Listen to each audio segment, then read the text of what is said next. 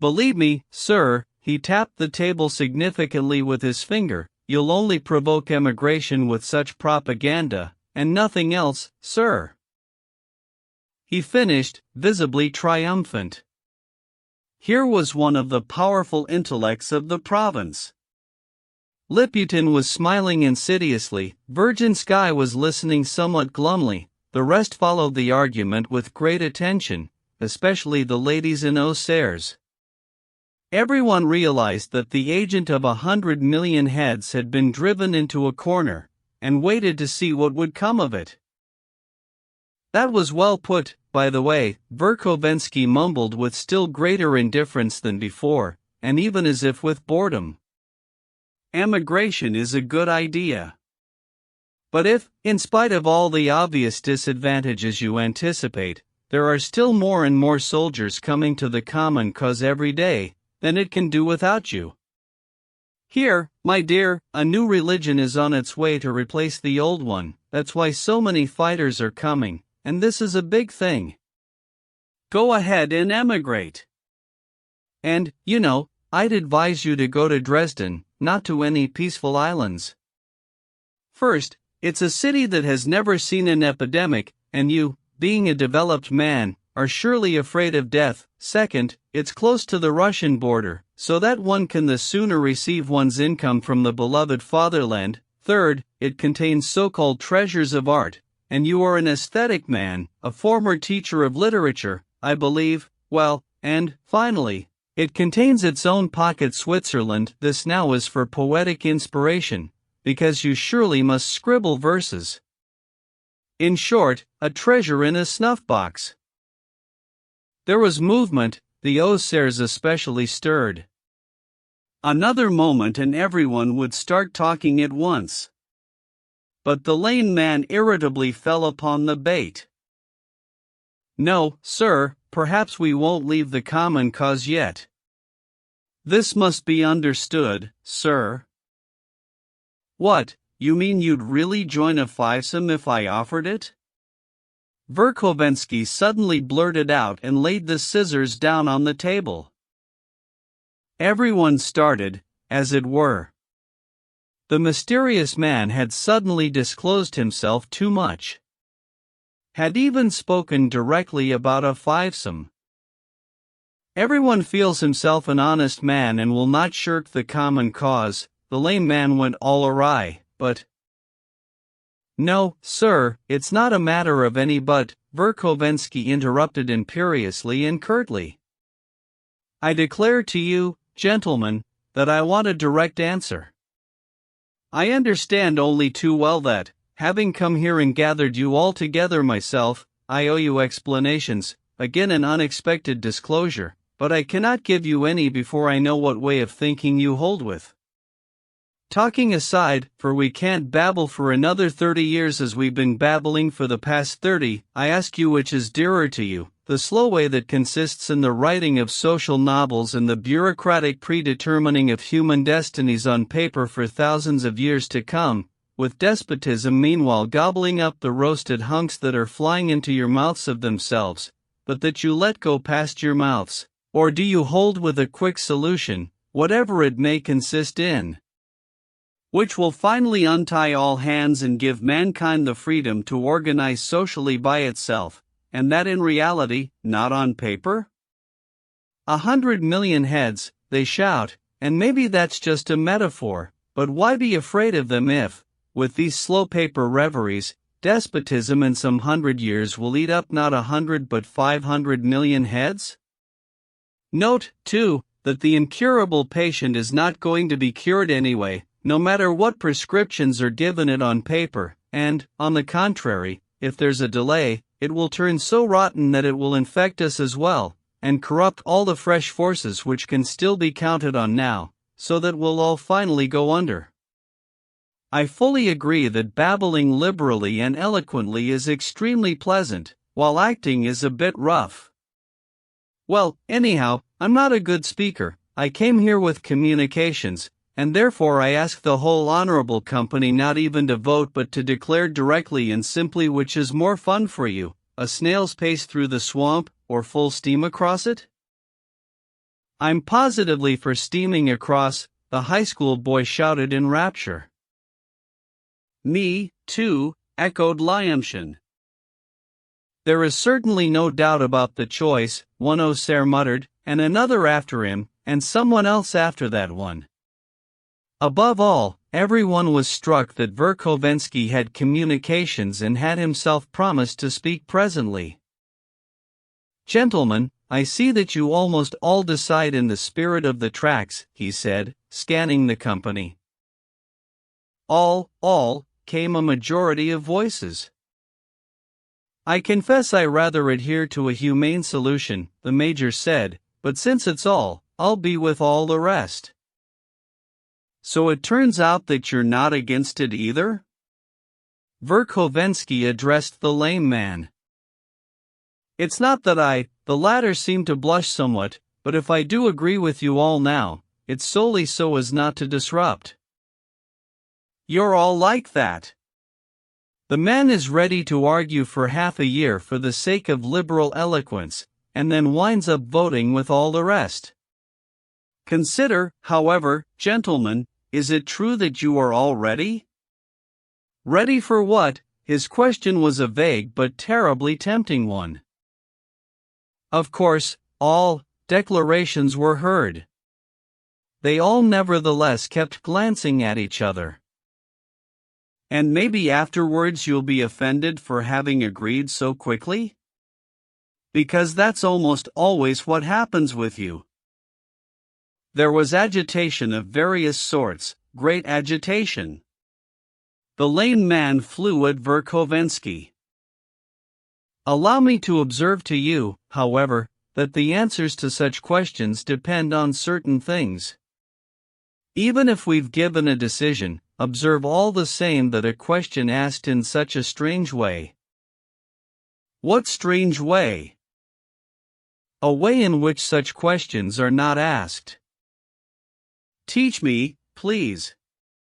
And, I was just sure you'd be the first to get offended. You dragged an answer out of us about readiness for immediate action, but what right did you have to do so? On what authority do you ask such questions? You should have thought of asking that earlier. Why did you answer, then? First you consent, and now you repent. And in my opinion the light-minded frankness of your main question gives me the idea that you have no authority or rights, but were just curious for yourself. But what is this? Verkovensky cried, as if he were beginning to be greatly alarmed. It's that recruiting, whatever it is in any case done in private, and not in an unknown company of 20 people, the lame man blurted out. He spoke his mind, but he was much too irritated. Verkovensky quickly turned to the company with a superbly feigned look of alarm.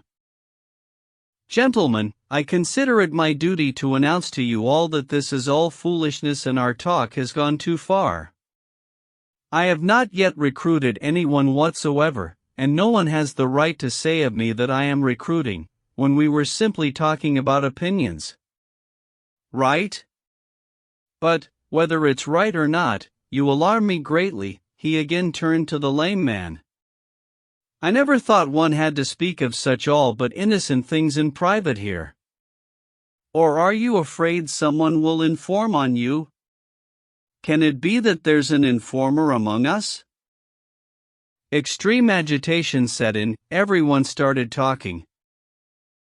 If it were so, gentlemen, Verkovensky continued, I would be the most compromised of all, and therefore I propose that you answer one question, if you wish, of course. You're all entirely free. What question? What question? Everyone squawked. The sort of question after which it will become clear whether we stay together, or silently put on our hats and go our separate ways. The question? If any of us knew of a planned political murder, would he go and inform, foreseeing all the consequences, or would he stay home and await events? Views may differ here. The answer to the question will tell clearly whether we are to separate or stay together, and for much longer than this one evening. Allow me to address you first, he turned to the lame man. Why me first? Because you started it all. Kindly don't evade, dodging won't help here. However, as you wish, you are entirely free. Excuse me, but such a question is even offensive. No, be more precise please. I've never been an agent of the secret police, sir. The man went even more awry. Kindly be more precise, don't keep us waiting. The lame man was so angry he even stopped answering. Silently, with spiteful eyes, he stared point-blank at his tormentor from behind his spectacles. Yes or no? Would you inform or would you not? Verkhovensky shouted. I certainly would not inform, the lame man shouted twice as loudly.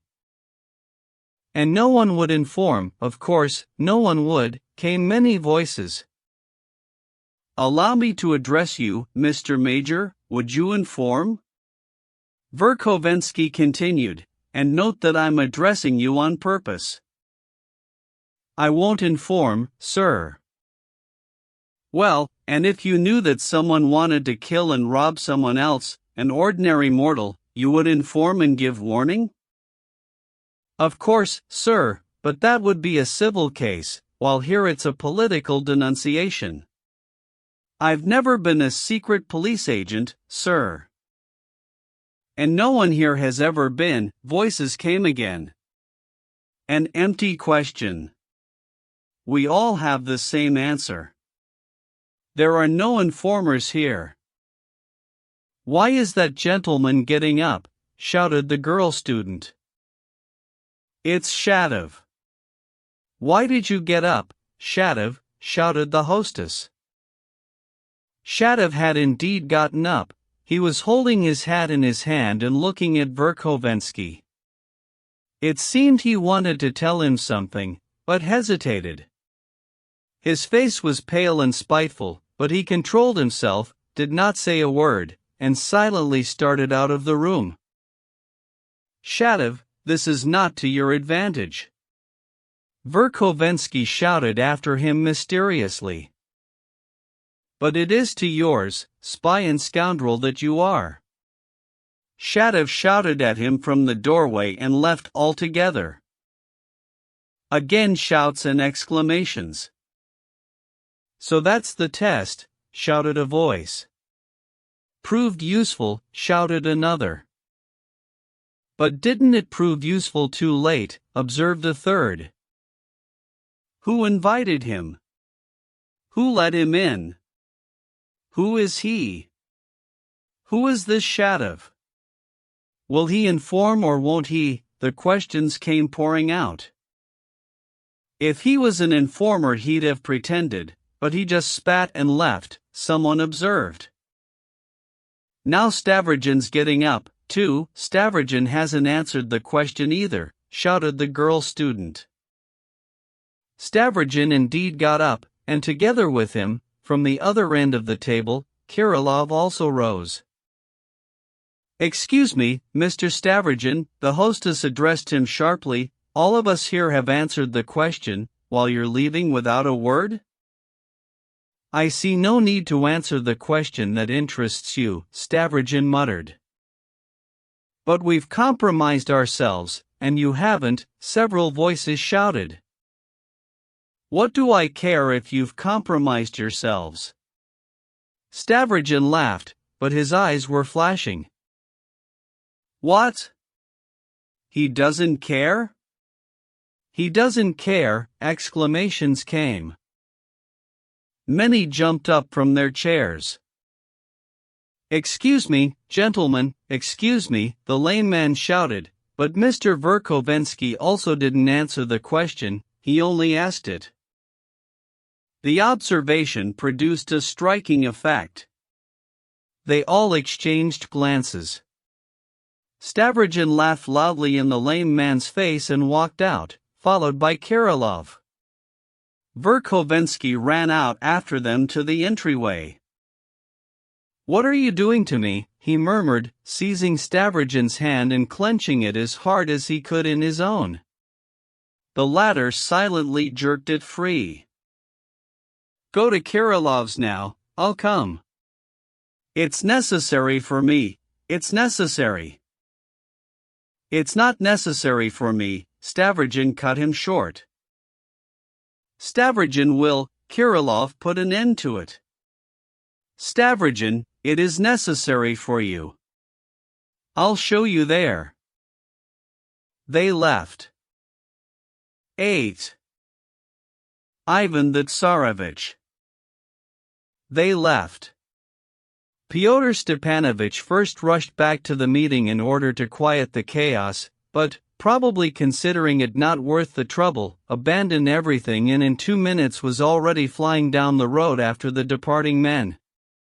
As he ran he recalled a lane which was a closer way to Filipov's house. Sinking to his knees in mud, he started down the lane and in fact arrived at a run the very moment Stavrogin and Kirilov were going through the gate.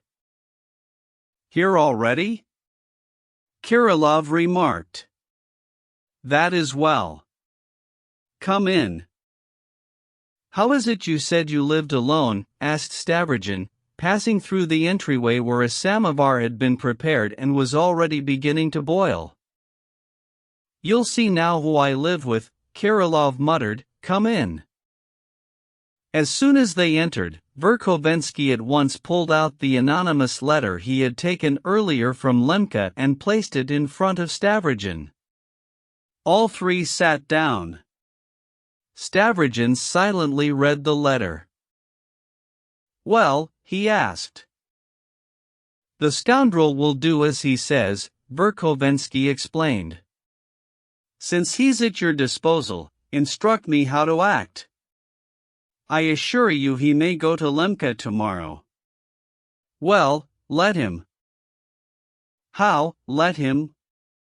"Especially since there are ways to avoid it." "You're mistaken, he's not dependent on me. And anyway I don't care, he's no danger to me, only to you." "You, too." "I don't think so. But others may not spare you, don't you understand?" "Listen, Stavrogin, this is just playing with words. Can you be sorry about the money?" "So there's a need for money?" "Certainly, about 2,000, or a minimum of 1,500.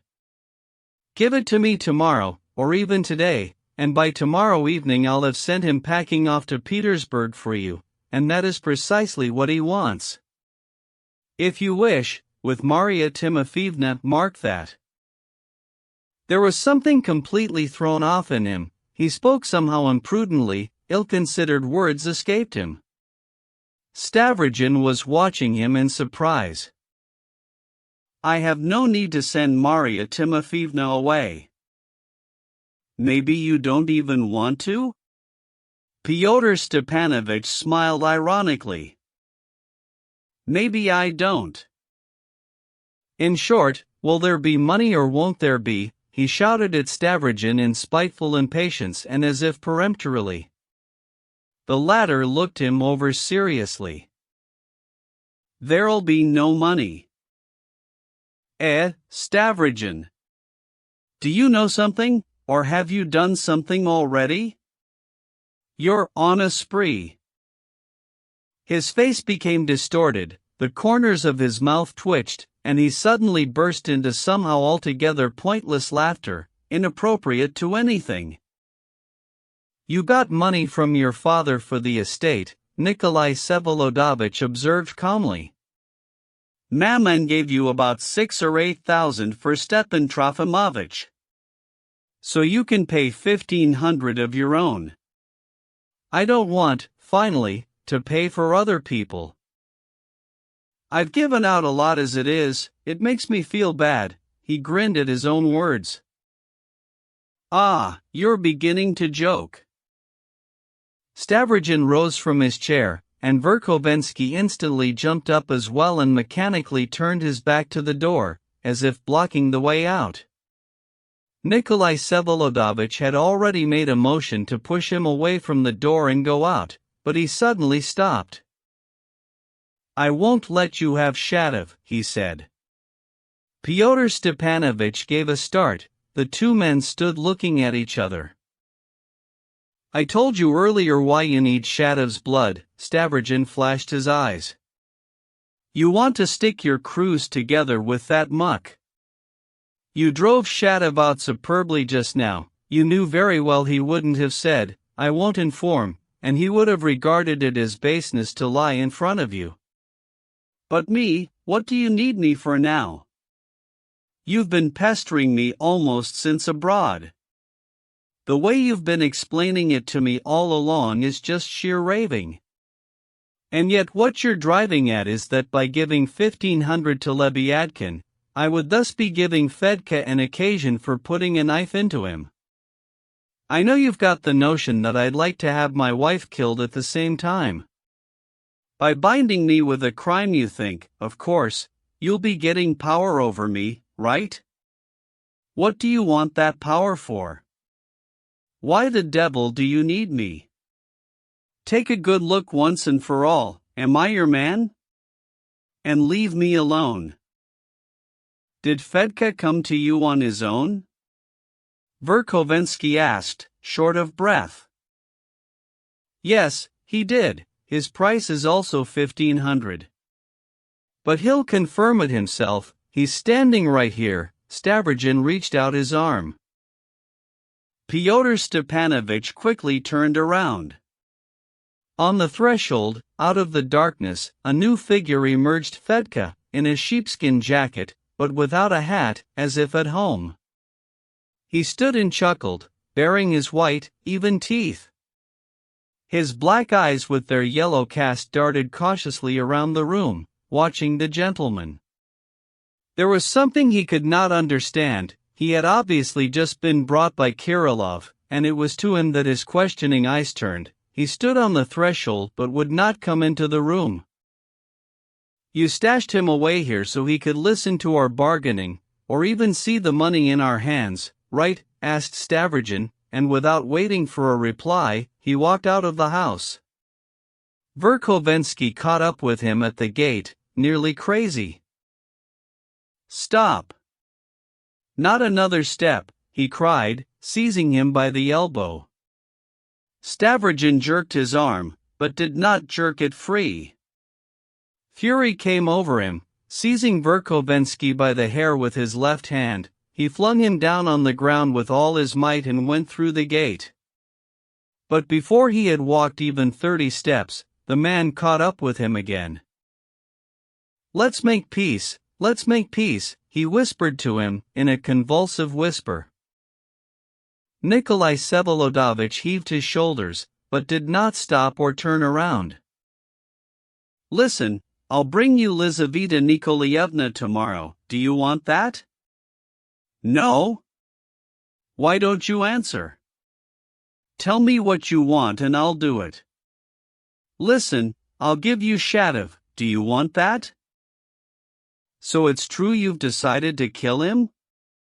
Nikolai Vsevolodovich cried. "But what do you want Shatov for?" "What for?" the frenzied man went on in a breathless patter, running ahead all the time and seizing Stavrogin's elbow, probably without even noticing it. "Listen, I'll give him to you, let's make peace. You've run up a big account, but let's make peace." Stavrogin finally glanced at him and was struck. This was not the same look, not the same voice as always, or as in the room just now. He saw almost a different face. The intonation of the voice was not the same. Verkovensky was imploring, beseeching. This was a man still stunned because his most precious thing was being, or had already been, taken away. "But what's the matter with you?" Stavrogin cried. The other did not answer, but kept running after him, looking at him with the same imploring and yet inexorable eyes. "Let's make peace," he whispered once more. "Listen, I've got a knife stashed in my boot, just like Fedka, but I'll make peace with you." "But what the devil do you need me for, finally?" Stavrogin cried out, decidedly wrathful and amazed. "Is there some mystery in it, or what? What sort of talisman have you got me for?" "Listen, we're going to stir up trouble," the other muttered quickly and almost as if in delirium. "You don't believe we're going to stir up trouble?" "We'll stir up such trouble that everything will go off its foundations.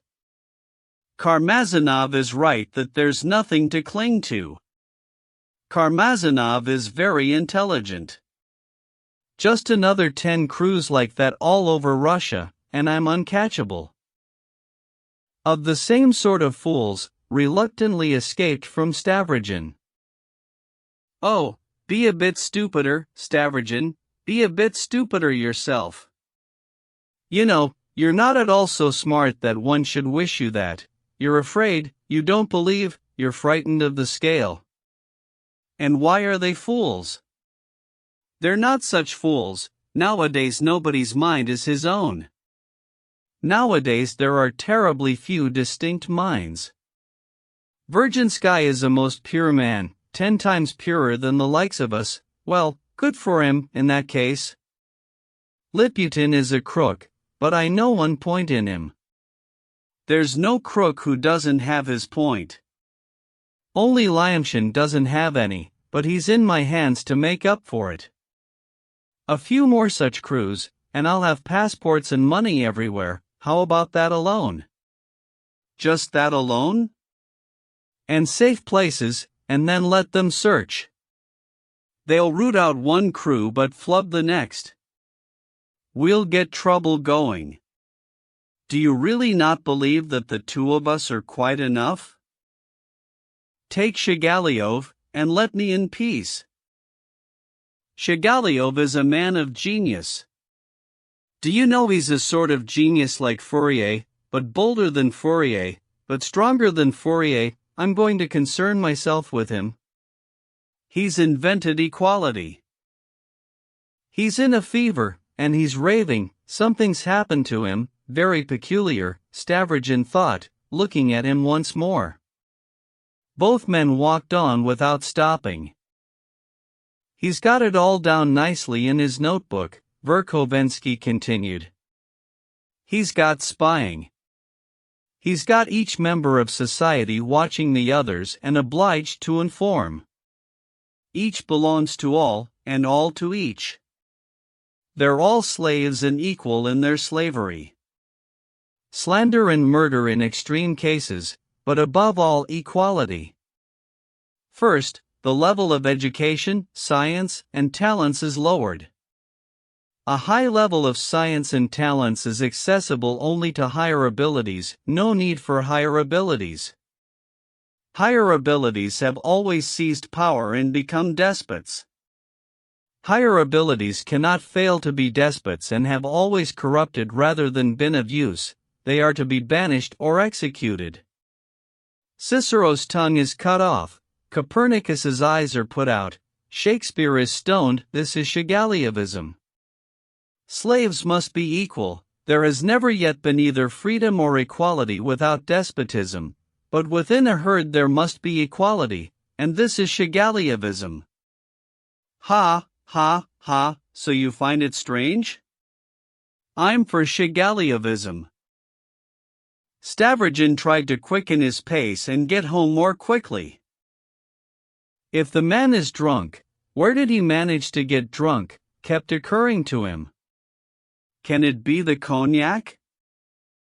Listen, Stavrogin, to level the mountains is a good idea, not a ridiculous one. I'm for Shigaliov. No need for education, enough of science. There's sous-scient material even without science for 1,000 years to come, but obedience must be set up. Only one thing is lacking in the world, obedience. The thirst for education is already an aristocratic thirst. As soon as there's just a tiny bit of family or love, there's a desire for property. We'll extinguish desire, we'll get drinking, gossip, denunciation going, we'll get unheard of depravity going, we'll stifle every genius in infancy. Everything reduced to a common denominator, complete equality. Point 1. We've learned a trade, and we're honest people, we don't need anything else. That was the recent response of the English workers. Only the necessary is necessary, henceforth that is the motto of the whole globe. But there is also a need for convulsion. This will be taken care of by us, the rulers. Slaves must have rulers. Complete obedience, complete impersonality, but once every 30 years Shigaliov gets a convulsion going, and they all suddenly start devouring each other, up to a certain point, simply so as not to be bored. Boredom is an aristocratic sensation. In Shigaliovism there will be no desires. Desire and suffering are for us, and for the slaves, Shigaliovism. You exclude yourself, again escaped from Stavrogen. And you.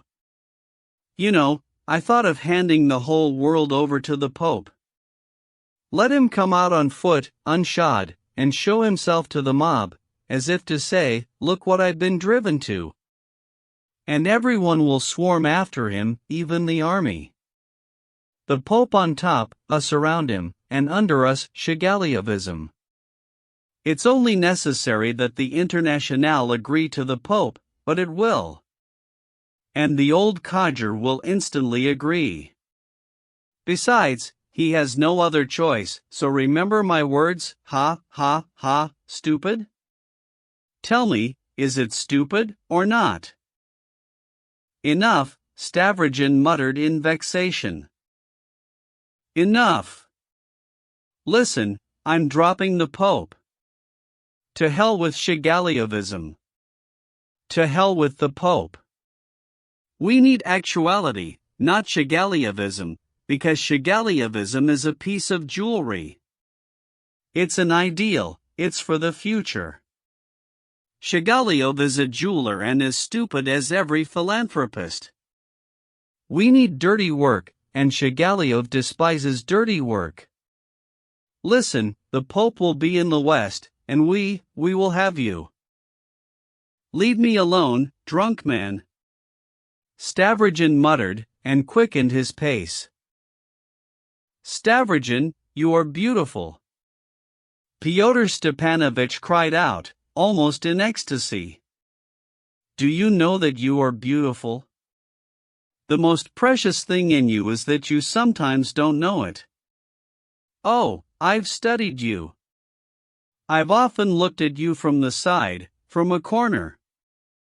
There's even simple-heartedness and naivety in you, do you know that? There still is.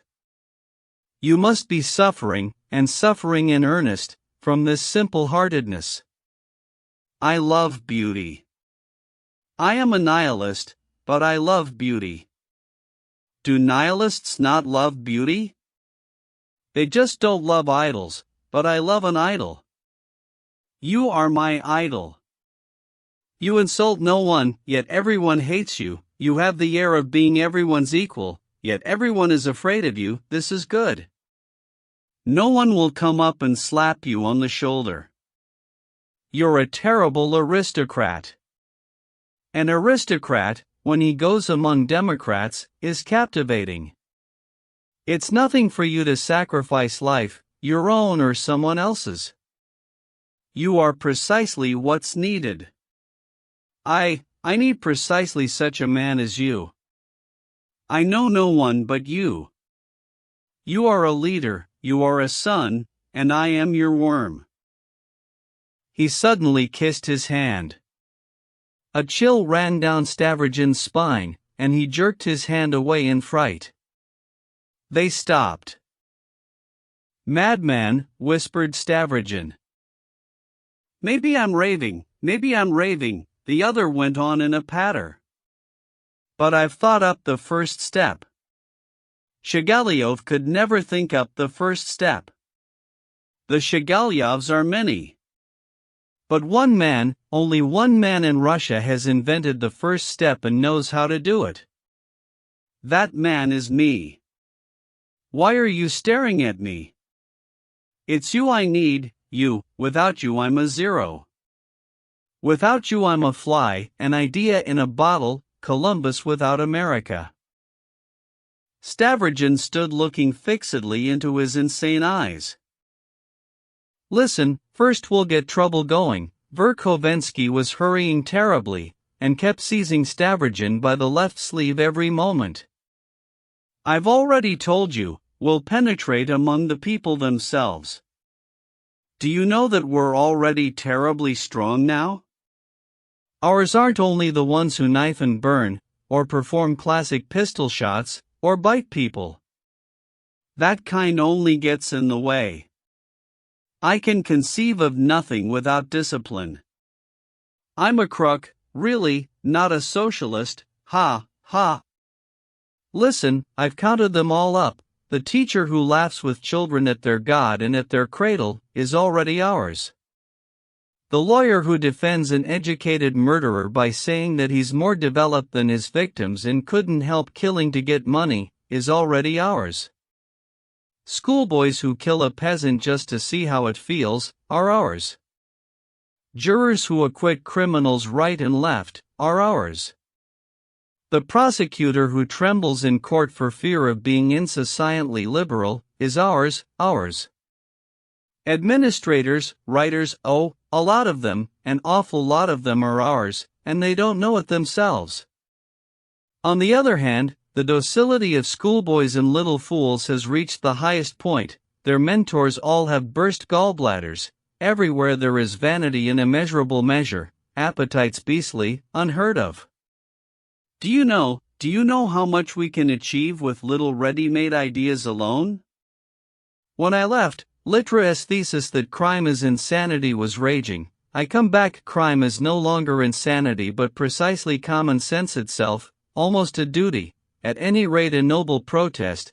But how can a developed murderer not murder, if he needs money, too, and this is just the fruit? The Russian God has already folded in the face of rotgut. The people are drunk, mothers are drunk, children are drunk, the churches are empty, and in the courts it's 200 strokes, or fetch us a pot. Oh, just let this generation grow up. Only it's a pity there's no time to wait, otherwise they could get themselves even drunker. Ah, what a pity there are no proletarians. But there will be, we're getting there. It's also a pity we've grown more stupid, Stavrogin muttered, and moved on his way. Listen, I myself saw a 6-year-old child leading his drunken mother home, and she was swearing at him in foul language. You think I'm glad of that? When it's in our hands, we may even cure it. If need be, we'll drive them into the desert for 40 years. 3. But 1 or 2 generations of depravity are necessary now, and unheard of, mean little depravity, that turns men into vile, cowardly, cruel, self-loving slime. That's what's needed. And with a bit of fresh blood to boot, for the sake of habit. Why are you laughing? I'm not contradicting myself. I'm only contradicting the philanthropists and Shigaliovism, not myself. I'm a crook, not a socialist. It's just a pity there's so little time. I promised Karmazinov I'd start in May and be done by the protection. Too soon? Do you know what I'm going to tell you, Stavrogin? So far there's been no cynicism in the Russian people, though they swear in foul language. Do you know that the enslaved serf had more self-respect than Karmazinov? He got flogged, but he upheld his gods, and Karmazinov did not. Well, Verkhovensky, I'm listening to you for the first time, and listening in amazement, said Nikolai Vsevolodovich. So you're really not a socialist, but some sort of political climber? A crook, a crook. You're concerned about who I am. I'll tell you presently who I am, that's what I'm driving at. It was not for nothing that I just kissed your hand. But we need the people also to believe that we know what we want, and that the others are merely brandishing their cudgel and striking their own. If only there was time. That's the one trouble, no time. We'll proclaim destruction. Why, again this little idea is so captivating. But we've got to limber up. We'll get fires going. We'll get legends going. Here every mangy crew will be of use. I'll find such zealots for you in these same crews as would be ready for any kind of shooting and would even be grateful for the honor. Well, sir, so the trouble will start. Such a heaving will set in as the world has never seen. Russia will be darkened with mist, the earth will weep for the old gods. Well, sir, and then we'll bring out, whom? Whom? Ivan the Tsarevich, for WHOOM? Ivan the Tsarevich, you. Stavrogin thought for a minute or so. An impostor, 5, he suddenly asked in profound surprise, looking at the frenzied man. So this at last is your plan? We'll say he's in hiding, Verkovensky said softly, in a sort of amorous whisper, as if he were indeed drunk. Do you know what this little phrase, "he is in hiding," means? But he will appear, he will appear. We'll get a legend going better than the castrates. .6 he exists, but no one has seen him. Oh, what a legend we can get going! And mainly, a new force is on the way. And this is what's needed, this is what the people are weeping for. What is there in socialism? It destroyed the old forces, but didn't bring any new ones. And here we have a force, and such a force, unheard of. We need it just this once as a lever, to raise up the earth. Everything will rise. So you've seriously been counting on me? Stavrogin grinned maliciously. Why do you laugh, and so maliciously? Don't scare me. I'm like a child now, I can be scared to death by just one such smile. Listen, I won't show you to anybody, not to anybody, it must be that way. He exists, but no one has seen him, he's in hiding. And, it's even possible to show you, for example, to some one person out of 100,000. And it will start spreading all over the earth. We've seen him, we've seen him. Even with Ivan Filipovich, god of Sabaoth, they saw how he ascended to heaven in a chariot in front of the people, saw it with their own eyes. And you're no Ivan Filipovich, you're beautiful, proud as a god, seeking nothing for yourself, with the halo of a victim, in hiding. The main thing is the legend. You'll win them over, you'll look and win them over. He's bringing the new truth and is in hiding. And here we'll get 2 or 3 judgments of Solomon going. .7 These crews, these fivesomes, no need for the newspapers. If just one petition in 10,000 is granted, everyone will come with petitions. In every village, every peasant will have heard tell that there exists somewhere this hollow in a tree where petitions are to be put. And the earth will groan a great groan, a new, just law is coming, and the sea will boil up and the whole showhouse will collapse, and then we'll see how to build up an edifice of stone. For the first time, we will do the building, we alone. Frenzy, said Stavrogin. Why don't you want it? Afraid? But that's why I seized upon you, because you're afraid of nothing. Is it unreasonable, or what? But so far I'm a Columbus without an America. Is a Columbus without an America reasonable? Stavrogin was silent. Meanwhile they had come right up to the house and stopped at the entrance. Listen, Verkovensky bent towards his ear, I'll do it for you without money. I'll end it tomorrow with Maria Timofeevna, without money, and by tomorrow I'll bring you Liza. Want Liza tomorrow? Has he really gone crazy? Stavrogin thought, smiling. The front doors opened.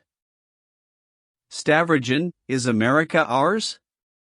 Verkovensky seized his hand one last time. What for? Nikolai Vsevolodovich said seriously and sternly. No desire, I just knew it, the other cried out in a burst of frenzied spite. You're lying, you rotten, lascivious, pretentious little squire, I don't believe you, you've got a wolf's appetite. Understand, you've run up too big an account now, I really can't renounce you. There's no one else in the world like you. I've been inventing you since abroad, inventing you as I looked at you. If I hadn't been looking at you from a corner, nothing would have come into my head. Stavrogin went up the steps without answering. Stavrogin! Verkovensky shouted after him, I'll give you a day, or, say, 2 days, 3 days, more than 3 I can't do, and then your answer. 9. Meanwhile we had an adventure which surprised me and shocked Stepan Trofimovich. In the morning, at 8 o'clock. Nastasia came running to me from him with the news that her master had been perquisitioned. At first I could understand nothing, all I got was that he had been perquisitioned by Osiles, who had come and taken papers, and a soldier had tied them into a bundle and carted them away in a wheelbarrow. It was wild news. I hastened at once to Stepan Trofimovich. I found him in a surprising state, upset and greatly agitated, but at the same time with an unquestionably triumphant air. On the table, in the middle of the room, the samovar was boiling and there stood a full but untouched and forgotten glass of tea. Stepan Trofimovich was dawdling around the table and going into all the corners of the room, not conscious of his movements.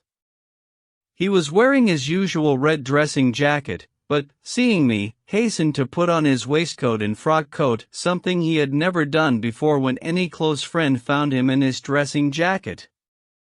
He seized me at once and ardently by the hand. Enfin un ami. Asterisk, he drew a deep breath. Cher, I sent only to you, and no one knows anything. Nastasia must be ordered to lock the door and let no one in, except them, of course. Vous comprenez? He looked at me worriedly, as if waiting for a reply. Of course, I fell to questioning him and learned somehow from his incoherent speech, full of interruptions and unnecessary additions, that at 7 o'clock in the morning a governor's Osile had suddenly come to him. Pardon, j'ai oublié son nom. Il n'est pas du pays, Bui Believ Langbrook Timir, quelque chose de bête et d'allemand dans la physionomie. Il s'appelle Rosenthal. Not Blum? Blum. Precisely the name he gave. Vous le connaissez? Quelque chose d'hébété et de très content dans la figure, pourtant très sévère, roi des sérieux. Section A police figure, the obedient sort, Jemy connaisse. I was still asleep, and, imagine, he asked to have a glance at my books and manuscripts. We, J.E. Mensovines, Illinoisan employees CEMOT. He didn't arrest me, only books. I'll attenuate à distance, B, and when he began explaining his visit to me, he looked as though I, enfin Illinois avait l'air de croire que je tomberais sur lui immédiatement et que je commencerai à le battre comme plater. Tous ces gens du bas étage sont comme ça, c'est when they're dealing with a decent man. Needless to say, I understood everything at once. Voilaving ANSKGMY prepare.d I unlocked all the drawers for him, and gave him all the keys. I personally handed them over. I handed everything over. Jatai's dignity combody of the books, he took foreign editions of hers and a bound volume of The Bell, for copies of my poem, Eden, Enfin, tout ca.f then papers and letters et quelques instit mes botches historiques, critiques et politiques.g all this they carried off. Nastasia says a soldier carted it away in a wheelbarrow, and they covered it with an apron. We say Selah with an apron. It was all raving. Who could understand any of it?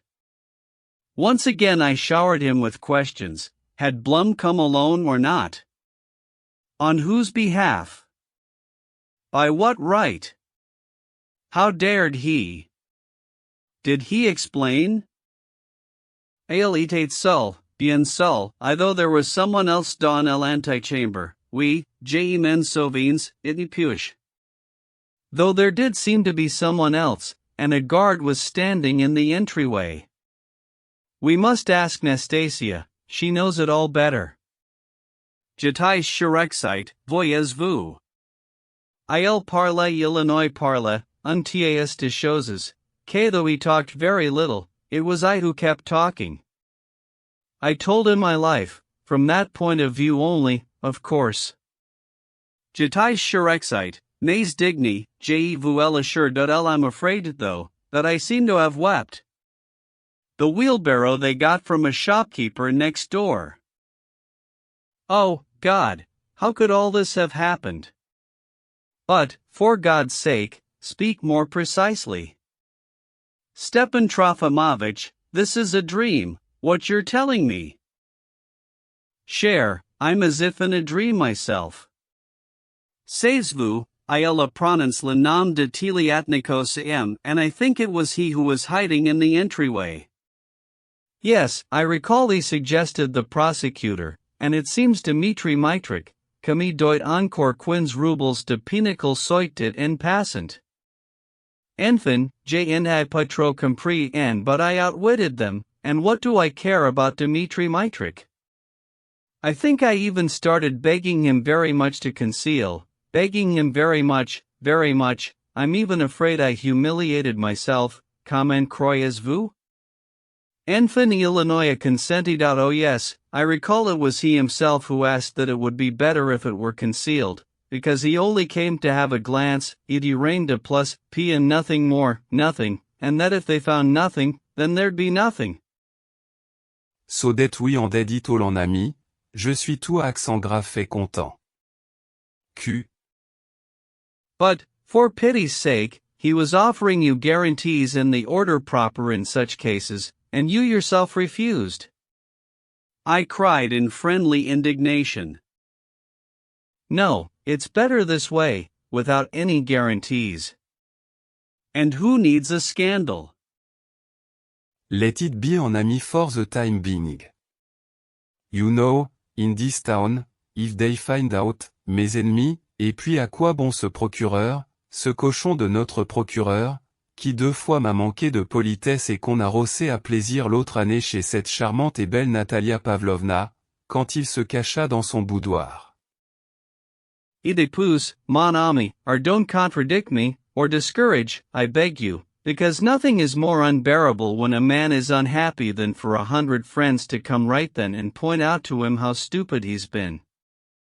Sit down, anyway, and have some tea. I confess I'm very tired. Oughtn't I to lie down and put some vinegar to my head? What do you think? Absolutely, I cried out, and maybe even ice. You're very upset. You're pale, your hands are trembling. Lie down, rest, and wait to tell me. I'll sit here and wait. He could not get himself to lie down, but I insisted. Nastasia brought vinegar in a bowl, I wetted a towel and put it to his head. Then Nastasia climbed on a chair and set about lighting an icon lamp in front of the icon in the corner. I noticed it with surprise. Besides, there had never even been any icon lamp, and now one had suddenly appeared. It was I who ordered it today, just after they left, Stepan Trofimovich muttered, glancing slyly at me. Quand on a de ces choses la donne se chamberiti quan vint vous error, it makes an impression, and they really must report that they've seen. Having finished with the icon lamp, Nastasia planted herself in the doorway, put her right hand to her cheek, and began looking at him with a lamentable air. Iloinizlat under some pretext, he beckoned to me from the sofa. I can't stand this Russian pity, itipus cam beat you. But she left on her own. I noticed that he kept glancing back at the door and listening towards the entryway. Il faut être prêt, voyez-vous, et give me a significant look. Chaque moment, they'll come, take, and FFFT, a man disappears. Lord! Who will come? Who will take you? Voyez-vous, mon cher? I asked him directly as he was leaving, what will they do to me now? You might as well have asked where they'll exile you to. I cried out in the same indignation. That's what I implied when I asked the question, but he left without answering. Voyez-vous, as regards underwear, clothing, warm clothing especially, that's up to them. If they tell me to take it, well and good, or else they may send me in a soldier's greatcoat. But 35 rubles, here he suddenly lowered his voice, glancing back at the door through which Nastasia had left. I've quietly slipped through a tear in my waistcoat pocket, here, feel it. I think they won't take my waistcoat off, and I left 7 rubles in my purse, to pretend this is all I have. You know, there's some change and a few coppers on the table, so they won't guess where I've hidden the money, and they'll think this is all. For God knows where I shall have to spend this night. I hung my head at such madness. Obviously, it was not possible to make an arrest or a search in the way he was saying, and he was most certainly confused. True, it all happened in those days, before the present latest laws.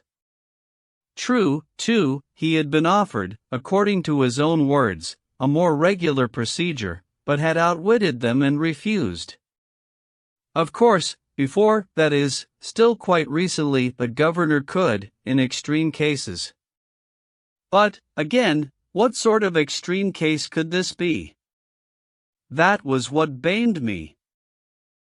Most likely there was a telegram from Petersburg, Stepan Trofimovich suddenly said. A telegram? About you? You mean on account of Herzen's writings and your poem? You're out of your mind. What's there to arrest you for? I simply got angry. He made a face and was apparently offended. Not at my yelling at him, but at the thought that there was nothing to arrest him for. Who can tell these days what he might be arrested for? He muttered mysteriously. A wild and most absurd idea flashed through my mind. Stepan Trofimovich, tell me as a friend, I cried out, as a true friend, I won't betray you. Do you belong to some secret society, or do you not? And now, to my surprise, even here he was not certain whether he was or was not a participant in some secret society. But that depends, voyez-vous, how does it depend? When one belongs wholeheartedly to progress, and, who can vouch for it, you think you don't belong, and then, lo and behold, it turns out you do belong to something. How can that be? It's either yes or no. C'est la date de Petersburg when she and I wanted to found a magazine there. That's the root of it. We slipped away then and they forgot us, but now they've remembered. Cher, but don't you know, he exclaimed painfully. In our country they can take you, put you in a kibitka, and march you off to Siberia for good, or else forget you in some dungeon." And he suddenly burst into hot tears. Tears simply poured out of him. He covered his eyes with his red foulard and sobbed for a good 5 minutes, convulsively. I cringed all over. This was the man who for 20 years had been prophesying to us, our preacher, mentor, patriarch, Kukulnik, holding himself so loftily and majestically over us all, before whom we bowed so wholeheartedly, considering it an honor, and now suddenly he was sobbing like a naughty little boy waiting for a birching from the teacher who has just gone to fetch the rod. I felt terribly sorry for him.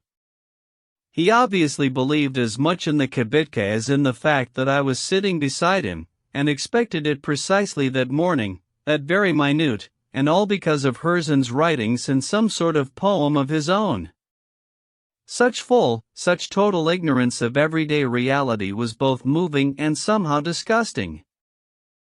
He finally stopped weeping, got up from the sofa, and began pacing the room again, continuing our conversation, but glancing out the window every moment and listening towards the entryway. Our conversation continued disjointedly. All my assurances and reassurances were like sand against the wind. He scarcely listened, and yet he needed terribly for me to reassure him, and talked non-stop to that end. I saw that he could no longer do without me, and would not let me go for anything in the world. I stayed, and we sat for something over 2 hours. In the course of the conversation, he recalled that Blum had taken with him 2 tracts he had found. What tracts? I was fool enough to get scared. Did you really? 10 copies were passed off on me, he replied vexedly. He spoke with me now vexedly and haughtily, now terribly plaintively and humbly, but I had already taken care of 8, so Blum got hold of only 2. And he suddenly flushed with indignation. Vous me mettez avec ces gens-là. Do you really suppose I could be in with those scoundrels, with tract-mongers, with my boy Pyotr Stepanovich, avec ces esprits forts de la lachite? Why, oh, God! Ha, haven't they somehow mixed you up with? Nonsense, though, it can't be. I observed. Savez-vous suddenly escaped him. I feel at moments kge ferai laba quelques sklandra zo. Don't go away, don't leave me alone. Ma carrière est finie aujourd'hui, je le sens ai, you know, I will perhaps rush at someone there and bite him, like that sub-lieutenant. He gave me a strange look, frightened and at the same time as if wishing to frighten. He was indeed growing more and more vexed at someone and at something as time went by and the kibitkas failed to come, he was even angry. Suddenly Nastasia, who had gone from the kitchen to the entryway for something, brushed against the coat rack there and knocked it over. Stepan Trofimovich trembled and went dead on the spot, but when the matter was clarified, he all but shrieked at Nastasia and, stamping his feet, chased her back into the kitchen. A minute later he said, looking at me in despair, "I'm lost." Cher, he suddenly sat down by me and gazed pitifully, so pitifully, into my eyes. "Cher, it's not Siberia I'm afraid of, I swear to you." "Oh, je vous jure," tears even came to his eyes, "I am afraid of something else."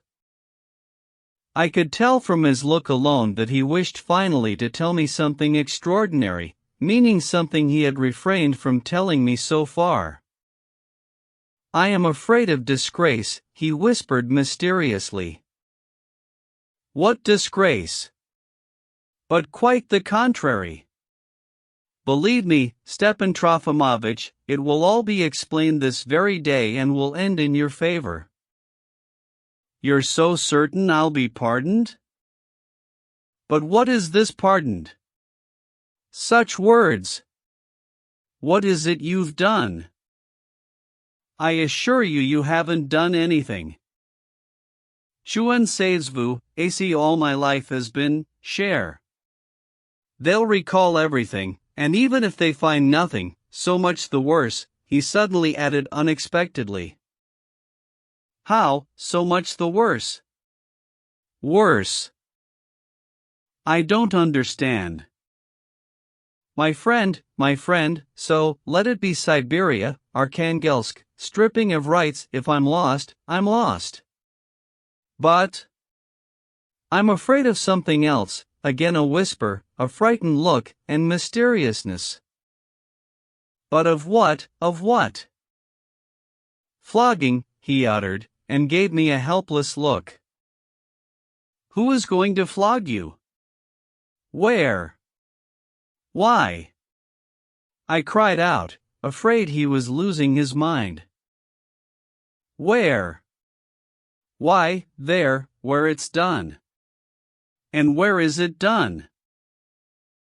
Cher, he whispered almost into my ear, the floor suddenly opens under you, and you're lowered in up to the middle. Everybody knows that. Fables. I cried, once I understood. Old fables. And can it be that you've believed them all along? I burst out laughing. Fables. But they must have started somewhere, these fables. A flogged man doesn't talk. I've pictured it 10,000 times in my imagination. But you, why you? If you haven't done anything? So much the worse, they'll see I haven't done anything, and they'll flog me. And you're convinced you'll be taken to Petersburg for that? My friend, I've already said I do not regret anything, ma carrière est finie. From that hour in Skvoreshniki when she said farewell to me, I've had no regret for my life, but the disgrace, que dira-t-elle ad if she finds out? He glanced at me despairingly, poor man, and blushed all over. I, too, looked down. She'll find out nothing, because nothing's going to happen to you. It's as if I were talking to you for the first time in my life. Stepan Trofimovich, you've surprised me so much this morning. But, my friend, this is not fear. Let them even pardon me, let them even bring me back here and do nothing, it's here that I am lost. Elmi subkanara tauta save ye, me, the poet, the thinker, the man she worshipped for 22 years. It won't even occur to her. It will, he whispered with profound conviction. She and I talked of it several times in Petersburg, during the Great Lent, before we left, when we were both afraid. Elmi subkanara tauta save I, and how undeceive her? It will come out as improbable. And who in this paltry town will believe it, say invraisemblable, iti pus les femmes saf? She'll be glad. She'll be very upset, very, genuinely, like a true friend, but secretly she'll be glad. I'll have given her a weapon against me for my whole life. Oh, my life is lost. 20 years of such complete happiness with her, and now. He covered his face with his hands. Stepan Trofimovich, why don't you let Varvara Petrovna know at once? I suggested. God forbid, he gave a start and jumped up from his place. Not for anything, never, after what was said at our farewell in Skvoreshniki, never. His eyes began to flash.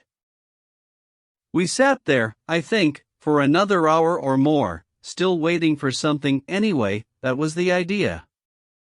He lay down again, even closed his eyes, and lay for about 20 minutes without saying a word, so that I even thought he was asleep or oblivious. Suddenly he rose up impetuously, tore the towel from his head, sprang from the sofa, dashed to the mirror, with trembling fingers tied his tie, and in a thundering voice summoned Nastasia, ordering her to bring him his coat, his new hat, and his stick. I can bear it no longer, he said, in a breaking voice. I cannot. I am going myself. Where? I, too, jumped up. To Lemka. Cher, I am obliged to. It is my duty. I am a citizen and a human being, not a chip of wood. I have rights, I want my rights. For 20 years I never demanded my rights, all my life I've criminally forgotten them, but now I will demand them. He must tell me everything. He received a telegram. He dare not torment me, otherwise arrest me. He exclaimed this with some shrieking and stamping of feet.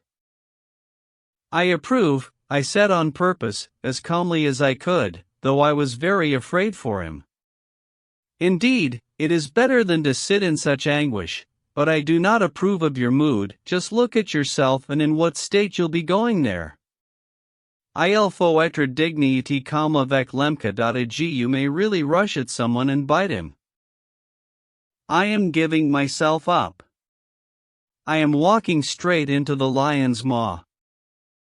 And I'm going with you.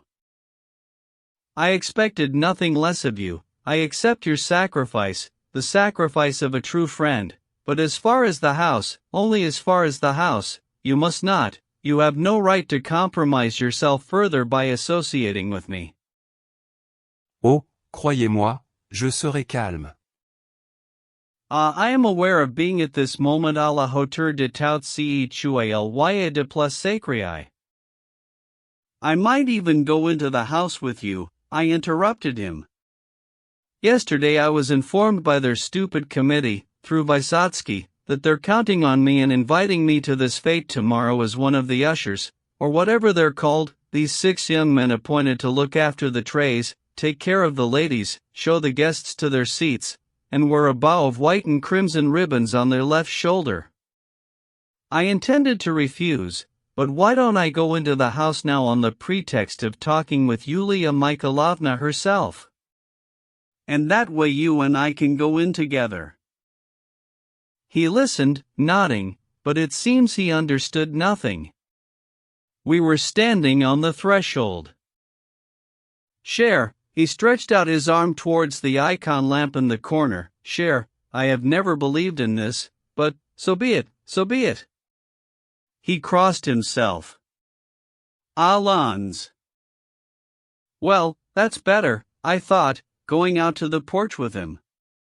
The fresh air on the way will help, will calm down a bit, come back home, and retire to bed. But I was reckoning without my host. Precisely on the way, an adventure occurred which gave Stepan Trofimovich an even greater shock and finally determined his course, so that, I confess, I never expected as much pluck from our friend as he suddenly showed that morning. Poor friend, good friend. 10. Filibusters. A fatal morning. The event that occurred on our way was also of a surprising sort. But I must tell everything in order. An hour before Stepan Trofimovich and I went out, a crowd of people, workers from the Spigulin factory, about 70 of them, maybe more, moved through town and was noticed with curiosity by many. They moved decorously, almost silently, in purposeful order. It was afterwards asserted that these 70 were delegates chosen from all the factory workers, of whom the Spigulins had up to 900, to go to the governor and, in view of the owner's absence, seek justice from him against the owner's manager, who, while closing down the factory and dismissing the workers, had brazenly cheated them all, a fact no longer open to any doubt.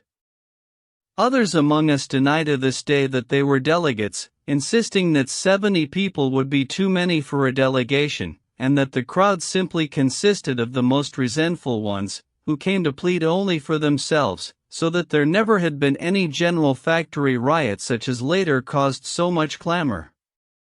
A third group passionately RMS that these 70 men were not simple rioters, but decidedly political ones, that being some of the most violent ones to begin with, they had been further aroused by none other than the anonymous leaflets. In short, whether or not there was any influence or instigation is still not known precisely. My personal opinion is that the workers had not read any anonymous leaflets, and that even if they had, they would not have understood a word of them, for the sole reason that those who write them, for all the baldness of their style, write extremely obscurely. But since the factory men really were in bad straits, and the police, to whom they had appealed, did not want to enter into their grievance, what could be more natural than their idea of going in a crowd to the general himself, if possible, even with a petition on their head, lining up decorously in front of his porch, and, the moment he appeared, all falling on their knees and crying out as if to Providence itself?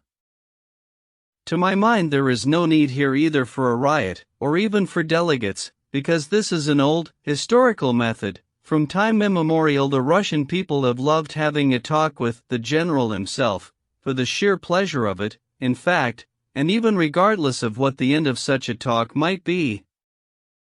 And that is why I am fully convinced that although Fyodor Stepanovich, Liputin, perhaps someone else as well, perhaps even Fedka, had been shuttling among the factory workers earlier, since there exist quite firm indications of this circumstance, and had talked with them, it was certainly with no more than 2 or 3, or say 5, only as a trial, and that nothing came of this talk. As regards rioting, even if the factory workers did understand anything of their propaganda, they must certainly have stopped listening at once, seeing it was a stupid matter and altogether unsuitable. Fedka was another matter. It seems he had far better luck than Fyodor Stepanovich.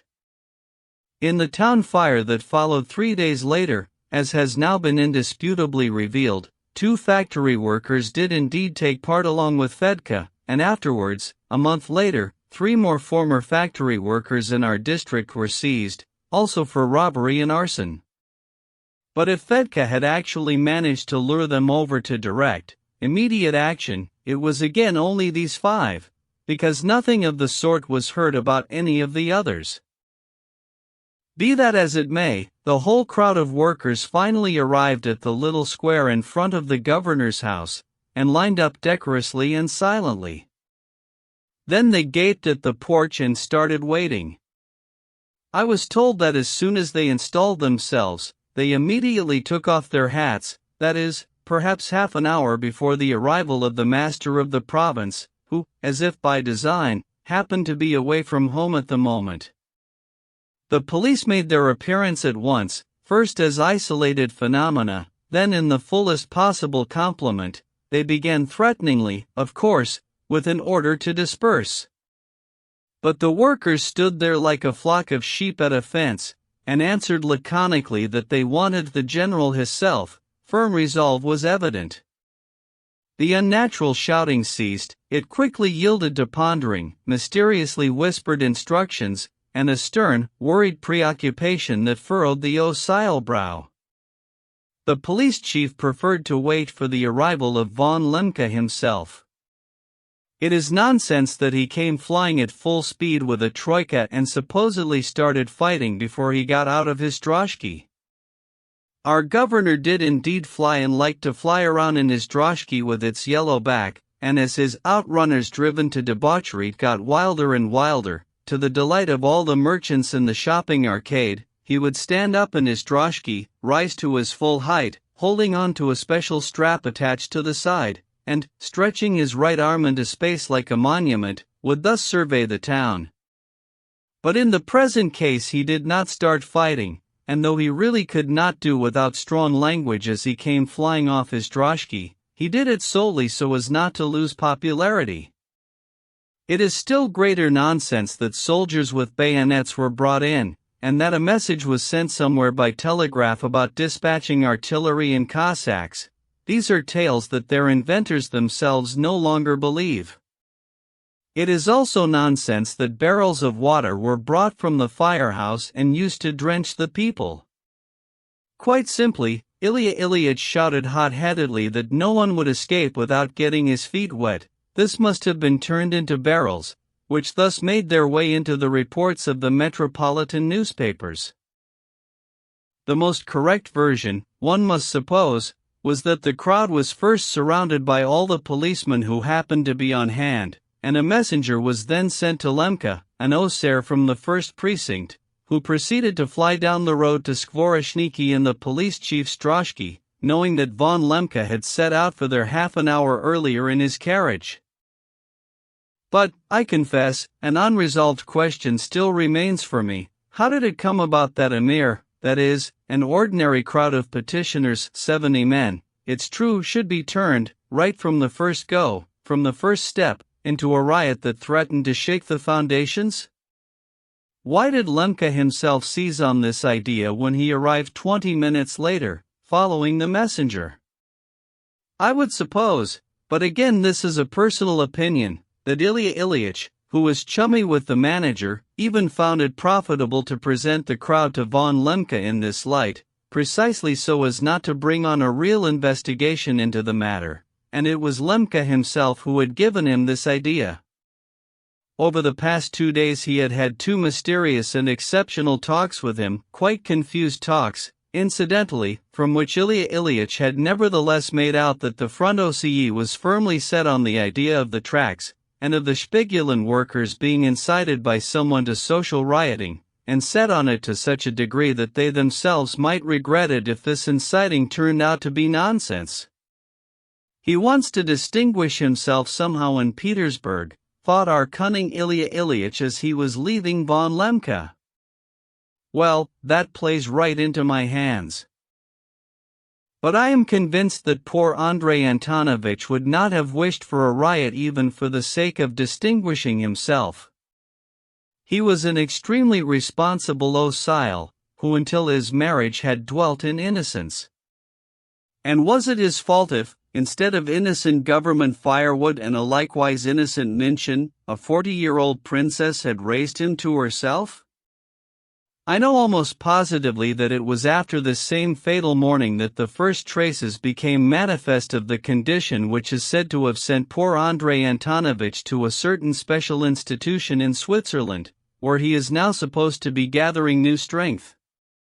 But if one can merely allow that, precisely after that morning, the manifest facts of anything became apparent, then it is possible, in my opinion, to allow that manifestations of similar facts could already have occurred the day before as well, though not so manifestly.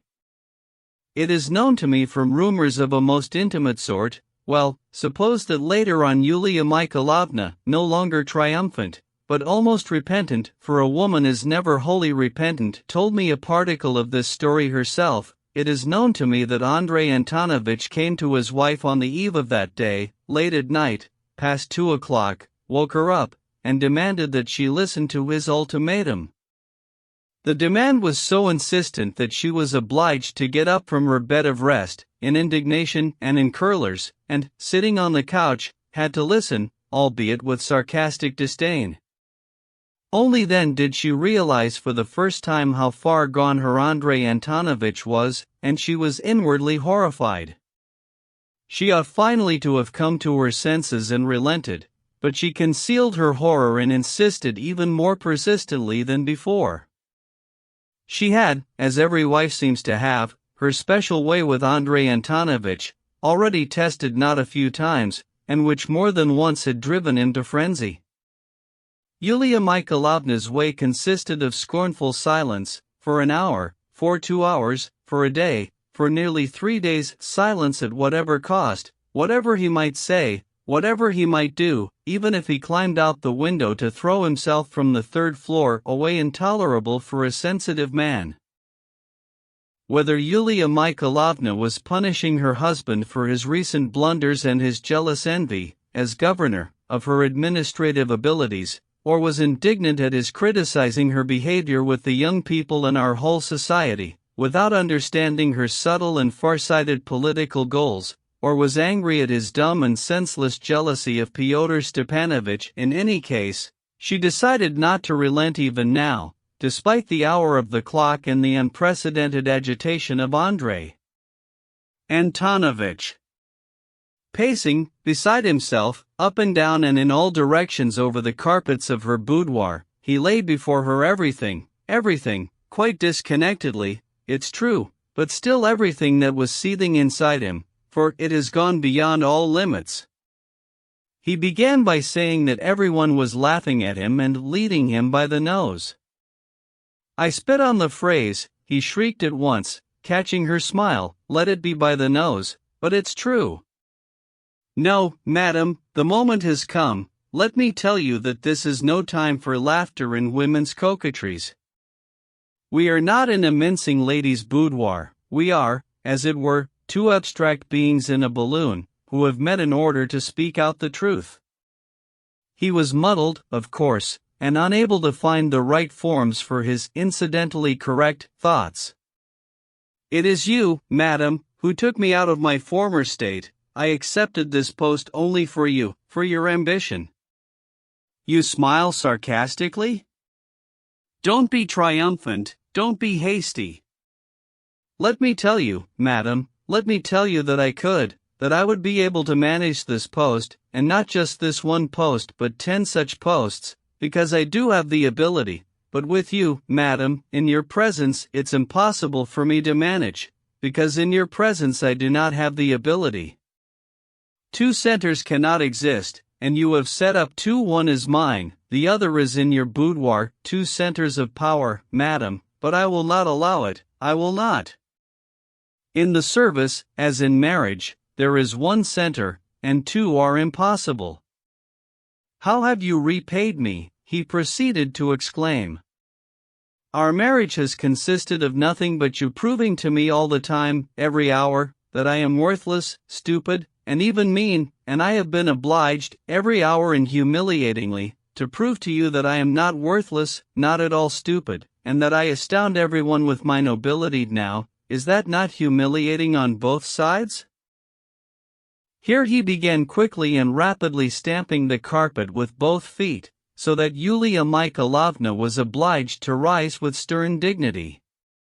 He soon calmed down, but then passed over to sentimentality and started sobbing, yes, sobbing, beating himself on the breast for almost a whole 5 minutes, getting more and more beside himself from Yulia Mikhailovna's most profound silence. Finally, he committed the ultimate blunder and let slip that he was jealous of Fyodor Stepanovich. Realizing that this was foolish beyond all measure, he became ferociously furious and shouted that he would not allow the denial of God, that he would break up her shameless salon of faithlessness, that the burgomaster was even obliged to believe in God, and so his wife is, too, that he would not suffer any young men, that you, madam, you, from your own dignity, ought to have cared for your husband and to have stood up for his intelligence, even if he was a man of poor abilities, and I am by no means of poor abilities, whereas you are the reason why everyone here despises me. It is you who have put them up to it. He shouted that he would abolish the woman question, that he would smoke out that little spirit, that he would forbid this absurd subscription fate for the governesses, devil take them, and break it up first thing tomorrow. That first thing tomorrow he would chase any governess he met out of the province with a Cossack, ma'am. On purpose, he kept shrieking. Do you know, he shouted, that it is your scoundrels who are inciting the men at the factory, and that I am informed of it? Do you know that tracts are being distributed on purpose, ma'am? Do you know that I am informed of the names of 4 of these scoundrels, and that I am losing my mind, losing it finally? But here Yulia Mikhailovna suddenly broke her silence and sternly declared that she had long known about criminal designs, and that it was all foolishness. He was taking it too seriously, and with regard to pranksters, she knew not only those 4, but all of them. She lied, and that she had no intention of losing her mind from all that, but, on the contrary, trusted in her mind more than ever, and hoped to lead everything to a harmonious ending, to encourage the youth, to bring them to reason, to prove to them suddenly and unexpectedly that their designs were known, and then show them to new goals for a reasonable and brighter activity. Oh, what came over Andrei Antonovich in that moment? On learning that Pyotr Stepanovich had hoodwinked him again and made fun of him so crudely, that he had revealed much more and much earlier to her than to him, and, finally, that Pyotr Stepanovich was himself perhaps the chief instigator of all the criminal designs, he flew into a frenzy. "No, witless but venomous woman," he exclaimed, suddenly bursting all bonds, "know that I shall arrest your unworthy lover at once, put him in fetters, and dispatch him to the fortress, or I myself, right now, in your eyes, will jump out the window." At this tirade, Yulia Mikhailovna, green with spite, immediately burst into laughter, long, resounding, with little peals and gales, exactly as in the French theatre when a Parisian actress, invited for 100,000 to play coquettes, laughs in her husband's face for daring to be jealous of her. Von Lemke rushed for the window, but suddenly stopped as if rooted to the spot, folded his arms across his chest, and, pale as a corpse, gave the laughing woman an ominous look. Do you know, Yulia," he said in a suffocating, imploring voice, "do you know that I, too, can do something?" But at the new, still stronger outburst of laughter that followed his last words, he clenched his teeth, moaned, and suddenly rushed, not for the window, but at his spouse, raising his fist over her. He did not bring it down, no, 3 times no, but instead he perished right there on the spot. Not feeling the legs under him, he ran to his study, threw himself just as he was, fully clothed, face down on the prepared bed, wrapped himself convulsively, head and all, in the sheet, and lay that way for about 2 hours, not sleeping, not thinking, with a lead weight on his heart, and dull, unmoving despair in his soul. Every once in a while he shuddered all over with a tormenting, feverish shiver. All sorts of unconnected things recalled themselves to him, which did not go with anything. Now he thought, for example, of an old wall clock he had had in Petersburg about 15 years ago, which had lost its minute hand, now of the jolly Osile Milbois, and of how the two of them had once caught a sparrow in Alexandrovsky Park, and only then recalled, laughing for the whole park to hear, that one of them was already a collegiate assessor. I think he fell asleep at around 7 in the morning, not realizing it himself, and slept delightedly, with lovely dreams.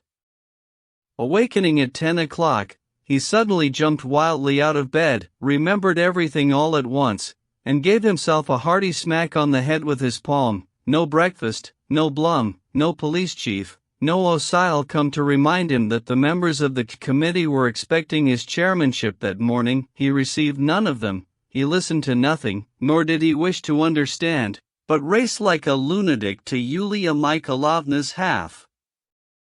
There Sophia Antropovna, a little old lady of gentle birth who had long been living with Yulia Mikhailovna, explained to him that his wife had set out at 10 o'clock, with a large company, in 3 carriages, for Varvara Petrovna Stavrogin's, at Skvoreshniki, to look over the site for the future fete, the second one, planned for 2 weeks later, and that this had already been arranged 3 days ago with Varvara Petrovna herself.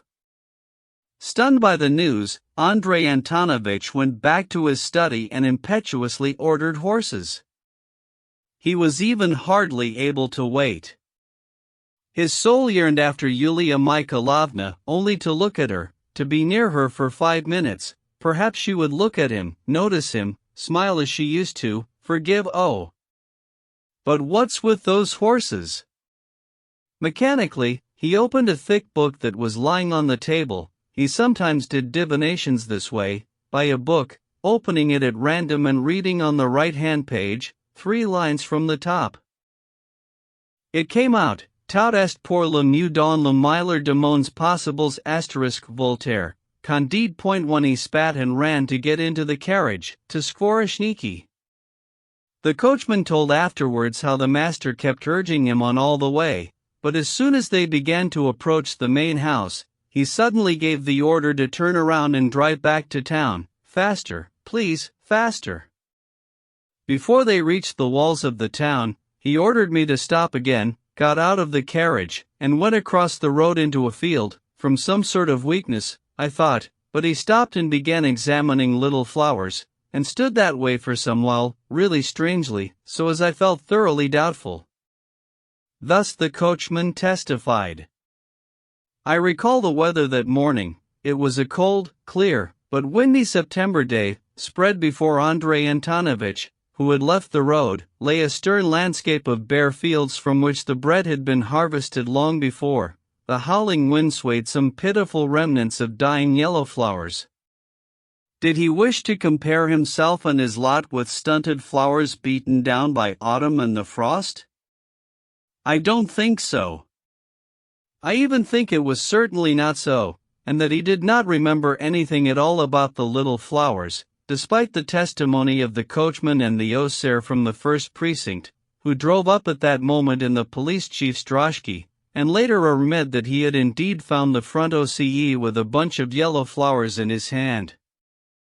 This police hussar, an ecstatically administrative person, Vasily Ivanovich Filibusterov, was still a newcomer to our town, but had already distinguished himself and been noised abroad for his boundless zeal, a certain swoop in all his ways along the executive line, and an innate unsobriety. Leaping from the droshky, and not hesitating in the least at the sight of the front hosse's occupation, looking crazy but convinced, he fired off the report that there's unrest in town. Eh? What? Andrei Antonovich turned to him with a stern face, but without the least surprise or any recollection of the carriage or the coachman, as if he were in his own study. "Oh, sir of the first precinct Filibusterov, Your Excellency. There's a riot in town." "Filibusters?" Andrei Antonovich repeated ponderingly. "That's right, Your Excellency. The Spigulin men are rioting." The Spigulin men. Something came back to him, as it were, at the mention of the Spigulin men. He even gave a start and raised his finger to his forehead. The Spigulin men. Silent, but still pondering, he went unhurriedly to the carriage, got in, and gave orders for town. The hussar and the droshky followed after. I imagine that on his way he vaguely pictured many quite interesting things, on many themes, but he hardly had any firm idea or any definite intention on entering the square in front of the governor's house. But the moment he caught sight of the lined-up and firmly standing crowd of rioters, the row of policemen, the powerless, and perhaps intentionally powerless, police chief, and the general expectation directed at him, all the blood rushed to his heart. Pale, he stepped from the carriage. "Hats off," he said, breathlessly and barely audibly. "On your knees," he shrieked unexpectedly for himself, and it was in this unexpectedness that the whole ensuing denouement of the affair perhaps consisted. It was like coasting down a hill at the winter carnival. Can a sled that is already going down stop in the middle of the hillside? As ill luck would have it, Andrei Antonovich had been distinguished all his life by the serenity of his character and had never shouted or stamped his feet at anyone, and such men are far more dangerous if it once happens that their sled for some reason shoots off downhill. Everything went whirling around in front of him. "Filibusters!" he screamed, in an even more shrill and absurd way, and his voice cracked. He stood, still not knowing what he was going to do, but knowing and sensing with his whole being that he was now certainly going to do something. "Lord," came from the crowd. Some fellow began to cross himself. 3 or 4 men indeed made as if to kneel, but the rest moved in a mass about 3 steps forward, and suddenly they all began to squawk at once. "Your Excellency, the deal was for 40, the manager, don't you go telling us," etc., etc. Nothing could be made of it. Alas! Andrei Antonovich was unable to make anything out. The flowers were still in his hand. The riot was as evident to him as the kibitkas had been earlier to Stepan Trofimovich. And amid the crowd of rioters who stood goggling at him, Fyodor Stepanovich kept darting about in front of him, agitating them, he who had not left him for a moment since the day before, Fyodor Stepanovich, the detested Fyodor Stepanovich. "Birch rods," he cried, still more unexpectedly. A dead silence ensued. This was how it went at the very beginning, judging by the most precise information and my own conjectures. But on what followed the information becomes less precise, as do my conjectures. There are, however, certain facts. First, the birch rods appeared somehow all too hastily. They had apparently been readied in advance by the quick-witted police chief. However, only 2 men were punished in all, I think, not even 3, I insist on that. That all the men, or at least half of them, were punished, is sheer invention. It is also nonsense that some poor but noble lady was supposedly seized as she was passing by and promptly thrashed for some reason, and yet I later read about this lady myself in a report in one of the Petersburg newspapers. Many people here were talking about a woman from the cemetery almshouse, a certain Avdotia Petrovna Pigeon, who, as she was crossing the square on her way back to the almshouse, supposedly pushed her way through the spectators, out of natural curiosity, and on seeing what was happening, exclaimed, "Shame on him!" and spat. For this she was supposedly picked up and also attended to. Not only was this case printed, but a subscription for her benefit was set up here in town on the spur of the moment. I myself donated 20 kopecks. And what then? It turns out that there never was any such almshouse Pigeon woman in our town at all. I went myself to inquire at the almshouse by the cemetery. They had never even heard of any Pigeon woman. Moreover, they got quite offended when I told them the rumor. In fact, I mention this non-existent Avdotia Petrovna only because the same thing that happened with her, if she had existed in reality, almost happened with Stepan Trofimovich. It may even be on account of him that this whole absurd rumor about Pigeon got started, that is, the gossip in its further development simply went and turned him into some Pigeon woman. First of all, I do not understand how he gave me the slip as soon as we came to the square. Having a presentiment of something none too good, I wanted to take him around the square right to the governor's porch, but I became curious myself and stopped just for a moment to question some first passer-by, when suddenly I saw that Stepan Trofimovich was no longer beside me. Following my instinct, I rushed at once to look for him in the most dangerous place. For some reason I had a presentiment that his sled had also shot off downhill. And indeed I found him already at the very center of the event. I remember seizing him by the arm, but he calmly and proudly gave me a look of boundless authority. "Cher," he pronounced, in a voice in which some strange string vibrated. "If all of them here, in the square, in front of our eyes, are ordering people around so unceremoniously, what then are we to expect, say, from this one, if he should happen to act independently?" And, trembling with indignation and with a boundless wish for defiance, he transferred his threatening, exposing finger to Filibusterov, who was standing 2 steps away goggling his eyes at us. "This one," he exclaimed, and everything went dark before his eyes. "Which this one? And who are you?" He stepped closer, clenching his fists. "Who are you?" he bellowed furiously, morbidly, and desperately. I will note that he knew Stepan Trofimovich's face perfectly well. Another moment and he would surely have grabbed him by the scruff of the neck, but, fortunately, Lemka turned his head at the shout. Perplexed, he nevertheless looked intently at Stepan Trofimovich, as if trying to figure something out, and suddenly waved his hand impatiently. Filibusterov was cut short. I dragged Stepan Trofimovich out of the crowd. It may be, however, that by then he himself wished to retreat. Home, home, I insisted. If we weren't beaten, it's certainly thanks to Lemka. Go, my friend, I am to blame for subjecting you. You have a future and a career of some sort, while I admire us on. He firmly mounted the steps to the governor's house. The doorkeeper knew me. I announced that we had both come to see Yulia Mikhailovna. In the reception room we sat down and began to wait. I did not want to abandon my friend, but I found it unnecessary to say anything more to him. He had the look of a man who has doomed himself to something like a certain death for the fatherland.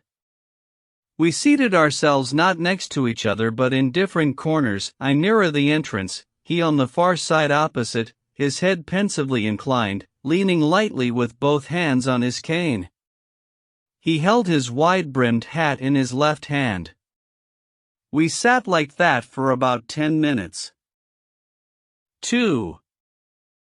Lemka suddenly came in with quick steps, accompanied by the police chief, glanced at us distractedly and, paying no attention, turned right to go to his study, but Stepan Trofimovich stood in front of him and blocked his way. The tall figure of Stepan Trofimovich, quite unlike any other, produced its impression. Lemka stopped. "Who is this?" he muttered in perplexity, as if asking the police chief, not turning his head towards him in the least, however, but continuing to examine Stepan Trofimovich.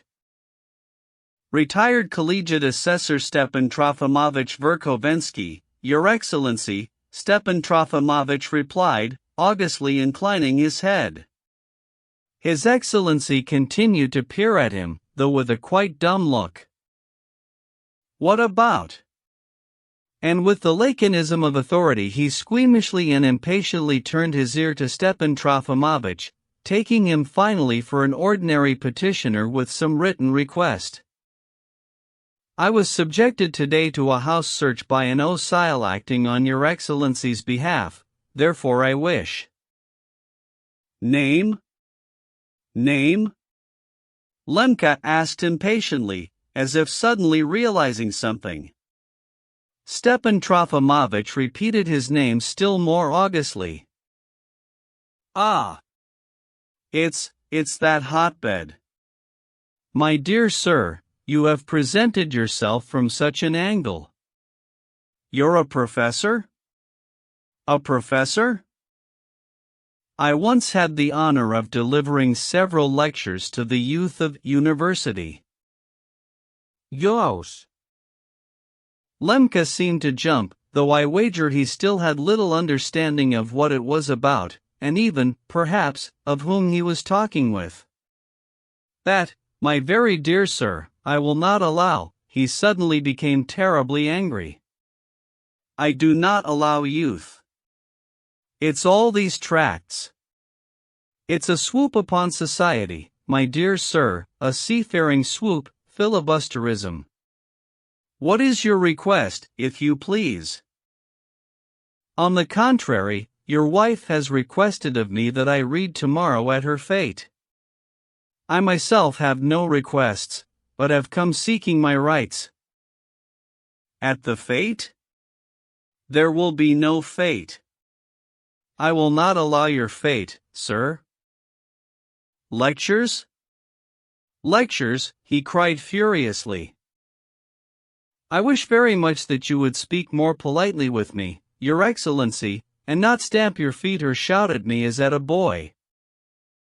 You understand, perhaps, with whom you are talking?" Lemka flushed. "Perfectly well, Your Excellency. I shield society with myself, while you destroy it." "Destroy it? You? I remember about you, however. Was it you who were tutor in the house of General Stavrogin's widow?" "Yes, I was tutor in the house of General Stavrogin's widow."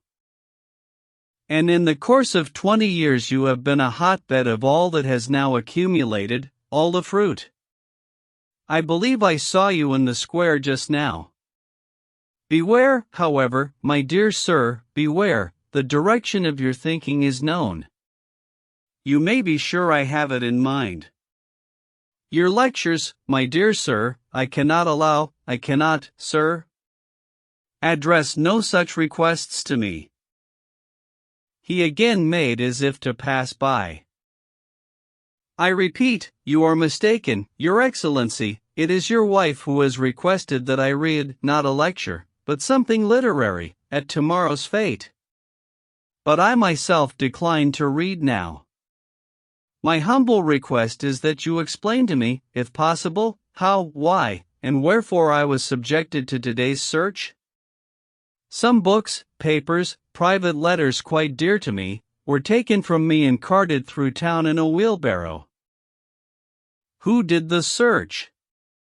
Lemka fluttered up, coming fully to his senses, and suddenly blushed all over. He turned quickly to the police chief. At that same moment the stooping, long, gawky figure of Blum appeared in the doorway. This very same Osile, Stepan Trofimovich pointed to him. Blum stepped forward with a guilty but by no means capitulating look.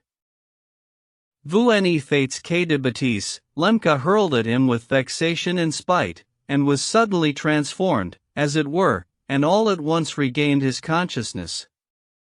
Excuse me, he babbled in extreme confusion and blushing for all he was worth. This was all. This was probably all just simply a blunder, a misunderstanding, just simply a misunderstanding.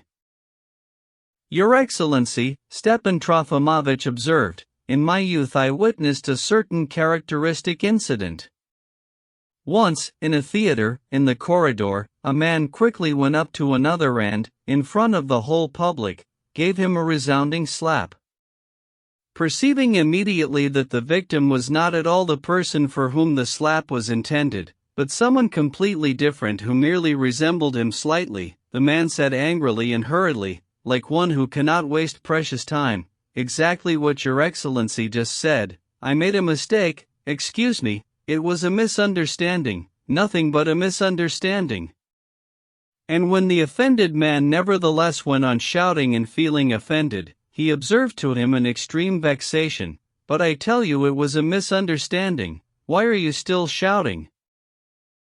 That is, of course, very funny, Lemka smiled crookedly, but don't you see how unhappy I am myself? He almost cried out and, it seemed, wanted to hide his face in his hands. This unexpected, painful outcry, almost a sob, was unbearable. It was probably his first moment since the previous day of full and vivid awareness of all that had been happening, and then at once of despair, full, humiliating, surrendering. Who knows, another minute and he might have begun sobbing for the whole room to hear.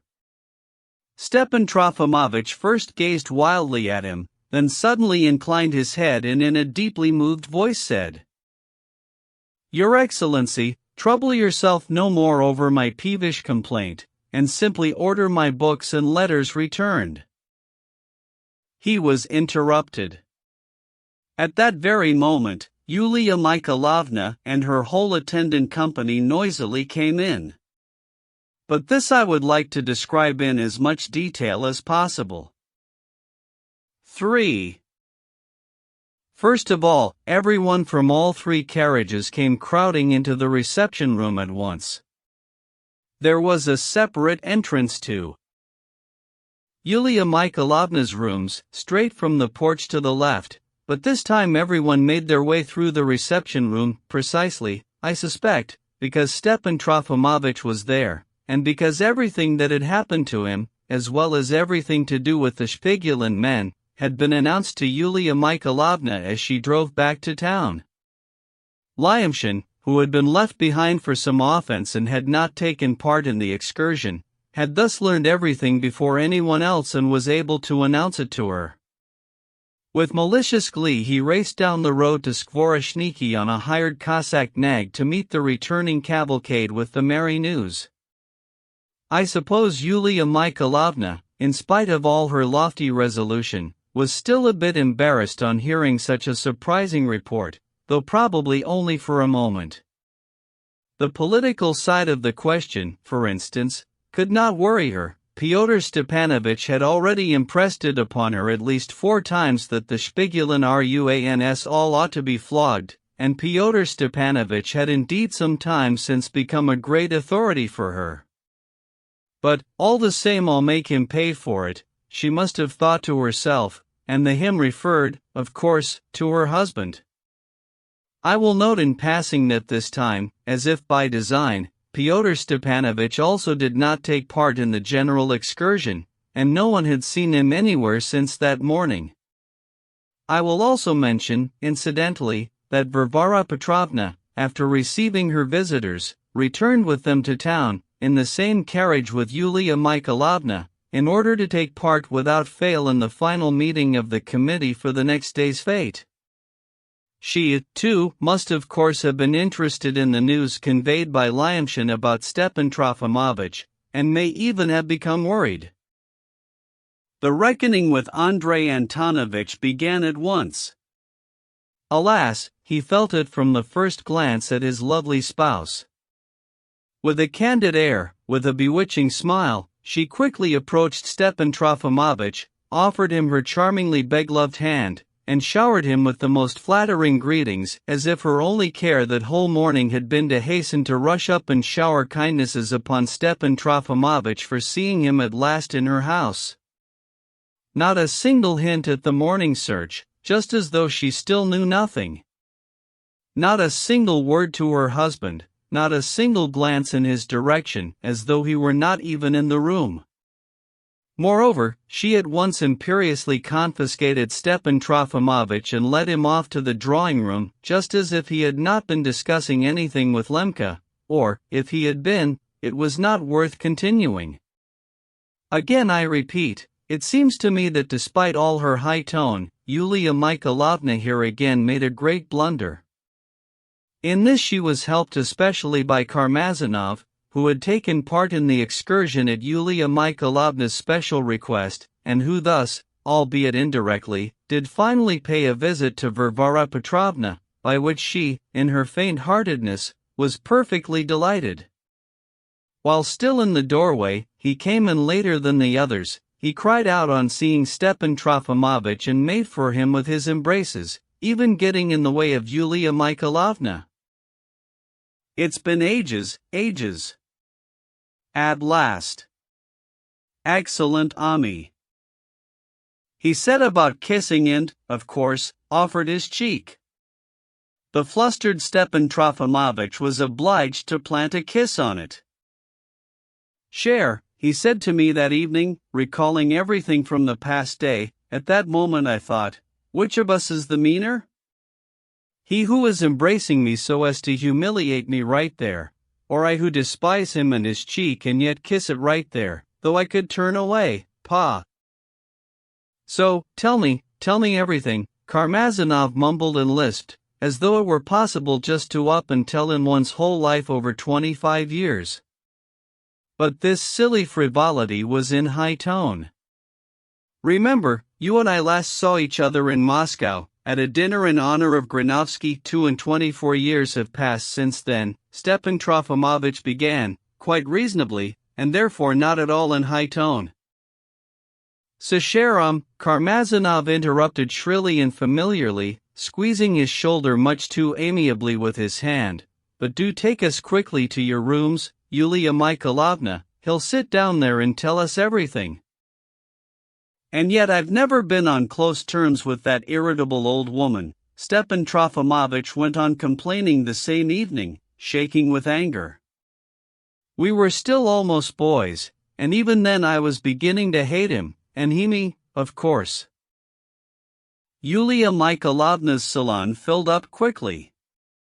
Varvara Petrovna was in an especially excited state, though she tried to appear indifferent. 2 or 3 times I caught her glancing hatefully at Karmazinov or wrathfully at Stepan Trofimovich, wrathful beforehand, wrathful out of jealousy, out of love. If Stepan Trofimovich were somehow to muff at this time and allow Karmazinov to cut him down in front of everyone, it seemed to me she would jump up at once and give him a thrashing. I forgot to mention that Liza was also there, and I had never seen her more joyful, carelessly gay, and happy. Of course, Mavriky Nikolaevich was there, too. Then, in the crowd of young ladies and half-licentious young men who constituted Yulia Mikhailovna's usual retinue, among whom this licentiousness was taken for gaiety and a pennyworth cynicism for intelligence, I noticed 2 or 3 new faces, some visiting in much mincing Pole, some German doctor, a hale old fellow who kept laughing loudly and with pleasure at his own witzes, 3 and, finally, some very young princeling from Petersburg, a mechanical figure, with the bearing of a statesman and a terribly long collar. But one could see that Yulia Mikhailovna greatly valued this visitor and was even anxious for her salon.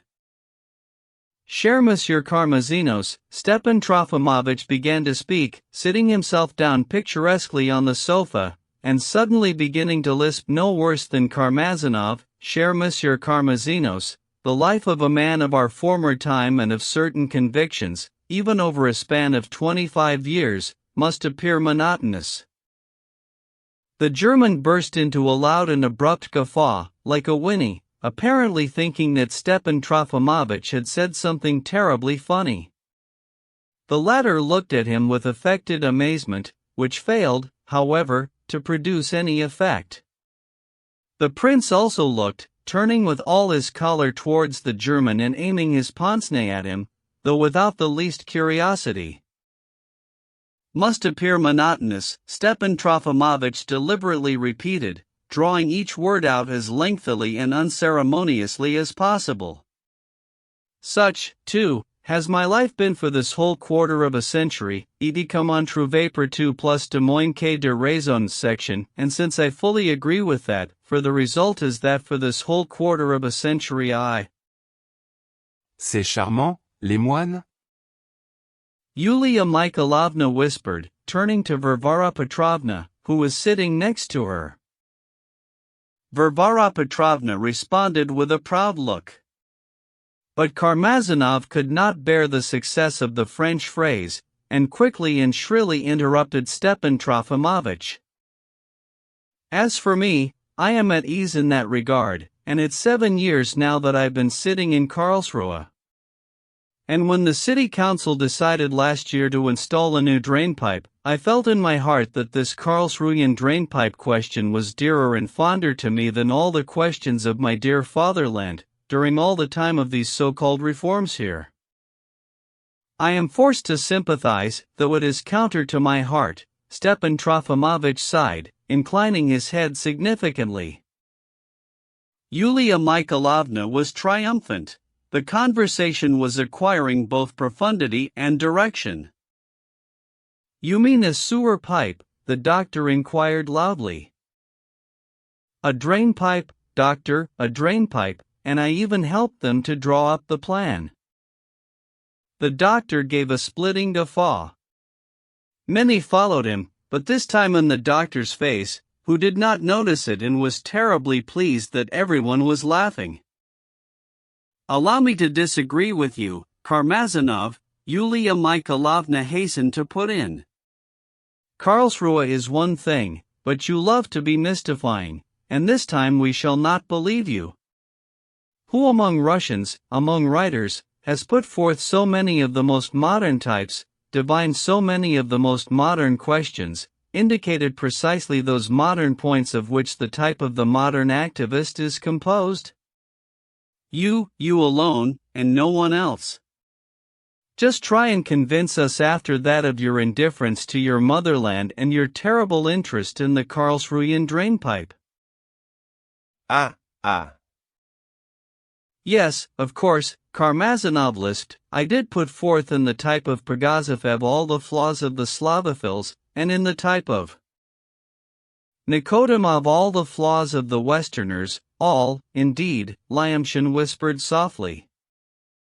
But I do it offhand, just to kill ineluctable time somehow and, to satisfy all these ineluctable demands of my compatriots.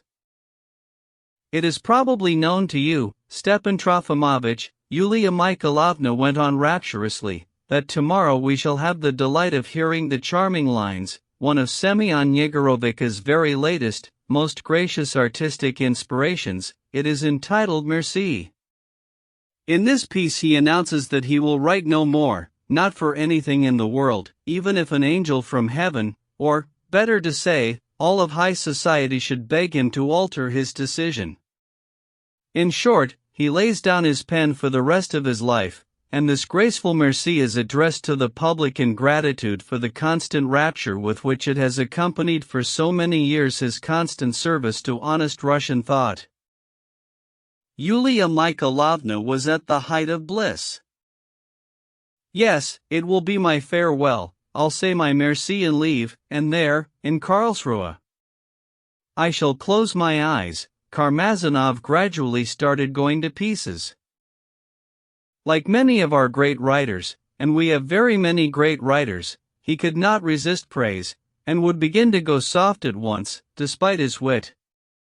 But I think this is pardonable. They say one of our Shakespeares blurted right out in private conversation that for us great men it is impossible to do otherwise, etc., and, what's more, did not even notice it. There, in Karlsruhe, I shall close my eyes. For us great men, all that's left once our work is done is to hasten to close our eyes, without seeking a reward. I shall do the same. Give me the address, and I'll come to visit your grave in Karlsruhe. The German guffawed boundlessly. Nowadays they even send dead people by train, one of the insignificant young men said unexpectedly. Lyamshin simply squealed with delight. Yulia Mikhailovna frowned. Nikolai Stavrogin entered. And I was told you'd been taken to the police station, he said loudly, addressing Stepan Trofimovich first of all.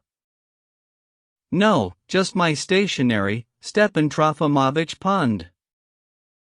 But I hope it will not have the slightest influence upon my request. Yulia Mikhailovna picked up again. I hope that, notwithstanding this unfortunate annoyance, of which I still have no idea, you will not disappoint our best expectations and deprive us of the delight of hearing your reading at the literary matinee. I don't know, now. Really, I'm so unfortunate, Varvara Petrovna, and imagine, precisely when I so desired to quickly make the personal acquaintance of one of the most remarkable and independent Russian minds, and now Stepan Trofimovich suddenly expresses his intention of withdrawing from us. Your compliment was spoken so loudly that I, of course, ought to turn a deaf ear to it, Stepan Trofimovich rapped out, but I do not believe that my poor person was so necessary for your fate tomorrow. However, No, you're going to spoil him, Fyodor Stepanovich cried, running quickly into the room. I've just taken him in hand, and suddenly, in one morning, a search, an arrest, a policeman grabs him by the scruff of the neck, and now the ladies are cooing over him in the burgomaster's salon. Every little bone in him is aching with delight now. He's never dreamed of such a gala performance. Wait and see how he starts denouncing the socialists now. That cannot be, Fyodor Stepanovich. Socialism is too great an idea for Stepan Trofimovich not to be aware of it, Yulia Mikhailovna interceded energetically. The idea is great, but those who profess it are not always giants, et Brysonslaw, mon cher, Stepan Trofimovich concluded, addressing his son and rising handsomely from his place. But here a most unexpected circumstance occurred. Von Lemke had already been in the salon for some time, but had gone as if unnoticed by anyone, though everyone had seen him come in. Yulia Mikhailovna, still set on her former idea, continued to ignore him. He placed himself by the door and, with a stern look, gloomily listened to the conversation. On hearing the morning's events alluded to, he began looking around somehow uneasily, fixing his stare first on the prince, apparently struck by the thrust of his heavily starched collar, then he suddenly seemed to give a start, hearing the voice of Pyotr Stepanovich and seeing him run in, and, as soon as Stepan Trofimovich managed to utter his maxim about the socialists, he suddenly went up to him, knocking on the way into Lyamshin, who jumped aside at once with an exaggerated gesture of surprise, rubbing his shoulder and pretending he had been badly hurt. "Enough," said von Lemke, energetically grabbing the frightened Stepan Trofimovich's hand and squeezing it as hard as he could in his own. "Enough, the filibusters of our time are ascertained. Not a word more. Measures have been taken." He uttered it loudly, for the whole room to hear, concluding energetically. The impression produced was painful. Everyone sensed that something was not well. I saw Yulia Mikhailovna turn pale. The effect was crowned by a silly accident. After announcing that measures had been taken, Lemke turned around sharply and started quickly out of the room, but after 2 steps he tripped on the rug, lurched nose downwards, and nearly fell. He stopped for a moment, looked at the place where he had tripped, and, having said aloud, "Change it," walked out the door. Yulia Mikhailovna ran after him. Her exit was followed by an uproar in which it was difficult to make anything out. Some said he was deranged, others that he was susceptible. A third group pointed their fingers to their foreheads. Lyamshin, in the corner, put 2 fingers above his forehead. There were hints at some domestic events, all in a whisper, of course. None of them took their hats, but all were waiting. I do not know what Yulia Mikhailovna managed to do, but she came back in about 5 minutes trying as hard as she could to appear calm.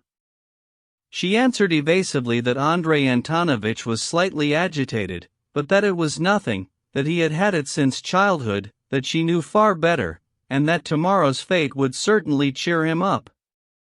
There followed a few flattering words to Stepan Trofimovich, but solely for the sake of decency, and a loud invitation to the committee members to open the meeting right then, at once. Only now did those not participating in the committee start preparing to go home, but the painful adventures of that fatal day were not yet over. At the very moment when Nikolai Vsevolodovich entered, I noticed that Liza looked quickly and intently at him, and for a long time afterwards did not take her eyes off him, so long that in the end it aroused attention. I saw that Mavriky Nikolaevich bent over her from behind and, it seemed, wanted to whisper something to her, but evidently changed his intention and quickly straightened up, looking around at everyone like a guilty man. Nikolai Vsevolodovich, too, aroused curiosity. His face was paler than usual, and his gaze uncommonly distracted. After tossing his question at Stepan Trofimovich on entering, it was as if he forgot about him at once, and indeed, it seems to me, he even forgot to approach the hostess. He never once glanced at Liza, not because he did not want to, but, I maintain, because he did not notice her at all either.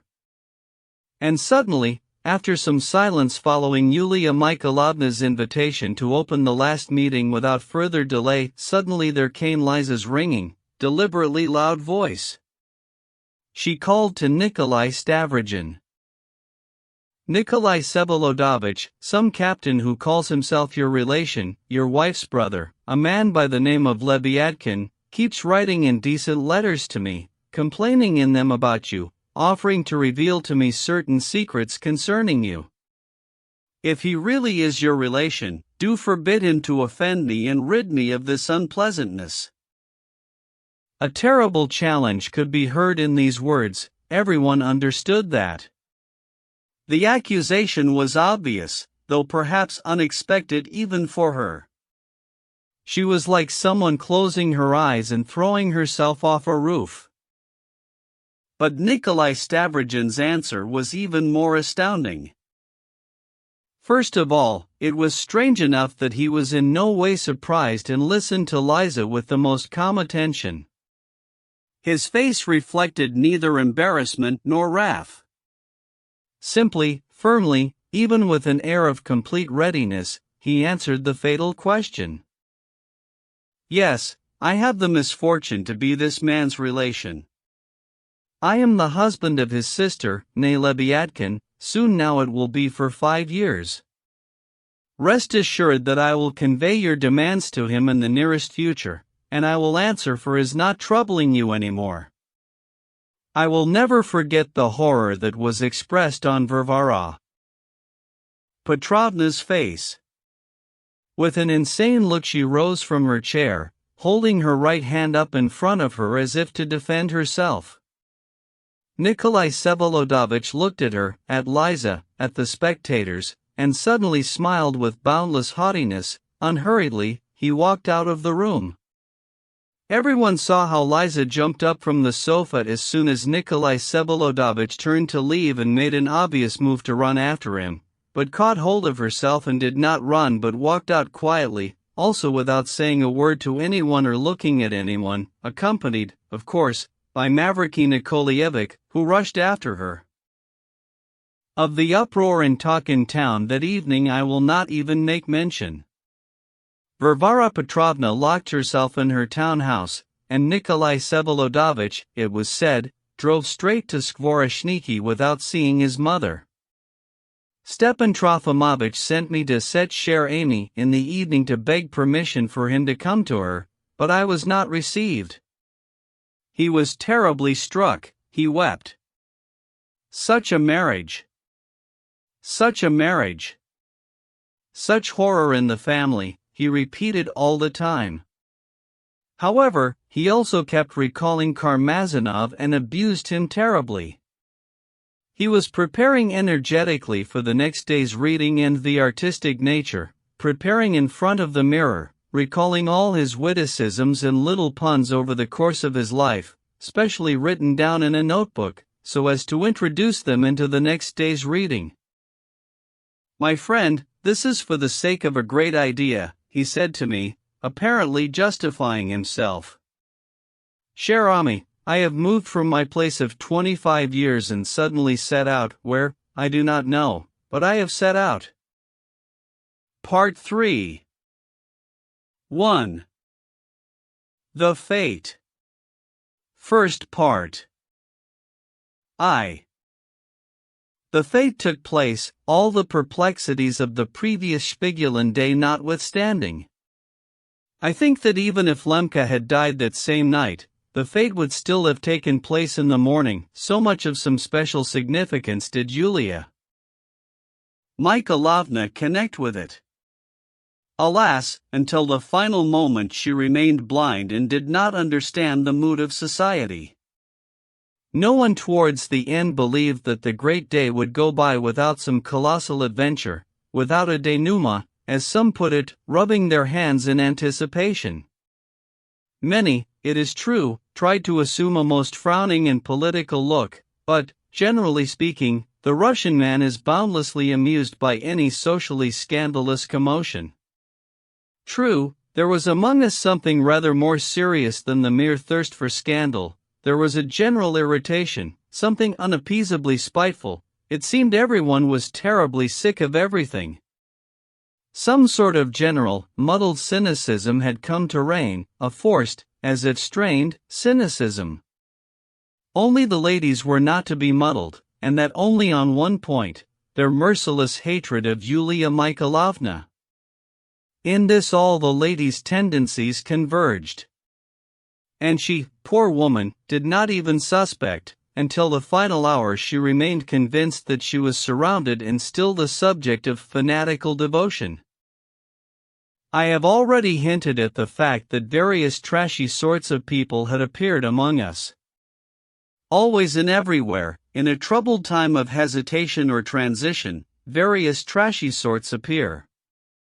I am not speaking of the so-called vanguard, who always rush ahead of everyone else, their chief concern, and whose goal, though very often quite stupid, is still more or less definite. No, I am speaking only of scum.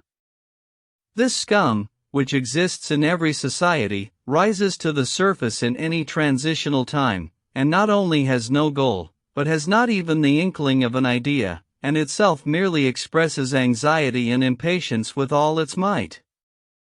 And yet this scum, without knowing it, almost always falls under the command of that small group of the vanguard which acts with a definite goal, and which directs all this rabble wherever it pleases, provided it does not consist of perfect idiots itself, which, incidentally, also happens. It is said among us now, when everything is already over, that Fyodor Stepanovich was controlled by the Internationale, one that Fyodor Stepanovich controlled Yulia Mikhailovna, and that she, at his command, directed all sorts of scum. Our most solid minds are now marveling at themselves. How could they suddenly have gone so amiss then? What our troubled time consisted of, and from what to what our transition was, I do not know, and no one, I think, knows. Except perhaps certain visitors from outside.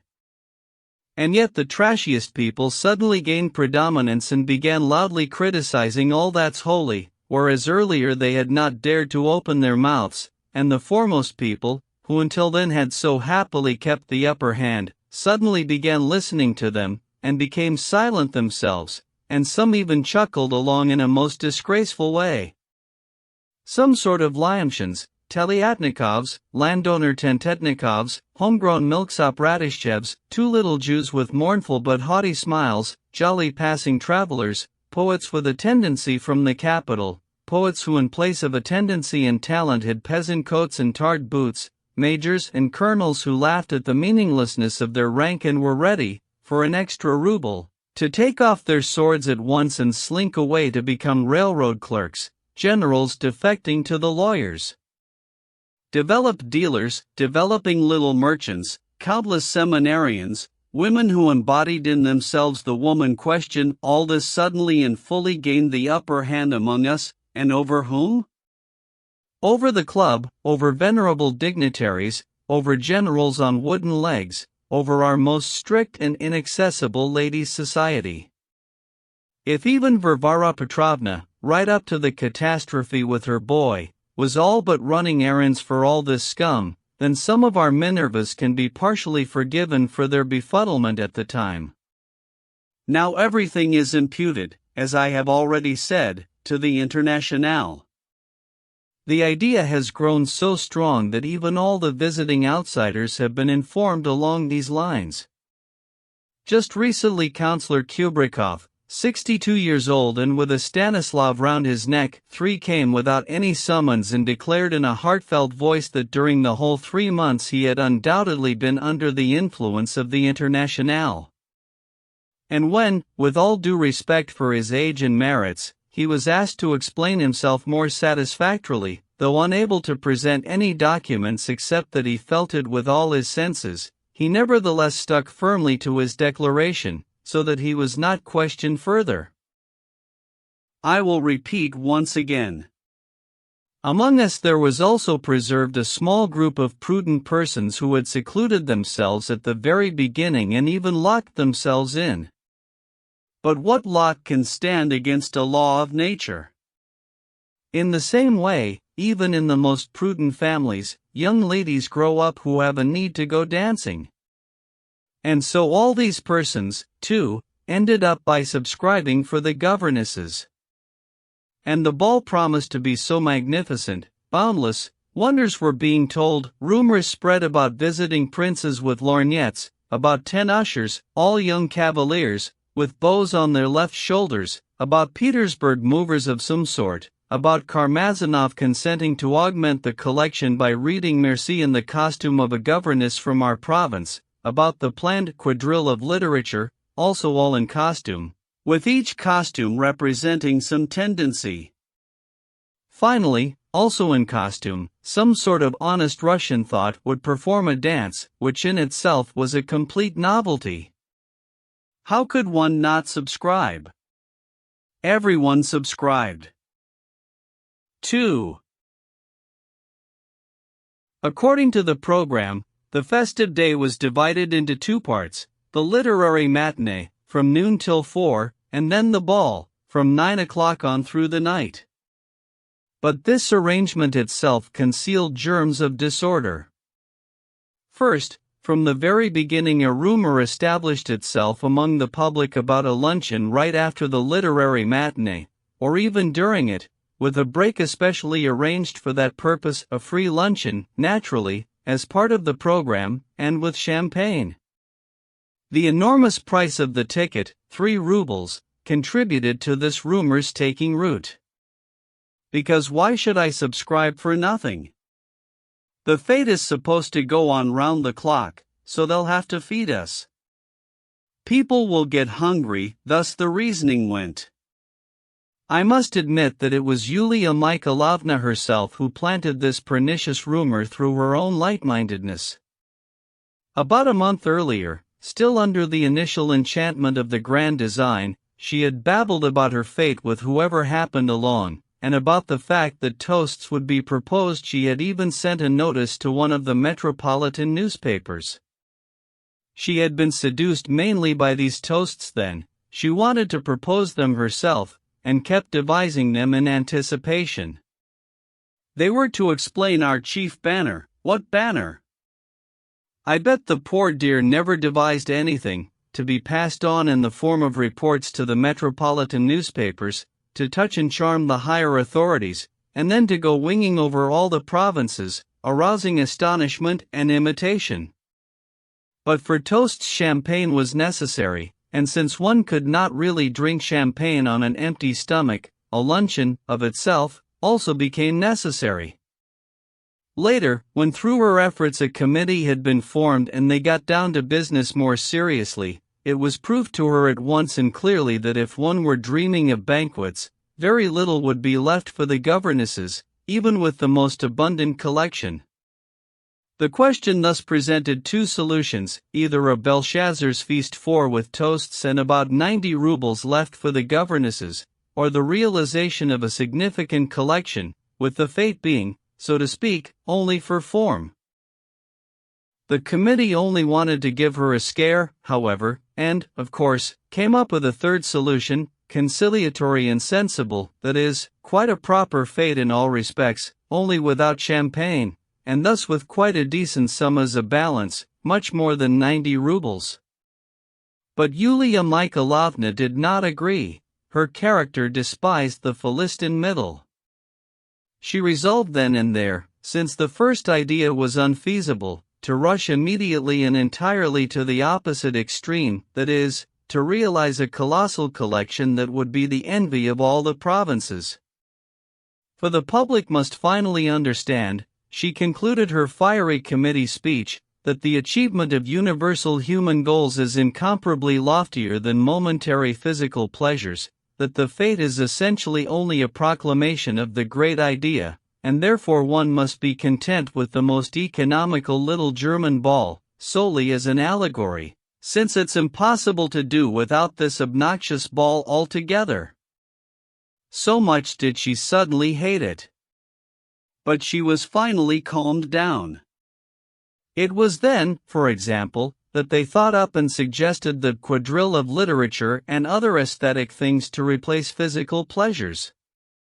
It was then, too, that Karmazinov finally agreed to read Merci. Until then he had only hemmed and hawed, and thereby annihilate even the very idea of food in the minds of our incontinent public. In this way the ball was again becoming a most magnificent festivity, though no longer of the same sort. And so as not to go soaring off completely into the clouds, it was decided that at the beginning of the ball they would serve tea with lemon and little round cookies, then orgeat and lemonade, and lastly even ice cream, but that was all. For those who, always and everywhere, inevitably feel hungry and, above all, thirsty, a special buffet would be opened at the far end of the suite of rooms, to be taken charge of by Prokhorich, the head cook at the club, who, though under strict supervision by the committee, would serve whatever anyone liked, but for a separate price, and to that end a written announcement would be posted at the door of the reception hall that the buffet was outside the program. But for the matinee they decided not to open the buffet at all, so as not to interfere with the reading, even though the buffet would be located 5 rooms away from the White Hall in which Karmazinov had consented to read Merci. Curiously, it seems this event, that is, the reading of Merci, was seen by the committee as being all too colossally significant, and even by the most practical people. As for the more poetical people, the wife of the Marshal of Nobility announced to Karmazinov, for instance, that after the reading she would at once order a marble plaque to be fixed to the wall of her White Hall with an inscription in gold saying that on such and such a day and year, here, on this spot, the great Russian and European writer, as he laid down his pen, read Merci, and thus for the first time bade farewell to the Russian public in the persons of the representatives of our town, and that everyone would be able to read this inscription at the ball, that is, only 5 hours after Merci was read. I know for certain that it was chiefly Karmazinov who demanded that there be no buffet at the matinee, while he was reading, on any account whatsoever, despite the remarks of some committee members that this was not quite our way of doing things.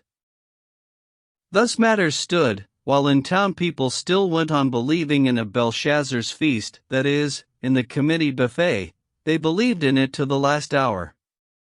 Even the young ladies dreamed of quantities of candies and preserves and other unheard of things. Everyone knew that the collection realized was abundant, that the whole town would be storming the doors, that people were coming in from the country, and there were not enough tickets. It was also known that beyond the fixed price there had also been considerable donations. Varvara Petrovna, for example, had paid 300 rubles for her ticket and provided all the flowers from her greenhouse to decorate the hall. The marshal's wife, a committee member, provided her house and the lighting. The club provided the music and servants, and released Prokhorov for the whole day. There were other donations, though not such big ones, so that there was even a thought of lowering the original ticket price from 3 rubles to 2. The committee indeed feared at first that the young ladies would not come for 3 rubles, and suggested arranging family tickets somehow, namely, by asking each family to pay for just one young lady, while all other young ladies of the same name, even an addition of 10, would come free. But all fears proved groundless. On the contrary, it was precisely the young ladies who did come. Even the poorest Osiles brought their girls, and it was only too clear that if they had not had girls, it would never have occurred to them to subscribe. One most insignificant secretary brought all 7 of his daughters, not to mention his wife, of course, and also his niece, and each of these persons held a 3-ruble entrance ticket in her hand. One can imagine, however, what a revolution went on in town. Take merely the fact that the fete was divided into 2 parts, and thus for each lady 2 costumes were necessary, a morning gown for the reading, and a ball gown for the dancing. Many of the middle class, it turned out later, pawned everything for that day, even the family linen, even their sheets and almost their mattresses, to the local Jews, who, over the past 2 years, as if on purpose, had been settling in terrible quantities in our town, and keep coming more and more. Almost all the Osiles took an advance on their salaries, and some landowners sold much-needed cattle, and all this just so as to bring their young ladies looking like real marquises, and to be no worse than others. The magnificence of the costumes this time was, considering the place, unheard of. 2 weeks beforehand the town was already stuffed with family anecdotes, all of which were immediately carried to Yulia Mikhailovna's court by our witlings. Family caricatures were passed around. I myself saw several drawings of this sort in Yulia Mikhailovna's album. All this became only too well known there where the anecdotes originated, that, it seems to me, is why such hatred for Yulia Mikhailovna had built up lately in these families. Now they all curse and gnash their teeth when they recall it.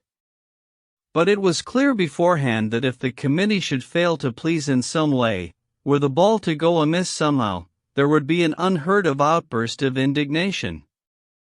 That is why everyone was secretly expecting a scandal, and if it was so expected, how then could it not take place? At noon precisely the orchestra struck up. Being one of the ushers, that is, one of the 12 young men with a bow, I saw with my own eyes how this day of infamous memory began. It began with a boundless crush at the entrance. How did it happen that everything went amiss from the very first, beginning with the police? I do not blame the real public. Fathers of families not only were not crowding each other or anyone else, even despite their rank, but, on the contrary, are said to have been abashed while still in the street at the sight, unusual for our town, of the shoving mob that was besieging the entrance and trying to force it, instead of simply going in. Meanwhile, carriages kept driving up and finally blocked the street. Now, as I write, I have solid grounds for remaining that some of the vilest scum of our town were simply brought in without tickets by Lyamshin and Liputin, and perhaps also by someone else who, like me, was one of the ushers. Anyway, even completely unknown persons appeared, who came from other districts and elsewhere. The moment these savages entered the hall, they would go at once to inquire, in the same words, as if they had been prompted, where the buffet was, and on learning that there was no buffet, would begin swearing without any politics and with a boldness hitherto unusual among us. True, some of them came drunk. Some were struck, like savages, by the magnificence of the marshal's wife's reception hall, since they had never seen anything like it, and, on entering, would become hushed for a moment and gaze around open-mouthed. This big white hall, despite its already decrepit structure, was indeed magnificent, of huge dimensions, with windows on both sides, with a ceiling decorated in the old manner and trimmed with gold, with galleries, with mirrors between the windows, with red and white draperies, with marble statues, such as they were, still they were statues, with heavy old furniture of the Napoleonic era, gilt white and upholstered in red velvet. At the moment described here, a high platform rose up at the end of the hall for the writers who were to read, and the entire room was completely filled with chairs, like the parterre of a theater, with wide aisles for the public. But after the first moments of astonishment, the most senseless questions and declarations would begin. Maybe we don't even want any reading. We paid money. The public has been brazenly deceived. We're the masters, not the Lemkas, in a word, as though it were for just this that they had been let in. I recall particularly one confrontation in which yesterday's visiting princeling distinguished himself, the one who had been at Yulia Mikhailovna's the previous morning, in his standing collar, and looking like a wooden doll.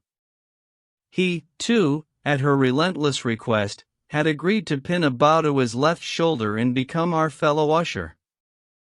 It turned out that this mute wax figure on springs knew, if not how to speak, then at least, after a fashion, how to act. When one pockmarked, colossal retired captain, supported by a whole crew of various scum crowding at his back, began to pester him about where to get to the buffet, he winked to a policeman. The directive was promptly fulfilled. In spite of his swearing, the drunken captain was dragged out of the hall. Meanwhile, the real public also began finally to appear and in 3 long lines threaded its way down the 3 aisles between the chairs. The disorderly element began to quiet down, but the public, even the cleanest part of it, had a displeased and amazed look. Some of the ladies were quite simply frightened. Finally all were seated. The music also died down. People began blowing their noses, looking around. They were altogether too solemnly expectant, which is always a bad sign in itself. But the Lemkas were still not there. Silks, velvets, diamonds shone and sparkled on all sides, fragrance permeated the air. The men were wearing all their decorations, and the old men were even wearing their uniforms. Finally, the marshal's wife also appeared, together with Liza. Never before had Liza been so dazzlingly lovely as that morning, or so magnificently attired. Her hair was done up in curls, her eyes flashed, a smile shone on her face. She produced a visible effect. She was looked over, whispered about. People said she was seeking Stavrogin with her eyes, but neither Stavrogin nor Varvara Petrovna was there. I did not then understand the expression of her face. Why was there so much happiness, joy, energy, strength in this face? I kept recalling yesterday's event, and was nonplussed. The Lemkas, however, were still not there. This was indeed a mistake. I learned afterwards that Yulia Mikhailovna had waited till the last minute for Fyodor Stepanovich, without whom she could not take a step lately, though she never admitted it to herself. I will note in parenthesis that at the last committee meeting, the previous day, Fyodor Stepanovich had refused the usher's bow, which had upset her very much, even to tears. To her surprise, and afterwards to her great embarrassment, which I announced beforehand, he disappeared for the whole morning and did not come to the literary reading at all, so that no one met him until that same evening. Finally, the public began to show obvious impatience. No one appeared on the platform either. In the back rows people began clapping as in a theater. Old men and ladies were frowning. The Lemkas were obviously giving themselves too many airs. Even among the best part of the public an absurd whispering began, that perhaps the fete would indeed not take place, that perhaps Lemka himself was indeed quite unwell, and so on and so forth. But, thank God, the Lemkas finally appeared, he leading her by the arm. I confess, I myself was terribly worried about their appearance. But the fables thus were falling, and truth was claiming its own. The public seemed relieved. Lemka himself, apparently, was in perfect health, as I recall everyone else also concluded, for one can imagine how many eyes were turned on him.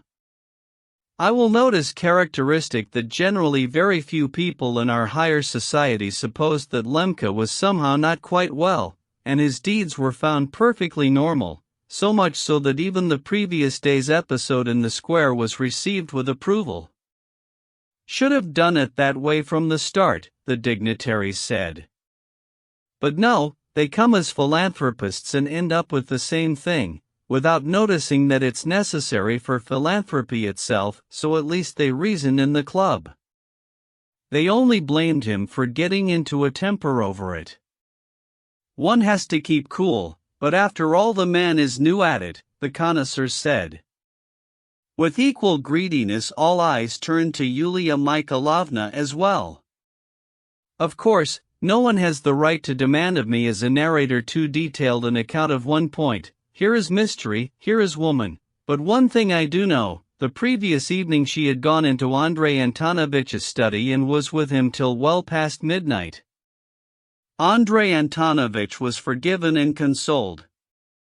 The spouses agreed in all things, everything was forgotten, and when at the end of their talk von Lemka did go on his knees all the same, remembering with horror the main concluding episode of the previous night, the lovely little hand, and after it the lips, of his spouse blocked the fiery outpouring of penitent speeches of a man chivalrously delicate, yet weakened by tenderness. Everyone saw happiness on her face. She walked with a candid air and in a splendid dress. It seemed she was at the summit of her desires, the fate, the goal and crown of her politics, was realized.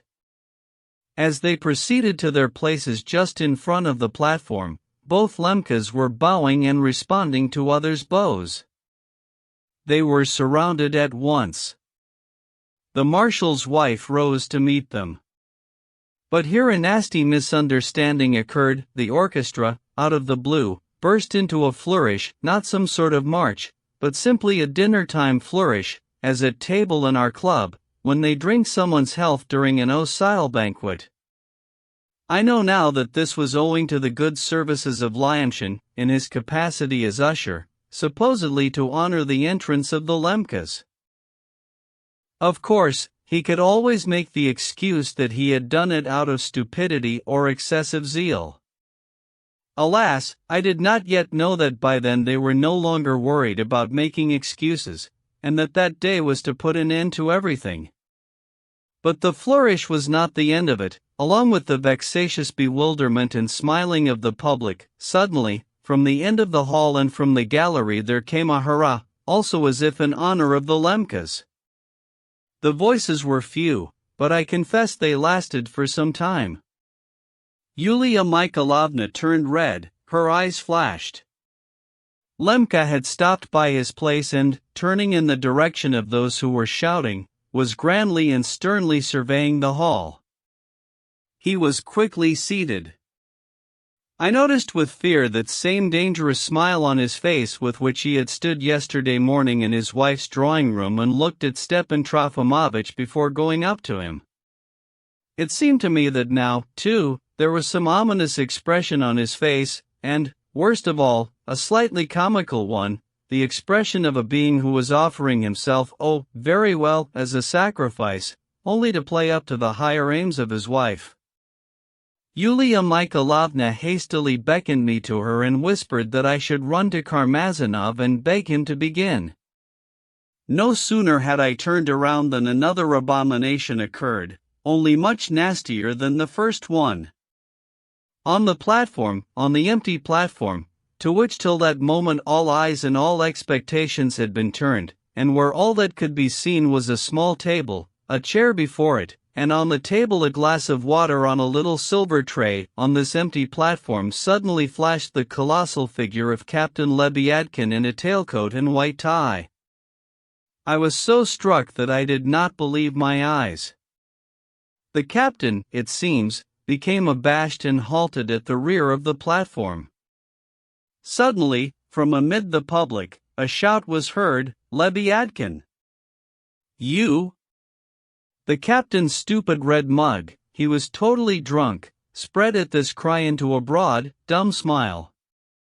He raised his hand, rubbed his forehead with it, shook his shaggy head, and, as if venturing all, stepped 2 steps forward and suddenly snorted with laughter, not loud but long, happy, rippling, which sent his whole fleshy mass heaving and made his little eyes shrink.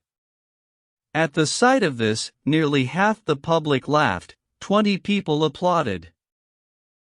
The serious public gloomily exchanged glances. All this, however, lasted no more than half a minute. Suddenly Liputin with his usher's bow and 2 servants ran out on the platform. They carefully took the captain under both arms, while Liputin did a bit of whispering in his ear.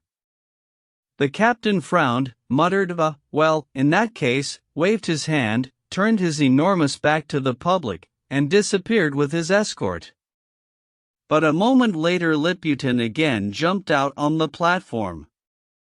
On his lips was the sweetest of his perennial smiles, which usually resembled vinegar and sugar, and in his hands was a sheet of writing paper.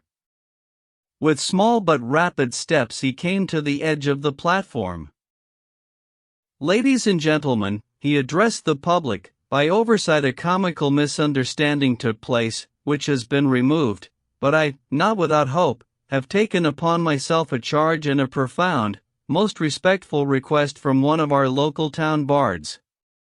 Moved by a humane and lofty goal, in spite of his looks, the very same goal which has united us all, to dry the tears of the poor educated girls of our province, this gentleman, that is, I mean to say, this local poet, while wishing to preserve his incognito, very much wished to see his poem read before the start of the ball, that is, I meant to say, the reading.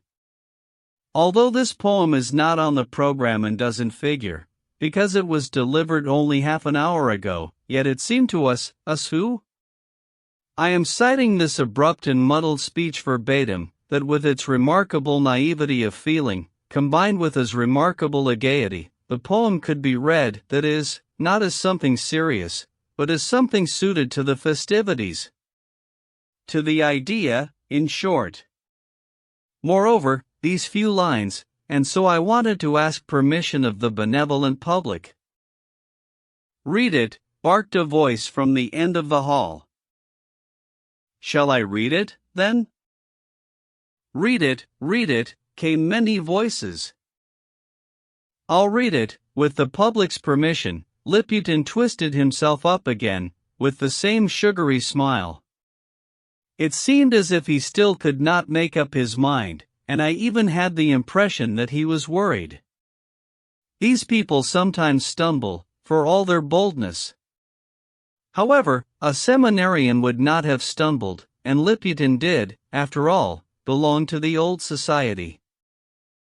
I warn you, I have the honor of warning you, that all the same this is not really the kind of ode that once used to be written for festive occasions. This is almost, so to speak, a joke, but combining indisputable feeling and playful gaiety, and with, so to speak, the realmost truth. Read it, read it. He unfolded the piece of paper. Of course, no one had time to stop him. Besides, he was there with an usher's bow. In a ringing voice he declaimed. To the fatherland's governess of local parts from a poet at the fete. I give you greetings grand and grander. Governess. Be triumphant now. Retrograde or true George Sander, be exultant anyhow. But that's Leviatkins. It's Leviatkins, several voices echoed. There was laughter and even applause, though not widespread. You teach our snot-nosed children French. From an alphabetic book. The beetle even, in a pinch. For marriage you won't overlook. Hurrah! Hurrah! But now, when great reforms are flowering, even a beetle's hard to hook. Unless, young miss, you've got a dowering, it's back to the alphabetic book. Precisely, that's realism, not a step without a dowering. Today, however, with our hosting we have raised much capital. And while dancing here we're posting a dowry to you from this hall. Retrograde or true George Sander, be exultant anyhow. Governess by dower grander. Spit on the rest in triumph now. I confess, I did not believe my ears. Here was such obvious impudence that it was impossible to excuse Liputin even by stupidity. And, anyway, Liputin was far from stupid. The intention was clear, to me at least. They were as if hastening the disorder. Some lines of this idiotic poem, the very last one, for example, were of a sort that no stupidity would allow. Liputin himself seemed to feel that he had taken on too much. Having accomplished his great deed, he was so taken aback by his own boldness that he did not even leave the platform, but went on standing there as if wishing to add something. He must have supposed it would come out somehow differently, but even the bunch of hooligans who had applauded during the escapade suddenly fell silent, as if they, too, were taken aback. Stupidest of all was that many of them took the whole escapade in a pathetic sense, that is, not as lampoonery, but indeed as the real truth concerning governesses, as verse with a tendency. But these people, too, were finally struck by the excessive license of the poem. As for the rest of the public, the entire hall was not only scandalized but visibly offended. I am not mistaken in conveying the impression. Yulia Mikhailovna said afterwards that she would have fainted in another moment. One of the most venerable little old men helped his little old lady to her feet, and they both left the hall, followed by the alarmed eyes of the public. Who knows, the example might have carried others along as well, if at that moment Karmazinov himself had not appeared on the platform, in a tailcoat and white tie, and with a notebook in his hand. Yulia Mikhailovna turned rapturous eyes to him, as to a deliverer. But by then I had already gone backstage. I was after Liputin. You did it on purpose, I said, indignantly seizing him by the arm. By God, I had no idea," he cowered, immediately starting to lie and pretend to be miserable. "The verses were just brought, and I thought as a merry joke." "You never thought any such thing. Can you possibly find that giftless trash a merry joke?" "Yes, sir, I do." "You're simply lying, and it wasn't just brought to you. You wrote it yourself, together with Leviathan, maybe yesterday, to cause a scandal. The last line is certainly yours, and the part about the beetle as well. Why did he come out in a tailcoat? It means you were preparing to have him read, if he hadn't gotten drunk?" Liputin looked at me coldly and caustically. "What business is it of yours?" he asked suddenly, with a strange calm. "What? You're wearing one of these bows, too. Where is Fyodor Stepanovich?" "I don't know, somewhere around." "Why?" "Because I see through it now. This is simply a conspiracy against Yulia Mikhailovna, to disgrace the day." Liputin again looked askance at me. "And what is that to you?" He grinned, shrugged, and walked off. I felt as if stricken. All my suspicions were justified. And I had still hoped I was mistaken. What was I to do?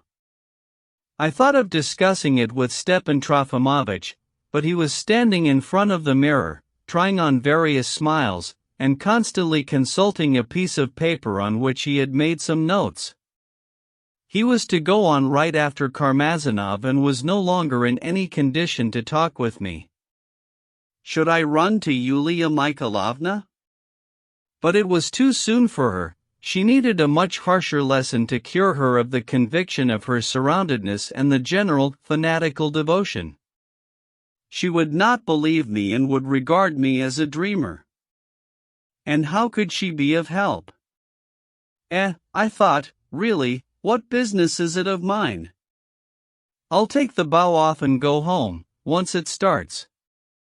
I actually said once it starts, I remember that. But I had to go and listen to Karmazinov. Taking a last look around backstage, I noticed that there were quite a few outsiders, and even women, darting about, coming and going. This backstage was quite a narrow space, totally screened off from the public by a curtain and connected through a corridor and back with other rooms. Here our readers waited their turns. But I was particularly struck at that moment by the lecturer who was to follow Stepan Trofimovich. He, too, was some sort of professor, even now I do not know exactly what he was, who had voluntarily retired from some institution after some student incident and had turned up in our town for one reason or another just a few days earlier. He, too, had been recommended to Yulia Mikhailovna, and she had received him with reverence.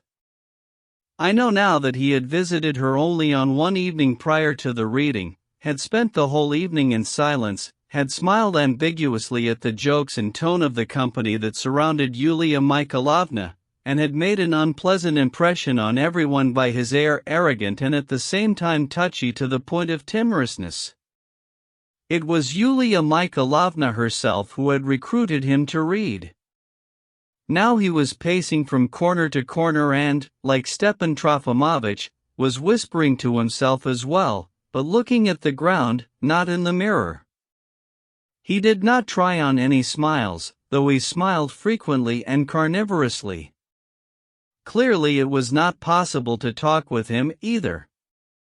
He was short, looked about 40, was bald front and back, had a grayish little beard, and dressed decently. But most interesting was that at each turn he raised his right fist high, shook it in the air above his head, and suddenly brought it down as if crushing some adversary to dust. He repeated this trick every moment. It gave me an eerie feeling. I ran quickly to listen to Karmazinov. 3. Again something wrong was hovering in the hall. I declare beforehand, I bow down to the greatness of genius, but why is it that at the end of their illustrious years these gentlemen geniuses of ours sometimes act just like little boys? So what if he is Karmazinov and comes out with all the bearing of 5 court chamberlains? Is it possible to hold a public like ours for an entire hour with one article? Generally, I have observed that at a light, public literary reading, even the biggest genius cannot occupy the public with himself for more than 20 minutes with impunity. True, the entrance of the great genius was met with the utmost respect. Even the sternest old men expressed approval and curiosity, and the ladies even a certain rapture. The applause, however, was a bit brief, somehow not general, disconcerted. Yet there was not a single escapade from the back rows until Mr. Karmazinov actually began to speak, and even then it was nothing so especially bad, just a misunderstanding, as it were. I have already mentioned that his voice was rather shrill, even somewhat feminine, and with a genuine, highborn, aristocratic lisp besides. He had uttered no more than a few words when someone suddenly permitted himself to laugh loudly, probably some inexperienced little fool, who had never seen anything of the world and, besides, was naturally given to laughter. But there was nothing in the least demonstrative in it. On the contrary, the fool was hissed and he obliterated himself. But then Mr. Karmazinov, mincing and preening, announced that he had flatly refused to read it first. Much he needed to announce that.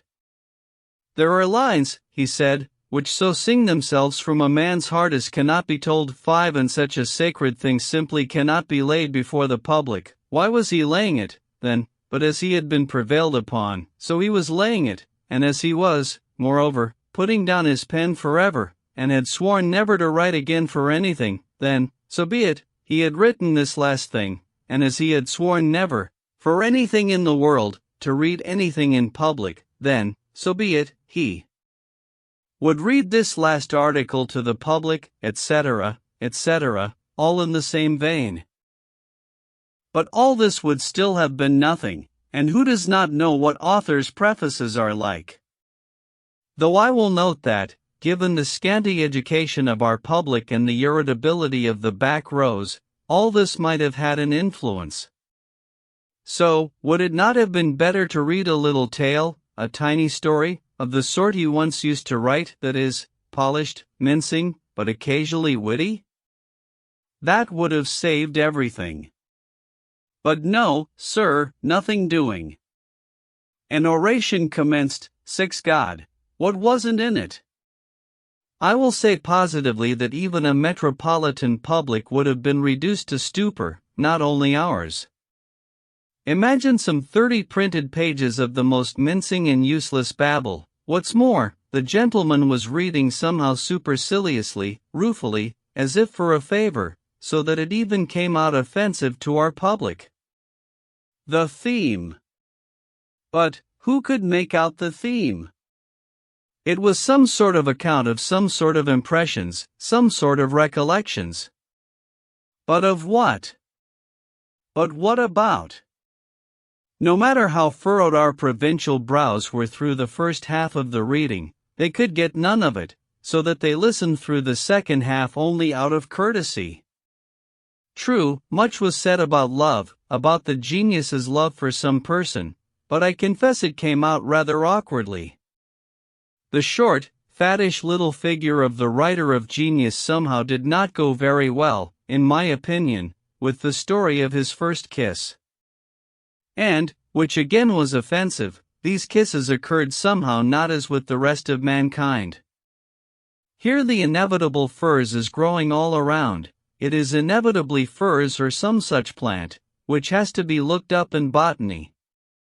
At the same time there is inevitably some violet hue in the sky which, of course, no mortal has ever noticed, that is, everyone has seen it, but failed to notice it, while he says, I looked and am now describing it to you fools as a most ordinary thing.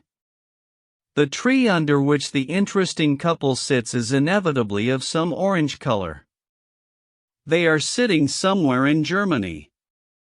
Suddenly they see Pompey or Cassius on the eve of battle. 7 And both are pierced by the chill of ecstasy. Some mermaid peeps in the bushes. Gluck begins playing a fiddle among the reeds. 8 The piece he plays is named Entauts Lettre, *, but is not known to anyone, so it has to be looked up in a musical dictionary. Then mist comes billowing, billowing, and billowing, more like a million pillows than any mist. And suddenly it all disappears, and the great genius is crossing the Volga in winter, during a thaw. 2.5 pages on the crossing, and he falls through a hole in the ice anyway. The genius is drowning. Do you think he drowns?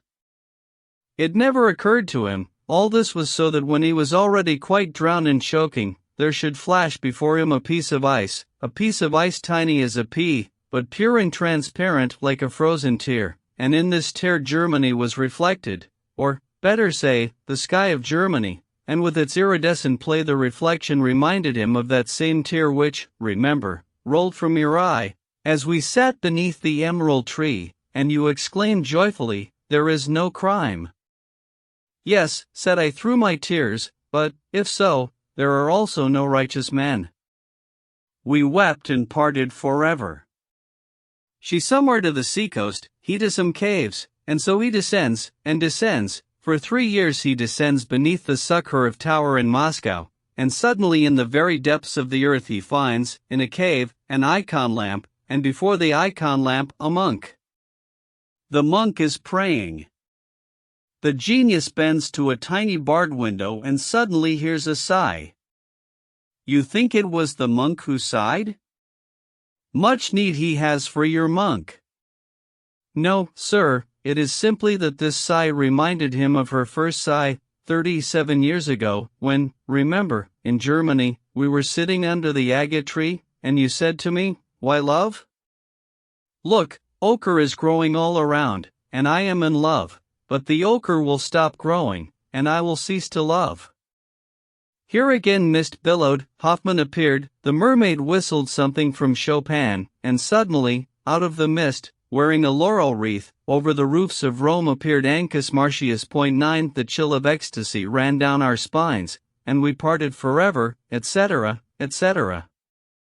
In short, I may not be telling it right and perhaps cannot, but the sense of the blather was precisely of that sort. And, finally, what is this disgraceful passion of our great minds for punning in a higher sense? The great European philosopher, the great scholar, the inventor, the laborer and martyr, all these who labor and are heavy-laden are for our Russian great genius decidedly like cooks in his kitchen. He is the master and they come to him, chef's hat in hand, waiting for orders. True, he also smiles haughtily at Russia, and he likes nothing better than to proclaim Russia's bankruptcy in all respects before the great minds of Europe, but as regards himself, no, sir, he has already risen above these great minds of Europe, they are all only material for his puns. He takes another man's idea, weaves its own antithesis into it, and the pun is ready. There is crime, there is no crime, there is no right, there are no righteous men, atheism, Darwinism, Moscow bells. But, alas, he no longer believes in Moscow bells, Rome, laurels, but he does not even believe in laurels. Then comes a conventional fit of Byronic anguish, a grimace from Heine, something from Pechorin, 11 and off it goes, the engine whistling. But praise me anyway, praise me, I do love it terribly, I'm just saying that I'm putting down my pen, wait, I'll wear you out 300 times over, you'll get tired of reading it. Of course, the end was none too good, but the bad thing was that everything started with it. Long since there had begun the shumming, nose-blowing, coughing, and all else that occurs at a literary reading when the writer, whoever he may be, keeps the public longer than 20 minutes. But the writer of genius did not notice any of it. He went on lisping and mumbling, totally oblivious of the public, so that everyone began to be perplexed. Then suddenly, in the back rows, a lonely but loud voice was heard. "Lord, what rubbish!" This popped out inadvertently and, I am sure, without any demonstrativeness. The man simply got tired. But Mr. Karmazinov paused, looked mockingly at the public, and suddenly lisped with the bearing of an offended court chamberlain. "It seems, ladies and gentlemen, that you are rather bored with me?" And here is where he was at fault, in having spoken first, for in thus provoking a response, he gave all sorts of scum an opportunity to speak as well, and even legitimately, as it were, while if he had refrained, they would have blown their noses a little longer, and it would all have gone over somehow. Perhaps he expected applause in response to his question, but there was no applause. On the contrary, everyone became as if frightened, shrank down, and kept still. "You never saw any Ancus Martius, that's all just style," came one irritated, even as if pained, voice. "Precisely," another voice picked up at once, "there are no ghosts nowadays, only natural science. Look it up in natural science." Ladies and gentlemen, such objections were the last thing I expected. Karmazinov was terribly surprised. The great genius had grown totally unaccustomed to his fatherland in Karlsruhe. In our age it's shameful to read that the world stands on 3 fishes, a young girl suddenly rattled out. "You couldn't have gone down to some hermit in a cave, Karmazinov. Who even talks about hermits nowadays?" What surprises me most, ladies and gentlemen, is that it's all so serious. However, you are perfectly right. No one respects real truth more than I do. Though he was smiling ironically, all the same he was greatly struck. His face simply said, "I'm not the way you think, I'm for you, only praise me more, as much as possible, I like it terribly." "Ladies and gentlemen," he cried at last, now completely wounded, "I see that my poor little poem got to the wrong place. And I think I myself got to the wrong place. Aimed at a crow and got a cow, some fool, undoubtedly drunk, shouted at the top of his lungs, and of course he ought to have been ignored." True, there was irreverent laughter. "A cow, you say?" Karmazinov picked up at once. His voice was becoming more and more shrill. "Concerning crows and cows, ladies and gentlemen, I shall allow myself to refrain. I have too much respect even for any sort of public to allow myself comparisons, however innocent, but I thought. Anyhow, dear sir, you'd better not be so," someone shouted from the back rows. But I supposed that, as I was putting down my pen and saying farewell to the reader, I would be heard. No, we want to listen, we do," several voices, emboldened at last, came from the front row. Read, several rapturous ladies' voices picked up, and at last some applause broke through, though scant and thin, it's true. Karmazinov smiled wryly and rose from his place. "Believe me, Karmazinov, everyone even regards it as an honor, even the marshal's wife could not restrain herself." Mr. Karmazinov, a fresh, youthful voice suddenly came from the depths of the hall. It was the voice of a very young teacher from the district high school, an excellent young man, quiet and noble, still a recent arrival in town. He even rose slightly from his place. "Mr. Karmazinov, if I had the good fortune to love as you have described to us, I really wouldn't put anything about my love into an article intended for public reading." He even blushed all over. "Ladies and gentlemen," Karmazinov cried, "I have ended. I omit the ending and I withdraw.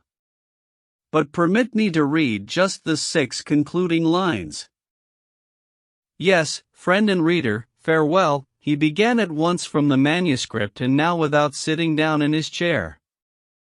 Farewell, reader, I do not even much insist that we should part friends. Why, indeed, trouble you? Abuse me even, oh, abuse me as much as you like, if it gives you any pleasure. But it will be best of all if we forget each other forever.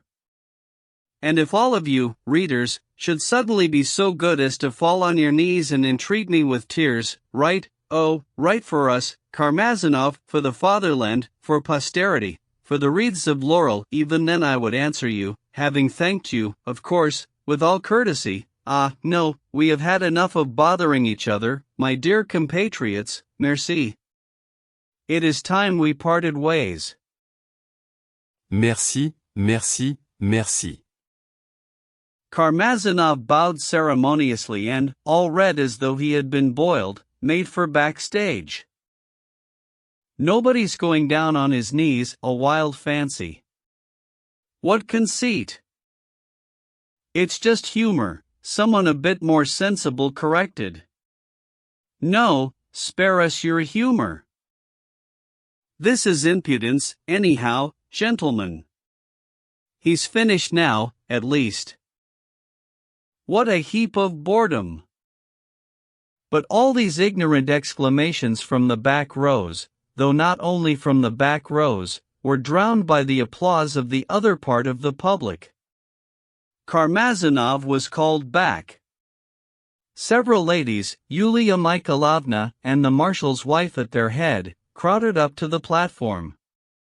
In Yulia Mikhailovna's hands there appeared a magnificent wreath of laurel, on a white velvet cushion, inside another wreath of live roses. Laurels, Karamazov said with a subtle and somewhat caustic grin. I am moved, of course, and accept this wreath, prepared beforehand but as yet unwithered, with lively emotion, but I assure you, mesdames, I have suddenly become so much of a realist that I consider laurels in our age rather more fitting in the hands of a skillful cook than in mine. Except that cooks are more useful, cried that same seminarian who had attended the meeting at Virginsky's. The order was somewhat disrupted. People from many rows jumped up to see the ceremony with the laurel wreath. I'd add 3 more rubles for a cook, another voice picked up loudly, even too loudly, insistently loudly. So would I. So would I. But do they really have no buffet here? Gentlemen, it's sheer deception. However, it must be admitted that all these unbridled gentlemen were still very afraid of our dignitaries, and also of the police officer who was there in the hall. After about 10 minutes everyone settled down again anyhow, but the former order was not restored. And it was into this burgeoning chaos that poor Stepan Trofimovich stepped. 4. I ran to him backstage one last time, however, and managed to warn him, beside myself as I was, that in my opinion it had all blown up and he had better not come out at all, but go home at once, excusing himself with his collarine if need be, and that I, too, would tear off my bow and come with him. At this moment he was already heading for the platform, suddenly stopped, haughtily looked me up and down, and solemnly pronounced, "Why, my dear sir, do you consider me capable of such baseness?" I stepped back. I was as sure as 2 times 2 that he would not get out of there without a catastrophe. As I was standing in utter dejection, there again flashed before me the figure of the visiting professor, whose turn it was to go out after Stepan Trofimovich, and who earlier kept raising his fist and bringing it down with all his might. He was still pacing back and forth in the same way, absorbed in himself and muttering something under his nose with a wily but triumphant smile. Somehow, almost without intending to, what on earth possessed me, I went up to him as well. You know, I said, based on many examples, if a reader keeps the public longer than 20 minutes, they cease to listen. Even a celebrity can't hold out for half an hour. He suddenly stopped and even seemed to tremble all over at the offense. A boundless haughtiness showed in his face. "Don't worry," he muttered contemptuously, and walked by. At that moment came the sound of Stepan Trofimovitch's voice in the hall. Confound you all!" I thought, and ran to the hall. Stepan Trofimovitch sat down in the chair amid the still lingering disorder. He apparently met with ill-disposed looks from the front rows. They had somehow stopped liking him in the club of late, and respected him much less than before. However, it was good enough that they did not hiss. I had had this strange idea ever since yesterday. I kept thinking he would be hissed off at once, as soon as he appeared. Yet he was not even noticed right away, owing to the lingering disorder. And what could the man hope for, if even Karmazinov was treated in such a way? He was pale. It was 10 years since he had appeared before the public. By his agitation and by all that I knew only too well in him, it was clear to me that he himself regarded his present appearance on the platform as the deciding of his fate, or something of the sort. That was what I was afraid of. So dear the man was to me. And what I felt when he opened his mouth and I heard his first phrase. "Ladies and gentlemen," he said suddenly, as if venturing all, and at the same time in an almost breaking voice. "Ladies and gentlemen. Only this morning there lay before me one of those lawless papers recently distributed here, and for the 100th time I was asking myself the question, what is its mystery?" The entire hall instantly became hushed, all eyes turned to him, some in fear. Yes, indeed, he knew how to get their interest from the first word. Heads were even stuck out from backstage. Liputin and Lyamshin listened greedily. Yulia Mikhailovna waved her hand to me again. "Stop him, at any cost, stop him," she whispered in alarm. I merely shrugged. How was it possible to stop a man who has ventured all? Alas, I understood Stepan Trofimovitch.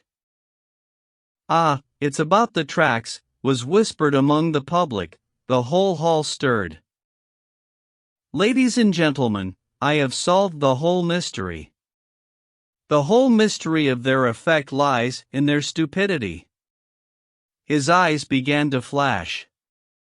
Yes, ladies and gentlemen, were it an intentional stupidity, counterfeited out of calculation, that would even be a stroke of genius. But we must do them full justice, they have not counterfeited anything.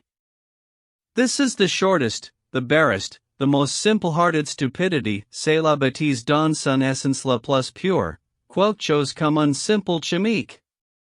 Were it just a drop more intelligently expressed, everyone would see at once all the poverty of this short stupidity. But now everyone stands perplexed. No one believes it can be so elementally stupid. It can't be that there's nothing more to it, everyone says to himself, and looks for a secret, sees a mystery, tries to read between the lines. The effect is achieved. Oh, never before has stupidity received so grand a reward, though it has so often deserved it. For, stupidity, like the loftiest genius, is equally useful in the destinies of mankind. Puns from the 40s, came someone's, incidentally quite modest, voice, but after it everything seemed to break loose. There was loud talking and squawking. Hurrah, ladies and gentlemen! I propose a toast to stupidity. Stepan Trofimovitch cried, now in a perfect frenzy, defying the hall. I ran to him as if on the pretext of pouring him some water. Stepan Trofimovitch, leave off, Yulia Mikhailovna begs. No, you leave off with me, idle young man, he fell upon me at the top of his voice. I ran away. Messrs, he went on, why the excitement, why the shouts of indignation that I hear? I have come with an olive branch. I have brought you the last word, for in this matter the last word is mine, and then we shall make peace. Away, shouted some. Quiet, let him speak, let him have his say, another part yelled. Especially excited was the young teacher, who, having once dared to speak, seemed no longer able to stop. Messrs, the last word in this matter is all forgiveness. I, an obsolete old man, I solemnly declare that the spirit of life blows as ever and the life force is not exhausted in the younger generation. The enthusiasm of modern youth is as pure and bright as in our time. Only one thing has happened, the displacing of purposes, the replacing of one beauty by another. The whole perplexity lies in just what is more beautiful, Shakespeare or boots, Raphael or petroleum. 12. Is he an informer? Grumbled some. Compromising questions. Agent provocateur. And I proclaim, Stepan Trofimovich shrieked, in the last extremity of passion, and I proclaim that Shakespeare and Raphael are higher than the emancipation of the serfs, higher than nationality, higher than socialism, higher than the younger generation, higher than chemistry, higher than almost all mankind, for they are already the fruit, the real fruit of all mankind, and maybe the highest fruit there ever may be. A form of beauty already achieved, without the achievement of which I might not even consent to live. Oh, God, he clasped his hands. 10 years ago I cried out in the same way from a platform in Petersburg, exactly the same things and in the same words, and in exactly the same way they understood nothing. They laughed and hissed, as now, short people, what more do you need in order to understand? And do you know that mankind can live without the Englishman, it can live without Germany, it can live only too well without the Russian man, it can live without science, without bread, and it only cannot live without beauty, for then there would be nothing at all to do in the world. The whole secret is here, the whole of history is here. Science itself would not stand for a minute without beauty, are you aware of that? You who are laughing, it would turn into boorishness, you couldn't invent the nail. I will not yield, he cried absurdly in conclusion, and banged his fist on the table with all his might. But while he was shrieking without sense or order, the order in the hall was also breaking up. Many jumped from their places, some surged forward, closer to the platform. Generally, it all happened much more quickly than I am describing, and there was no time to take measures. Perhaps there was no wish to either. It's fine for you, with everything provided, spoiled brats, the same seminarian bellowed, right by the platform, gleefully baring his teeth at Stepan Trofimovich. He noticed it and leaped up to the very edge. Was it not I who just declared that the enthusiasm of the younger generation is as pure and bright as it ever was, and that it is perishing only for being mistaken about the forms of the beautiful? Is that not enough for you? And if you take it that this was proclaimed by a crushed, insulted father, how then, oh, you short ones, how then is it possible to stand higher in impartiality and tranquility of vision? Ungrateful, unjust, why do you not want to make peace? And he suddenly burst into hysterical sobs. He wiped away the flood of tears with his fingers. His shoulders and chest were shaking with sobs. He forgot everything in the world. The public was decidedly seized with fright, almost everyone rose from their places. Yulia Mikhailovna also jumped up quickly, seized her husband's arm, and pulled him from the chair. The scandal was going beyond bounds. Stepan Trofimovich, the seminarian, bellowed joyfully. Here in town and in the vicinity we've now got Fedka the convict, an escaped convict, wandering around. He robs people, and just recently committed a new murder. Allow me to ask, if you had not sent him to the army 15 years ago to pay off a debt at cards, that is, if you had not quite simply lost him in a card game, tell me, would he have wound up at hard labor? Would he go around putting a knife in people, as he does now, in his struggle for existence? What have you got to say, Mr. Aesthete? I refuse to describe the ensuing scene. First, there was furious applause. Not everyone applauded, only some fifth part of the hall, but they applauded furiously. The rest of the public surged towards the exit, but since the applauding part of the public was still crowding towards the platform, there was general confusion. Ladies cried out, some young girls started weeping and begged to be taken home. Lemka, standing by his seat, kept glancing around wildly and quickly. Yulia Mikhailovna was quite lost for the first time during her career among us. As for Stepan Trofimovich, for the first moment he was, it seemed, literally crushed by the seminarian's words, but suddenly he raised both arms, as if stretching them out over the public, and screamed. I shake off the dust from my feet 13 and curse you. The end, the end. And, turning, he ran backstage, waving and threatening with his arms. He has insulted society. Verkhovensky, the furious ones bellowed. They even wanted to rush in pursuit of him.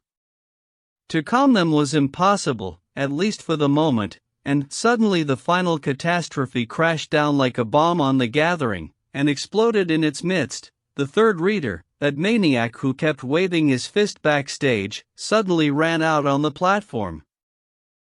He looked utterly mad.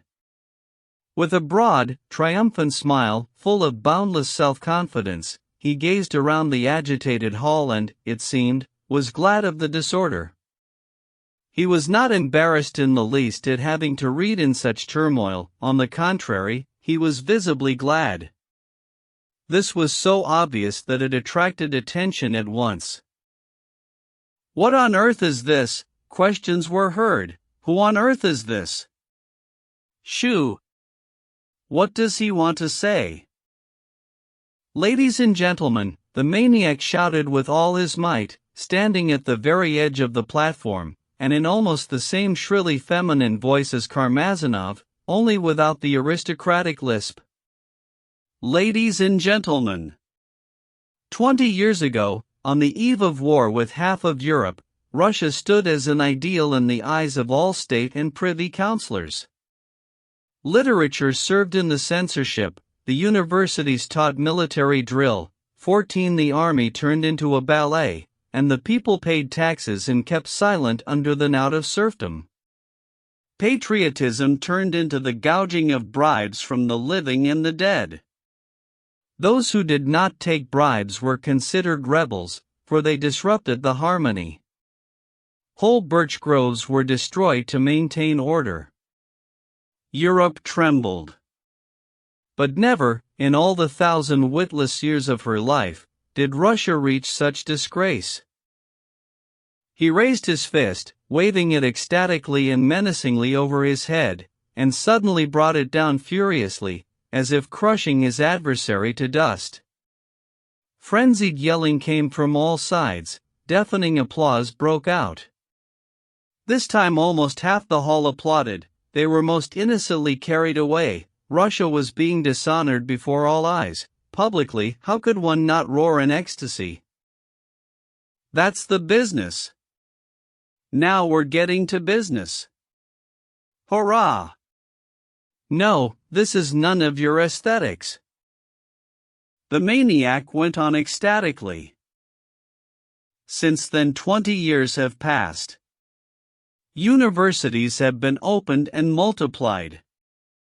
Drill has turned into a legend. We're thousands short of the full complement of Auxerres. Railroads have eaten up all the capital and covered Russia like spiderwebs, so that perhaps in another 15 years or so one may even be able to take a ride somewhere. Bridges burn only rarely, while towns burn down regularly, in established order, by turns, during the fire seasons. In the courts there are judgments of Solomon, and jurors take bribes solely in the struggle for existence, when they're going to die of hunger. The serfs are free and whack each other with birch rods instead of their former landowners. Seas and oceans of vodka are drunk to support the budget, and in Novgorod, opposite the ancient and useless Sofia, a colossal bronze ball has been solemnly erected to commemorate a millennium of already elapsed disorder and witlessness. 15 Europe is frowning and beginning to worry again. 15 years of reforms. And yet never, even in the most caricaturish epochs of her witlessness, has Russia reached. The last words could not even be heard over the roar of the crowd. He could be seen raising his hand again and once more bringing it down victoriously. The ecstasy went beyond all bounds. People were yelling, clapping their hands, some of the ladies even shouted, "Enough! You couldn't say anything better." It was like drunkenness. The orator let his eyes wander over them all and was as if melting in his own triumph. I caught a glimpse of Lemka, in inexpressible agitation, pointing something out to someone. Yulia Mikhailovna, all pale, was hurriedly saying something to the prince, who had run up to her. But at that moment a whole crowd of about 6 more or less docile persons rushed out on the platform from backstage, laid hold of the orator, and drew him backstage. I do not understand how he could have torn free of them, but he did tear free, leaped up to the very edge again, and still managed to shout with all his might, waving his fist. But never before has Russia reached. But he was already being dragged away again. I saw about 15 men, perhaps, rush backstage to free him, not across the platform but from the side, smashing the flimsy partition so that it finally fell down. I saw later, not believing my eyes, how the girl student, Brzezinski's relative, jumped up on the platform with that same bundle of hers under her arm, dressed in the same clothes, her face the same red, with the same well-fed cheeks, surrounded by 2 or 3 women and 2 or 3 men, and accompanied by her mortal enemy, the high school boy.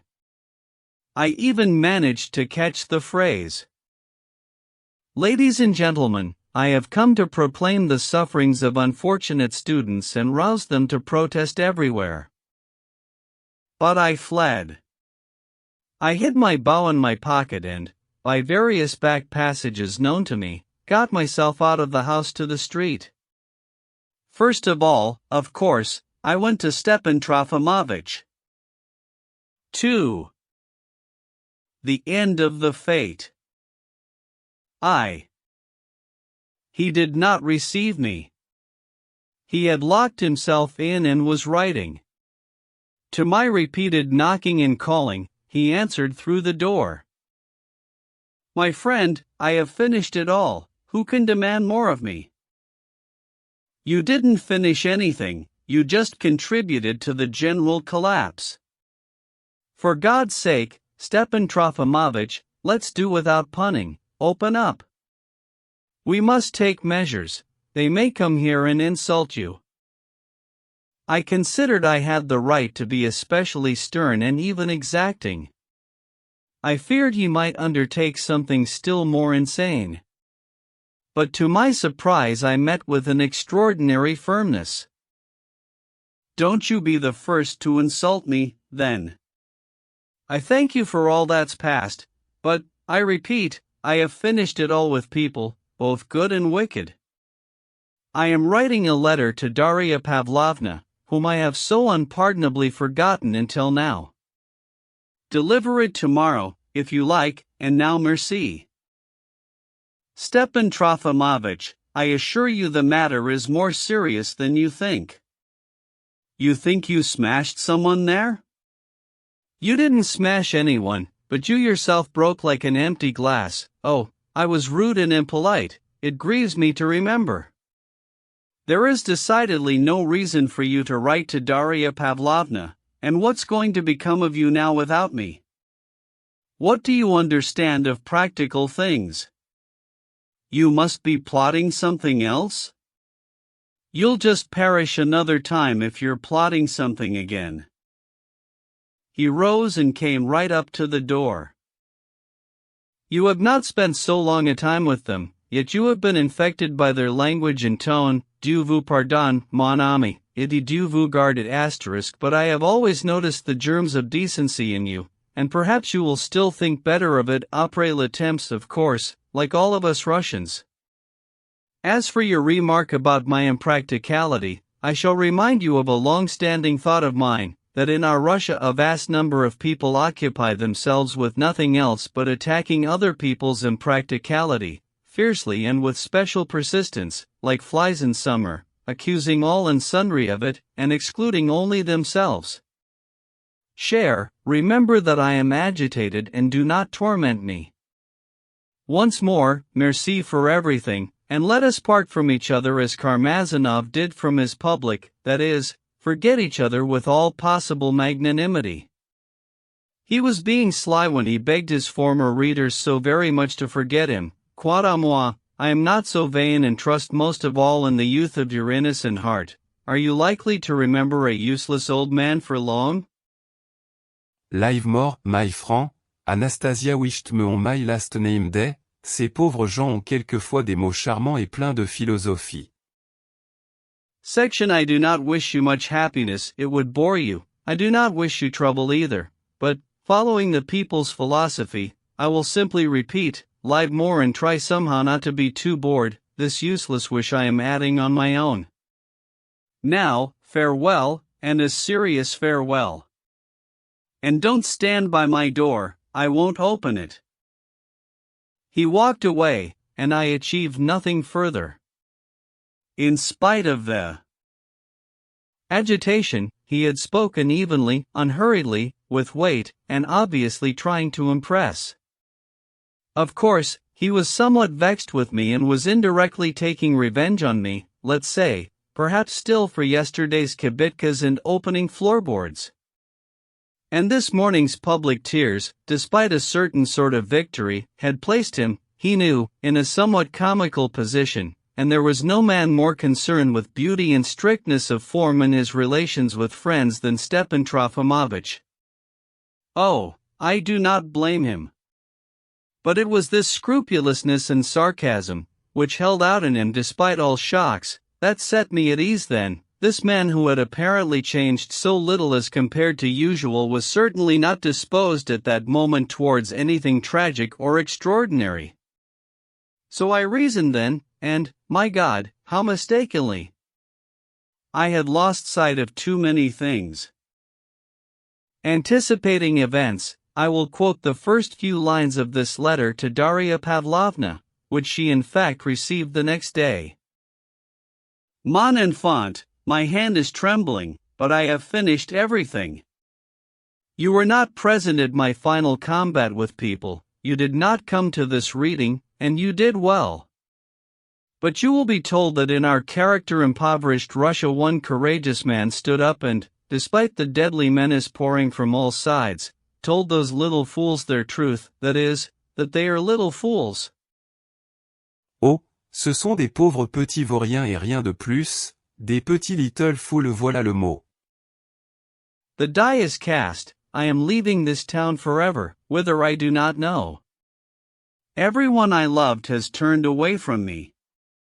But you, a pure and naive being, you, a meek one, whose fate was almost joined with mine by the will of one capricious and tyrannical heart, you, who perhaps in disdain watched me shed faint-hearted tears on the eve of our unrealized marriage, you who, whatever you may be, cannot look on me in any other way than as a comical person, oh, to you goes the last cry of my heart, to you is my last duty, to you alone.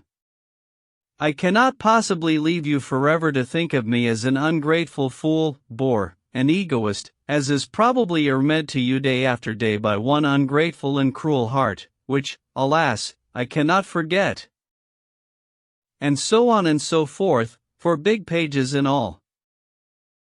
Having pounded on the door 3 times with my fist in response to his "I won't open it," and having shouted after him that he would still send Nastasia for me 3 times that same day, but that I would not come, I abandoned him and ran to Yulia Mikhailovna. 2.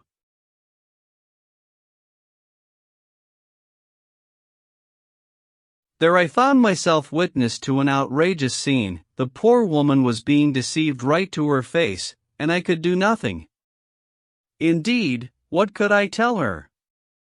I had had time to come to my senses somewhat and to realize that all I had were just certain feelings, suspicious presentiments, and nothing more. I found her in tears, almost in hysterics, with eau de cologne compresses and a glass of water. Before her stood Fyodor Stepanovich, who was talking non-stop, and the prince, who was as silent as though he were under lock and key. With tears and little cries she was reproaching Fyodor Stepanovich for his apostasy. It struck me at once that she ascribed the whole failure, the whole disgrace of this matinee, everything, in short, to Fyodor Stepanovich's absence alone. As for him, I noticed one important change. He was almost serious, as if preoccupied with something. Ordinarily he never seemed serious, always laughed, even when he was angry, and he was often angry. Oh, he was angry now, too, spoke rudely, carelessly, with vexation and impatience. He assured her that he had been sick with a headache and vomiting at Gaganov's, or he had chanced to stop early that morning. Alas, the poor woman still wanted so much to be deceived.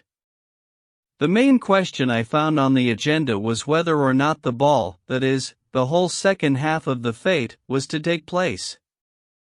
Yulia Mikhailovna would not agree for anything in the world to appear at the ball after today's insults. In other words, she wished with all her might to be compelled to go, and by absolutely no one else but him, Fyodor Stepanovich. She looked upon him as an oracle, and it seemed that if he had left then, she would have taken to her bed. But he had no intention of leaving. He himself needed with all his might that the ball take place that day, and Yulia Mikhailovna absolutely had to be there. So, what's there to cry about? You absolutely must have a scene? Vent your anger on someone? Go ahead, vent it on me, only make it quick, because time is passing and we've got to decide. We messed it up with the reading, we'll smooth it over with the ball. The prince here is of the same opinion. Yes, ma'am, if it hadn't been for the prince, where would it all have ended? The prince had been against the ball at first, that is, against Yulia Mikhailovna's appearance at the ball. The ball itself had anyhow to take place, but after 2 or 3 such references to his opinion, he gradually began to grunt in token of consent. I was also surprised by the altogether extraordinary impoliteness of Fyodor Stepanovich's tone. Oh, I indignantly reject the base gossip spread later about some supposed liaison between Yulia Mikhailovna and Fyodor Stepanovich. There was not and could not have been anything of the sort. He got the upper hand with her only by yesing her with all his might from the very beginning in her dreams of influencing society and the ministry, by entering into her plans, devising them for her, acting through the crudest flattery. He entangled her from head to foot, and became as necessary to her as air. Seeing me, she cried out, flashing her eyes. Ask him. He, too, never left my side all the while, like the prince. Tell me, isn't it obvious that it's all a conspiracy, a base, cunning conspiracy, to do all possible evil to me and to Andrei Antonovich? Oh, they arranged it. They had a plan. There's a party, a whole party of them. That's overshot, as usual with you. There's some poem eternally running through your head. I'm glad, however, to see Mr. He pretended to have forgotten my name. He'll tell us his opinion. My opinion, I hastened, agrees entirely with Yulia Mikhailovna's opinion. The conspiracy is all too obvious. I've brought you these ribbons, Yulia Mikhailovna. Whether the ball does or does not take place is, of course, none of my business, since the power is not mine, but my role as an usher is at an end.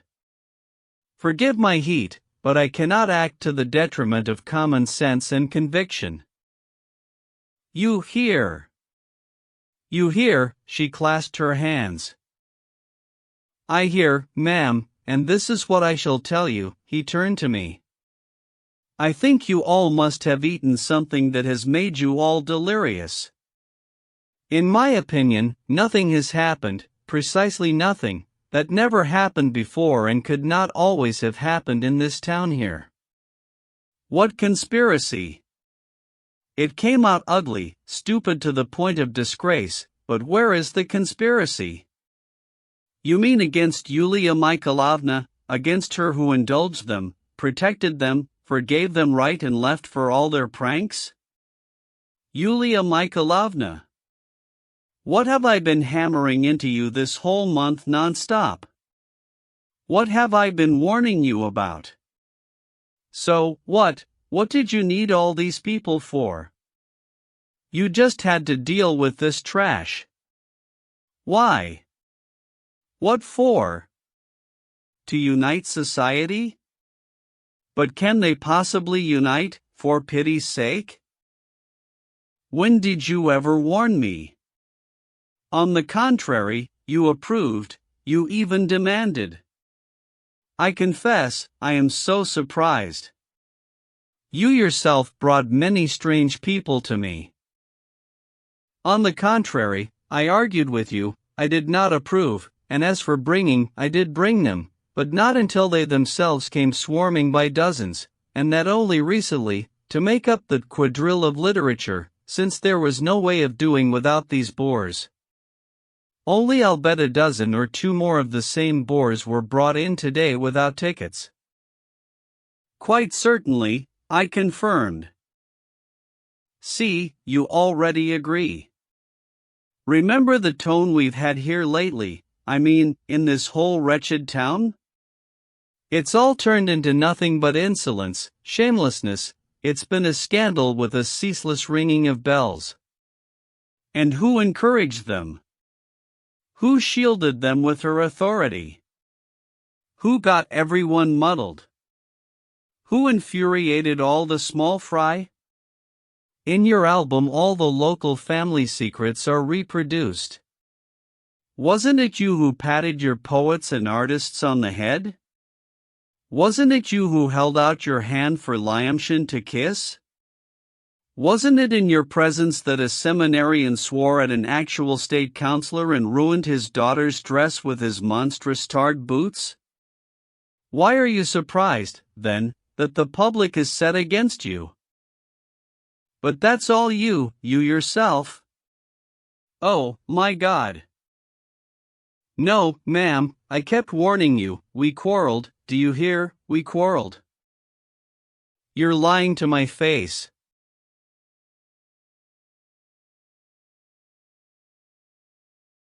Ah, yes, of course, it costs nothing to say a thing like that.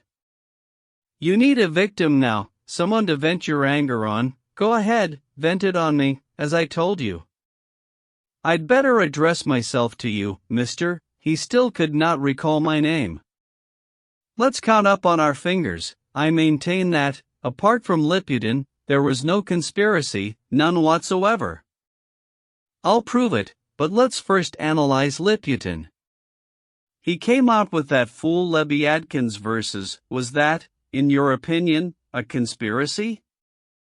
But, you know, Liputin might simply have thought it was witty. Seriously, witty. He simply came out with the aim of making everybody laugh and have fun, his patroness Yulia Mikhailovna first, that's all. You don't believe it? Why, isn't it in tone with everything that's been going on here this whole month? And, if you wish, I'll say all, by God, under other circumstances it might even have gone over. A crude joke, well, yes, salacious or whatever, but funny, right? What?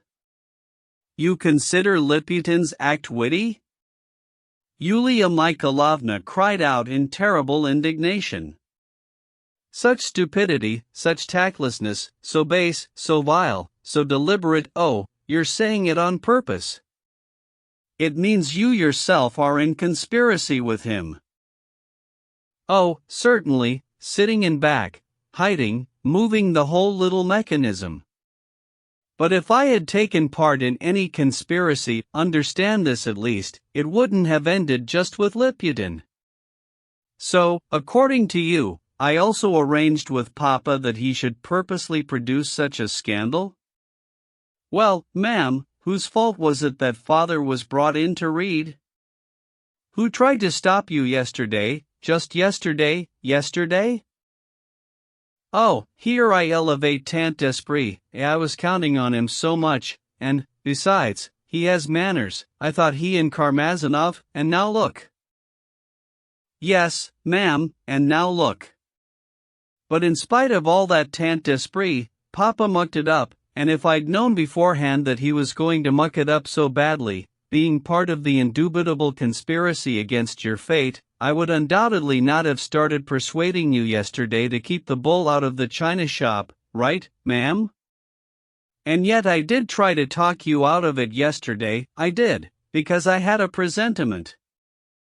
It was, of course, impossible to foresee everything. He himself probably didn't know, a minute before, what he was going to fire off.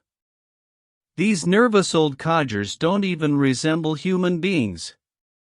But you can still salvage it. Tomorrow, for the public's satisfaction, send 2 doctors to him by administrative order, with all the trimmings, to inquire after his health. You could even do it today, and then straight to the hospital, for cold compresses.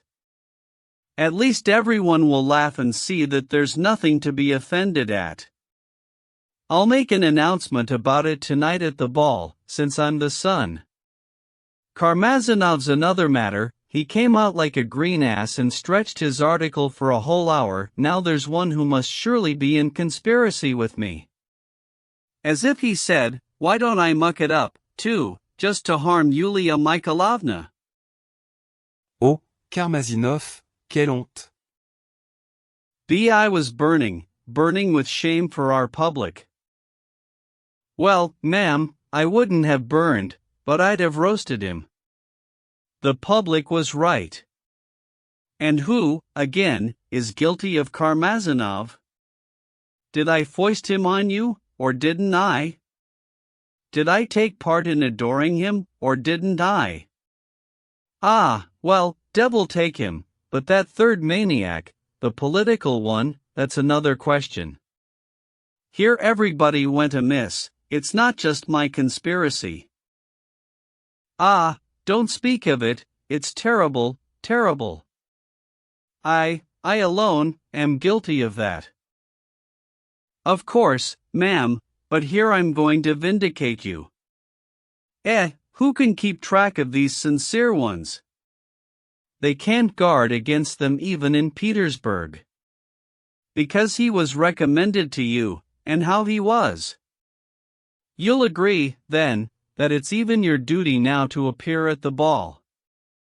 Because it's an important thing, because you yourself put him up on the rostrum.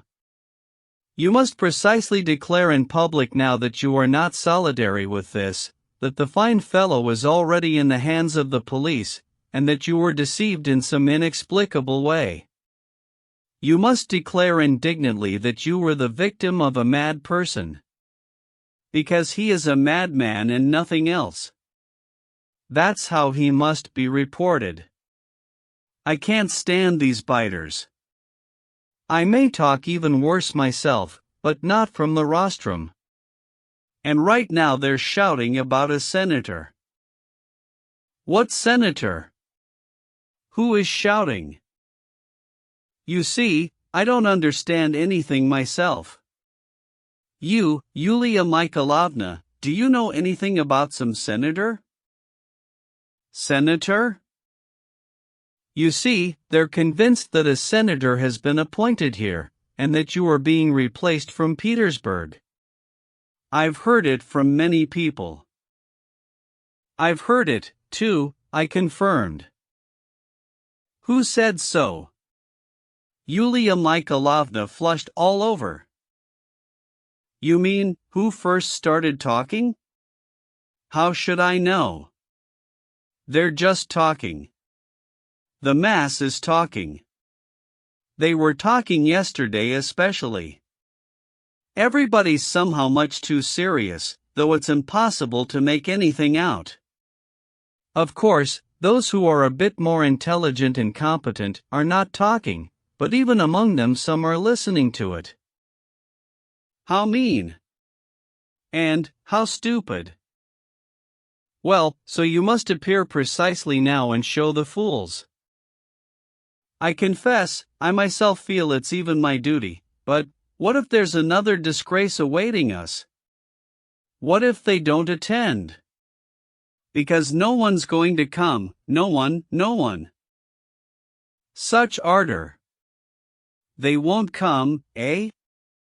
And what about all those dresses made? What about the girls' costumes?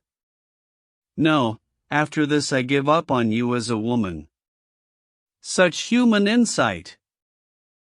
The marshal's wife won't come, she won't. But what, finally, has happened here? Why won't they come? He suddenly cried out with spiteful impatience. Infamy, disgrace, that's what has happened. There was, I don't know what, but something, after which it's impossible for me to enter. Why? But what, finally, are you to blame for? Why go taking the blame on yourself? Isn't it rather the public, your venerable elders, your fathers of families, who are to blame? It was for them to restrain the scoundrels and wastrels, because all we have here are wastrels and scoundrels, nothing serious. In no society anywhere is it possible to manage with the police alone. Here with us every person, on entry, demands that a special little cop be detailed to protect him. They don't understand that society protects itself. And what do our fathers of families, our dignitaries, wives, maidens, do in such circumstances? Keep mum and sulk. There's not even enough social initiative to restrain the pranksters. Ah, that is a golden truth. They keep mum, sulk, and glance around. And if it's true, it's for you to speak it out here, aloud, proudly, sternly. Precisely to show that you're not crushed. Precisely to the little old men and the mothers. Oh, you'll find a way, you have the gift, when your head is clear. You'll draw them into a group and speak aloud. Then a report to the Voice and the Stock Exchange. Wait, I'll take it in hand myself, I'll arrange it all for you. Of course, more attentiveness and a good eye on the buffet, ask the prince, ask Mr. You cannot possibly leave us, monsieur, precisely when we must start all over again. Well, and finally, you arm in arm with Andrei Antonovitch. How is Andrei Antonovitch's health? Oh, how unjustly, how wrongly, how offensively you have always judged that angelic man. Yulia Mikhailovna cried out suddenly, on an unexpected impulse, and almost in tears, bringing her handkerchief to her eyes. For the first moment, Fyodor Stepanovitch even faltered. For pity's sake, but what did I? I've always, you never did you do him justice. Never can one understand a woman. Fyodor Stepanovitch grumbled, with a crooked smile. He is the most truthful, the most delicate, the most angelic man. The most kindly man. For pity's sake, but as for his kindness, what have I, as for his kindness, I've always never. But leave that. I defend him much too awkwardly. Today the Jesuit, the marshal's wife, also dropped a few sarcastic hints about yesterday. Oh, she won't be bothered now with hints about yesterday, she's got today. And why are you so worried that she won't come to the ball? Of course she won't, now that she's come into such a scandal. Maybe she's not to blame, but still there's her reputation, she got her little hands dirty. What? I don't understand, how are her hands dirty? Yulia Mikhailovna looked at him in perplexity. I mean, I don't insist on it, but the bells are already ringing in town that it was she who did the matchmaking. What? Matchmaking whom? So you still don't know? He cried out in surprise, superbly feigned. Why, Stavrogin and Lizaveta Nikolaevna. How? What? We all cried out. So you really don't know? Phew. There have been tragic novels going on here. Lizaveta Nikolaevna was so good as to get out of the marshal's wife's carriage and straight into Stavrogin's, and to slip away with the latter to Skvoreshniki in broad daylight. Just an hour ago, not even that. We were dumbfounded. Of course, we hastened to inquire further, but, surprisingly, though he himself had inadvertently been a witness, he nevertheless could tell us nothing in detail. The thing seemed to have happened like this. When the marshal's wife brought Liza and Mavriky Nikolaevich from the reading to the house of Liza's mother, whose legs were still ailing, someone's carriage was waiting not far from the entrance, about 25 steps off to one side. When Liza jumped out at the entrance, she ran straight to this carriage, the door opened, slammed shut, Liza called out "Spare me," to Mavriky Nikolaevich, and the carriage flew at top speed to Skvoreshniki. To our hurried questions, was there some arrangement? Who was sitting in the carriage? Fyodor Stepanovich replied that he knew nothing, that there must certainly have been an arrangement, but that he had not made out Stavrogin himself in the carriage. It might have been the valet, old Alexei Yegorovich, who was sitting there. To the question, and how did you turn up there? And why do you know for certain that she went to Skvoreshniki?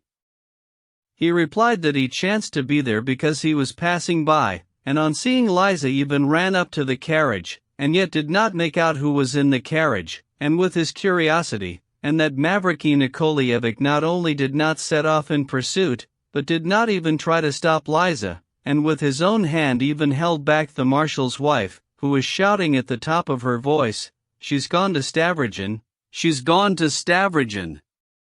Here I suddenly got beside all patience and shouted furiously at Fyodor Stepanovich. You set it up, you scoundrel! You killed the whole morning on it. You helped Stavrogin, you came in the carriage, you put her into it, you. Yulia Mikhailovna, he is your enemy, he will ruin you, too. Beware! And I rushed precipitously from the house. To this day I do not understand and marvel myself at how I could have shouted that to him then. But I had guessed perfectly, it had all happened almost exactly the way I said, as turned out afterwards. In the first place, the obviously false way in which he reported the news was all too noticeable. He did not tell it as soon as he entered the house, as a first and extraordinary piece of news, but pretended that we already knew without him, which was impossible in so short a time. And if we had known, we could not in any case have kept silent about it until he started to speak. He also could not have heard of any bells ringing in town about the marshal's wife, because again the time was too short. Besides, as he was telling about it, he smiled a couple of times somehow meanly and flippantly, probably regarding us by then as utterly deceived fools. But I could no longer be bothered with him. The main fact I did believe, and I ran out of Yulia Mikhailovna's beside myself. The catastrophe struck me to the very heart. It pained me almost to tears, perhaps I was actually weeping. I did not know at all what to undertake. I rushed to Stepan Trofimovich, but the vexatious man again would not open the door. Nastasia assured me in a reverent whisper that he had retired to bed, but I did not believe it. At Liza's house I was able to question the servants. They confirmed the flight, but knew nothing themselves. The house was in alarm, the ailing mistress was having fainting fits, and Mavriky Nikolaevich was with her. I did not think it possible to call Mavriky Nikolaevich away. When I inquired about Fyodor Stepanovich, it was confirmed that he had been darting about the house during the past few days, sometimes even twice a day. The servants were sad, and spoke of Liza with some special reverence. She was loved.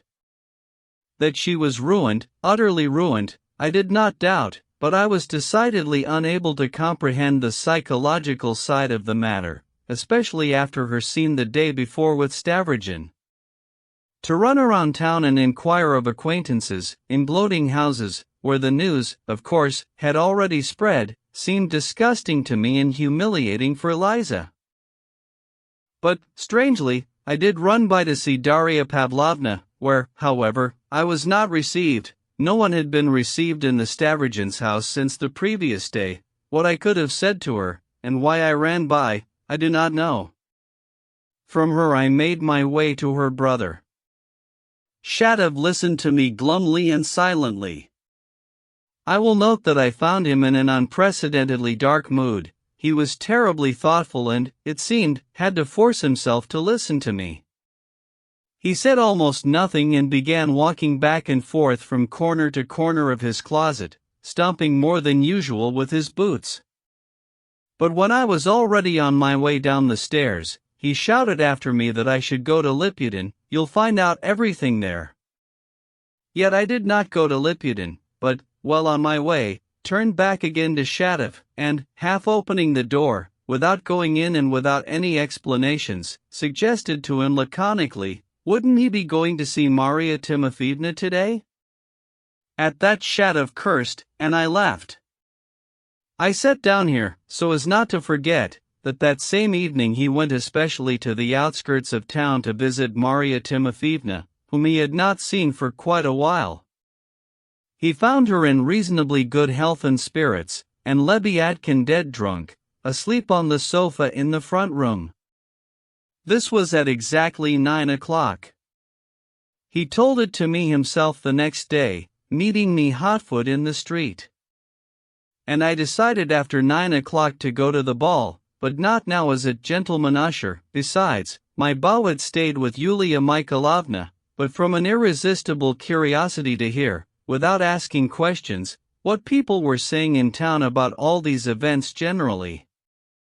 Besides, I wanted to have a look at Yulia Mikhailovna, if only from afar. I reproached myself very much for the way I had run out on her earlier. 3. The whole of that night, with its almost absurd events and ghastly denouement in the morning, comes back to me even now as a hideous, nightmarish dream, and constitutes, for me at least, the most decolled part of my chronicle. Though I came late to the ball, I arrived towards the end of it anyway, so quickly was it destined to end.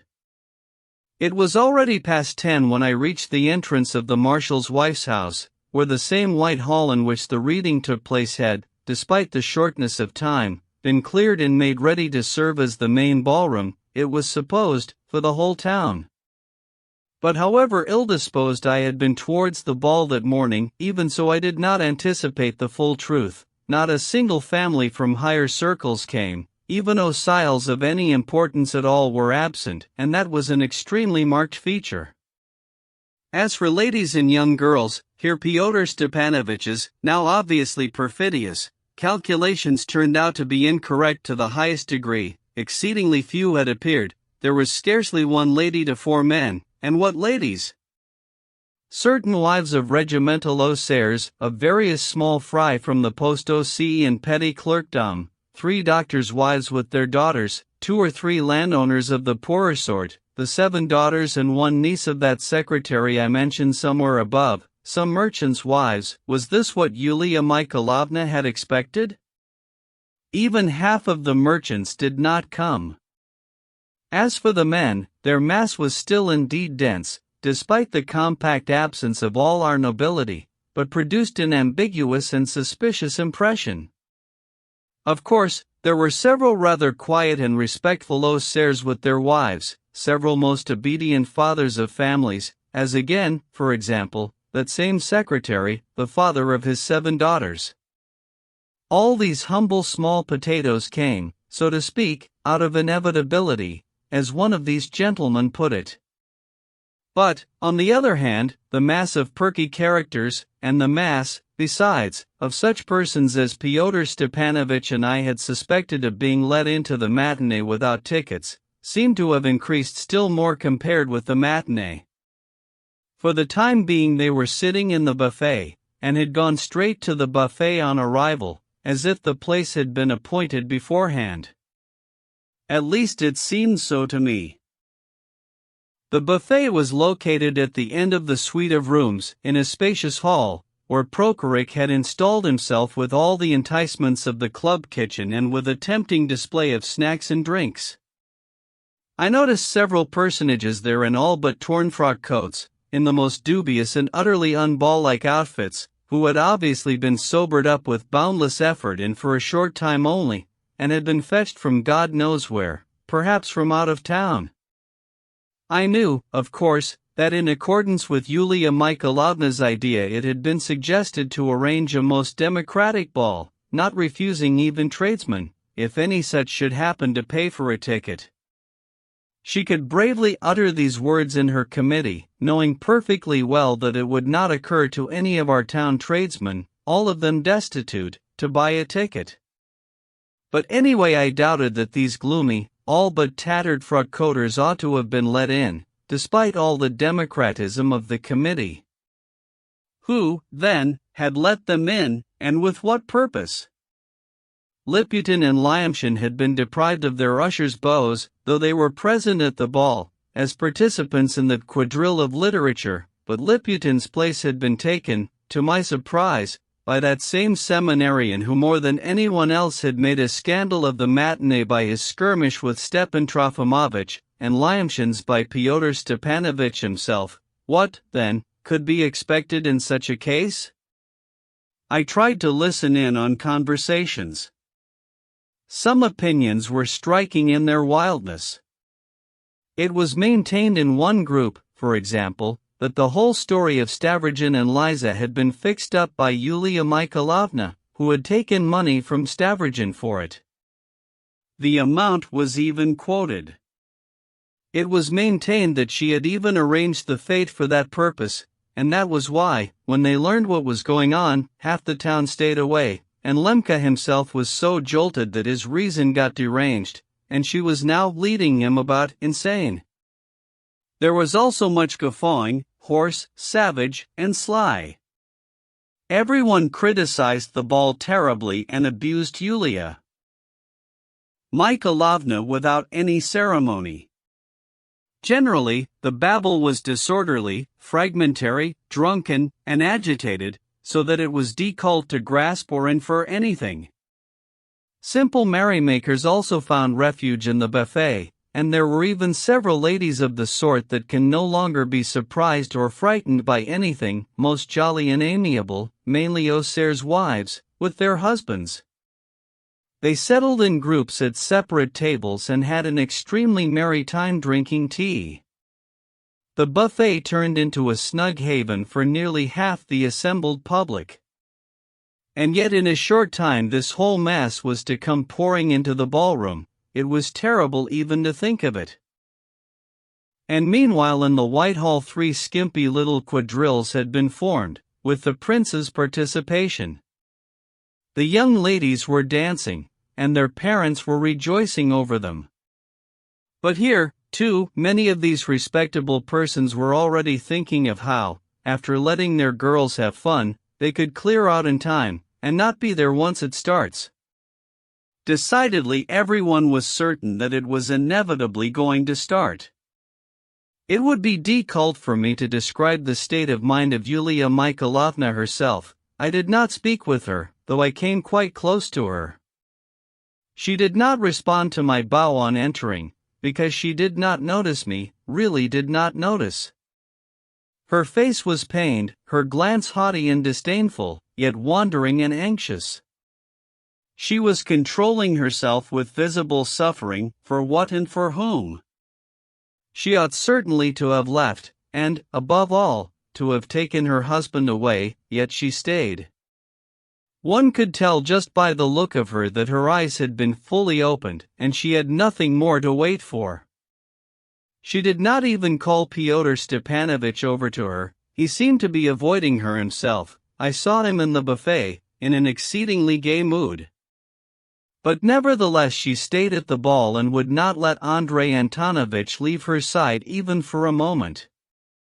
Oh, to the last minute she would have rejected with genuine indignation any hint at his health, even that morning, but now her eyes were to be opened in this respect as well. As for me, it seemed to me from the first glance that Andrei Antonovich looked worse than in the morning. It seemed he was in some sort of oblivion and was not quite sure where he was. Sometimes he would suddenly look around with unexpected sternness, a couple of times at me, for example. Once he tried to talk about something, began in a loud voice, and did not finish, almost throwing a scare into one humble old ossile who happened to be near him. But even this humble part of the public present in the Whitehall gloomily and timorously avoided Yulia Mikhailovna, at the same time casting extremely strange glances at her husband, glances all too out of harmony, in their intent candor, with the fearfulness of these people. It was this trait that pierced me through and made me suddenly begin to guess about Andrei Antonovich. Yulia Mikhailovna privately confessed to me afterwards. Yes, again she was to blame. Probably earlier, when, after my flight, she and Fyodor Stepanovich had decided that the ball would be and that she would be at the ball, probably she had gone again to the study of Andrei Antonovich, now finally shaken at the reading, again employed all her seductions, and thus drew him along with her. But how tormented she must have been now! And still she would not leave. Whether she was tormented by pride, or was simply lost, I do not know. For all her haughtiness, she did try with humiliation and smiles to make conversation with some of the ladies, but they at once became confused, got off with a laconic, mistrustful yes, ma'am or no, ma'am, and visibly avoided her. Of the unquestionable dignitaries of our town, only one turned up at the ball, that same important retired general I have already described once, who, at the marshal's wife's, after the duel between Stavrogin and Gaganov, had opened the door for public impatience. He pompously strutted about the rooms, looked and listened, and tried to make it seem as if he had come more to observe morals than for any indubitable pleasure. He ended by attaching himself wholly to Yulia Mikhailovna and would not go a step away from her, apparently trying to reassure her and calm her. He was undoubtedly a most kind man, a great dignitary, and so very old that one could even tolerate his pity. But to confess to herself that this old babbler dared to pity her and almost to patronize her, understanding that he was honoring her with his presence, was extremely vexing. And the general would not leave off but kept babbling non-stop. A city, they say, cannot stand without 7 righteous men, 7, I think. I don't remember the recommended number. 1. How many of these 7, indubitably righteous men of our town, have the honor of attending your ball? I don't know, but in spite of their presence I am beginning to feel myself unsafe. Vous me pardonnerez, charmante dame, n'est-ce pas? See, I am speaking Alu Gorikali, but I went to the buffet and am glad to have come back in one piece. Our inestimable Prokhorov is out of place there, and it looks as though his kiosk will be pulled down before morning. I'm joking, however. I'm only waiting to see how this quadrille of literature turns out, and then to bed. Forgive a gouty old man, I retire early, and I'd advise you to go bye-bye, too, as they say aux enfants. In fact, I came for the young beauties, whom, of course, I can meet nowhere else in such rich assortment, except in this place here. They're all from across the river, and I don't go there. There's the wife of one Auxerre, of the chasseurs, I think, not bad at all, and she knows it herself. I spoke with the minx, a pert thing, and the girls are fresh, too, but that's about it, apart from the freshness, nothing. Still, it's a pleasure. There are some sweet little buds, only they have thick lips. Generally, the Russian beauty of women's faces has little of that regularity and comes down to something like a pancake. Vous me pardonnerez, n'est-ce pas, with nice eyes, however, pretty, laughing eyes. These little buds are charming for about 2 years of their youth, even 3, and then they spread out forever, producing in their husbands that lamentable indifferentism which contributes so much to the development of the woman question, if I understand that question correctly. The hall is nice, the decor isn't bad. Could be worse. The music could be much worse, not to say it should be. Generally, having so few ladies produces a bad impression. I omit all mention of costume. It's bad that one in the gray trousers allows himself to can eyes so openly. If it's from joy, I'll forgive him, and also because he's the local apothecary, but before 11 is still too early even for an apothecary. 2 men had a fight there in the buffet, and they weren't taken out. Before 11 the fighters ought to be taken out, whatever the morals of the public, not to say past 2, there we must yield to public opinion. If this ball survives until 2 o'clock. Varvara Petrovna, however, didn't keep her promise and supply the flowers. She can't be bothered with flowers, pauvre mère. And poor Liza, have you heard? A mysterious story, they say, and Stavrogen is back in the arena. I'd like to go home to bed. I'm dropping off. And when is this quadrille of literature? At last the quadrille of literature began. Point 2 in town lately, whenever a conversation about the coming ball started up somewhere, it would inevitably come round to this quadrille of literature, and since no one could imagine what it was, it aroused boundless curiosity. Nothing could have been a greater threat to its success, and what a disappointment it turned out to be. The side doors to the White Hall, hitherto locked, were now opened, and several maskers suddenly appeared. The public eagerly surrounded them. The entire buffet to the last man poured into the hall at once. The maskers took up their positions for the dance. I managed to squeeze to the front and settled myself just behind Yulia Mikhailovna, von Lemke, and the general. Here Fyodor Stepanovich, who had been missing so far, sprang over to Yulia Mikhailovna. I've been in the buffet all this time, watching, he whispered, with the air of a guilty schoolboy, assumed on purpose, however, to tease her even more. She flushed with anger. Stop deceiving me now, at least, you brazen man, escaped her, almost aloud, so that it was heard in the public. Fyodor Stepanovich sprang away, extremely pleased with himself. It would be hard to imagine a more pathetic, trite, giftless, and insipid allegory than this quadrille of literature. Nothing less suited to our public could have been devised, and yet it was said to have been devised by Karmazinov. True, it was arranged by Liputin, with advice from that lame teacher who had been at Virginsky's party. But, all the same, Karmazinov had supplied the idea, and it was said that he even wanted to dress up himself and take some special and independent role. The quadrille consisted of 6 pairs of pathetic maskers, almost not even maskers, because they were wearing the same clothes as everyone else. Thus, for example, one elderly gentleman, short, in a tailcoat, dressed like everyone else, in a word, with a venerable grey beard, tied on, this constituting the whole costume, was shumming in place as he danced, with a solid expression on his face, trotting with rapid, tiny steps, and almost without moving from his place. He was producing some sounds in a moderate but husky bass, and it was this huskiness of his voice that was meant to signify one of the well-known newspapers.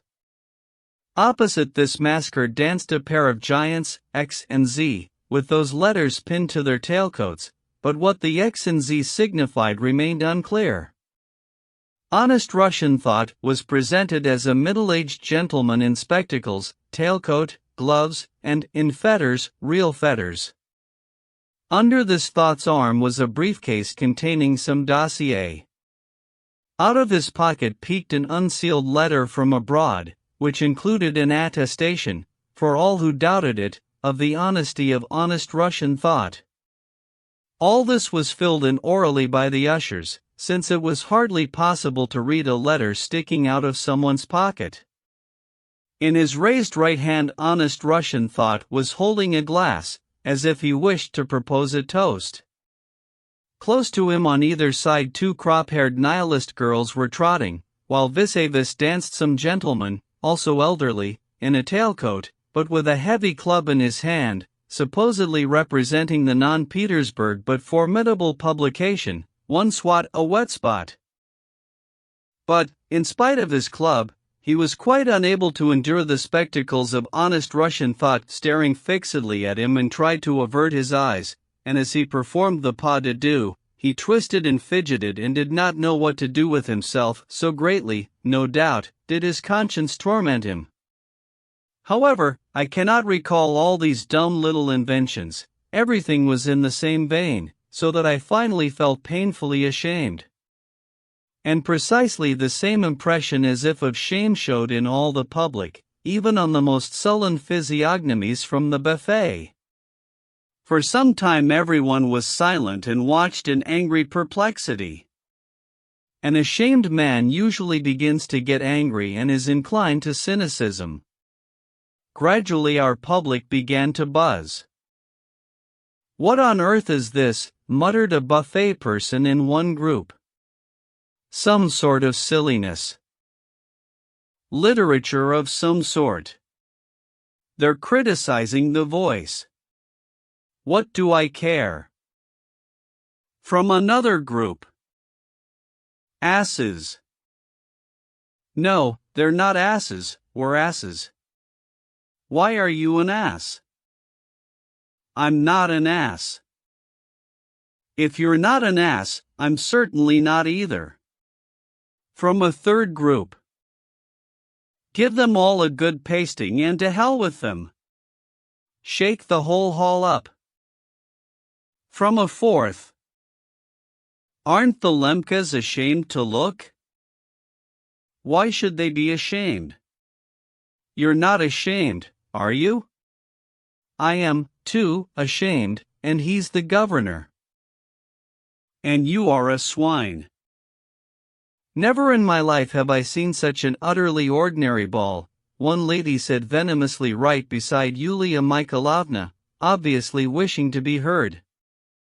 The lady was about 40, thick-set and rouged, wearing a bright silk dress. Almost everyone in town knew her, but no one received her. She was the widow of a state councillor, who had left her a wooden house and a scanty pension, but she lived well and kept horses.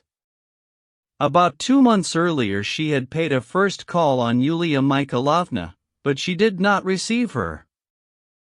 "Exactly what one might have foreseen," she added, insolently peeking into Yulia Mikhailovna's eyes. "If you could foresee it, why then were you so good as to come? Yulia Mikhailovna could not help saying. Why, out of naivety, the perky lady snapped at once, getting all fluttered up. She wished terribly to have a fight, but the general stepped between them. Cher dame, he bent towards Yulia Mikhailovna, you really ought to leave. We are only hindering them, and without us they will have excellent fun. You have fulfilled everything, you have opened the ball for them, so now let them be. Besides, it seems Andrei Antonovich is not feeling quite satisfactorily. To avoid trouble? But it was too late.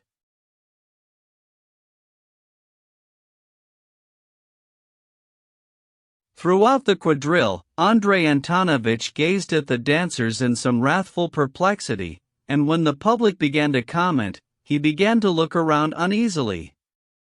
Here, for the first time, certain of the buffet personages caught his attention. His eyes expressed extraordinary surprise. Suddenly there was loud laughter over one antic of the quadrille, the publisher of the formidable non-Petersburg publication, who was dancing with a club in his hands, feeling finally that he could no longer endure the spectacles of honest Russian thought fixed on him, and not knowing where to hide, suddenly, during the last figure, went to meet the spectacles walking upside down, which, incidentally, was to signify the constant turning upside down of common sense in the formidable non-Petersburg publication. Since Lyamshin was the only one who knew how to walk upside down, he had undertaken to represent the publisher with the club. Yulia Mikhailovna was decidedly unaware that there was going to be any walking upside down. They concealed it from me, they concealed it, she repeated to me afterwards, in despair and indignation. The guffawing of the crowd greeted, of course, not the allegory, which nobody cared about, but simply the walking upside down in a coat with tails. Lemka boiled over and started shaking. Scoundrel, he cried, pointing to Lyamshin. Seize the blackguard, turn him, turn his legs, his head, so his head is up, up. Lyamshin jumped back to his feet. The guffawing was getting louder. Throw out all the scoundrels who are laughing, Lemka suddenly prescribed. The crowd began to buzz and rumble. That's not right, Your Excellency. Shouldn't abuse the public, sir. A fool yourself, came a voice from somewhere in a corner. Filibusters, someone shouted from the other end. Lemka quickly turned at the shout and went all pale. A dull smile appeared on his lips, as if he had suddenly understood and remembered something. Gentlemen, Yulia Mikhailovna addressed the oncoming crowd, at the same time drawing her husband away with her. Gentlemen, excuse Andrei Antonovich is unwell, excuse, forgive him, gentlemen. I precisely heard her say forgive. The scene went very quickly. But I decidedly remember that part of the public rushed from the hall at that same moment, as if in fright, precisely after these words of Yulia Mikhailovna's. I even remember one hysterical woman's tearful cry. Ah, again like before. And suddenly, into what was already the beginnings of a crush, a bomb struck, precisely again like before. Fire! All of Zarikai's in flames. I only do not remember where this terrible cry first arose, whether it was in the hall, or, as it now seems, someone ran in from the front steps, but it was followed by such alarm as I cannot even begin to describe. More than half of the public assembled at the ball came from Zarikai, owners of wooden houses there, or inhabitants of them. People rushed to the windows, instantly pulled open the curtains, tore down the blinds. Zarikai was ablaze. True, the fire was still just beginning, but it was blazing in 3 completely different places, and that was what was frightening. Arson! The Spiegeln men, came screams from the crowd. I remember several rather characteristic exclamations. I just felt in my heart that they'd set fire to it. All these days I'd been feeling it. It's the Spiegeln men, and no one else. And they gathered us here on purpose so they could set fires over there. This last, most astonishing cry came from a woman, the inadvertent, involuntary cry of a burnt-out Korabaka.3 all surged towards the exit. I will not describe the crush in the entryway as people hunted for their fur coats, shawls, and cloaks, the shrieks of frightened women, the weeping of young girls. There was hardly any theft, but it was not surprising that in such disorder some people simply left without their warm clothes, unable to find them, of which there was talk in town for a long time afterwards, with legends and embellishments. Lemka and Yulia Mikhailovna were nearly crushed by the crowd in the doorway. Stop them all! Let no one leave! Lemka screamed, holding out a menacing arm to meet the crowding people. The strictest search of every last man of them, at once. Strong oaths poured from the hall. Andrei Antonovich! Andrei Antonovich! Yulia Mikhailovna cried out in complete despair. Arrest her first, the man shouted, pointing a menacing finger at her. Search her first. The ball was organized with the intent of arson. She gave a cry and fainted. Oh, it was most assuredly a real faint. The prince, the general, and I rushed to help her. There were others who helped us in this decollete moment, even from among the ladies. We carried the unfortunate woman out of that hell and into her carriage, but she came to her senses only as we neared her house, and her first cry was again about Andrei Antonovich. With the destruction of all her fantasies, Andrei Antonovich alone remained before her. A doctor was sent for. I spent a whole hour waiting at her place, as did the prince. The general, in a fit of magnanimity, though very frightened himself, wanted not to leave the unfortunate woman's bedside all night, but in 10 minutes had fallen asleep in the drawing room while waiting for the doctor, and we simply left him there in his armchair. The police chief, hastening from the ball to the fire, managed to lead Andrei Antonovich up behind us and tried to put him into Yulia Mikhailovna's carriage, persuading His Excellency with all his might to take repose. I do not understand why, but he did not prevail. Of course, Andrei Antonovich would not even hear of repose and was straining to get to the fire, but this was no reason. It ended with the police chief taking him to the fire in his droshky. He told later that Lemka kept gesticulating all the way and was shouting out such ideas as, being extraordinary, or impossible to obey. Afterwards it was reported that in those moments His Excellency was already in a state of brain fever owing to a suddenness of fright. There is no point in telling how the ball ended. A few dozen carousers, and with them even a few ladies, remained in the rooms. No police. They would not let the music go, and beat up the musicians who wanted to leave. By morning Prokhorivka's kiosk had been all pulled down. They were drinking to distraction, dancing the Kamarinsky uncensored, for the rooms were filthy, and only at dawn did part of this rabble, totally drunk, arrive at the scene of the dying down fire for new disorders. The other half simply spent the night in the rooms, dead drunk, with all the consequences, on velvet sofas or on the floor. In the morning, at the first opportunity, they were dragged outside by the feet. Thus ended the fate for the benefit of the governesses of our province. 4.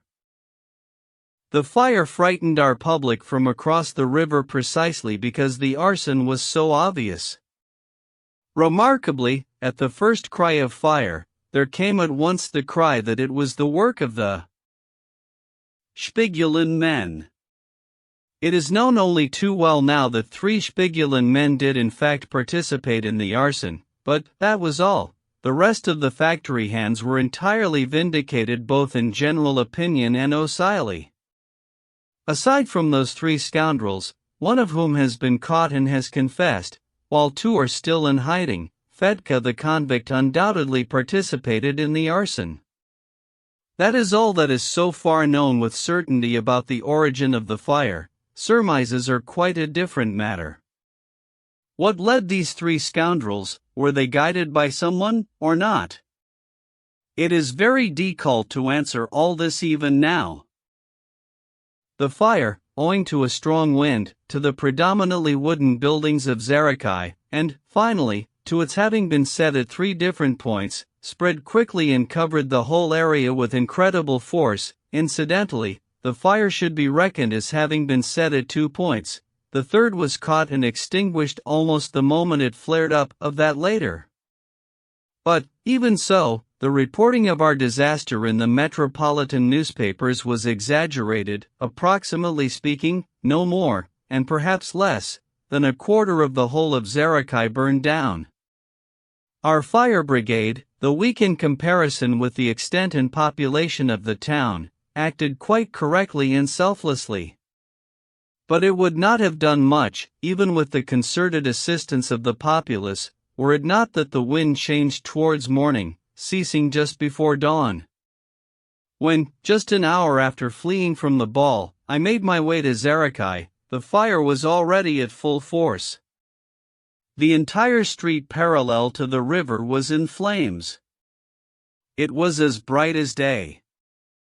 I will not describe the picture of the fire in detail. Who in Russia does not know it? The lanes nearest the blazing street were bustling and crowded beyond measure.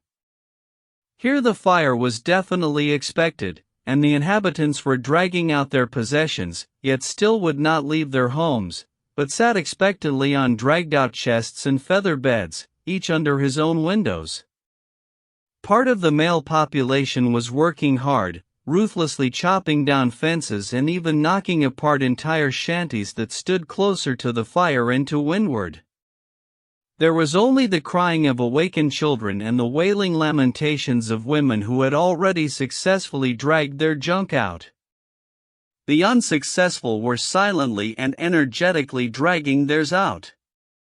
Sparks and grit flew far away, they were extinguished as well as possible. At the fire itself there was a crowd of spectators who had come running from every end of town. Some helped to put it out, others gazed like admirers. A big fire at night always produces a stirring and exhilarating impression. Fireworks are based on that, but there the fire is disposed along graceful, regular lines and, with all its safety, produces a playful and light impression, as after a glass of champagne.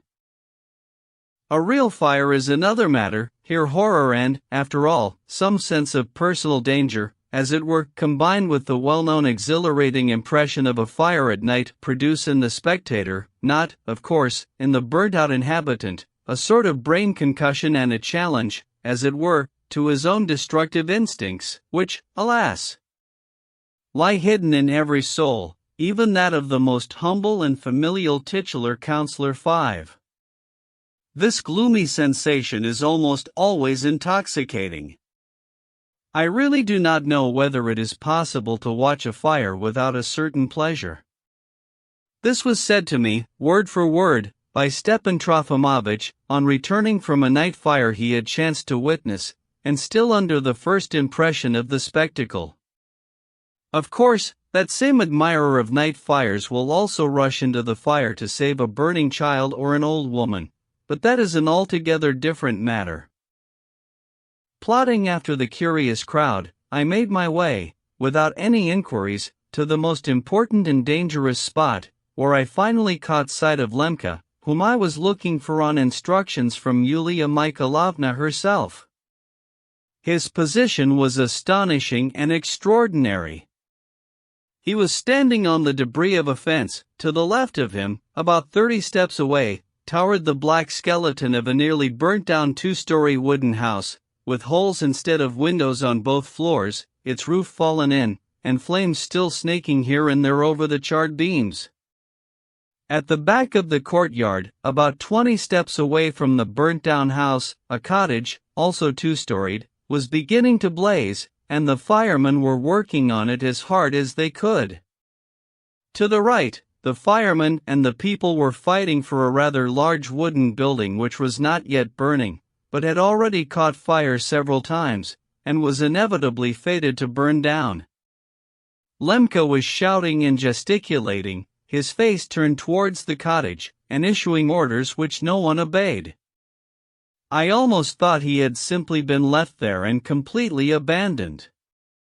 At least no one in the dense and extremely diverse crowd that surrounded him, in which, along with all kinds of people, there were also some gentlemen and even the cathedral priest, though they all listened to him with curiosity and astonishment, either spoke to him or tried to lead him away. Lemke, pale, his eyes flashing, was uttering the most astonishing things. To top it off, he was without his hat and had lost it long ago. "It's all arson. It's nihilism. If anything's ablaze, it's nihilism." I heard all but with horror, and though there was no longer anything to be astonished at, still manifest reality always has something shocking about it.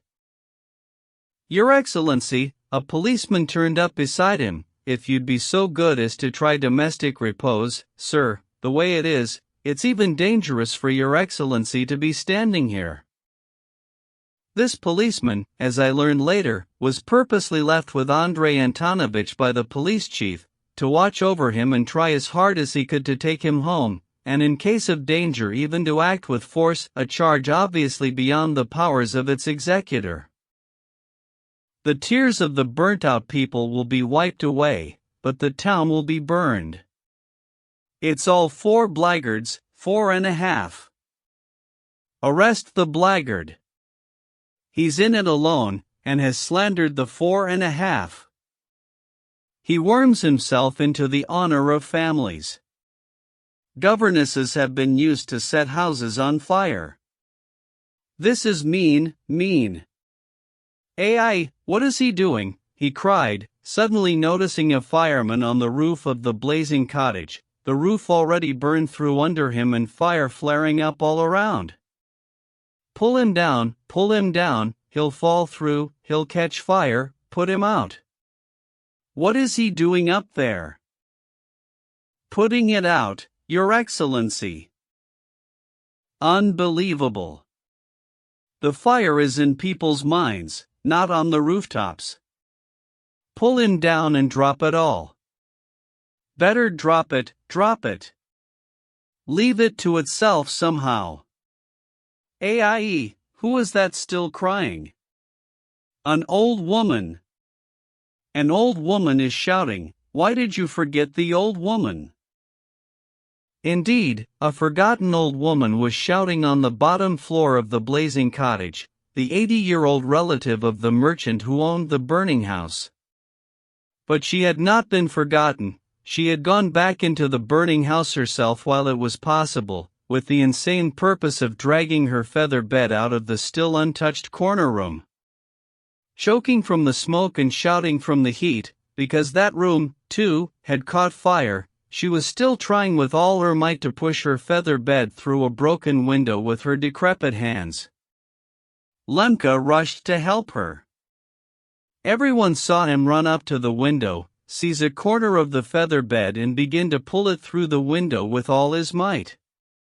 As bad luck would have it, at that very moment a broken board fell from the roof and struck the unfortunate man.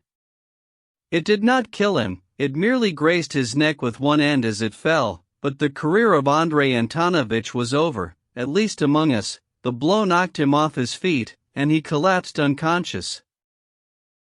At last came a sullen, gloomy dawn.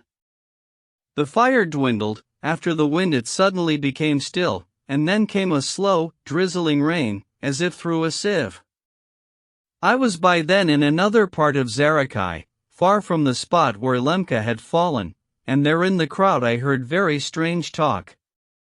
A strange fact had been discovered, at the edge of the quarter, on a vacant lot beyond the kitchen gardens, not less than 50 steps away from the other buildings, there stood a small, recently built wooden house, and this solitary house had burst into flames almost before any of the others, at the very beginning of the fire.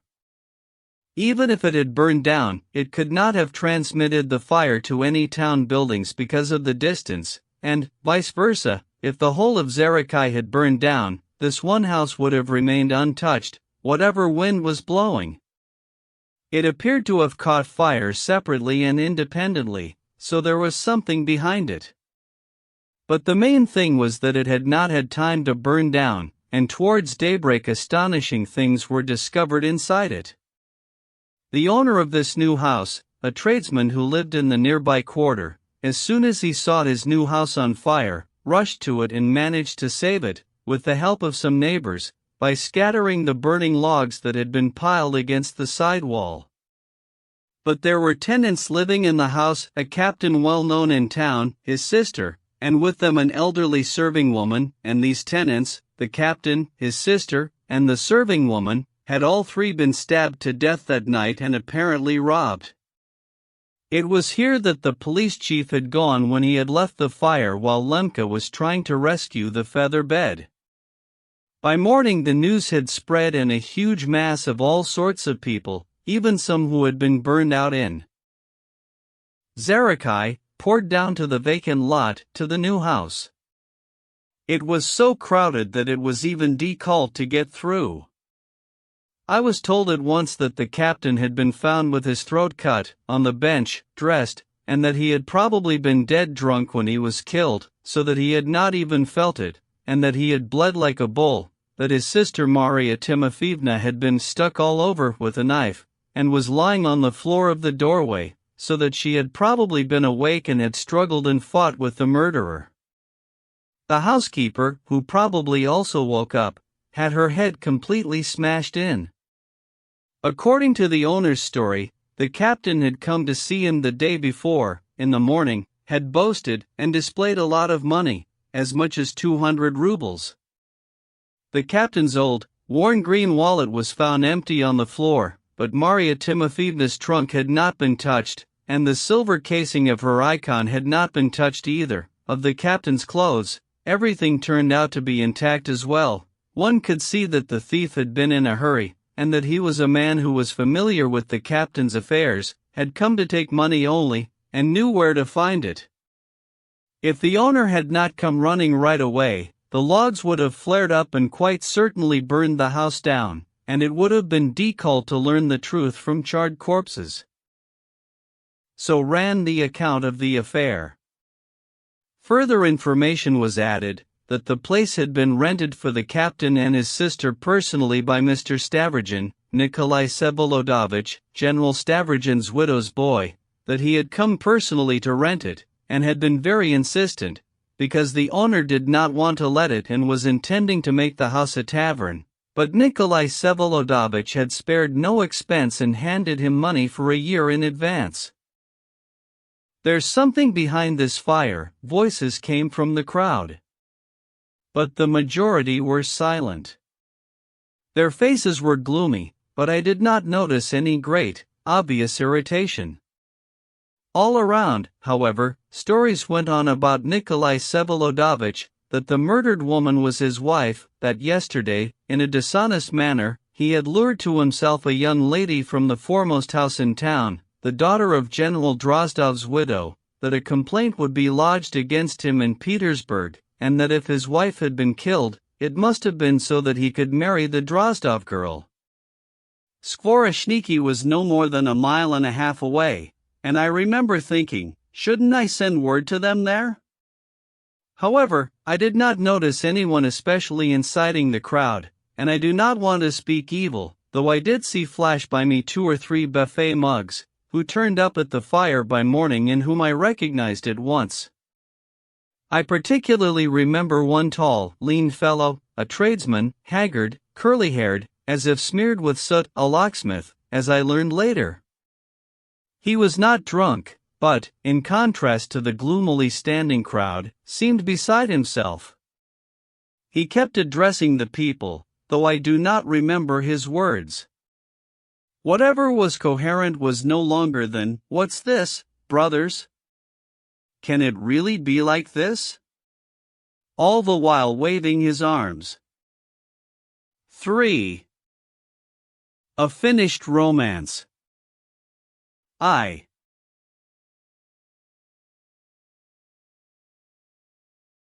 From the big reception room at Skvoreshniki, the same one in which the last meeting between Varvara Petrovna and Stepan Trofimovich had taken place, the fire was in full view. At dawn, towards 6 o'clock, Liza was standing at the last window on the right, looking intently at the dying glow. She was alone in the room. The dress she was wearing was the festive one from the day before, in which she had appeared at the reading, light green, magnificent, all lace, but rumpled now, hastily and carelessly put on. Suddenly noticing that the front of the dress was not tightly fastened, she blushed, hastily put it right, snatched from the armchair a red shawl left there the day before when she came in, and threw it around her neck. Her fluffy hair fell in disorderly curls onto her right shoulder from under the shawl. Her face was tired, preoccupied, but her eyes were burning from under her frowning brows. She went up to the window again and leaned her hot forehead against the cold glass. The door opened and Nikolai Vsevolodovich came in.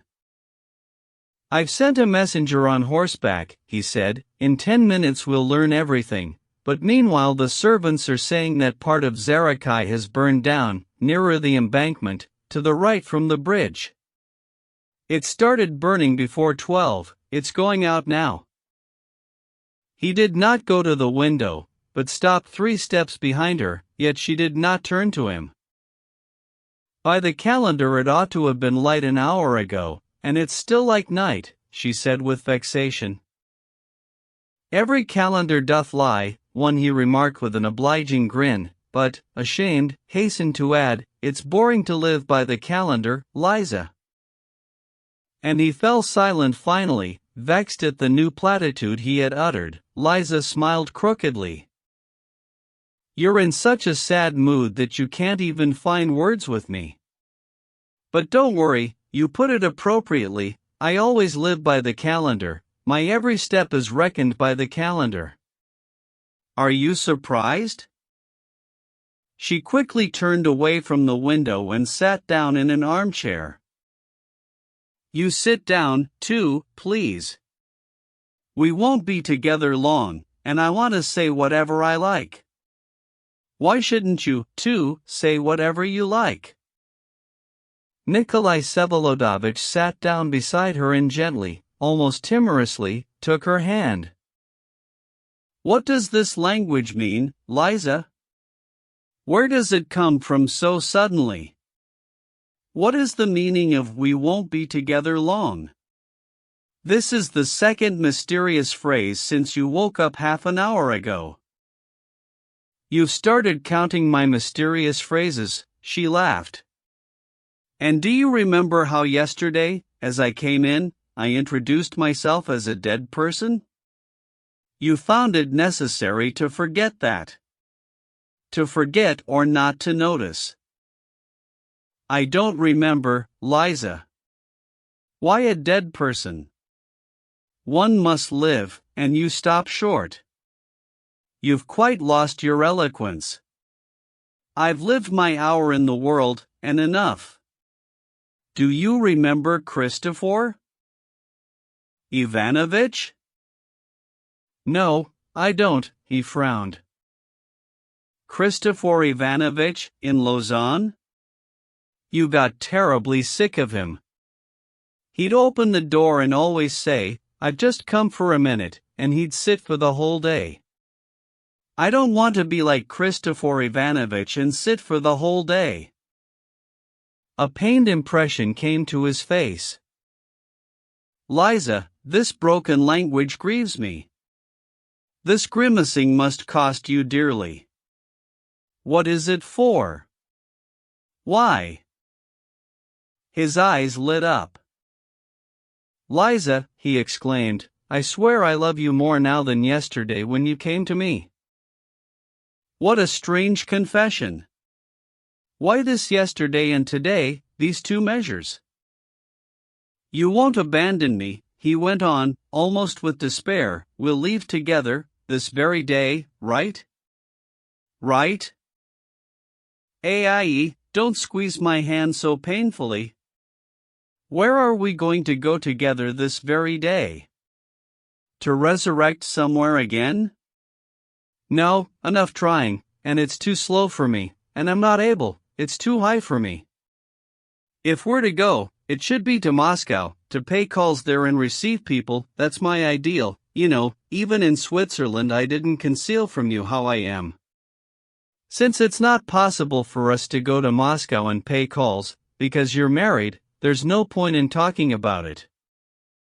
Liza. What was it yesterday, then? It was what it was. That's impossible. That's cruel. So what if it's cruel? Just endure it, if it's cruel. You're taking revenge on me for yesterday's fantasy, he muttered, grinning spitefully. Liza flushed. What a base thought. Then why did you give me so much happiness? Do I have the right to know? No, try doing without rights somehow. Don't crown the baseness of your suggestion with foolishness. You're not doing well today. Incidentally, are you not perchance afraid of the world's opinion, and that you'll be condemned for this so much happiness? Oh, if you are, for God's sake don't worry. You didn't cause anything, and you're not answerable to anyone. When I was opening your door yesterday, you didn't even know who was coming in. Here it was precisely my fantasy alone, as you just put it, and nothing more. You can look everyone boldly and triumphantly in the eye. Your words, this laughter, for an hour already they've been sending a chill of horror over me. This happiness you're now talking about so frenziedly has cost me everything. How can I lose you now? I swear I loved you less yesterday. Why then do you take everything from me today? Do you know how much it cost me, this new hope? I paid for it with life. Your own or someone else's? He got up quickly. What does that mean? He said, looking at her motionlessly. Paid with your own life or with mine, that is what I wanted to ask. Or have you now lost all understanding entirely? Liza flushed. Why did you jump up so suddenly? Why are you looking at me that way? You scare me. Why are you afraid all the time? I noticed a while ago that you're afraid, precisely now, precisely at this moment. Lord, you're turning so pale. If you know anything, Liza, I swear that I do not, and I wasn't talking about that just now when I spoke of paying with life. I don't understand you at all, she said, faltering timorously. At last a slow, pensive grin appeared on his lips. He slowly sat down, put his elbows on his knees, and covered his face with his hands. A bad dream and delirium. We were talking about two different things. I don't know at all what you were talking about. Did you really not know yesterday that I would leave you today? Did you or did you not? Don't lie, did you know or did you not? I did, he uttered softly. So what do you want? You knew it, and you reserved the moment for yourself. How can there be any score? Tell me the whole truth, he cried out with deep suffering. When you opened my door yesterday, did you know yourself that you were opening it for 1 hour only? She looked at him with hatred. Truly, the most serious man can ask the most amazing questions. And why do you worry so? Can it be out of pride that a woman left you first, and not you her? You know, Nikolai Vsevolodovich, since I've been here I've become convinced, among other things, that you are being terribly magnanimous towards me, and that is precisely what I cannot endure in you. He got up from his place and walked several steps about the room. Very well, suppose it has to end this way. But how could it all have happened? Who cares? And the main thing is that you yourself can tell it off on your own fingers and understand it better than anyone in the world, and we're counting on it. I am a young lady, my heart was brought up in the opera, it started there, that's the whole answer. No.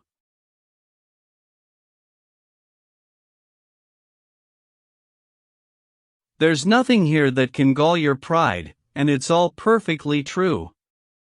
It began with a beautiful moment which I could not endure. 2 days ago, when I offended you before all the world, and you gave me such a chivalrous reply, I came home and guessed at once that you were running away from me because you were married, and not at all out of contempt for me, which is what I, being a young lady of fashion, was most afraid of. I understood that it was me, a reckless girl, that you were protecting by running away. You see how I value your magnanimity. Then Fyodor Stepanovich jumped up to me and explained it all at once. He revealed to me that you were being shaken by a great idea, before which he and I were utterly nothing, but that I still stood in your way. He included himself in it, he absolutely wanted it to be the three of us together, and said the most fantastic things about a bark and maple oars from some Russian song. I praised him, said he was a poet, and he took it for pure gold. And since I'd known for a long time, even without that I'd never last more than a moment, I just up and decided. So that's all, and enough, and, please, no more explanations. Otherwise we might quarrel.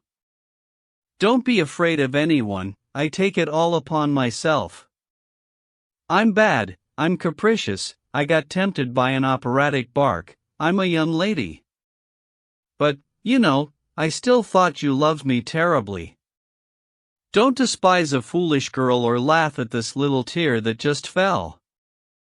I like terribly much to cry and pity myself. Well, enough, enough. I'm not capable of anything, you're not capable of anything, 2 flicks, 1 on each side, and let that be a comfort to us. At least our pride doesn't suffer. Dream and delirium. Nikolai Vsevolodovich cried out, wringing his hands and pacing the room. Liza, poor Liza, what have you done to yourself? Burned myself in a candle, that's all.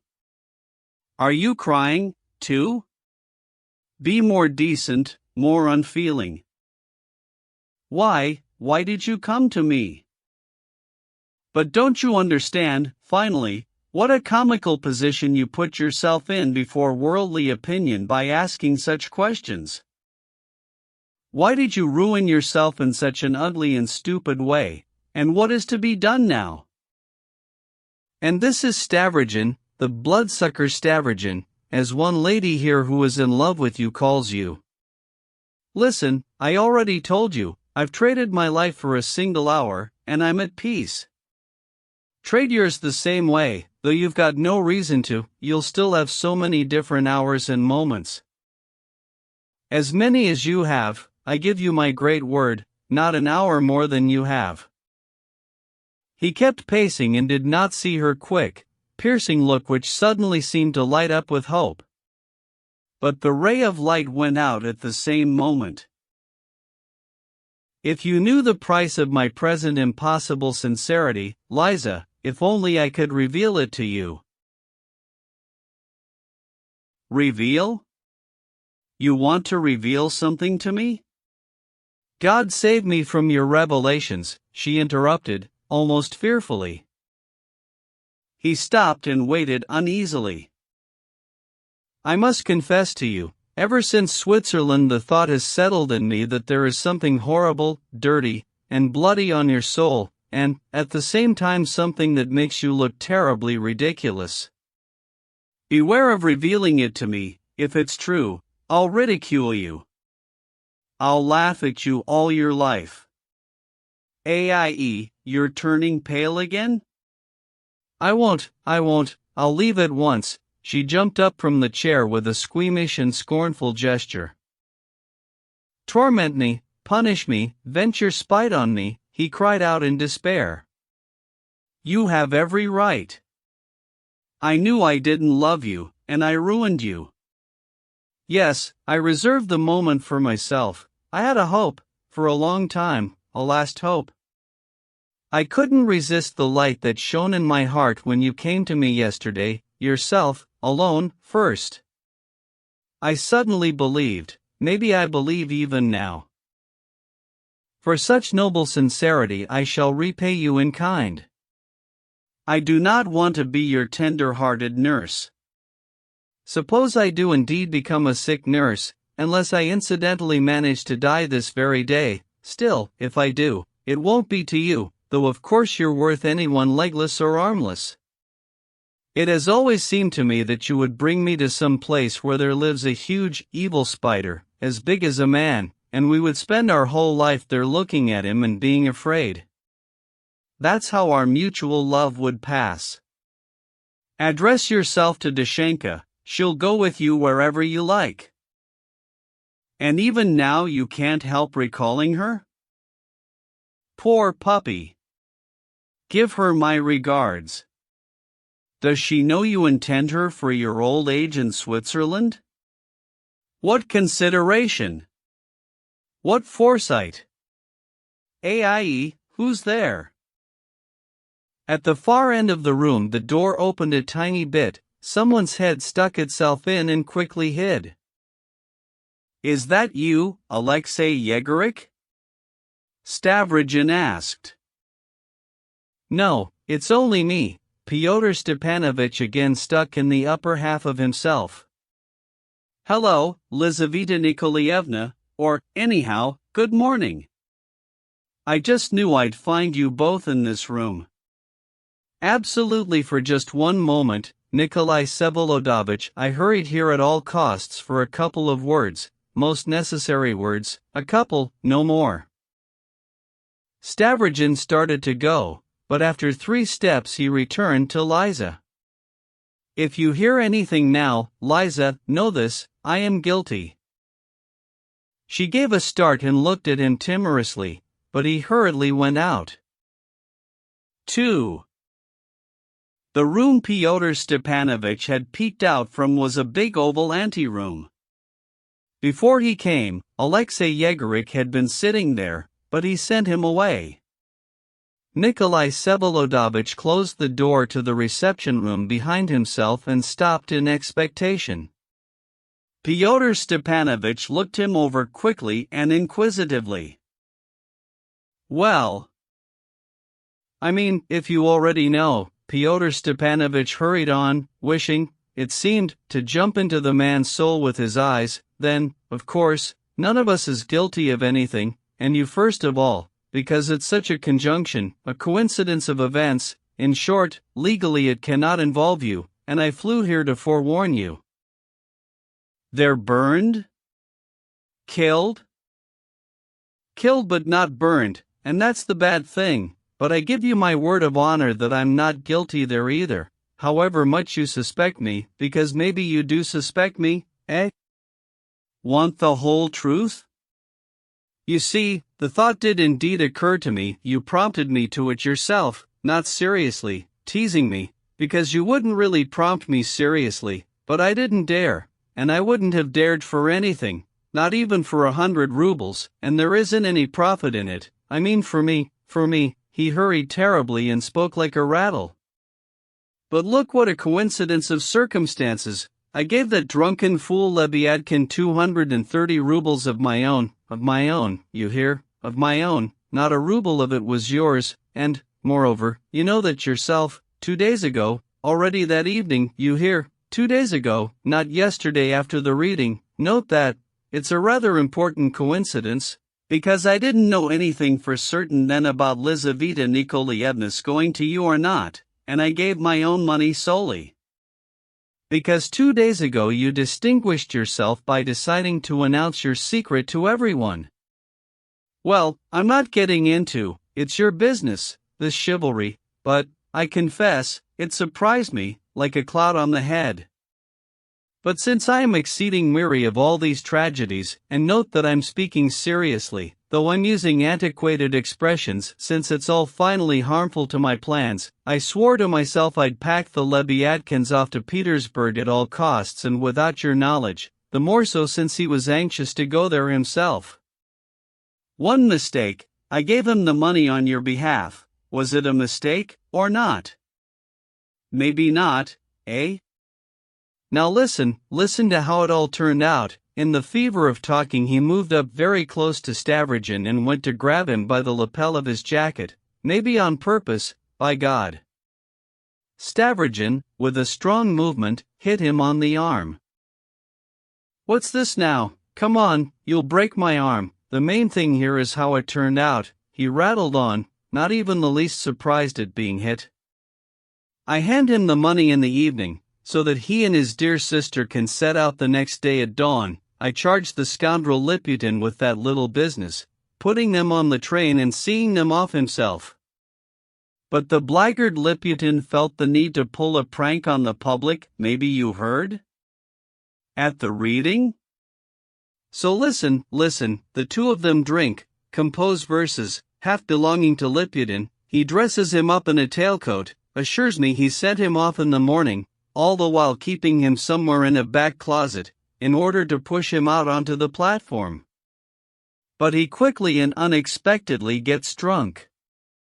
Then the notorious scandal, then he's brought home more dead than alive, and Liputin takes the 200 rubles from him on the sly, leaving him some change. But, unfortunately, it turns out that he had already taken the 200 out of his pocket in the morning, boasting and showing it where he shouldn't have. And since Fedka was just waiting for that, and had heard something at Kirilov's, remember your hint, he decided to make use of it. That's the whole truth. I'm glad at least that Fedka didn't find the money, and he was counting on getting 1,000, the scoundrel.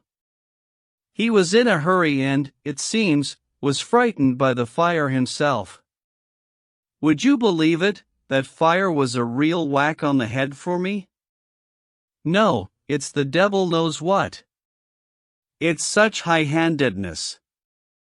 Look, I won't conceal anything, since I expect so much from you, so, yes, I've had this little idea of a fire ripening in me for a long time, since it's so national and popular, but I was keeping it for a critical hour, for that precious moment when we all rise up and they suddenly decided it high-handedly and without any orders, now, precisely when they should have laid low and held their breath. No, it's such high-handedness. In short, I still don't know anything. They're talking here about 2 Spigulin men, but if ours were in it as well, if any one of them warmed his hands at it, woe to him. You see what it means to slacken even a little. No, this democratic scum with its fivesomes is a poor support. What we need is one splendid, monumental, despotic will, supported by something external and not accidental. Then the fivesomes will also put their tails of obedience between their legs, and their obsequiousness will occasionally come in handy. Anyhow, though it's being shouted in all trumpets that Stavrogin needed to burn his wife, and that's why the town got burned down, still. They're already shouting in all trumpets?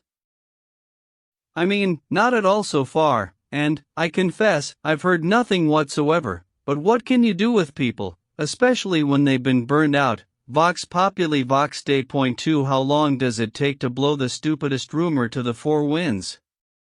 But as a matter of fact you have nothing whatsoever to fear. Legally, you're completely in the right, and morally, too, because you didn't want it, eh? Did you? There's no evidence, just a coincidence. Unless Fedka happens to recall your imprudent words that time at Kirilov's, and why did you say that then? But that proves nothing at all, and we will cancel Fedka. I'm canceling him today. And the bodies didn't burn at all? Not a bit, that rascal couldn't arrange anything properly. But I'm glad at least that you're so calm, because though you're not guilty in any way, not even in thought, still, all the same. And, besides, you must agree that all this gives an excellent turn to your affairs. Suddenly you're a free widower and at this very moment can marry a wonderful girl with enormous money, who, on top of that, is already in your hands. That's what a simple, crude coincidence of circumstances can do, eh? Are you threatening me, foolish head? Enough, right away I'm a foolish head. And what's this tone? Instead of being glad, you. I came flying especially to forewarn you sooner. And how am I going to threaten you? As if I need you under threat. I need your goodwill, and not out of fear. You are the light, the sun.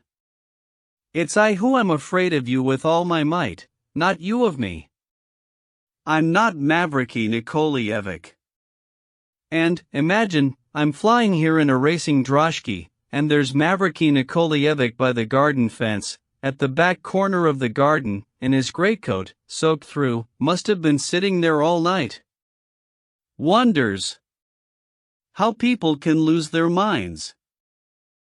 Mavriky Nikolaevich? Is it true? True. Sitting by the garden fence. From here, about 300 steps from here, I suppose. I hurried to get past him, but he saw me. You didn't know? In that case I'm very glad I didn't forget to tell you. His kind is most dangerous if he happens to have a revolver, and, finally, the night, the slush, the natural irritation, because look what situation he's in now, ha. Why do you think he's sitting there? Waiting for Lizaveta Nikolaevna, of course. But why should she go out to him? And, in such rain, what a fool!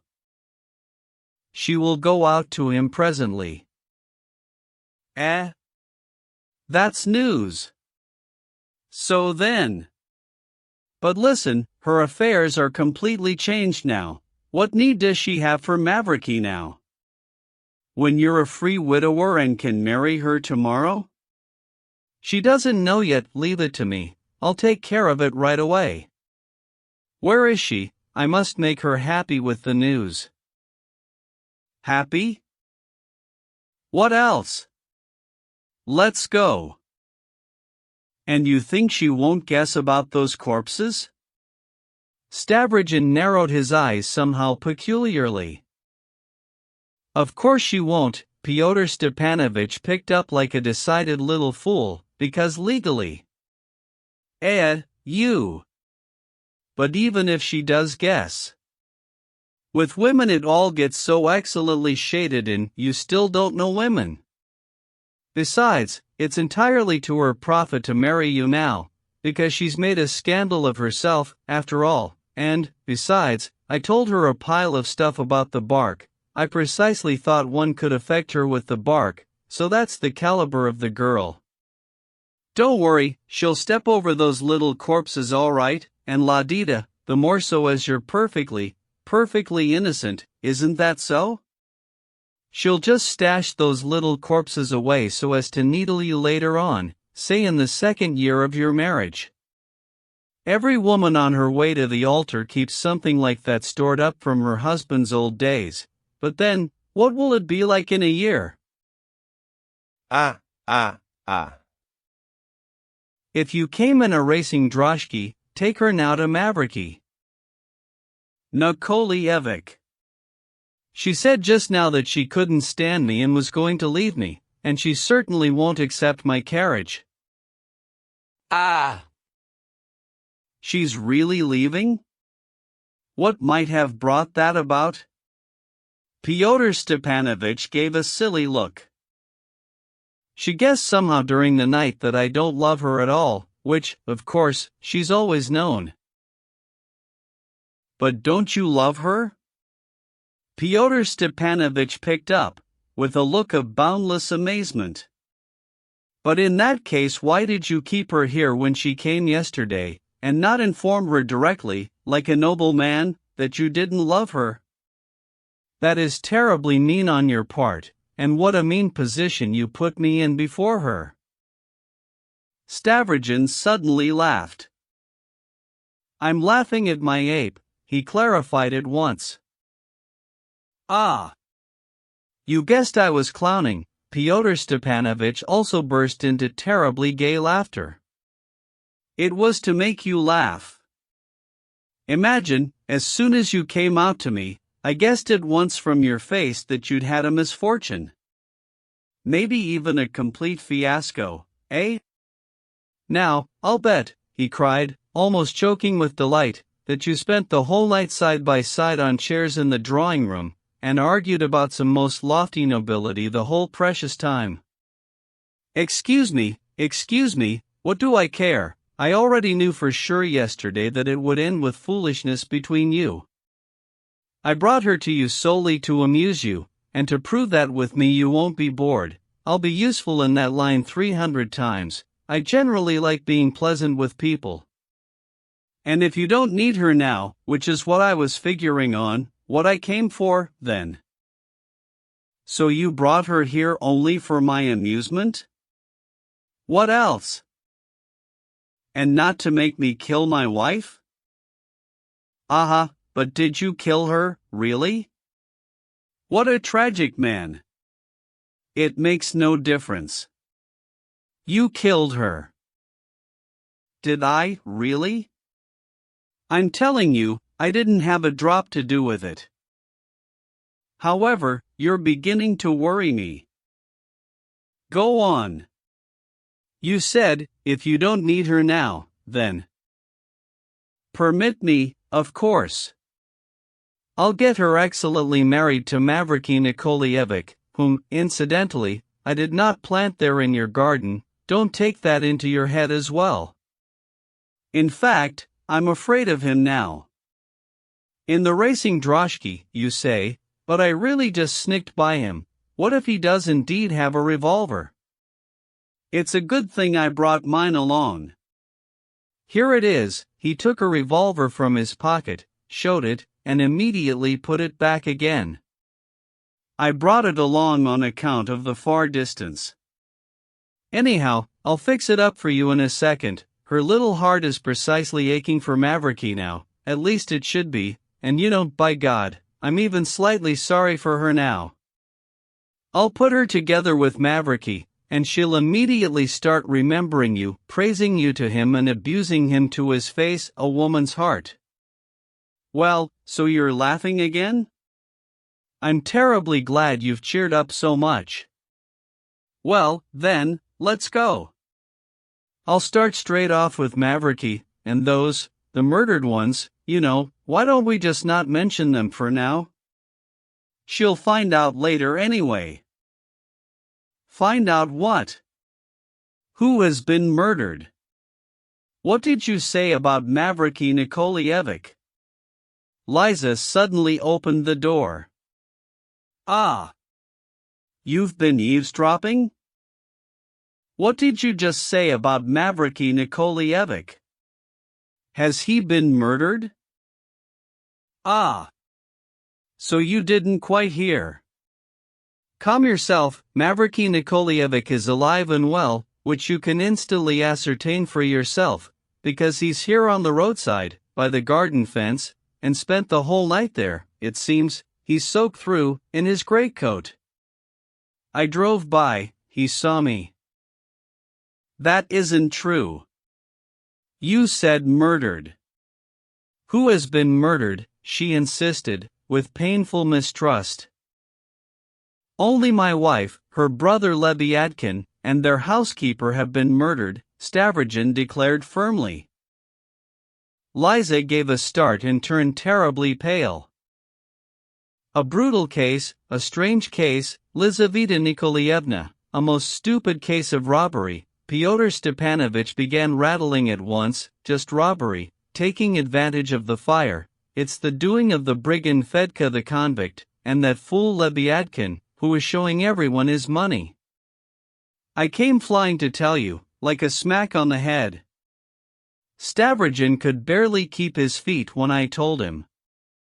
We were discussing whether to tell you now or not. Nikolai Vsevolodovich, is he telling the truth? Liza barely uttered. No, it's not the truth. How, not the truth? Fyodor Stepanovich jumped. What's this now? Lord, I'm losing my mind. Liza cried out. But understand, at least, that right now he is the mad one. Fyodor Stepanovich shouted with all his might. After all, his wife has been murdered. See how pale he is. Wasn't he with you all night, without leaving you for a moment? How can you suspect him? Nikolai Vsevolodovich, tell me, as before God, are you guilty or not? And I swear I'll believe your word as if it were God's own, and follow you to the ends of the earth. Oh, I will. I'll go like a little dog. Why are you tormenting her, you fantastic head? Fyodor Stepanovich flew into a frenzy. Lizaveta Nikolaevna, grind me in a mortar, by gosh, but he's innocent. On the contrary, he's crushed and raving, you can see that. He's not guilty of anything, not even of the thought. It's all the doing of brigands alone, who will certainly be found within a week and punished with flogging. Fedka the convict and the Spigulin men are the ones, the whole town's rattling about it, which is why I am, too. Is that right? Is that right? Liza waited, all trembling, for her final sentence. I didn't kill them and was against it, but I knew they would be killed, and I didn't stop the killers. Leave me, Liza, Stavrogin uttered, and he turned and went into the drawing room. Liza covered her face with her hands, turned, and went out. Fyodor Stepanovich first dashed after her, but immediately came back to the drawing room.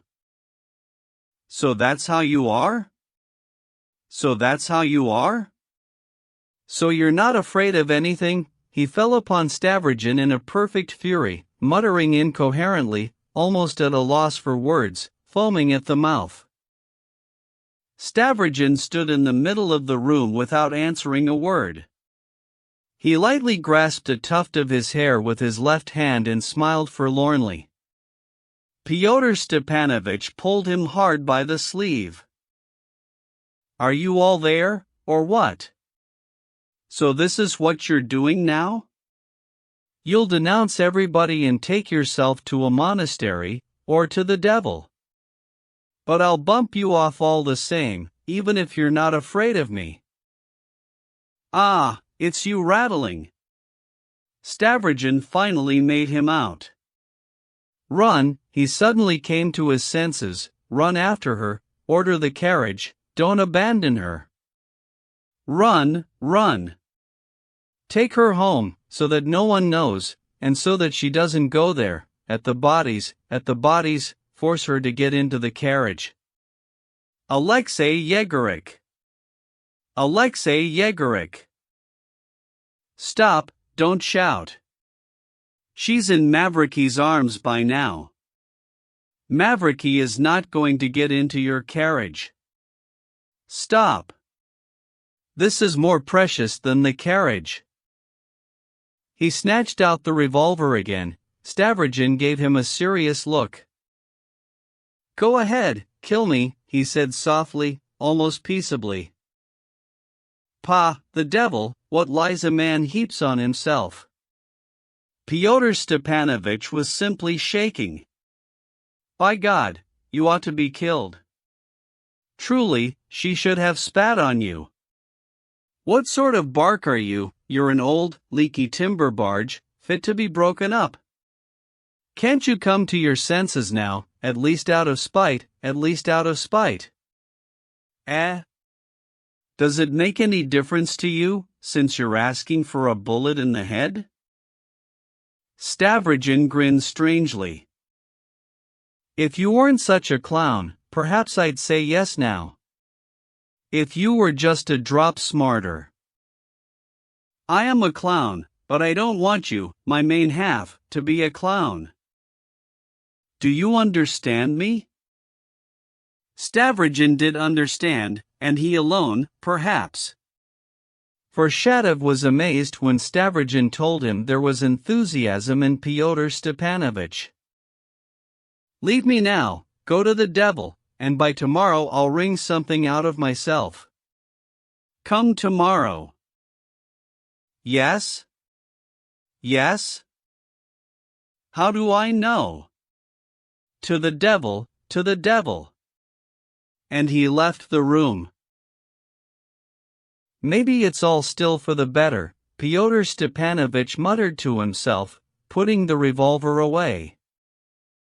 3. He rushed to catch up with Lizaveta Nikolaevna. She had not gone very far yet, only a few steps from the house. She had been detained for a while by Alexei Yegorovich, who was still following her, a step behind, in a tailcoat, reverently inclined and hatless. He begged her persistently to wait for the carriage. The old man was frightened and almost weeping. Go, the master's asking for tea, there's no one to serve him. Fyodor Stepanovich pushed him away and at once took Lizaveta Nikolaevna's arm. She did not pull her arm free, but seemed not to have quite recovered her reason, not to have come to her senses yet. First of all, you're not going the right way, Fyodor Stepanovich began to prattle. We must go that way, not past the garden, and, second, in any case it's not possible on foot, it's a good 2 miles, and you're not dressed for it. If you'd wait a bit. I came in a droshky, the horse is here in the yard, I'll bring it in a moment, put you in, and deliver you so that no one will see. You're so kind, Liza said tenderly. For pity's sake, on such an occasion any humane person in my place would also. Liza looked at him and was surprised. Ah, my God, and I thought that old man was still here. Listen, I'm terribly glad you're taking it this way, because it's all a terrible prejudice, and since that's the way it is, why don't I order this old man to take care of the carriage? It's just 10 minutes, and we'll go back and wait under the porch, eh? I first want, where are those murdered people? Ah, what a fancy! Just what I was afraid of. No, we'd better leave that trash alone, and there's nothing there to look at. I know where they are, I know that house. So what if you do know? The rain, the fog, for pity's sake, what a sacred duty I've heaped on myself, though. Listen, Lizaveta Nikolaevna, it's one of 2 things, either you come with me in the droshky, in which case stop and don't go a step farther, because another 20 steps and Mavriky Nikolaevich will certainly notice us. Mavriky Nikolaevich. Where? Where? Well, and if you want to go with him, then perhaps I'll take you a little farther and show you where he's sitting, and then I'm your humble servant. I don't want to get near him right now. He's waiting for me. Oh, God, she suddenly stopped, and color spread over her face. But, for pity's sake, if he's a man without prejudices. You know, Lizaveta Nikolaevna, it's all none of my business, I'm completely outside of it, and you know that yourself, but still, I do wish you well.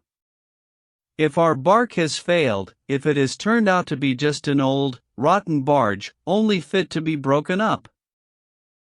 Ah, wonderful! Liza cried out.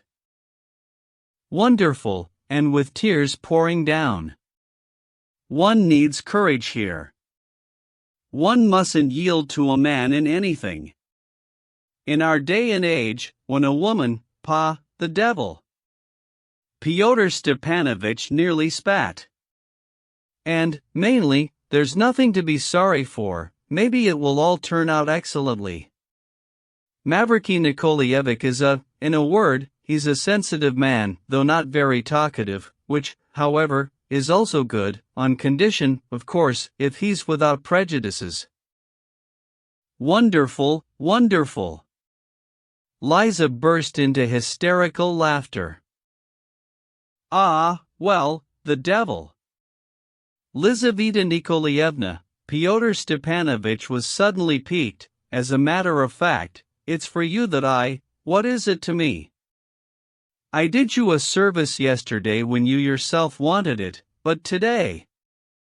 Well, from here you can see Mavriky Nikolaevich, there he sits, he doesn't see us. I wonder, Lizaveta Nikolaevna, have you ever read Polinka Sax 3? What is it? There's this novella, Polinka Sax. I read it when I was still a student.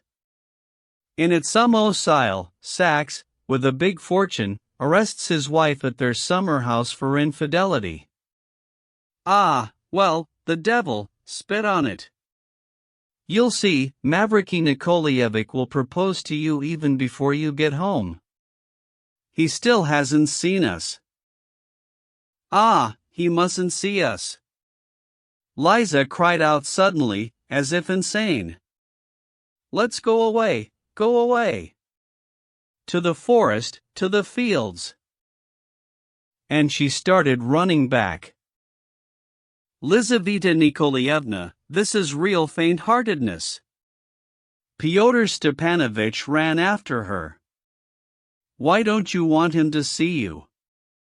On the contrary, look him proudly and directly in the eye. If it's something about that, maidenly, it's such a prejudice, such backwardness. But where are you going, where? She's running. Let's better go back to Stavrogen, get my droshky. But where are you going? That's a field, she fell. He stopped. Liza was flying like a bird, not knowing where, and Fyodor Stepanovich already lagged 50 steps behind her. She stumbled over a mound and fell. At the same moment, from in back, to one side, came a terrible cry, the cry of Mavriky Nikolaevich, who had seen her run and fall, and was running to her across the field. Fyodor Stepanovich instantly retreated through the gates of Stavrogen's house, to get quickly into his droshky.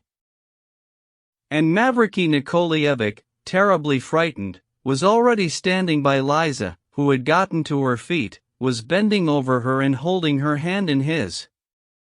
The whole incredible situation of this encounter shook his reason, and tears streamed down his face. He had seen her, before whom he stood in awe, madly running across the field, at such an hour, in such weather, wearing only a dress, yesterday's magnificent dress, crumpled now, dirty from her fall. Unable to say a word, he took off his greatcoat and, with trembling hands, began to cover her shoulders. Suddenly he gave a cry, feeling her touch his hand with her lips. Liza, he cried, I'm no good for anything, but don't drive me away from you. Oh, yes, let's leave here quickly, don't abandon me, and taking him by the hand, she drew him after her. Mavriky Nikolaevich, she suddenly lowered her voice fearfully, I kept pretending I was brave in there, but here I'm afraid of death. I'll die very soon, but I'm afraid to die, she whispered, squeezing his hand hard. Oh, if only someone, he kept looking around in despair, if only someone would pass by. Your feet will get wet, you'll lose your reason.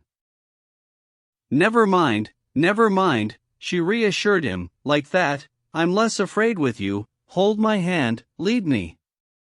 Where are we going now? Home? No, I want to see the murdered ones first.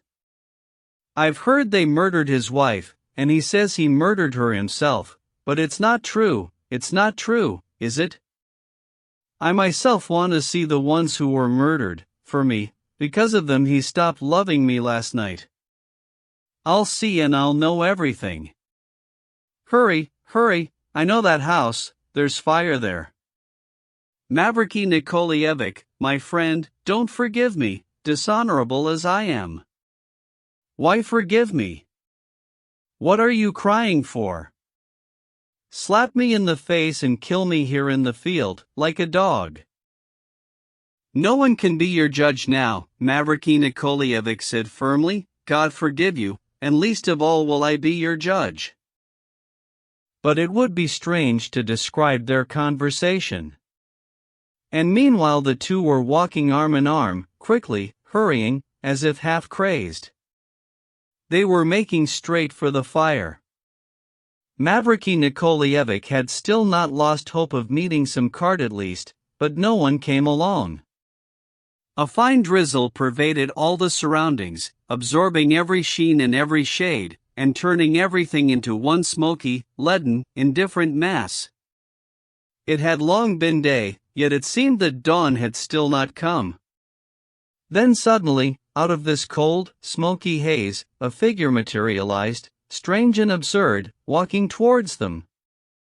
Picturing it now, I think I would not have believed my eyes, even if I had been in Lizaveta Nikolaevna's place, and yet she cried out joyfully and recognized the approaching man at once. It was Stepan Trofimovich. How he had left, in what way the insane, cerebral notion of his flight could have been carried out, of that later. I will only mention that he was already in a fever that morning, but even illness did not stop him. He strode firmly over the wet ground. One could see that he had thought the enterprise over as best he could, alone with all his bookish inexperience. He was dressed in traveling fashion, that is, in a greatcoat with sleeves and a wide patent leather belt with a buckle, as well as high new boots with his trousers tucked into them. Probably he had long pictured a traveling man in this way, and several days earlier had provided himself with the belt and the high boots with their gleaming hussar tops, in which he did not know how to walk. A wide-brimmed hat, a worsted scarf wrapped tightly around his neck, a stick in his right hand, and in his left an extremely small but exceedingly tightly packed valise, completed the outfit. There was, besides, an open umbrella in that same right hand. These three objects, the umbrella, the stick, and the valise, had been very awkward to carry for the first half-mile, and simply heavy for the second. "Can it really be you?" Liza cried out, looking him over in sorrowful surprise, which replaced her first impulse of unconscious joy. "Lise!" Stepan Trofimovich also cried out, rushing to her also almost in delirium. Cher, can it be that you, too, in such fog? Do you see, a glow? Vous êtes malheureuse, n'est-ce pas?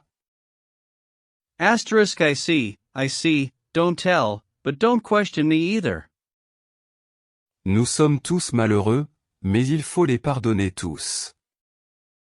Pardonnons, Lise, and be free forever. To settle accounts with the world and be fully free, il faut pardonner, and a pardonner. But why are you kneeling down?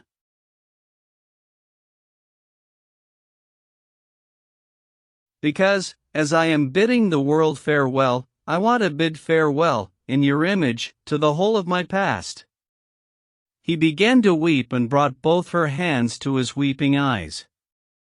I kneel before all that was beautiful in my life, I kiss and give thanks. I've now broken myself in two, there, a madman who dreamed of soaring up into the sky, vingt du ans. Here, a crushed and chilled old tutor, chez ce marchand, il existe pourtant ce marchand section. But how soaked you are, Lise, he cried, jumping to his feet, feeling that his knees, too, had become soaked on the sodden ground. And how is this possible, you, in this dress? And on foot, and in this field? You're crying? Vous êtes malheureuse? Ha, I heard something. But where are you coming from now? He quickened his questions, with a timorous look, glancing in deep perplexity at Mavriky Nikolaevich. Mais savez-vous leur tuer à l'est? Stepan Trofimovich, did you hear anything there about murdered people? Is it true? Is it? Those people. I saw the glow of their deeds all night. They couldn't have ended otherwise. His eyes began to flash again. I'm running from a delirium, from a feverish dream, running to seek Russia. Existe-t-il la Russie? Bah, c'est vous, cher capitaine. I never doubted but that I'd meet you somewhere at some lofty deed. But do take my umbrella, and why must you go on foot? For God's sake, at least take my umbrella, and I'll hire a carriage somewhere anyway. I'm on foot only because Stacy, that is, Nastasia, would have started shouting for the whole street to hear if she'd found out I was leaving, so I slipped away as incognito as possible. I don't know, in the voice they're writing about robberies everywhere, but it can't be, I thought, that the moment I get out on the road, there will be a robber? Cher Lise, it seems you said someone murdered someone? Oh, mon Dieu, you're not well. Let's go, let's go. Liza cried out as if in hysterics, again drawing Mavriky Nikolaevich after her. Wait, Stepan Trofimovich, she suddenly went back to him, wait, poor dear, let me make a cross over you. It might be better to tie you up, but I'd better make a cross over you. You, too, pray for poor Liza, just so, a little, don't trouble yourself too much. Mavriky Nikolaevich, give this child back his umbrella, you must give it back. There. Let's go now. Let's go. Their arrival at the fatal house occurred precisely at the moment when the thick crowd thronging in front of the house had heard a good deal about Stavrogin and how it was profitable for him to kill his wife. But still, I repeat, the great majority went on listening silently and motionlessly. Only bawling drunkards and breaking loose people like that arm-waving tradesman lost control of themselves. Everyone knew him as even a quiet man, but it was as if he would suddenly break loose and fly off somewhere if something suddenly struck him in a certain way. I did not see Liza and Mavriky Nikolaevich arrive. I first noticed Liza, to my stupefied amazement, when she was already far away from me in the crowd, and in the beginning I did not even make out Mavriky Nikolaevich. It seems there was a moment when he lagged a couple of steps behind her because of the crowd, or else he was forced aside. Liza, who was tearing through the crowd without seeing or noticing anything around her, like someone in a fever, like someone escaped from a hospital, of course drew attention to herself all too quickly. There was loud talk and suddenly shouting.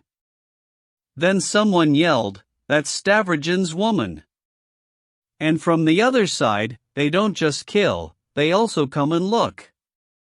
Suddenly I saw someone's hand, above her head, from behind, raised and lowered. Liza fell. There came a terrible cry from Mavriky Nikolaevich, who tore to her aid and struck the man who was between him and Liza with all his strength. But at the same moment the tradesman seized him from behind with both arms. For some time it was impossible to make anything out in the ensuing spume. It seems Liza got up, but fell again from another blow. Suddenly the crowd parted and a small empty circle formed around the prostrate Liza, with the bloody, crazed Mavriky Nikolaevich standing over her, shouting, weeping, and wringing his hands. I do not remember with complete precision how things went after that. I only remember that Liza was suddenly being carried away. I ran after her. She was still alive, and perhaps still conscious. From among the crowd, the tradesman and another 3 men were seized. These 3 up to now have denied any participation in the evil-doing, stubbornly insisting that they were seized by mistake. Perhaps they are right. The tradesman, though clearly exposed, being a witless man, has been unable up to now to explain coherently what happened. I, too, had to give my evidence at the investigation. As a witness, though a distant one, I declared that everything had happened to the highest degree by chance, through people who, though perhaps of a certain inclination, had very little awareness, were drunk, and had already lost the thread. I am still of that opinion. 4. The last decision. Many saw Fyodor Stepanovich that morning, those who did recall that he was extremely excited. At 2 o'clock in the afternoon he ran by to see Gaganov, who had arrived from the country just the day before, and where a whole house full of visitors had gathered who talked much and hotly about the events that had just transpired. Fyodor Stepanovich talked most of all and made himself heard. He was always regarded among us as a garrulous student with a hole in his head, but now he was talking about Yulia Mikhailovna, and, considering the general turmoil, the topic was a gripping one.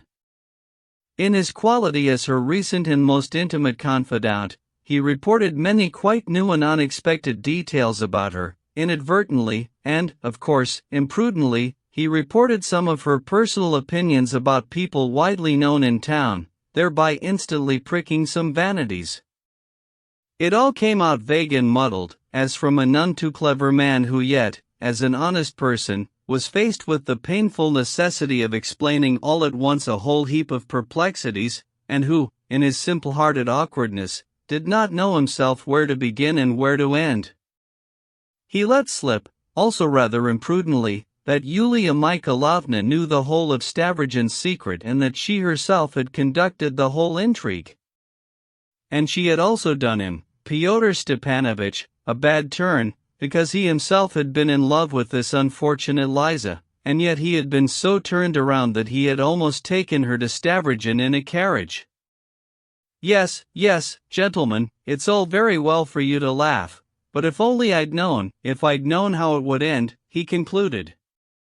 To various anxious inquiries about Stavrogin, he declared directly that the catastrophe with Lebyadkin was, in his opinion, pure chance, and the one to blame for it all was Lebyadkin himself who displayed his money. He explained this particularly well. One of the listeners at some point observed to him that he had no business play acting, that he ate, drank, and all but slept in Yulia Mikhailovna's house, and was now the first to besmirch her, and that it was not at all as pretty a thing as he supposed. But Fyodor Stepanovich defended himself at once. I ate and drank not because I had no money, and I'm not to blame if I was invited there. Allow me to judge for myself how grateful I ought to be for that. Generally, the impression was in his favor. Granted, he's an absurd fellow and, of course, an empty one, but how is he to blame for Yulia Mikhailovna's follies? On the contrary, it appears he tried to stop her. At about 2 o'clock the news suddenly spread that Stavrogin, of whom there was so much talk, had unexpectedly left for Petersburg on the midday train. This was very interesting. Many frowned. Fyodor Stepanovich was struck to such an extent that they say he even changed countenance and exclaimed strangely, "But who could have let him out?" He immediately left Gaganov's at a run. However, he was seen in 2 or 3 other houses. Towards dusk he found an opportunity for penetrating to Yulia Mikhailovna, though with great difficulty, because she decidedly had no wish to receive him. I learned of this circumstance only 3 weeks later from the lady herself, before her departure for Petersburg. She did not go into detail, but observed with a shudder that he had amazed her then beyond all measure. I suppose he simply frightened her with a threat of complicity in case she decided to talk. This need to frighten was closely bound up with his designs at the time, certainly unknown to her, and only afterwards, about 5 days later, did she guess why he had so doubted her silence and so feared any new outbursts of indignation from her. Before 8 o'clock in the evening, when it was already quite dark, on the outskirts of town, in Faman Lane, in a small lopsided house, in the apartment of Ensign Urkel, our people gathered in full complement, all 5 of them. The place of the general meeting had been appointed by Fyodor Stepanovich himself, but he was unpardonably late, and the members had already been waiting an hour for him. This Ensign Urkel was that same little visiting Osair who had sat the whole time at Brzezinski's party with a pencil in his hand and a notebook in front of him.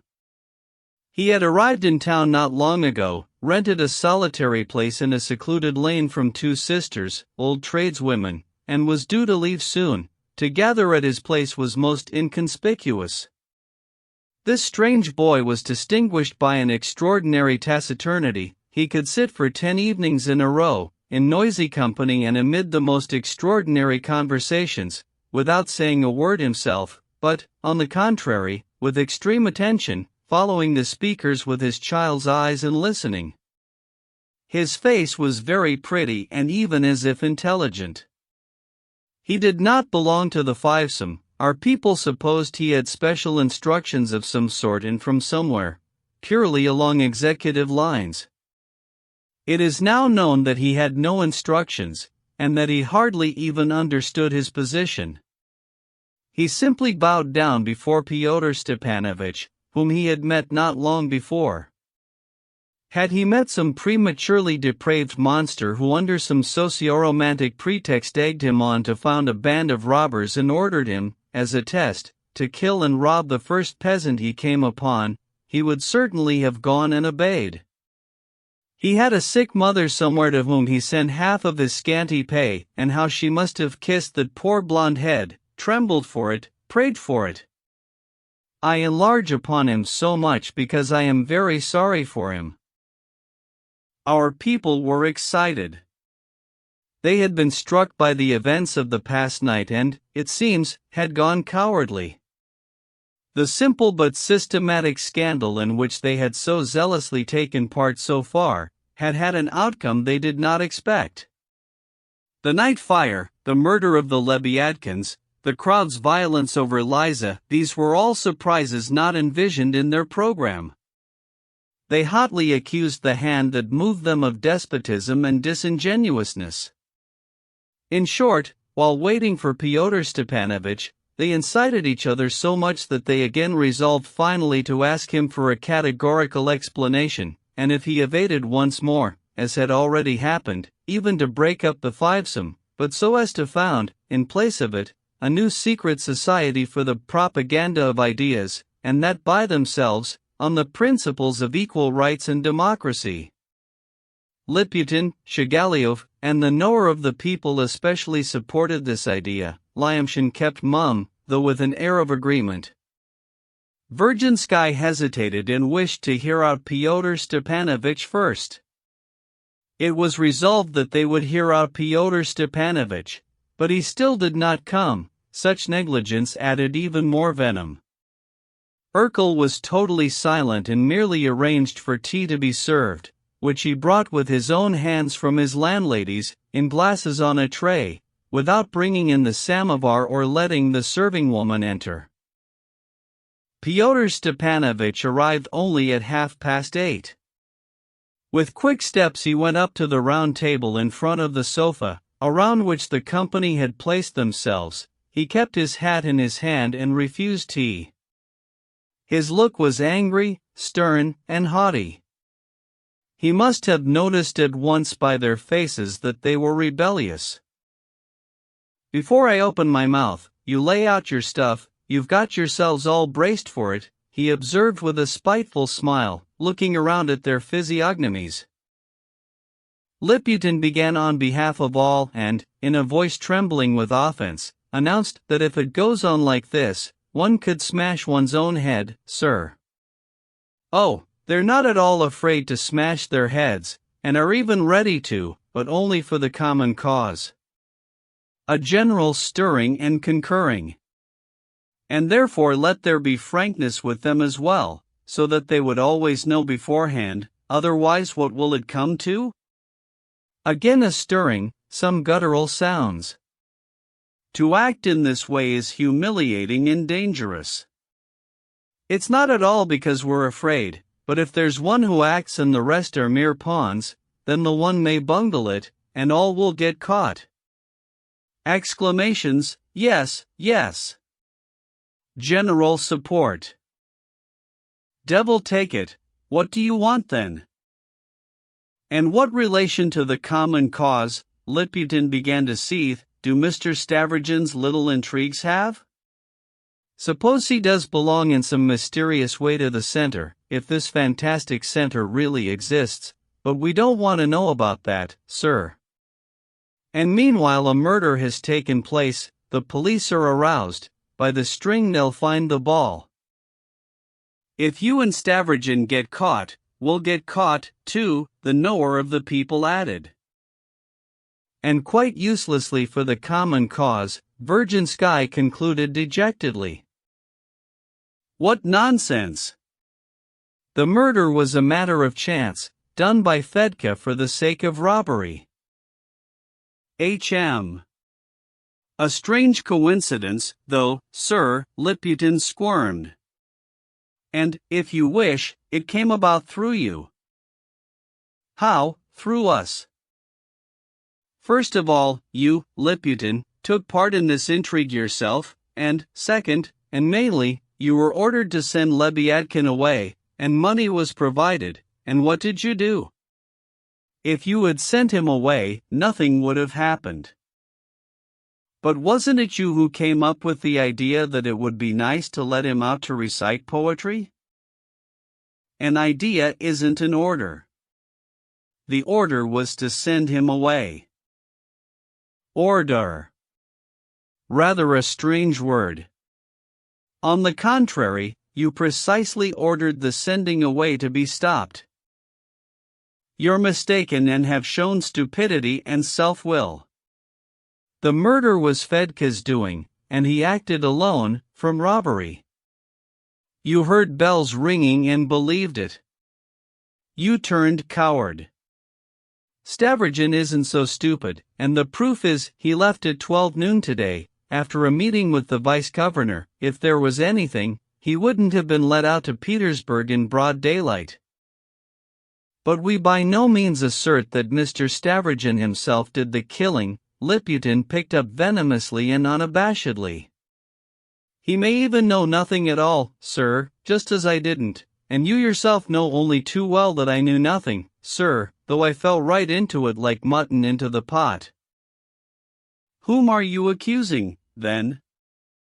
Fyodor Stepanovich gave him a dark look. The same ones who need to burn towns, sir. What's worst is that you're trying to wriggle out of it. However, kindly read this and show it to the others, it's just for your information. He took Lebyadkin's anonymous letter to Lemka from his pocket and handed it to Liputin. He read it, was visibly surprised, and pensively handed it to the next man. The letter quickly made the circle. Is it really Lebyadkin's handwriting? Remarked Shigaliov. Yes, it's his, Liputin and Tolkachenko, that is, the knower of the people, declared. It's just for your information, seeing that you've waxed so sentimental over Lebyadkin, Fyodor Stepanovich repeated, taking the letter back. Thus, gentlemen, quite by chance some Fedka rids us of a dangerous man. That is what chance can sometimes mean. Instructive, is it not? The members exchanged quick glances. And now, gentlemen, it comes my turn to ask questions. Fyodor Stepanovich assumed a dignified air. Permit me to know why you were so good as to set fire to the town without permission? What's that? We set fire to the town? That's really shifting the blame, they exclaimed. I realized that you got caught up in the game, Fyodor Stepanovich stubbornly continued, but this is not just some little scandal with Yulia Mikhailovna. I've gathered you here, gentlemen, to explain to you the degree of danger you have so stupidly heaped on yourselves, and which threatens all too many things besides you. I beg your pardon, but we, on the contrary, intended presently to declare to you the degree of despotism and inequality with which such a serious and at the same time strange measure had been taken over the members' heads, the heretofore silent Virginsky declared, almost with indignation. So you disclaim yourselves? Yet I insist that the burning was done by you, you alone, and no one else. Do not lie, gentlemen, I have precise information. By yourself will you have even exposed the common cause to danger.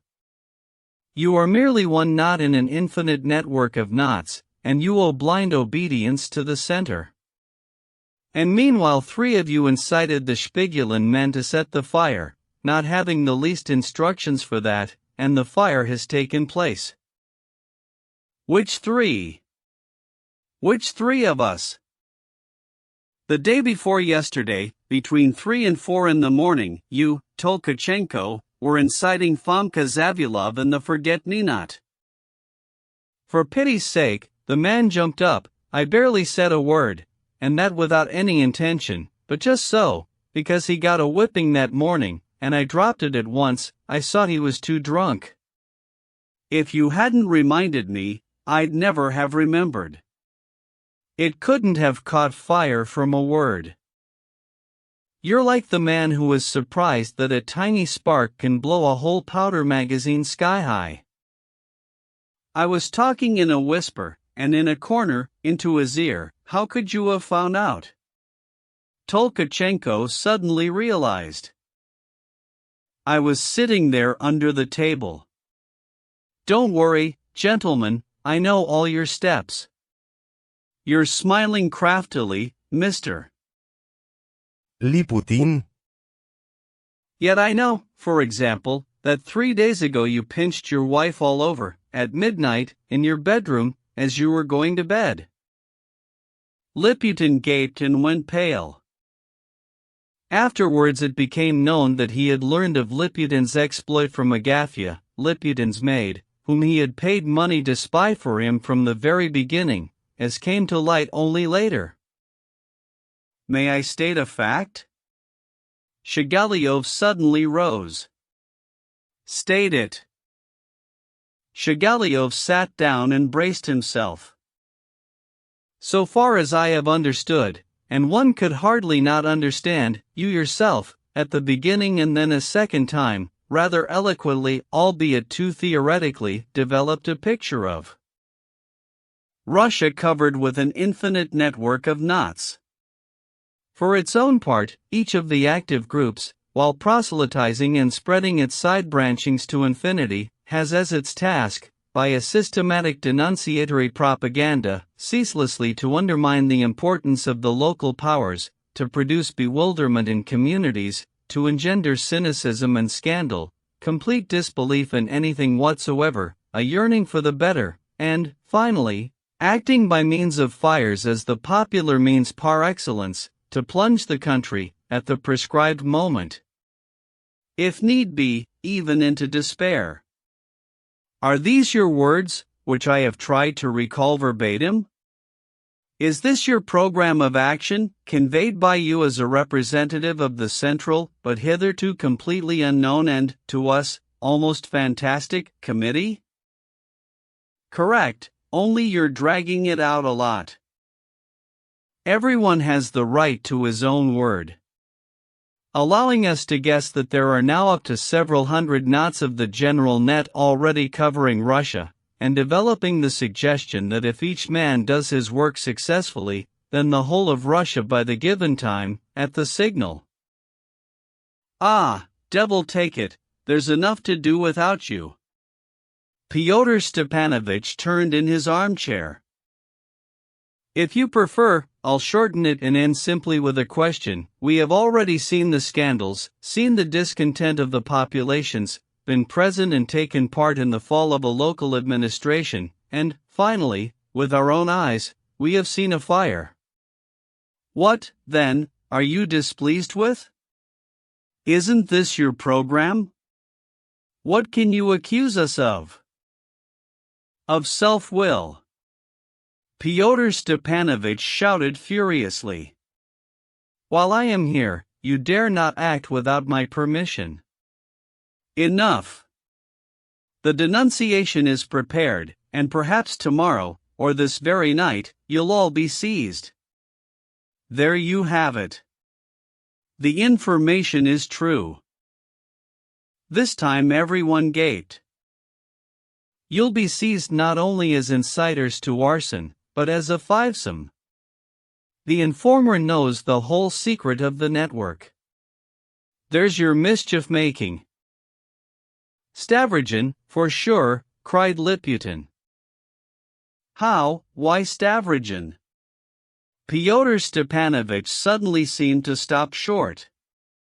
The devil, he recollected himself at once, it's Shatov. You all seem to know by now that in his time Shatov belonged to the cause. I must disclose that in keeping watch on him through persons he does not suspect, I have found out, to my surprise, that for him neither the organization of the network, nor, in a word, nothing is secret. To save himself from being accused of former participation, he will denounce everyone. So far he has still hesitated, and I've been sparing him. Now you've unbound him with this fire, he's shaken and no longer hesitant. By tomorrow we'll be arrested as incendiaries and political criminals. Is it true? How does Shatov know? The agitation was indescribable. It's all perfectly true. I have no right to declare my ways to you, or how I discovered it, but here is what I can do for you meanwhile. There is one person through whom I can influence Shatov so that he, without suspecting, will hold back his denunciation, but for no longer than a day. More than a day I can't do. So you may consider yourselves safe until the morning of the day after tomorrow. Everyone was silent. Send him to the devil, finally. Tolkachenko shouted first. Should have been done long ago. Lyamshin put in spitefully, banging his fist on the table. But how to do it? Liputin muttered. Fyodor Stepanovich immediately picked up the question and explained his plan. It consisted in luring Shatov, for the handing over of the secret press in his possession, to the solitary place where it was buried, the next day, at nightfall, and taking care of it there. He went into much necessary detail, which we omit here, and thoroughly clarified those ambiguous present relations between Shatov and the Central Society of which the reader already knows. That's all very well, Liputin observed unsteadily, but since it's again a new adventure of the same sort, it will strike people's minds too much. Undoubtedly, Fyodor Stepanovich agreed, but that, too, has been foreseen. There exists a means of averting suspicion completely. And with the same precision he told them about Kirillov, his intention to shoot himself, and how he had promised to wait for a signal, and to leave a note before dying, taking upon himself all that would be dictated to him. In a word, all that the reader already knows. His firm intention to take his life, philosophical and, in my opinion, mad, became known there, Fyodor Stepanovich went on explaining. There not the slightest hair, not a speck of dust is lost, everything goes to benefit the common cause. Foreseeing the benefit and becoming convinced that his intention was perfectly serious, he was offered the means to get to Russia. For some reason he wanted without fail to die in Russia, was charged with an assignment which he pledged himself to fulfill, and did fulfill, and, moreover, they pledged him to the promise, already known to you, to put an end to himself only when he was told to. He promised everything. Note that he belongs to the cause on special terms and wishes to be beneficial. I cannot reveal any more to you. Tomorrow, after Shadov, I'll dictate a note to him saying that the cause of Shadov's death was himself. This will be very probable. They used to be friends and went to America together, there they quarreled, and all this will be explained in the note, and depending on the circumstances, it may even be possible to dictate another thing or two to Kirillov, about the tracks, for example, and maybe partly about the fire. However, I'll have to think about that. Don't worry, he has no prejudices, he'll sign anything. Doubts were voiced. The story seemed fantastic.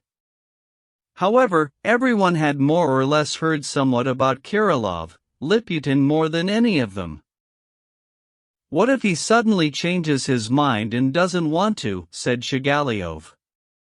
One way or another he's still a madman, so the hope is an uncertain one. Don't worry, gentlemen, he will want to, Pyotr Stepanovich snapped out.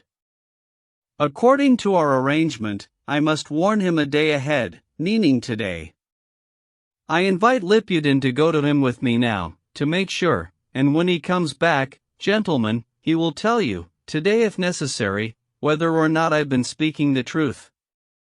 However, he suddenly broke off, with extreme irritation, as if he suddenly felt it was too much of an honor to persuade and bother so over such paltry people. However, you can act as you please. If you don't decide on it, the union is dissolved, but owing solely to the fact of your disobedience and betrayal. So, then, from that moment on we're all separate.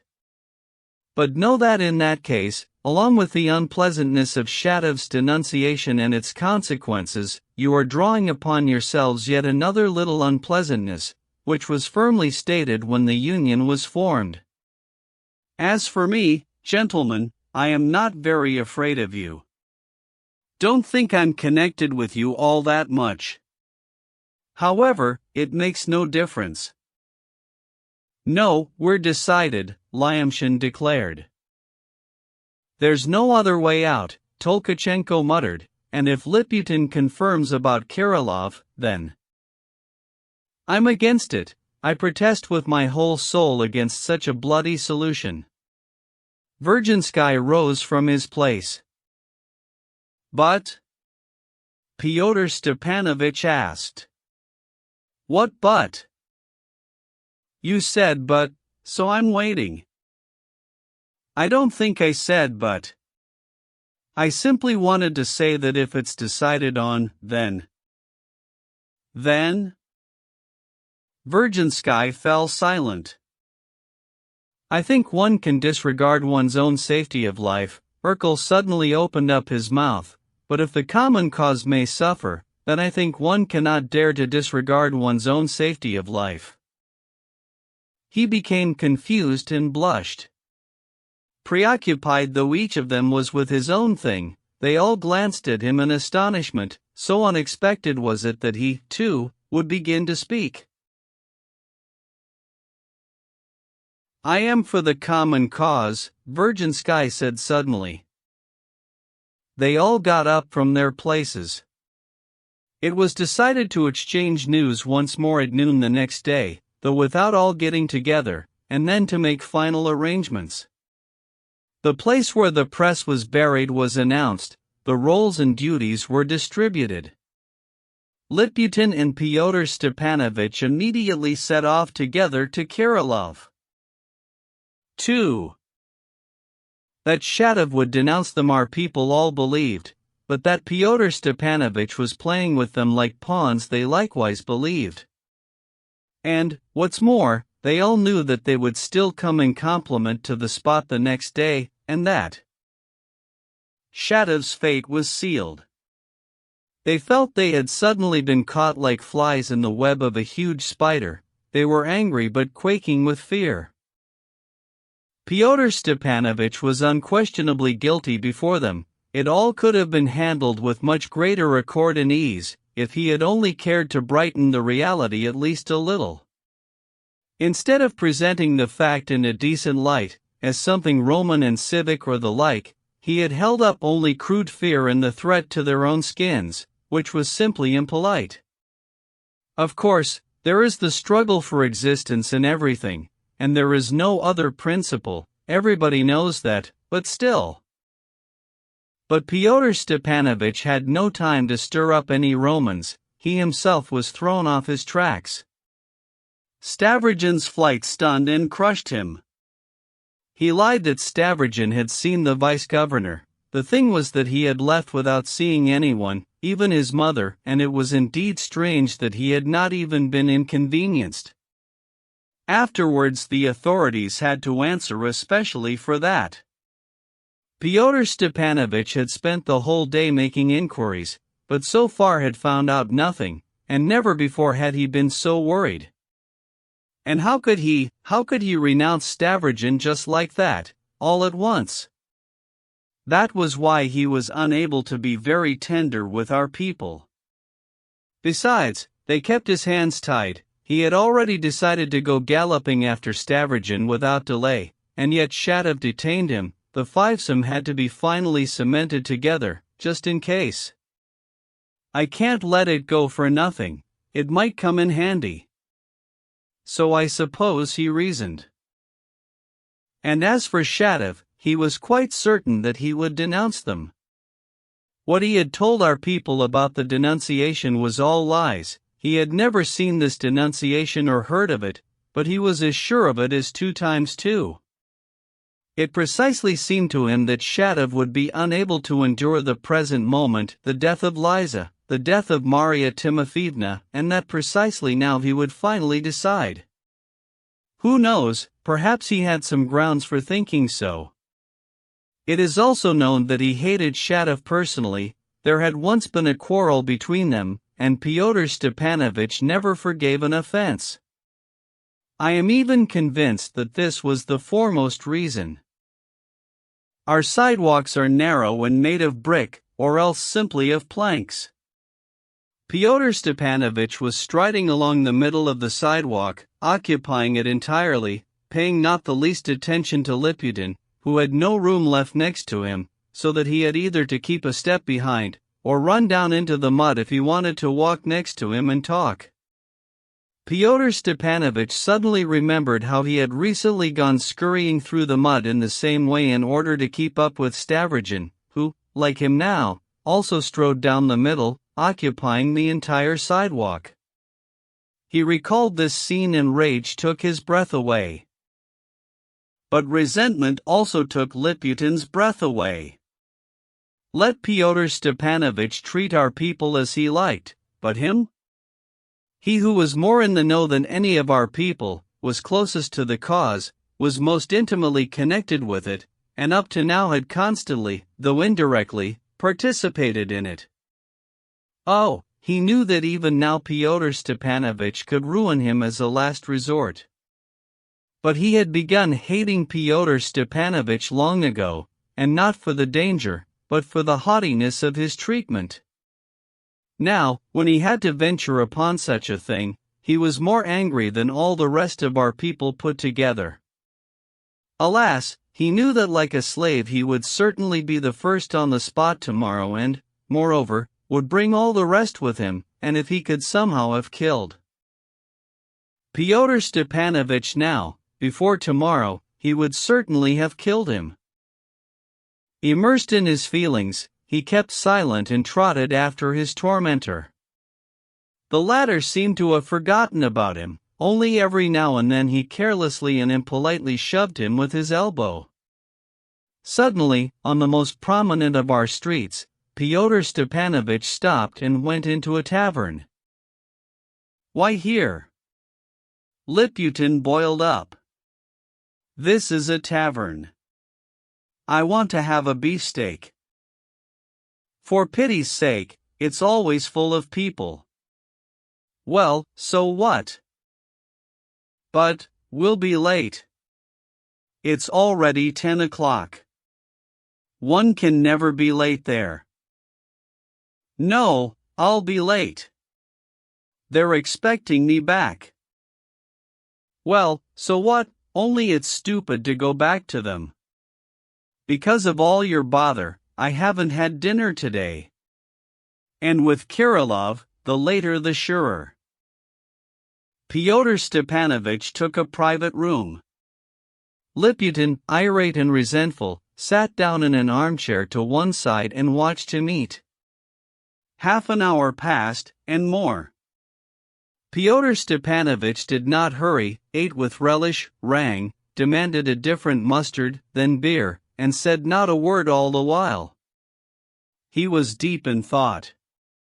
It was possible for him to do both things at once, to eat with relish and to be deep in thought.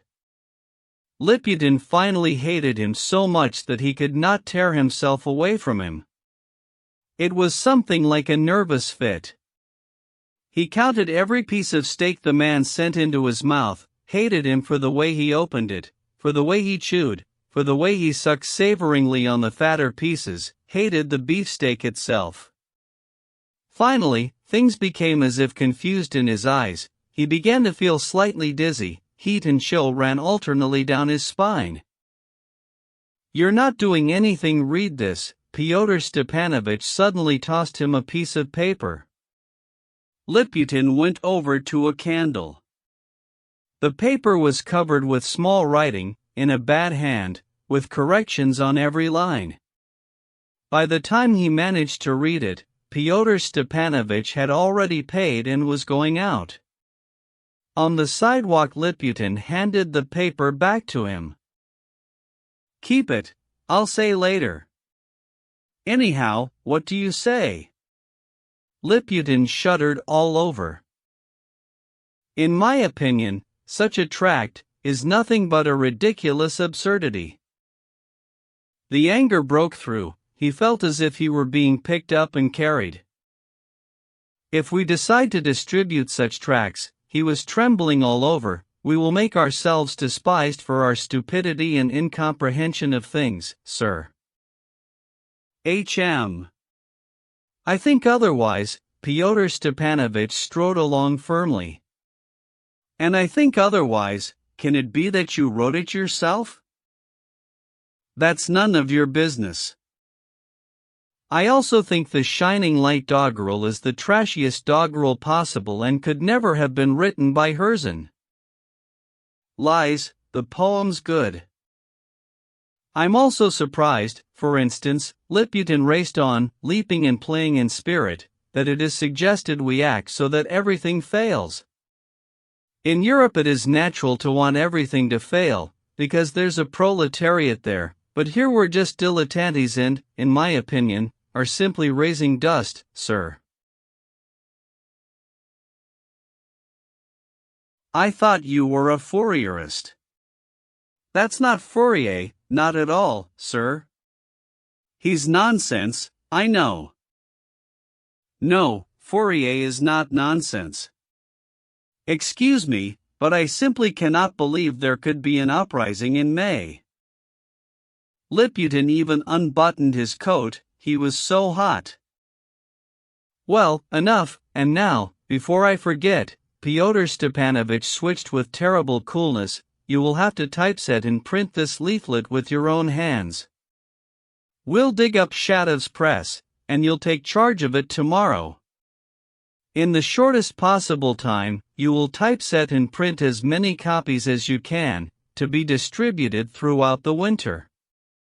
The means will be indicated. We need as many copies as possible, because you'll have orders from other places."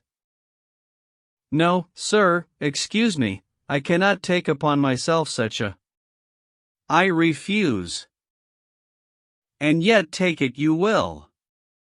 "I'm acting on instructions from the Central Committee, and you must obey. And I think that our centers abroad have forgotten Russian reality and broken all connections, and are therefore simply raving. I even think that instead of many hundreds of fivesomes there is only our one in all Russia, and there isn't any network," Liputin finally choked. "The more contemptible for you," that you ran after the cause without believing in it, and are running after me now like a mean little cur. No, sir, I'm not running. We have every right to leave off and to form a new society.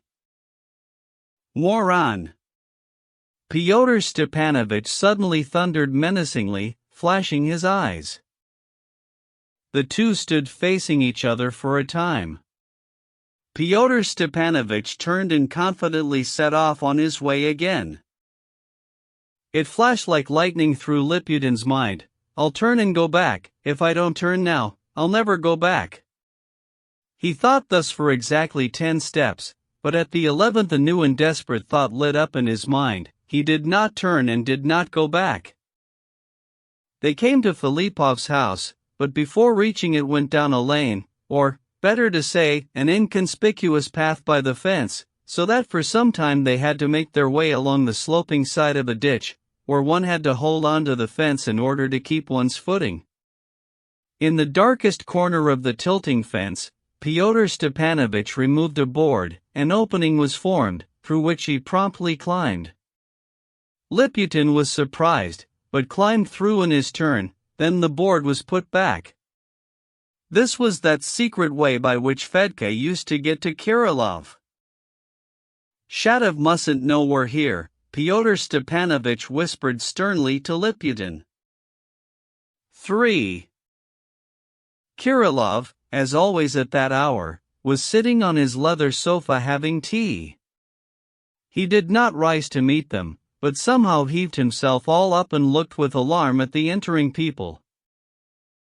You're not mistaken, said Fyodor Stepanovich, I've come for that very thing.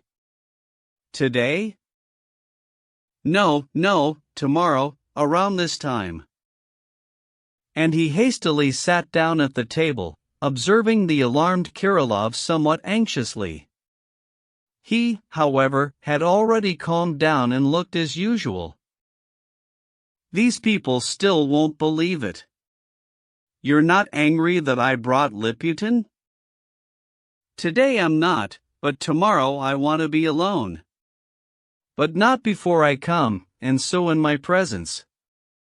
I'd prefer not in your presence. You remember you promised to write out and sign everything I dictate. Makes no difference to me. Will you stay long now? I must see a certain person, and I have half an hour till then, so whether you want it or not, I'll stay for that half hour. Kirillov said nothing. Liputin, meanwhile, placed himself to one side, under the portrait of a bishop. The same desperate thought was taking hold of his mind more and more. Kirillov barely paid any attention to him. Liputin had known Kirillov's theory even before and had always laughed at him, but now he was silent and looked around gloomily. And I wouldn't mind having some tea, Fyodor Stepanovich stirred. I just had a beefsteak and was hoping to find your tea ready. Have some. You used to offer it yourself, Fyodor Stepanovich observed sourishly. Makes no difference. Liputin can have some, too. No, sir, I can't. Can't, or won't? Fyodor Stepanovich turned quickly. I won't do it here, sir, Liputin refused meaningly. Fyodor Stepanovich scowled. Smells of mysticism, devil knows what sort of people you all are.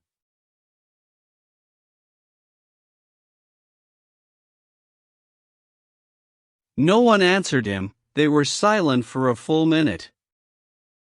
But I know one thing, he suddenly added sharply, that no prejudice will stop any of us from doing his duty. Stavrogin left? Kirillov asked. Yes. He did well. Fyodor Stepanovich flashed his eyes, but kept hold of himself. I don't care what you think, so long as each one keeps his word. I will keep my word. However, I have always been sure that you would do your duty as an independent and progressive man. You are ridiculous. So be it, I'm very glad to make you laugh. I'm always glad to be able to oblige. You want very much that I shoot myself, and are afraid of suddenly not? I mean, you see, you yourself joined your plan with our actions. Counting on your plan, we've already undertaken something, so you simply cannot refuse, because you would let us down. No right at all. I understand, it's entirely as you will, and we are nothing, just as long as this entire will of yours gets carried out. And I'll have to take all your vileness on myself? Listen, Kirillov, you haven't turned coward? If you want to refuse, say so right now. I haven't turned coward. It's because you're asking too many questions. Will you leave soon? Another question? Kirillov looked him over with contempt.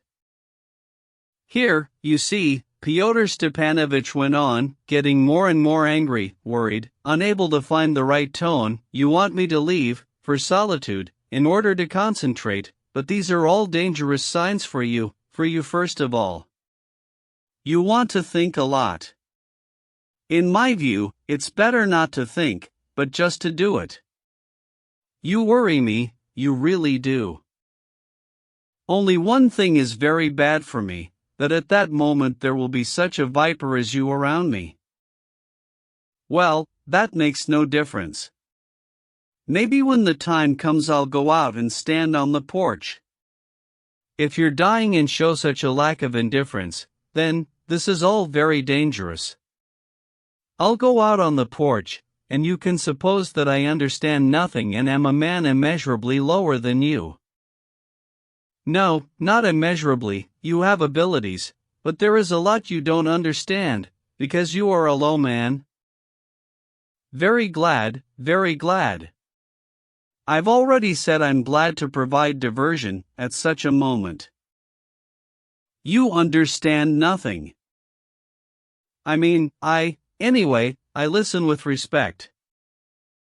You can do nothing, even now you cannot hide your petty spitefulness, though it's unprofitable to show it. You will make me angry, and I will suddenly want half a year longer. Fyodor Stepanovich looked at his watch. I've never understood a thing about your theory, but I do know that you didn't make it up for us, and so you'll carry it out without us. I also know that it was not you who ate the idea, but the idea that ate you, and so you won't put it off. What? The idea ate me? Yes. Not me the idea? That's good.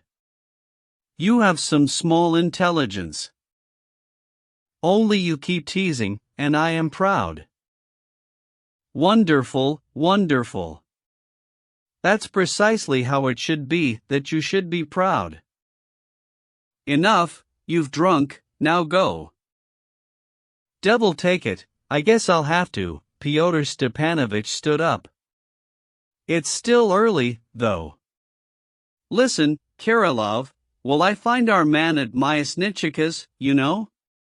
Or was she lying, too?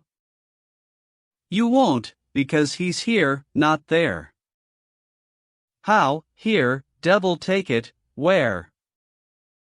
He's sitting in the kitchen, eating and drinking. But how dared he? Fyodor Stepanovich flushed wrathfully. He was obliged to wait, nonsense. He's got no passport or money. I don't know. He came to say goodbye, he's dressed and ready. He's leaving and won't come back. He said you're a scoundrel and he doesn't want to wait for your money. Ah. He's afraid I might even now, if he... Where is he? In the kitchen. Kirillov opened a side door into a tiny, dark room. From this room 3 steps led down to the kitchen, directly into the partitioned-off closet where the cook's bed usually stood. It was here, in the corner, under the icons, that Fedka was now sitting at a bare wooden table. In front of him on the table were a small bottle, a plate with bread, and, on an earthenware dish, a cold piece of beef with potatoes. He was having a leisurely snack, and was already slightly tipsy, but had his sheepskin coat on and was apparently quite ready to set off. A samovar was beginning to boil behind the partition, but it wasn't for Fedka, though Fedka himself had made a point of lighting it and preparing it every night for a week or more, for Alexei Nilik, sir, seeing as he's so very accustomed to having tea at night. I strongly suspect that the beef and potatoes had been roasted for Fedka that morning by Kirillov himself, for lack of a cook. What do you think you're doing? Fyodor Stepanovich rolled into the downstairs. Why didn't you stay where you were ordered to? And he swung and banged his fist on the table. Fedka assumed a dignified air.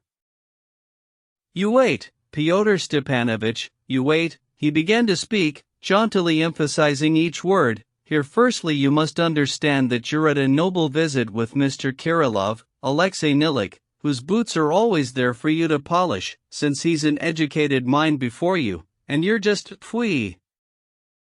And he jauntily spat over his shoulder. One could see arrogance, resoluteness, and a certain rather dangerous, affected, calm casuistry before the first explosion. But Fyodor Stepanovich was beyond noticing any danger, which, besides, did not fit with his view of things. The events and failures of the day had him totally in a whirl. Liputin was peeking curiously down the 3 steps from the dark closet. Do you or do you not want to have a proper passport and good money to travel where you were told? Yes or no?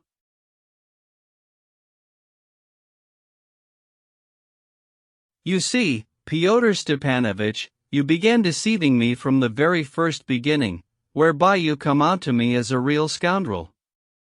The same as a vile human louse, that's what I count you as. You promised me big money for innocent blood, and swore an oath for Mr. Stavrogin, but what comes out is nothing but your own uncivility. I got no share of it, as I live, not a drop, to say nothing of 1,500, and Mr. Stavrogin slapped your face the other day, which is already known to me. Now you're threatening me again and promising money, for what business, you won't say. And I have doubts in my mind that you're sending me to Petersburg to revenge your wickedness with whatever you've got on Mr. Stavrogin, Nikolai Vsevolodovich, trusting in my gullibility. And by that you come out as the foremost murderer. And do you know what you deserve now by this sole point, that in your depravity you've ceased to believe in God himself, the true Creator? The same thing as an idolater, and on the same lines as a Tartar or a Mordovian. Alexei Nilik, being a philosopher, has manifoldly explained to you the true God, the Creator and Maker, and about the creation of the world, and equally about the future destinies and transfiguration of every creature and every beast from the book of the Apocalypse. But you, like a witless idol, persist in your deafness and dumbness, and have brought Ensign Urkel to the same thing, like that same evildoer and seducer called the atheist. Ah, you drunken mug! You strip icons, and then preach God. You see, Fyodor Stepanovich, I'll tell you it's true that I stripped them, but I only took the pearlies off, and how do you know, maybe that same moment my tear, too, was transformed before the crucible of the Almighty, for some offense against me, since I'm just exactly that very same orphan, not even having any daily refuge. Do you know from the books that once upon some ancient times a certain merchant stole a pearl from the nimbus of the Most Holy Mother of God with just exactly the same tearful sighing and praying, and afterwards returned the wholesome right at her feet, in public, on his knees, and our mother and intercessor overshadowed him with her veil before all the people, so that on this subject a miracle even came about at that time, and it was ordered by way of the authorities to write it down exactly into the state books. But you let the mouse in, and so you blasphemed against the very finger of God. And if you weren't my natural master, who I used to carry in my arms when I was still a youth, I'd do you in right now, as I live, without even moving from this spot." Fyodor Stepanovich became exceedingly wrathful. "Speak, did you see Stavrogin today? There's one thing you daren't ever to do, to question me. Mr. Stavrogin, as he lives, stands amazed before you, nor took part by his wishes, to say nothing of any orders or money. Me you dared. You'll get the money, and you'll also get the 2,000, in Petersburg, on the spot, the whole sum, and still more. You're lying, my gentle sir, and it's funny for me even to see such a gullible man as you are. Mr. Stavrogin stands before you like on a ladder, and you're yapping at him from below like a silly tyke, whereas he regards it as doing you a big honor even to spit on you from up there. And do you know," Fyodor Stepanovich flew into a rage, "that I won't let you take a step out of here, you scoundrel, and will hand you straight over to the police?" Fedka jumped to his feet and flashed his eyes furiously. Fyodor Stepanovich snatched out his revolver. Here a quick and repulsive scene took place. Before Fyodor Stepanovich could aim the revolver, Fedka instantly swerved and struck him in the face with all his might. At the same moment another terrible blow was heard, then a third, a fourth, all in the face. Crazed, his eyes goggling, Fyodor Stepanovich muttered something and suddenly crashed full length to the floor. "There he is, take him!" Fedka cried with a victorious flourish, instantly grabbed his cap, his bundle from under the bench, and made himself scarce. Fyodor Stepanovich lay gasping, unconscious. Liputin even thought a murder had taken place. Kirillov rushed headlong down to the kitchen.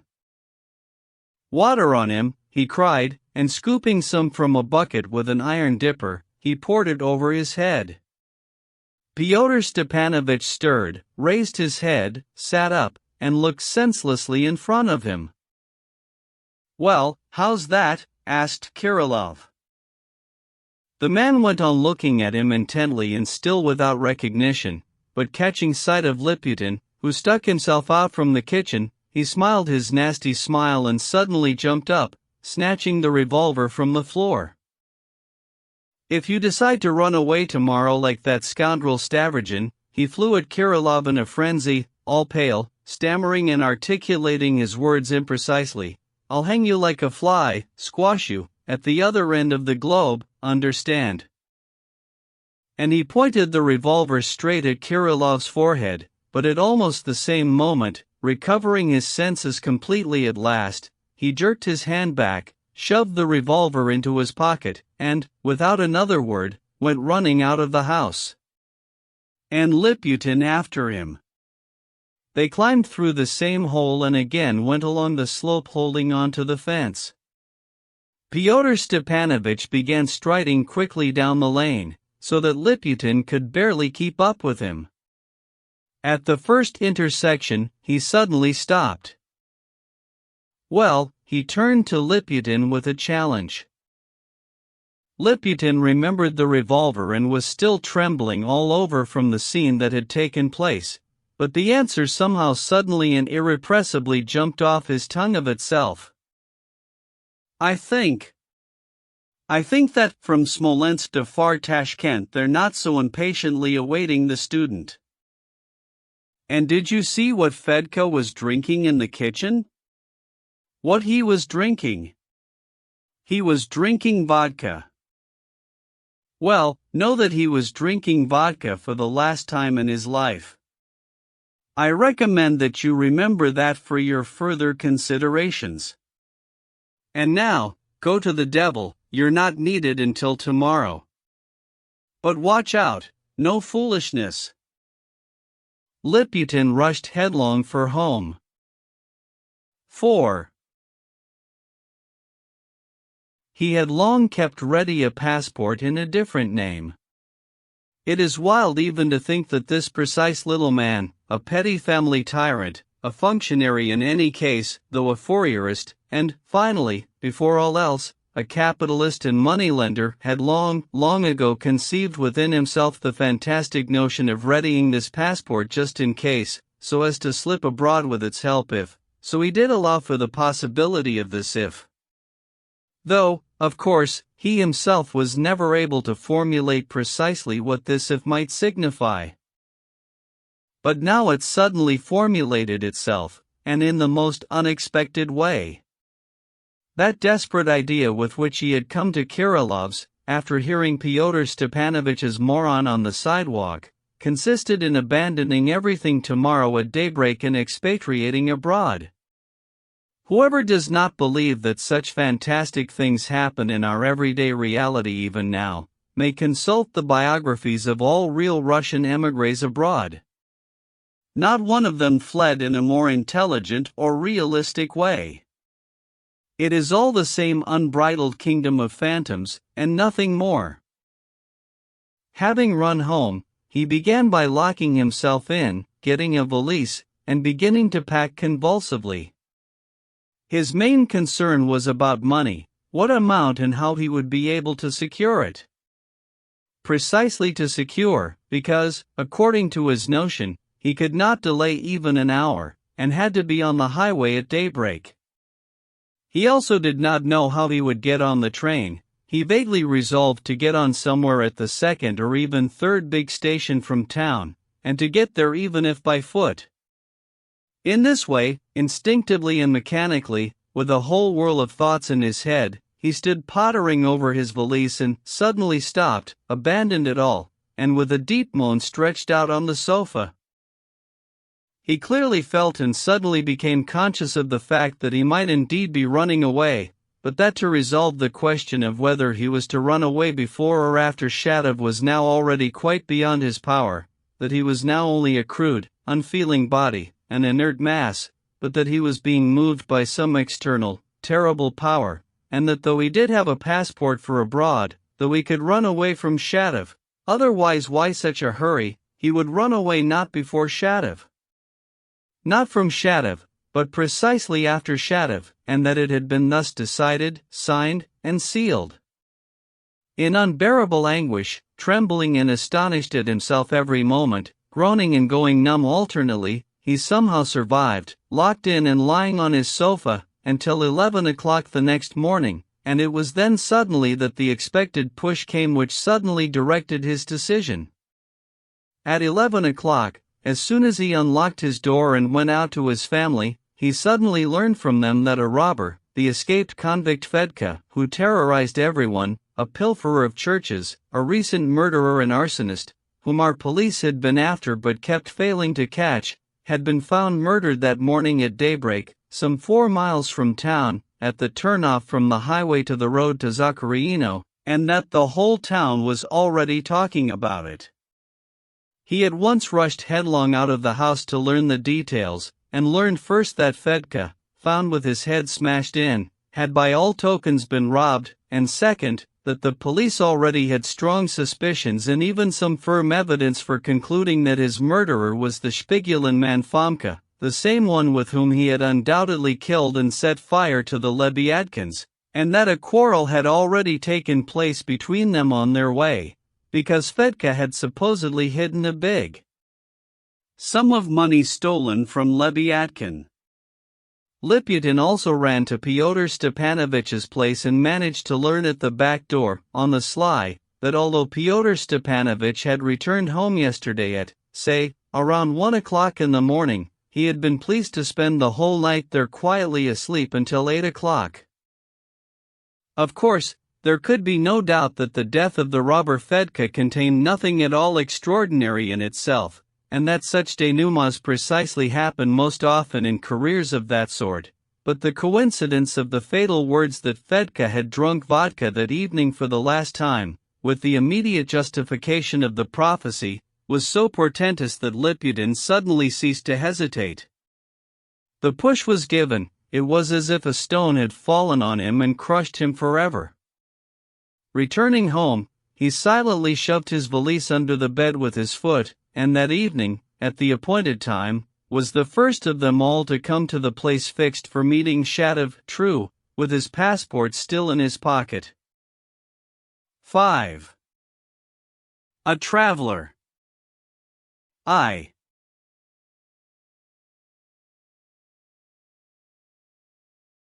The catastrophe with Liza and the death of Maria Timofeevna produced an overwhelming impression on Shatov. I have already mentioned that I saw him that morning in passing. He seemed to me as if he were not in his right mind. He told me, incidentally, that the evening before, at around 9 o'clock, that is, some 3 hours before the fire, he had been at Maria Timofeevna's. He went in the morning to have a look at the corpses, but as far as I know he did not give any evidence anywhere that morning. Meanwhile, towards the end of the day, a whole storm arose in his soul and I believe I can say positively that there was a certain moment at dusk when he wanted to get up, go, and declare all. What this all was, he himself well knew. Of course, he would have achieved nothing, and would simply have betrayed himself. He had no proofs to expose the just committed evildoing, and what he did have were only vague guesses about it, which for him alone were equal to full conviction. But he was ready to ruin himself just in order to crush the scoundrels, his own words. Fyodor Stepanovich had in part correctly divined this impulse in him and knew he was running a great risk in postponing his new, terrible design until the next day. Here, as usual, there was on his part much presumption and disdain for all this trash, and for Shatov especially. He had long disdained Shatov for his tearful idiocy, as he had said about him while still abroad, and firmly trusted that he could handle such an Uncle Verman, that is, not lose sight of him all that day and stop him at the first sign of danger. And yet the scoundrels were spared a little longer only through a completely unexpected and, by them, totally unforeseen circumstance. Somewhere between 7 and 8 in the evening, it was precisely the time when our people were gathered at Urkel's, waiting indignantly and anxiously for Fyodor Stepanovich. Shatov, with a headache and a slight chill, was lying stretched out on his bed, in the dark, without a candle, tormented by perplexity, angry, deciding and then unable to decide finally, and anticipating with a curse that anyhow it would all lead nowhere. Gradually he dozed off into a momentary, light sleep, and in his dreams had something like a nightmare. He dreamed he was on his bed all tangled up in ropes, bound and unable to move, and meanwhile the whole house was resounding from a terrible knocking on the fence, on the gate, on his door, in Kirilov's wing, so that the whole house was trembling, and some distant, familiar, but, for him, tormenting voice was piteously calling him. He suddenly came to his senses and raised himself on his bed. To his surprise, the knocking on the gate continued, and though it was hardly as strong as it had seemed in his dream, it was rapid and persistent, and the strange and tormenting voice, though not piteous but, on the contrary, impatient and irritable, still came from below at the gate, alternating with another more restrained and ordinary voice. He jumped up, opened the vent window, and stuck his head out. "Who's there?" he called, literally going stiff with fright. "If you are Shatov," the answer came sharply and firmly from below, "then please be so good as to announce directly and honestly whether you agree to let me in or not." Right enough, he recognized the voice. "Marie! Is it you?" "It's me, Maria Shatov, and I assure you that I cannot keep the coachman any longer." "Wait, let me, a candle," Shatov cried weakly. Then he rushed to look for matches. The matches, as usual on such occasions, refused to be found. He dropped the candlestick and candle on the floor, and as soon as the impatient voice came again from below, he abandoned everything and flew headlong down his steep stairway to open the gate. "Kindly hold the bag till I finish with this blockhead." Mrs. Maria Shatov met him below and shoved into his hands a rather light, cheap canvas handbag with brass studs, of Dresden manufacture. And she herself irritably fell upon the coachman. "I venture to assure you that you are charging too much. If you dragged me for a whole extra hour around your dirty streets, it's your own fault, because it means you yourself did not know where this stupid street and asinine house were. Be so good as to accept your 30 kopecks, and rest assured that you will not get any more." Little lady, wasn't it you who jabbed at Voznesensky Street, and this here is Bogoyavlensky, Voznesensky Lane is way over that way. You just got my gelding all in a stew. Voznesensky, Bogoyavlensky, you ought to know all these stupid names more than I, one, since you're a local inhabitant, and, besides, you're wrong. I told you first thing that it was Filipov's house, and you precisely confirmed that you knew it. In any case, you can claim from me tomorrow at the Justice of the Peace, and now I ask you to leave me alone. Here's another 5 kopecks. Shatov impetuously snatched out a 5-kopeck piece from his pocket and gave it to the coachman. "Be so good, I beg you, don't you dare do that." Madame Shatov began to seethe, but the coachman started his gelding, and Shatov, seizing her by the hand, drew her through the gate. "Quick, Marie, quick, it's all trifles and how soaked you are. Careful, there are steps up, sorry there's no light, the stairs are steep, hold on tighter, well, so here's my closet." "Excuse me, I have no light, wait." He picked up the candlestick, but the matches took a long time to be found. Mrs. Shatov stood waiting in the middle of the room, silent and motionless. "Thank God, at last," he cried out joyfully, lighting up the closet. Maria Shatov took a cursory look around the place. "I was told you lived badly, but still I didn't think it was like this," she said squeamishly, and moved towards the bed. "Oh, I'm tired," and with a strengthless air she sat on the hard bed. "Please put the bag down, and take a chair yourself." "As you wish, however, you're sticking up in front of me." "I'll stay with you for a time, until I find work, because I know nothing here and have no money. But if I'm cramping you, be so good, I beg you, as to announce it to me, which is your duty if you're an honest man. I can still sell something tomorrow and pay at the hotel, but you must be so good as to take me there yourself." "Oh, only I'm so tired." Shatov simply started shaking all over. "No need, Marie, no need for the hotel." "What hotel? Why?"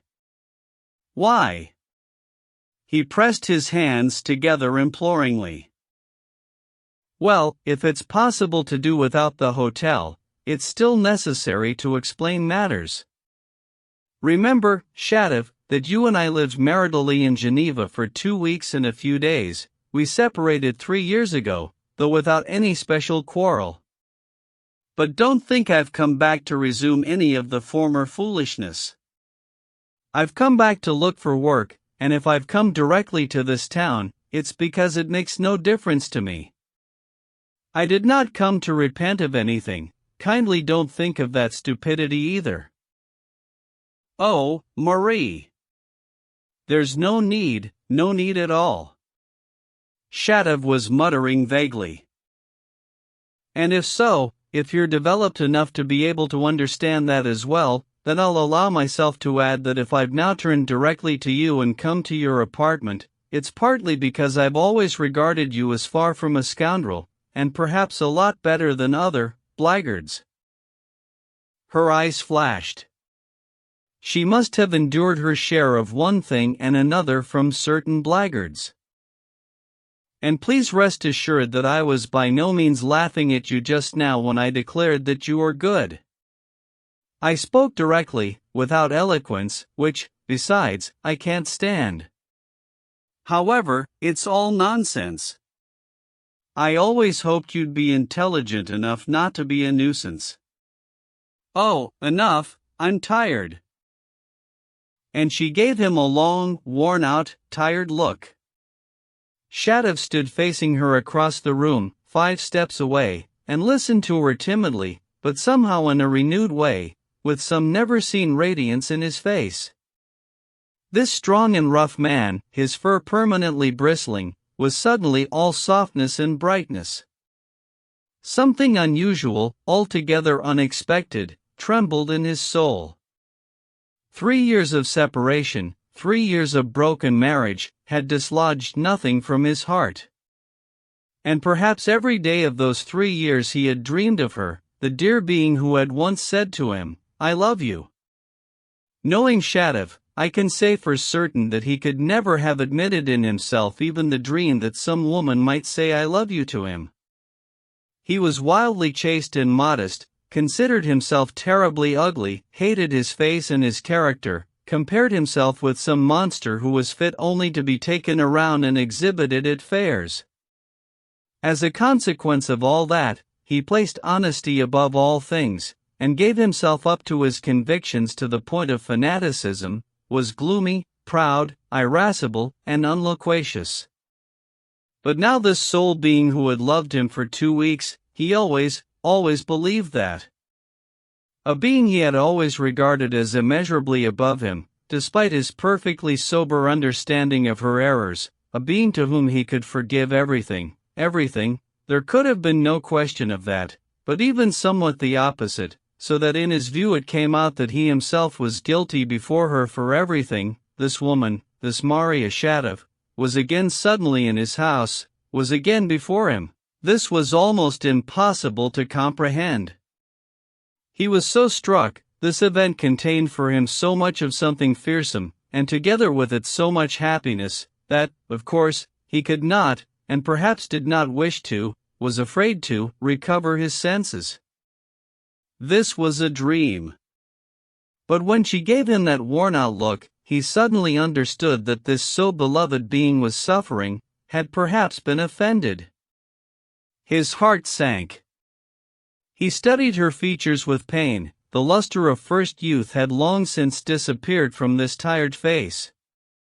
True, she was still good-looking, in his eyes of beauty, as before. In reality she was a woman of about 25, of rather strong build, taller than average, taller than Shatov, with dark blonde, fluffy hair, a pale oval face, and big dark eyes, now shining with a feverish glint. But the former thoughtless, naive, and simple-hearted energy, so familiar to him, had given place in her to sullen irritability, disappointment, cynicism, as it were, to which she was not yet accustomed and which was a burden to her. But, above all, she was ill, he could see that clearly. Despite all his fear before her, he suddenly went up to her and took her by both hands. "Marie, you know, perhaps you're very tired. For God's sake, don't be angry. If you'd accept, for instance, some tea at least, eh? Tea is very fortifying, eh? If you'd accept."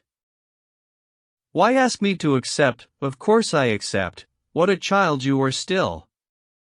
Give it if you can. What a small room. How cold it is. Oh, right away, firewood. I have some firewood." Shatov got all stirred up. Firewood, that is, but tea, too, right away. He waved his hand as if with desperate resolution, and grabbed his cap. "You're going out? So there's no tea in the house?" There'll be everything, right away." He grabbed the revolver from the shelf. "I'll sell this revolver now, or pawn it." "How stupid, and it will take so long." Here, take my money. If you have nothing, there's 80 kopecks, I think, that's all. It's like a crazy house here. There's no need for your money. I'll go now, one moment, even without the revolver. And he rushed straight to Kirillov. This was probably still 2 hours before Kirillov was visited by Pyotr Stepanovich in Liputin. Shatov and Kirillov, who shared the same yard, hardly ever saw each other, and when they met they did not nod or speak. They had spent much too long lying beside each other in America. Kirillov, you always have tea. Have you got tea in a samovar? Kirillov, who was pacing the room, as was his custom, all night, from corner to corner, suddenly stopped and looked intently at the man who had run in, though without any special surprise. There's tea, there's sugar, and there's a samovar. But no need for the samovar, the tea is hot. Just sit down and drink. Kirillov, we lay beside each other in America. My wife has come to me. Give me the tea.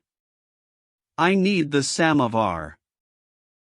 If it's a wife, you need the samovar. But the samovar later. I have two. For now take the teapot from the table. Hot, the hottest. Take everything, take sugar, all of it. Bread. A lot of bread, all of it. There's veal. A ruble in cash. Give it to me, friend, I'll pay it back tomorrow. Ah, Kirillov. Is this the wife who was in Switzerland? That's good. And that you ran in like that is also good. Kirillov. Shatov cried, taking the teapot under his arm and sugar and bread in both hands. Kirillov. If you could renounce your terrible fantasies and drop your atheistic ravings, oh, what a man you'd be, Kirillov. One can see you love your wife after Switzerland. That's good, if it's after Switzerland. When you need tea, come again. Come all night, I don't sleep at all. There'll be a samovar. Take the ruble, here. Go to your wife, I'll stay and think about you and your wife. Maria Shatov was visibly pleased by his haste and almost greedily got down to her tea, but there was no need to run for the samovar. She drank only half a cup and swallowed just a tiny piece of bread. The veal was squeamishly and irritably rejected. You're ill, Marie, it's all such illness in you, Shatov remarked timidly, waiting timidly on her. Of course I'm ill, sit down, please. Where did you get tea, if there wasn't any? Shatov told her about Kirillov, slightly, briefly. She had heard something about him. He's mad, I know, no more, please. As if there weren't enough fools. So you were in America? I heard, you wrote. Yes, I wrote to Paris. Enough, and please let's talk about something else. Are you a Slavophil by conviction? Not that I. Seeing it was impossible to be a Russian, I became a Slavophil. He grinned crookedly, with the strain of a man whose witticism is inappropriate and forced. So you're not a Russian? No, I'm not. Well, this is all stupid. Sit down, finally, I beg you. What's all this back and forth? You think I'm raving? Maybe I will be raving. You say there are just the two of you in the house? Two, downstairs. And both such smart ones. What's downstairs? You said downstairs? No, nothing. What, nothing? I want to know. I was just going to say that there are two of us on the yard now, and before the Leviatkins used to live downstairs. That's the woman who was killed last night. She suddenly heaved herself up. I heard about it. As soon as I arrived, I heard about it. You had a fire? Yes, Marie, yes, and maybe I'm a terrible scoundrel this minute, because I forgive the scoundrels. He suddenly got up and began to pace the room, his arms raised as if in a frenzy. But Marie did not quite understand him. She listened distractedly to his replies, she asked, but did not listen. Nice things you've got going. Oh, how scoundrelly everything is. They're all such scoundrels. But do sit down, I beg you, finally. Oh, how you irritate me, and, exhausted, she lowered her head onto the pillow. Marie, I won't. Maybe you want to lie down, Marie? She did not answer and strengthlessly closed her eyes. Her pale face became like a dead woman's. She fell asleep almost instantly. Shadov looked around, straightened the candle, looked anxiously at her face one more time, clasped his hands tightly in front of him, and tiptoed out of the room into the hallway. At the top of the stairs he pressed his face into a corner and stood that way for about 10 minutes, silently and motionlessly. He would have stood there longer, but suddenly he heard soft, cautious footsteps from below. Someone was coming up. Shadov remembered that he had forgotten to lock the gate. Who's there? He asked in a whisper. The unknown visitor kept coming up without haste and without answering. When he reached the landing, he stopped. To make him out in the darkness was impossible. Suddenly there came his cautious question. Ivan Shadov? Shadov gave his name, and immediately reached his hand out to stop him, but the man himself seized him by the hand and Shadov gave a start, as if he had touched some horrible viper. Stop there, he whispered quickly, don't come in, I can't receive you now. My wife has come back to me. I'll bring a candle out. When he came back with the candle, there stood some young little Osair. He did not know his name, but he had seen him somewhere. Urkel, the man introduced himself. You saw me at Virginsky's. I remember, you sat and wrote. Listen, Shadov suddenly boiled up, frenziedly stepping close to him, but speaking in a whisper as before. You gave me a sign just now with your hand, when you seized mine. But know that I could spit on all these signs. I don't acknowledge. I don't want to. I could chuck you down the stairs now, do you know that? No, I don't know any of it, and I don't know at all why you got so angry, the visitor replied, mildly and almost simple-heartedly. I only have to tell you something, and that is why I've come, wishing above all not to waste any time. You have a press that does not belong to you, and for which you are accountable, as you know yourself. I was told to demand that you hand it over tomorrow, at exactly 7 o'clock in the evening, to Liputin.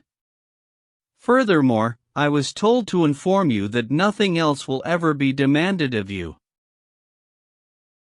Nothing? Absolutely nothing. Your request is being granted, and you are removed forever. I was told to inform you positively of this. Who told you to inform me? Those who gave me the sign. Are you from abroad? That, I think, is irrelevant for you. The devil. And why didn't you come sooner, if you were told? I followed certain instructions and was not alone. I understand that you weren't alone. The devil. And why didn't Liputin come himself? And so I will come for you tomorrow at exactly 6 o'clock in the evening, and we will go there on foot. There will be no one there except the three of us. Will Verkhovensky be there? No, he won't. Verkhovensky is leaving town tomorrow, in the morning, at 11 o'clock. Just as I thought, Shatov whispered furiously and struck himself on the hip with his fist. He ran away, the dog. He lapsed into agitated thought. Urkel was looking intently at him, waiting silently. And how are you going to take it? It can't be picked up in one piece and carried away. There will be no need to. You'll just point out the place, and we'll just make sure it really is hidden there. We know just the whereabouts of the place, but not the place itself. And have you pointed the place out to anyone else? Shatov looked at him. And you, such a boy, such a silly boy, you, too, have gotten into it up to your neck, like a sheep? But that's what they need, such sap. Well, go. That scoundrel hoodwinked you all and ran away. Urkel looked at him serenely and calmly, but seemed not to understand. Verkhovensky ran away. Verkhovensky! Shatov rasped furiously. But he's still here, he hasn't left yet. He's only leaving tomorrow, Urkel observed gently and persuadingly. I especially invited him to be present as a witness. My instructions all had to do with him, he confided like a young, inexperienced boy. But, unfortunately, he did not agree, on the pretext of his departure, and he really seems to be in a hurry. Shatov again glanced pityingly at the simpleton, but suddenly waved his hand as if thinking, what's there to pity? All right, I'll come, he suddenly broke off, and now get out of here, go. And so I'll come at exactly 6 o'clock, Urkel bowed politely and went unhurriedly down the stairs. Little fool! Shatov could not help shouting at his back from upstairs. What's that, sir? The man responded from below. Never mind, go. I thought you said something. 2. Urkel was the sort of little fool whose head lacked only the chief sense. He had no king in his head, but of lesser, subordinate sense he had plenty, even to the point of cunning. Fanatically, childishly devoted to the common cause, and essentially to Fyodor Verkhovensky, he acted on his instructions, given him at that moment during the meeting of our people when the rolls for the next day were arranged and handed out. Pyotr Stepanovich, assigning him the role of messenger, managed to have about a 10-minute talk with him aside. The executive line was what was required by this shallow, scant reasoning character, eternally longing to submit to another's will, to be sure, not otherwise than for the sake of a common or great cause. But that, too, made no difference, for little fanatics like Urkel simply cannot understand service to an idea otherwise than by merging it with the very person who, in their understanding, expresses this idea. Sentimental, tender, and kindly Urkel was perhaps the most unfeeling of the murderers who gathered against Shatov, and, having no personal hatred, could be present at his murder without batting an eye. Among other things, for instance, he had been told to spy out Shatov's situation thoroughly while going about his errand, and when Shatov, receiving him on the stairs, blurted out in his heat, most likely without noticing it, that his wife had returned to him, Urkel at once had enough instinctive cunning not to show the slightest further curiosity, despite the surmise flashing in his head that the fact of the returned wife was of great significance for the success of their undertaking. And so it was, essentially, this fact alone saved the blackguards from Shatov's intention, and at the same time helped them to get rid of him. First of all, it excited Shatov, unsettled him, deprived him of his usual perspicacity and caution. Now least of all could any sort of notion of his own safety enter his head, occupied as it was by something quite different. On the contrary, he passionately believed that Fyodor Verkhovensky was going to run away the next day. It coincided so well with his suspicions. Having returned to his room, he again sat down in the corner, leaned his elbows on his knees, and covered his face with his hands. Bitter thoughts tormented him. And then he would raise his head again, get up, and go on tiptoe to look at her. Lord! By tomorrow she'll be running a fever, by morning, it may have started already. She caught cold, of course. And used to this terrible climate, and then the train, third class, rain and storm all around, and her cape is so light, no clothes to speak of. And to leave her here, abandon her without any help. Her bag, such a tiny bag, light, shriveled, 10 pounds. Poor thing, how wasted, how much she's endured. She's proud, that's why she doesn't complain. But irritated, so irritated. It's the illness, even an angel would get irritated in illness.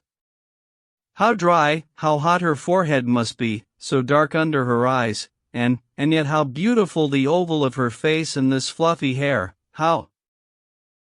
And he would hasten to look away, would hasten to get away, as if fearing the mere thought of seeing anything in her but an unfortunate, worn-out being in need of help. What hopes could there be here?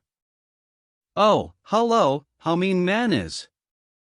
And he would go back to his corner, sit down, cover his face with his hands, and again dream, again recall, and again picture hopes. Oh, I'm tired, so tired, he recalled her exclamations, her weak, strained voice. Lord! To abandon her now, and she with her 80 kopecks, she offered her purse, old, tiny. She's come to look for a position. Well, what does she understand about positions? What do they understand in Russia? They're like whimsical children, all they have are their own fantasies, made up by themselves, and she's angry, poor thing, why doesn't Russia resemble their little foreign dreams? Oh, unfortunate, oh, innocent ones. However, it really is cold here. He remembered that she had complained, that he had promised to light the stove. The firewood's there, I could fetch it, as long as I don't wake her up. I could do it, however. And what do I decide about the veal? She'll get up, she may want to eat. Well, that can wait, Kirillov doesn't sleep all night. What shall I cover her with? She's so fast asleep, but she must be cold, cold. And he went over yet again to look at her. Her dress was turned back a little, and her right leg was half bared to the knee. He suddenly turned away, almost in fear, took off his warm coat, and, remaining in a wretched old jacket, covered the bare part, trying not to look at it. Lighting the stove, walking on tiptoe, looking at the sleeping woman, dreaming in the corner, then looking at the sleeping woman again, took a long time. 2 or 3 hours went by. It was during this time that Verkhovensky and Liputin managed to visit Kirillov. Finally he, too, dozed off in the corner. A groan came from her, she awoke, she was calling him, he jumped up like a criminal. Marie! I fell asleep. Ah, what a scoundrel I am, Marie! She raised herself, looking around in surprise, as if not recognizing where she was, and suddenly became all stirred with indignation, with wrath.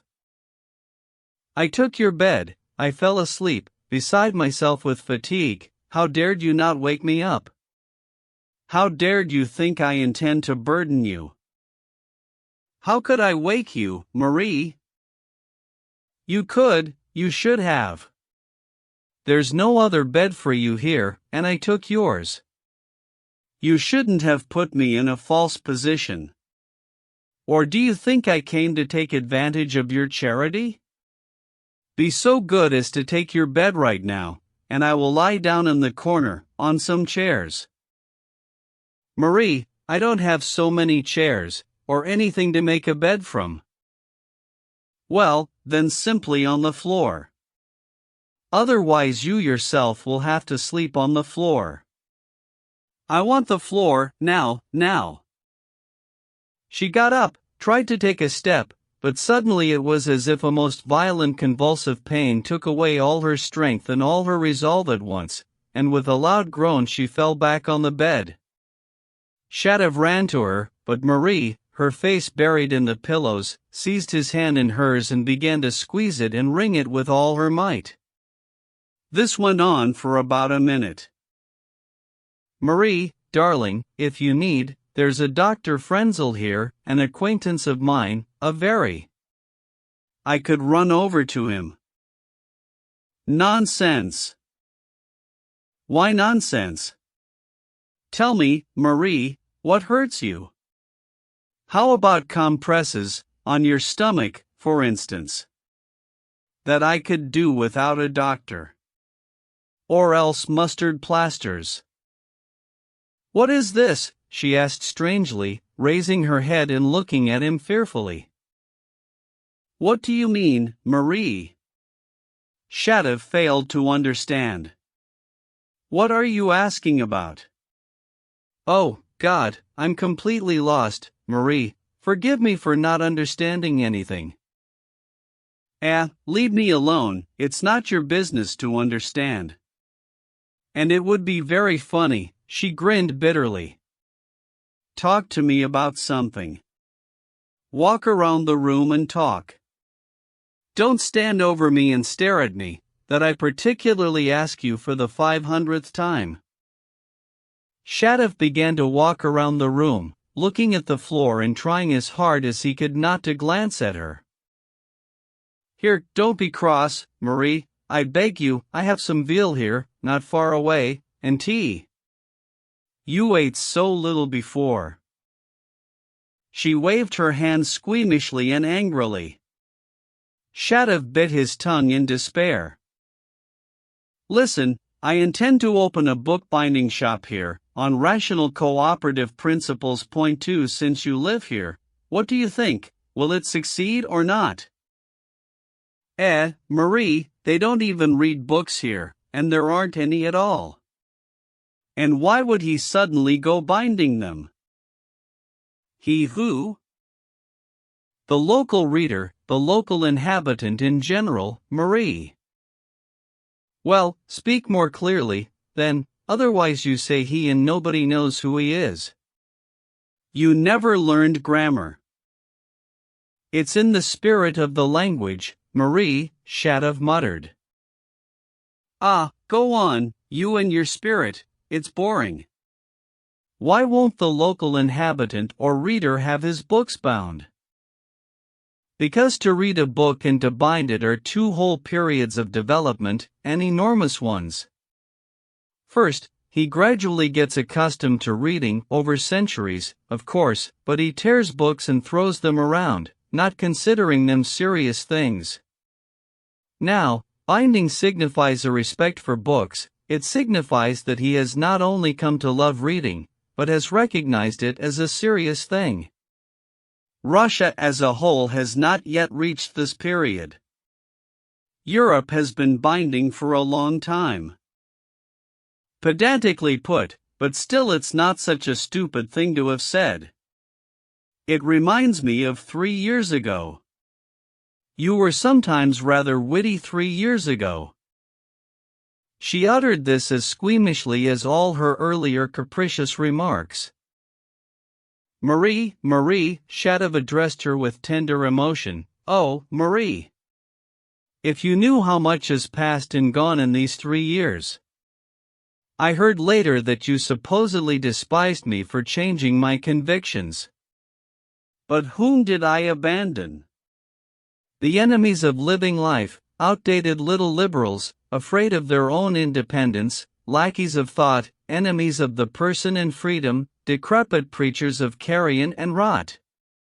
What do they have? Grey heads, the golden mean, the most abject and Philistine giftlessness, envious equality, equality without personal dignity, equality as understood by a lackey or a Frenchman of the year 90-33. And scoundrels, above all, scoundrels, scoundrels everywhere.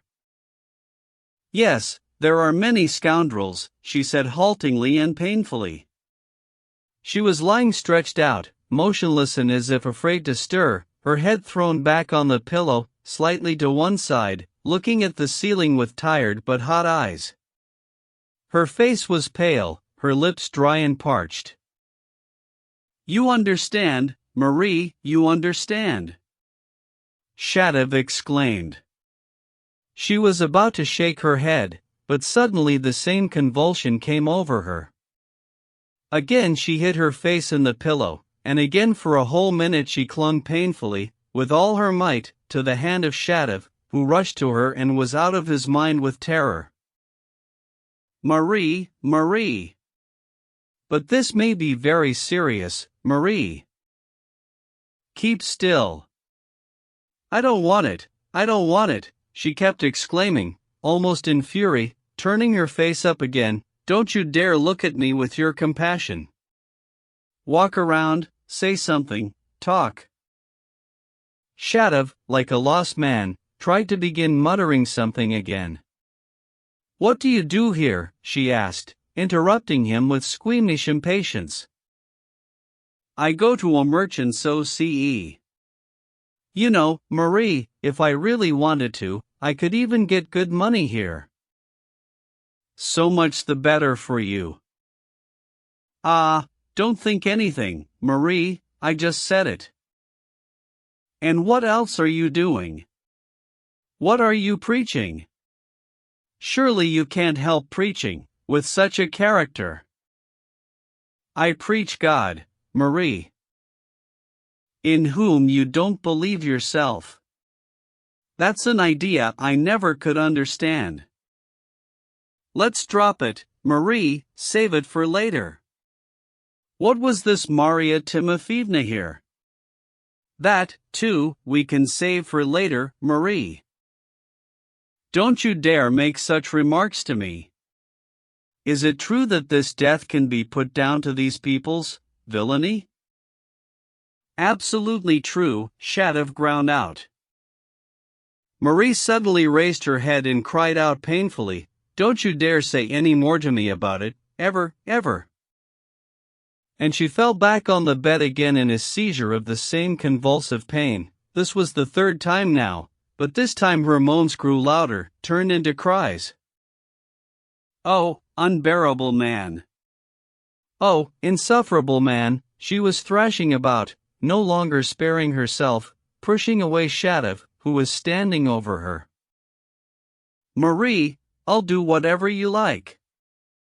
I'll walk, talk, but can't you see it's begun?" "What's begun, Marie?" "How do I know? Do I know anything about it? Oh, curse it! Oh, curse it all beforehand. Marie, if you'd say what has begun, otherwise what am I to understand, then? You're an abstract, useless babbler. Oh, curse everything in the world. Marie! Marie!" He seriously thought she was beginning to go mad. "But can't you finally see that I'm in labor?" She raised herself a little, looking at him with a terrible, painful spite that distorted her whole face. "Curse it beforehand, this child." "Marie," Shatov exclaimed, realizing at last what it was about, "Marie, but why didn't you tell me sooner?" He suddenly collected himself and, with energetic determination, grabbed his cap. "How did I know when I came in? Would I have come to you? I was told it would be another 10 days. Where are you going? Don't you dare." "To fetch a midwife. I'll sell my revolver, money's the first thing now."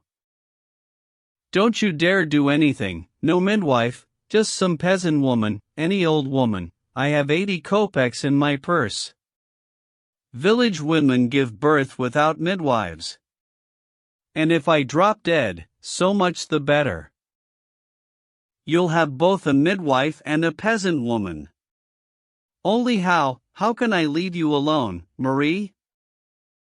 But realizing that it was better to leave her alone now, despite all her frenzy, than leave her without help later on, he paid no attention to her moans and wrathful exclamations, and, trusting to his legs, started headlong down the stairs. 3. To Kirilov, first of all. It was already 1 o'clock in the morning.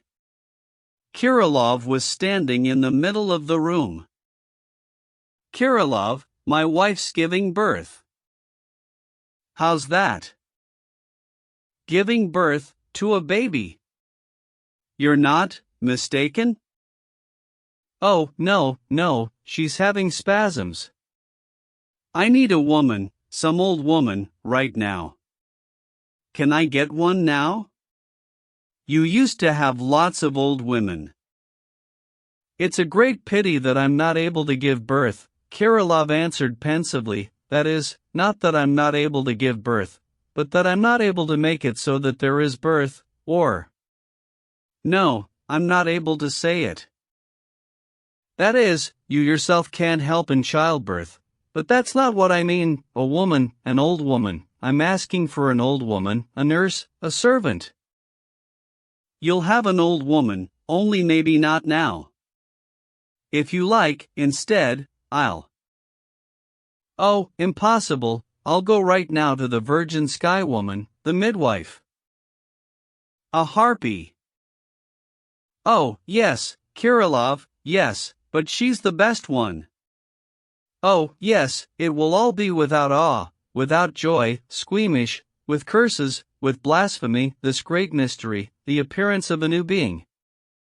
Oh, she's already cursing it now. If you wish, I... No, but while I'm running around, I'll drag that Virgin Sky Woman here. You should go to my stairway every once in a while and listen quietly, but don't you dare go in, you'll frighten her. Don't go in for anything, only listen, just in some terrible case. Well, if something extreme happens, then go in. I understand. There's 1 more ruble. Here. I wanted a chicken for tomorrow, but no more. Run quickly, run as hard as you can. There's a samovar all night. Kirilov knew nothing about the intentions concerning Shatov, and even before he never knew the full extent of the danger that threatened him. He knew only that he had some old scores with those people, and though he himself was partly mixed up in the affair through some instructions conveyed to him from abroad, rather superficial ones, however, for he had never participated closely in anything, he had lately dropped everything, all assignments, removed himself completely from all affairs, and in the first place from the common cause, and given himself to a life of contemplation.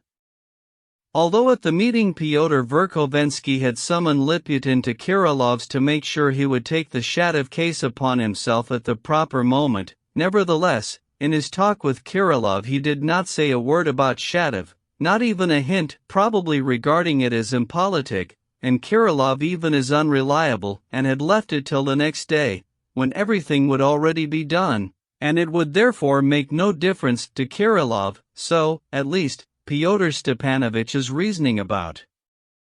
Kirilov went. Liputin also noticed very well that, despite the promise, not a word was mentioned about Shatov, but Liputin was too agitated to protest. Shatov ran like the wind to Muraviany Street, cursing the distance and seeing no end to it. It would take a lot of knocking at Virginsky's, everyone had long been asleep.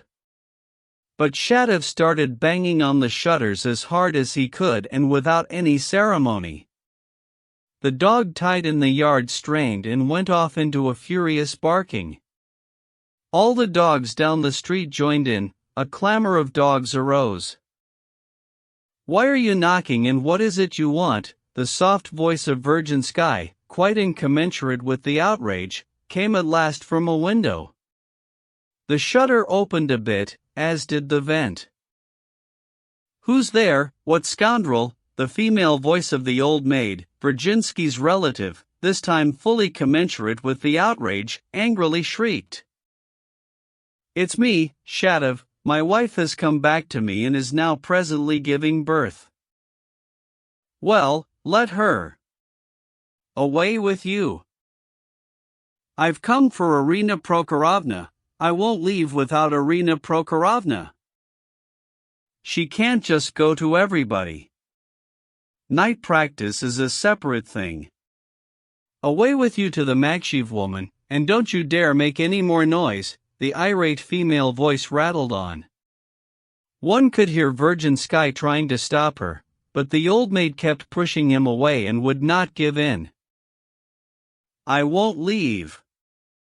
Shatov shouted again. Wait, wait. Virgin Sky finally raised his voice, overpowering the maid. I beg you, Shatov, wait 5 minutes, I'll wake up Irina Prokhorovna, and please don't knock or shout. Oh, how terrible this all is. After 5 endless minutes, Irina Prokhorovna appeared. Your wife has come to you, her voice issued from the vent window and, to Shatov's surprise, was not at all angry, merely peremptory as usual, but Irina Prokhorovna could not speak any other way. Yes, my wife, and she's in labor. Maria Ignatievna? Yes, Maria Ignatievna. Of course, Maria Ignatievna. Silence ensued. Shatov waited.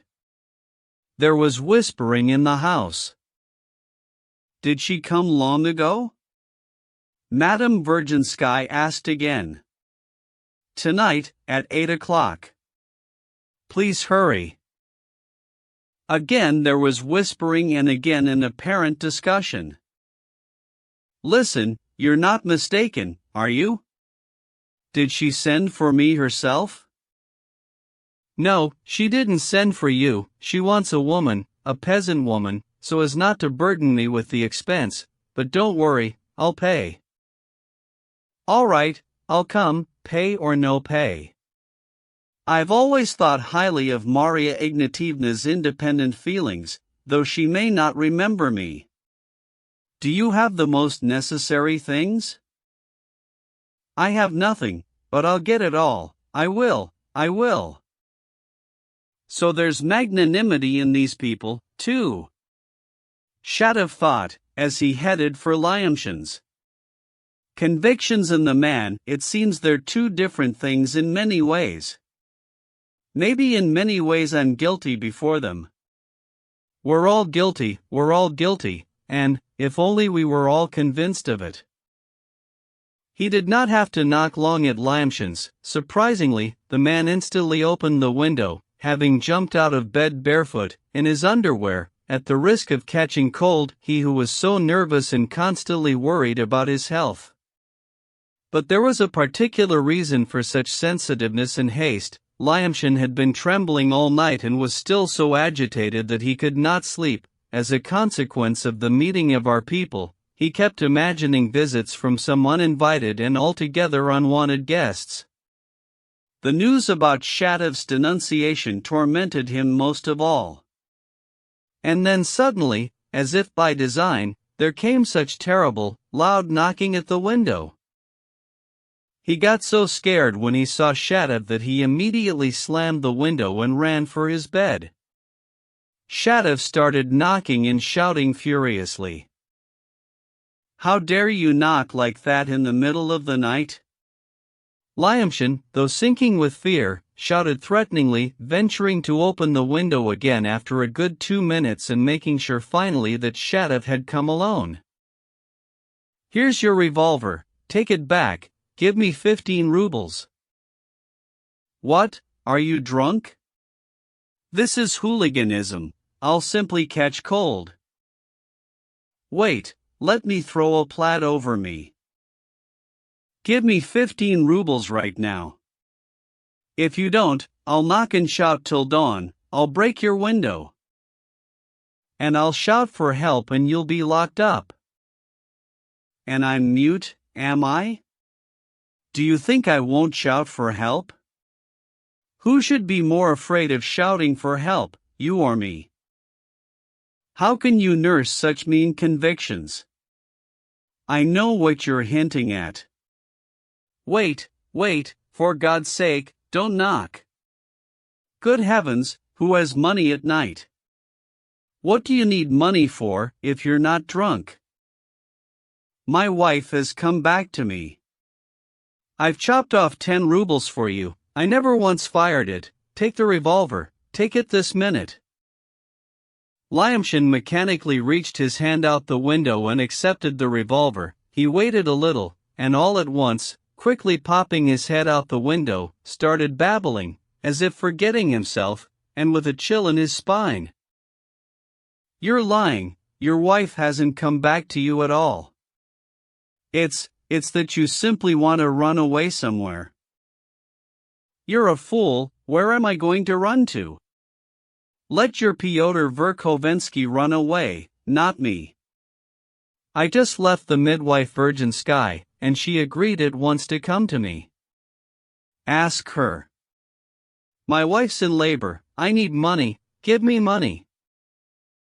A whole fireworks of ideas flashed in Lyamshin's shifty mind. Everything suddenly took a different turn, yet fear still prevented him from reasoning. But how, aren't you separated from your wife? I'll smash your head in for such questions. Ah, my God, forgive me, I understand, it's just that I was flabbergasted. But I understand. But will Irina Prokhorovna really go? Didn't you just say she went? You know, that's not true. See, at every step you say things that aren't true. She must be with my wife now, don't keep me, it's not my fault that you're so stupid. That's not true, I'm not stupid. Excuse me, I really can't. And, completely at a loss now, he started to close the window for the third time, but Shadov raised such a cry that he immediately stuck himself out again. But this is a total infringement upon a person. What are you demanding of me? Well, what, formulate it. And in the middle of the night, note that. I'm demanding 15 rubles, muttonhead. But maybe I don't wish to take the revolver back. You have no right. You bought the thing, and that's that, and you have no right. There's no way I can produce such a sum at night. Where can I get such a sum? You always have money. I've taken off 10 rubles for you, but you're a notorious little Jew. Come the day after tomorrow, do you hear? The day after tomorrow, in the morning, at 12 sharp, and I'll give you all of it, agreed? Shadov knocked furiously at the window for the third time. Give me 10 rubles, and 5 tomorrow at daybreak. No, 5 the day after tomorrow, and tomorrow nothing, by God. You'd better not come. Give me 10, oh, you scoundrel. Why such abuse? Wait, I need a light, look, you've broken the window. Why such abuse in the night? Here, he held a note out to him through the window. Shadov grabbed the note, it was 5 rubles. By God, I can't, strike me dead, but I can't, the day after tomorrow I can give you all of it, but nothing now. I won't leave. Shadov bellowed. Well, here, take more, you see, more, and that's it. You can shout your head off, I won't give you more, whatever happens, I won't. He was in a frenzy, in despair, covered with sweat. The 2 notes he had added were for a ruble each. Altogether, Shatov had collected 7 rubles. Well, devil take you, I'll come tomorrow. I'll give you a beating, Lyamshin, if you haven't got 8 rubles ready. And I won't be home, you fool. Lyamshin thought to himself quickly. Wait, he called frenziedly after Shatov, who was already running off. Wait, come back. Tell me, please, is it true what you said about your wife coming back to you? Fool. Shatov spat and ran home as hard as he could. 4. I will note that Irina Prokhorovna knew nothing about the intentions adopted at the previous day's meeting. Virginsky, coming home stunned and weakened, did not dare tell her the adopted decision, but even so he could not help himself and did reveal half, that is, all that Verkhovensky had reported to them about Shatov's definite intention to denounce them, but he declared at the same time that he did not quite trust this report. Irina Prokhorovna was terribly frightened. That was why, when Shatov came running to fetch her, she immediately decided to go, tired though she was from having toiled over a woman in childbirth all the night before. She had always been sure that such trash as Shatov was capable of civic meanness, yet the arrival of Maria Ignatievna placed the matter in a new perspective. Shatov's fright, the desperate tone of his appeals, his pleas for help, signified a turnabout in the traitor's feelings. A man who had even resolved to betray himself just so as to ruin others would, it seemed, have a different look and tone than the reality presented. In short, Irina Prokhorovna resolved to examine it all herself, with her own eyes. Virginsky remained very pleased with her resolution, as if 5 tons had been lifted from him. A hope was even born in him. Shatov's look seemed to him to the highest degree incompatible with Verkhovensky's supposition. Shatov was not mistaken. On his return he found Irina Prokhorovna already with Marie. She had just arrived, had disdainfully chased away Kirillov, who was sticking about at the foot of the stairs, had hastily made the acquaintance of Marie, who did not recognize her as an old acquaintance, had found her in a very bad state, that is, angry, upset, and into the most faint-hearted despair, and in some 5 minutes had decidedly gained the upper hand over all her objections. What's all this carping about not wanting an expensive midwife, she was saying the very moment Shatov entered. Sheer nonsense, false notions, from the abnormal state you're in. You'd have 50 chances of ending badly with the help of some simple old woman, some peasant granny, and then there'd be more troubles and costs than with an expensive midwife. How do you know I'm an expensive midwife? You can pay later, I won't take too much from you, and I guarantee you success. With me you won't die, I've seen lots worse cases. And I'll send the baby to the orphanage, tomorrow even, if you like, and then to the country to be brought up, and that'll be the end of that. Then you can recover, settle down to some rational work, and in a very short time reward Shatov for the lodging and expenses, which won't be all that great. It's not that. I have no right to be a burden. Rational and civic feelings, but, believe me, Shatov will spend almost nothing, if he decides to turn himself, at least a little, from a fantastic gentleman into a man of right ideas. All he has to do is not commit any follies, not beat the drum, not run around town with his tongue hanging out. If he's not tied down, he'll rouse all the doctors in town before morning. He certainly roused all the dogs on my street. There's no need for doctors, I've already said I guarantee everything. You could maybe hire an old woman to serve you, that won't cost anything. Though he himself could be of use for something besides just foolishness. He's got arms, he's got legs, he can run over to the pharmacy without insulting your feelings in any way by his charity. The devil, it's charity. Isn't he the one who got you into this state? Wasn't it he who made you quarrel with the family where you were governess, with the egoistic purpose of marrying you? We heard about that. Though he himself just came running like a lunatic and shouting for the whole street to hear.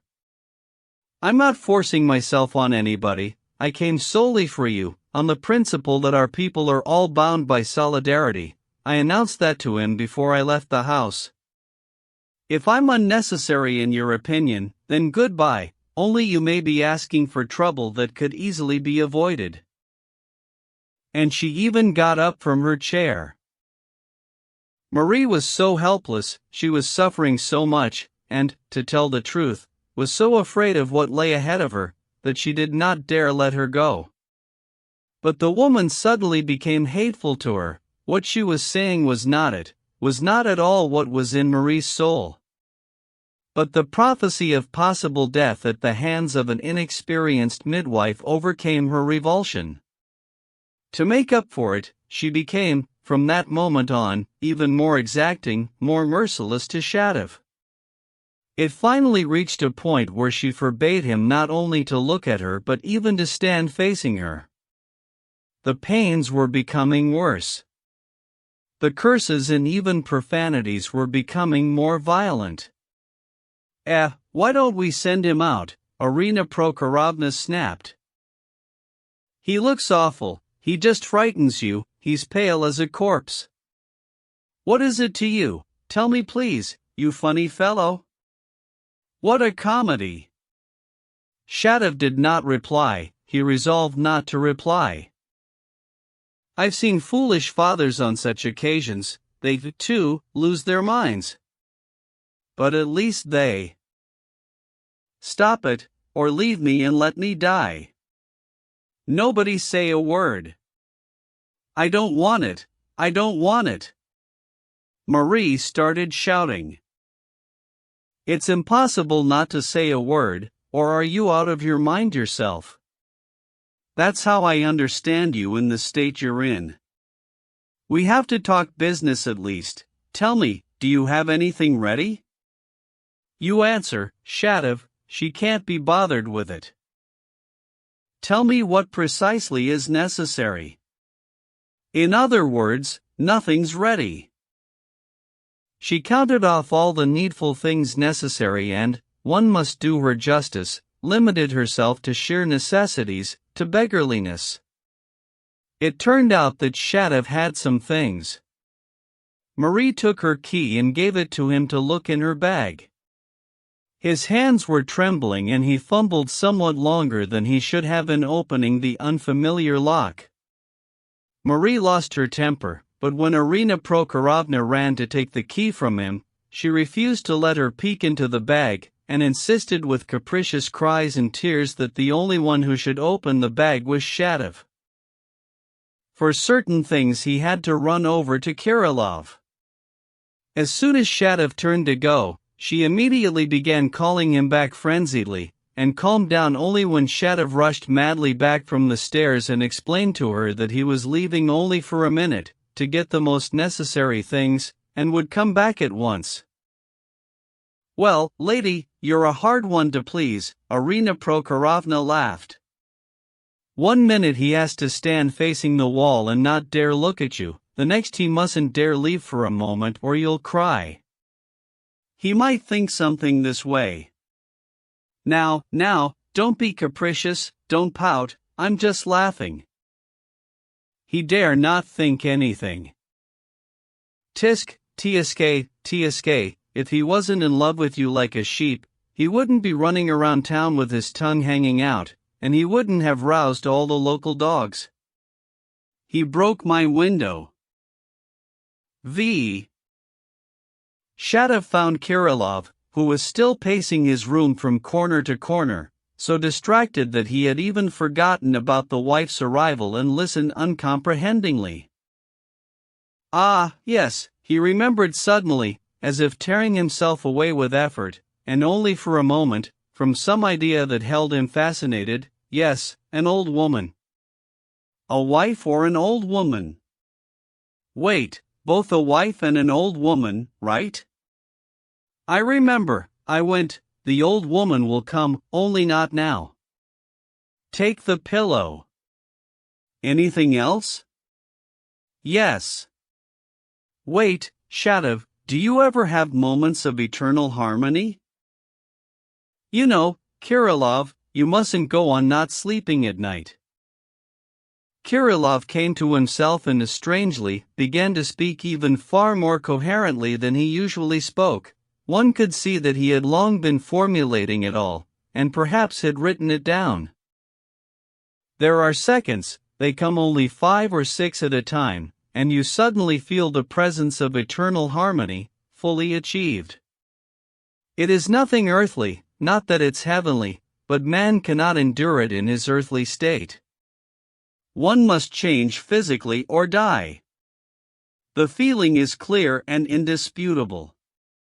As if you suddenly sense the whole of nature and suddenly say, yes, this is true. 4 God, when he was creating the world, said at the end of each day of creation, yes, this is true, this is good. 5 This is not tender-heartedness, but simply joy. You don't forgive anything, because there's no longer anything to forgive. You don't really love. Oh, what is here is higher than love. What's most frightening is that it's so terribly clear, and there's such joy. If it were longer than 5 seconds, the soul couldn't endure it and would vanish. In those 5 seconds I live my life through, and for them I would give my whole life, because it's worth it. To endure 10 seconds one would have to change physically. I think man should stop giving birth. Why children, why development, if the goal has been achieved? It's said in the Gospel that in the resurrection there will be no birth, but people will be like God's angels. 6 A hint. Your wife's giving birth? Kirillov, does it come often? Once in 3 days, once a week. You don't have the falling sickness? No. Then you will. Watch out, Kirillov, I've heard that this is precisely how the falling sickness starts. An epileptic described to me in detail this preliminary sensation before a fit, exactly like yours. He, too, gave it 5 seconds and said it couldn't be endured longer. Remember Muhammad's jug that had no time to spill while he flew all over paradise on his horse? 7 The jug is those same 5 seconds. It's all too much like your harmony, and Muhammad was an epileptic. Watch out, Kirillov, it's the falling sickness. It won't have time, Kirillov chuckled softly. 6. The night was passing. Shadav was sent out, abused, called back. Marie reached the last degree of fear for her life. She shouted that she wanted to live, that she must live, she must, and was afraid to die. Not that, she kept repeating. Had it not been for Irina Prokhorovna, things would have been very bad. Gradually she gained complete control over the patient, who started obeying her every word, her every bark, like a child. Irina Prokhorovna used severity, not kindness, but her work was masterful. Dawn broke. Irina Prokhorovna suddenly came up with the idea that Shadav had just run out to the stairs to pray to God, and she began to laugh. Marie also laughed, spitefully, caustically, as if it made her feel better. Finally, they chased Shadav out altogether. A damp, cold morning came. He leaned his face to the wall in the corner, exactly as the evening before when Urkel came. He was trembling like a leaf, afraid to think, yet his thought clung to everything that presented itself to his mind, as happens in dreams. Reveries incessantly carried him away, and incessantly snapped off like rotten threads. Finally, it was no longer groans that came from the room, but terrible, purely animal sounds, intolerable, impossible. He wanted to stop his ears, but could not, and fell to his knees, unconsciously repeating Marie, Marie. And then, finally, there came a cry, a new cry, at which Shatov gave a start and jumped up from his knees, the cry of an infant, weak, cracked. He crossed himself and rushed into the room. In Irina Prokhorovna's hands a small, red, wrinkled being was crying and waving its tiny arms and legs, a terribly helpless being, like a speck of dust at the mercy of the first puff of wind, yet crying and proclaiming itself, as if it, too, somehow had the fullest right to life. Marie was lying as if unconscious, but after a minute she opened her eyes and gave Shatov a strange look. It was somehow quite a new look, precisely how he was as yet unable to understand, but he did not know or remember her ever having such a look before. A boy? A boy, she asked Irina Prokhorovna in a pained voice. A little boy, she shouted in reply, swaddling the baby. For a moment, once she had swaddled him, and before laying him across the bed between two pillows, she handed him to Shatov to hold.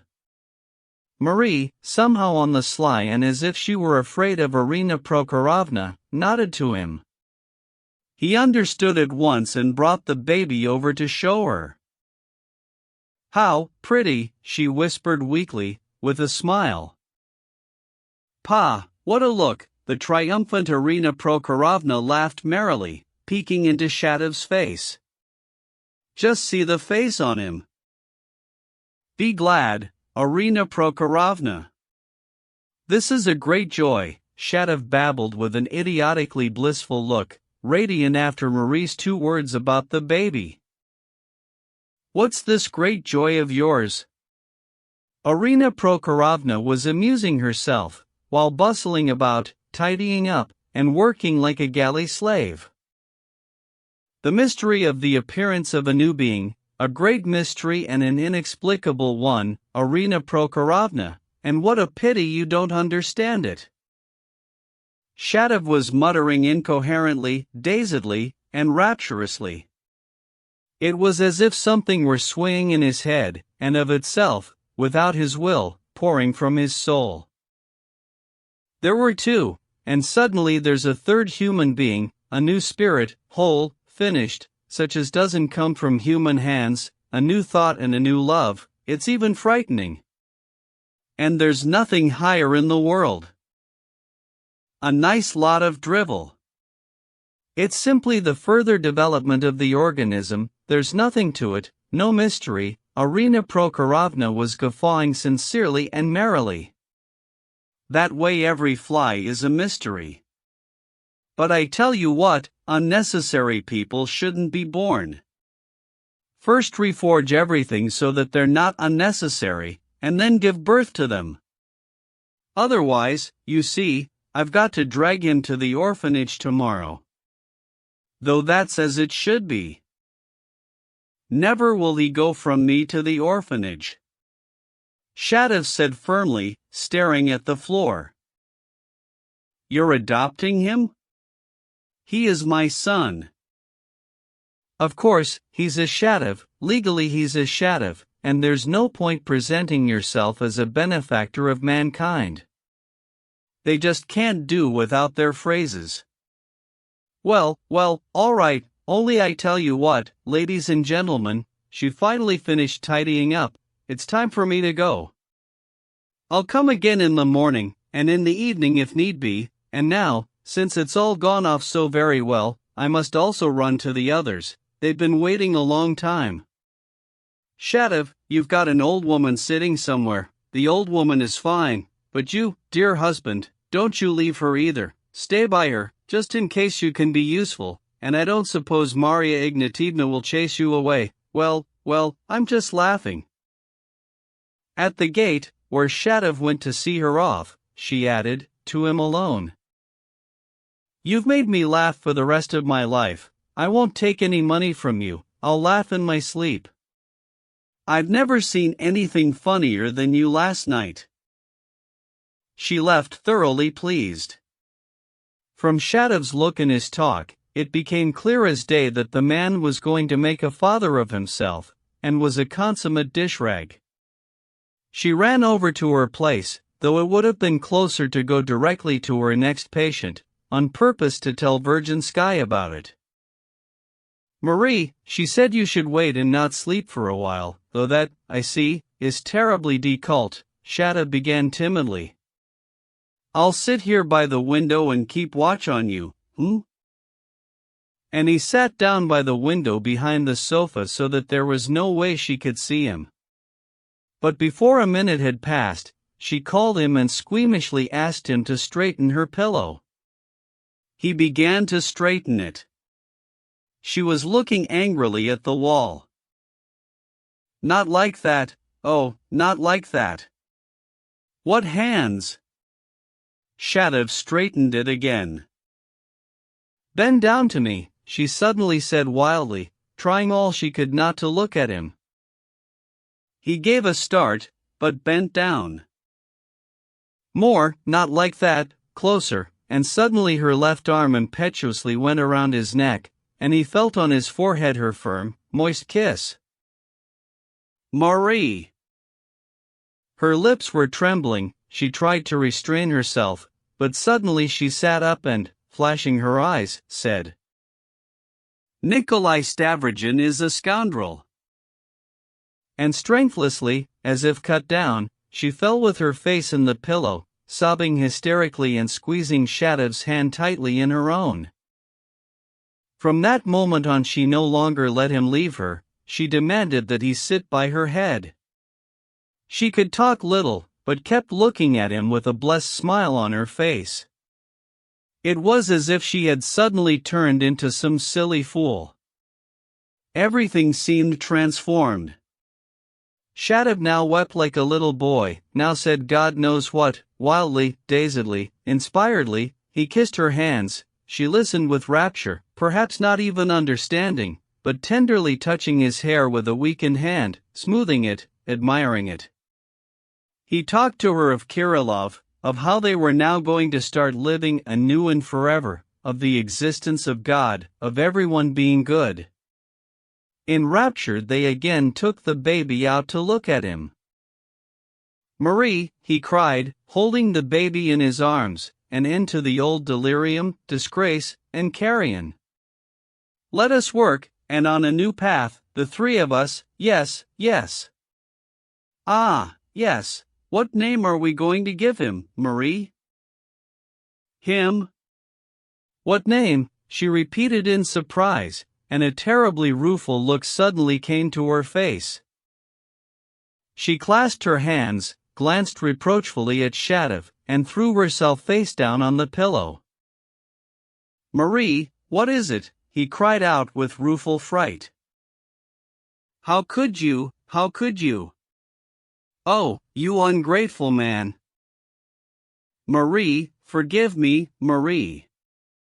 I just asked what to name him. I don't know. Ivan, she raised her flushed face, wet with tears. Could you really suppose it would be some other, terrible name? Marie, calm down. Oh, you're so upset. More rudeness. Why ascribe it to my being upset? I bet if I told you to give him that terrible name, you'd agree at once and wouldn't even notice. Oh, ungrateful, mean, all of you, all of you. A minute later, of course, they made peace. Shadov convinced her to get some sleep.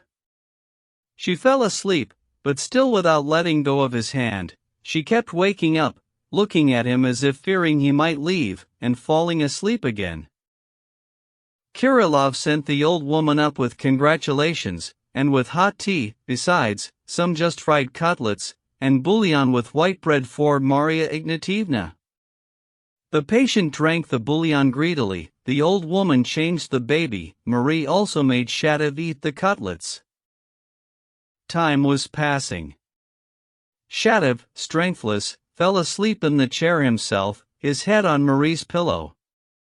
Thus they were found by Irina Prokhorovna, true to her word, who cheerfully woke them up, discussed whatever was necessary with Marie, looked the baby over, and again told Shatov not to leave her side. Then, cracking a joke about the spouses with a shade of scorn and superciliousness, she left as well pleased as before.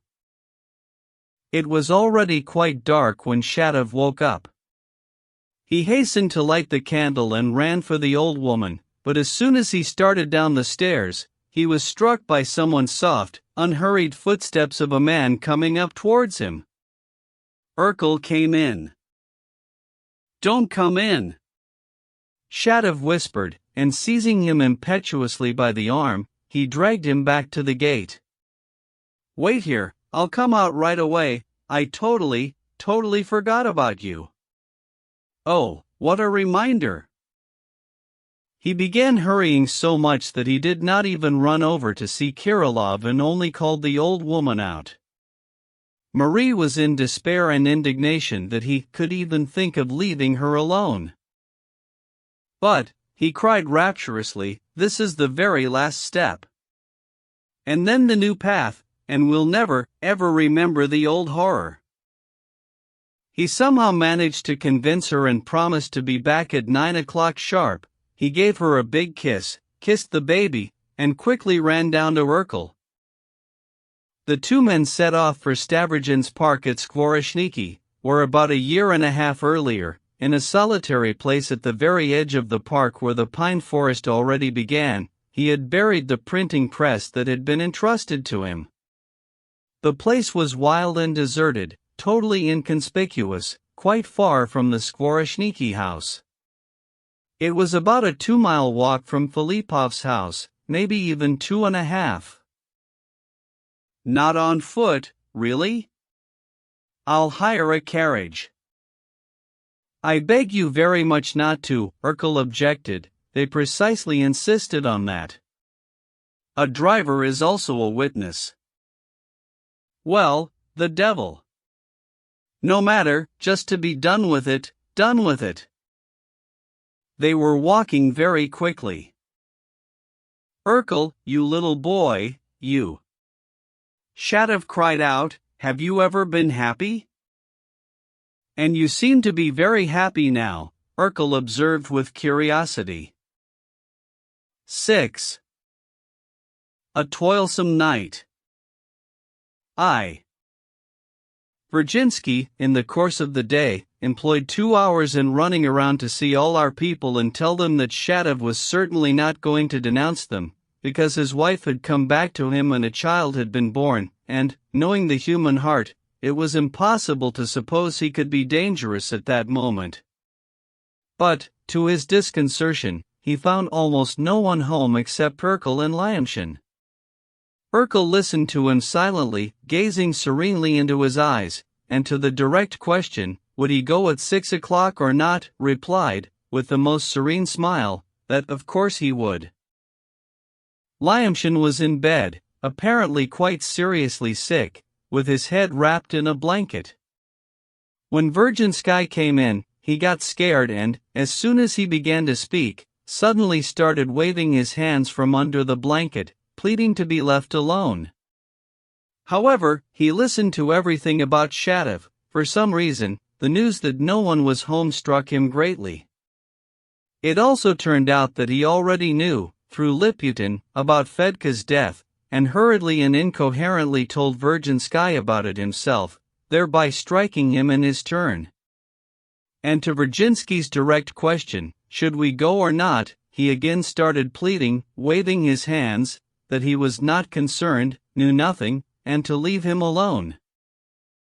Virginsky returned home dispirited and greatly alarmed. What made it hard for him was that he also had to conceal it from his family. He was used to revealing everything to his wife, and had it not been for a new thought, a certain new, conciliatory plan for further action which lit up in his inflamed brain at that moment, he might have taken to his bed like Lyamshin. But the new thought strengthened him. What's more, he even began waiting impatiently for the time, and set out for the gathering place even earlier than necessary. It was a very dark place, at the end of the huge Stavrogin park. Afterwards I went there on purpose to have a look, how dismal it must have seemed on that harsh autumn evening. It was the edge of an old forest preserve. In the darkness, huge, century-old pines loomed as dark and dim shapes. It was so dark that it was almost impossible for them to make each other out from 2 steps away, but Fyodor Stepanovich, Liputin, and then Urkel brought lanterns with them. In time immemorial, no one knew why or when, a rather ridiculous sort of grotto had been built there from wild, unhewn stones. The table and benches inside the grotto had long since rotted and fallen apart. About 200 paces to the right was the tip of the park's third pond. These 3 ponds, starting right from the house, followed one another, stretching over half a mile, right to the end of the park. It was hard to suppose that a noise, a cry, or even a shot, could reach the inhabitants of the abandoned Stavrogen house. Since Nikolai Vsevolodovitch's departure the day before, and with the absence of Alexei Yegorik, there were no more than 5 or 6 inhabitants left in the whole house, of an invalid sort, so to speak. In any case, one could suppose with almost full probability that even if screams and cries for help were to be heard by one of these secluded inhabitants, they would evoke only fear, but not one of them would stir from their warm stoves and warmed-up benches to help. At 20 minutes past 6 almost everyone except Urkel, who had been dispatched to bring Shatov, turned out to have gathered. This time Fyodor Stepanovich did not tarry, he arrived with Tolkachenko. Tolkachenko was scowling and preoccupied, all his affected and insolently boastful resolution had vanished. He almost never left Fyodor Stepanovich's side and seemed to have become boundlessly devoted to him. He kept coming at him, frequently and fussily, with his whisperings, but the latter scarcely replied, or vexedly muttered something to get rid of him.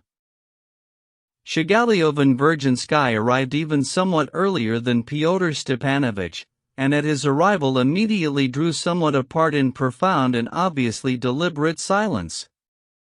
Fyodor Stepanovich raised his lantern and looked them over with unceremonious and insulting attentiveness.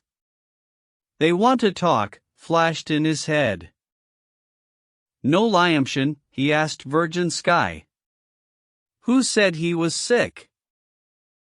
"I'm here," Lyamshin responded, suddenly stepping from behind a tree. He was wearing a warm coat and was tightly wrapped in a plaid, so that it was hard to make out his physiognomy even with a lantern. "So, just no Liputin?" And Liputin silently came out of the grotto. Fyodor Stepanovich again raised the lantern. "Why were you hiding in there? Why didn't you come out?" "I suppose we all retain the right to freedom of our movements," Liputin began to mutter, though probably not quite understanding what he wished to express. "Gentlemen," Fyodor Stepanovich raised his voice, breaking the half-whisper for the first time, which produced its effect, "you understand very well, I believe, that there's no point in us smearing it around anymore. Everything was said and chewed over yesterday, directly and definitely. But perhaps, as I can see by your physiognomies, someone would like to state something. If so, I ask you to be quick." "Devil take it, we don't have much time. Urkel may bring him any moment." "He's certain to bring him," Tolkachenko put in for some reason. "If I'm not mistaken, the handing over of the press will take place first?" Liputin inquired, again as if not understanding why he was asking the question. "Well, of course, there's no point in losing things." Fyodor Stepanovich raised the lantern to his face. "But we did all agree yesterday that we needn't actually take it. Let him just show you the spot where he buried it. We'll dig it up later ourselves. I know it's somewhere 10 paces from some corner of the grotto. But, devil take it, how could you forget, Liputin? It was agreed that you'd meet him alone, and we'd come out only after that. It's strange you're asking, or was it just so?" Liputin kept gloomily silent. Everyone fell silent. The wind swayed the tops of the pines.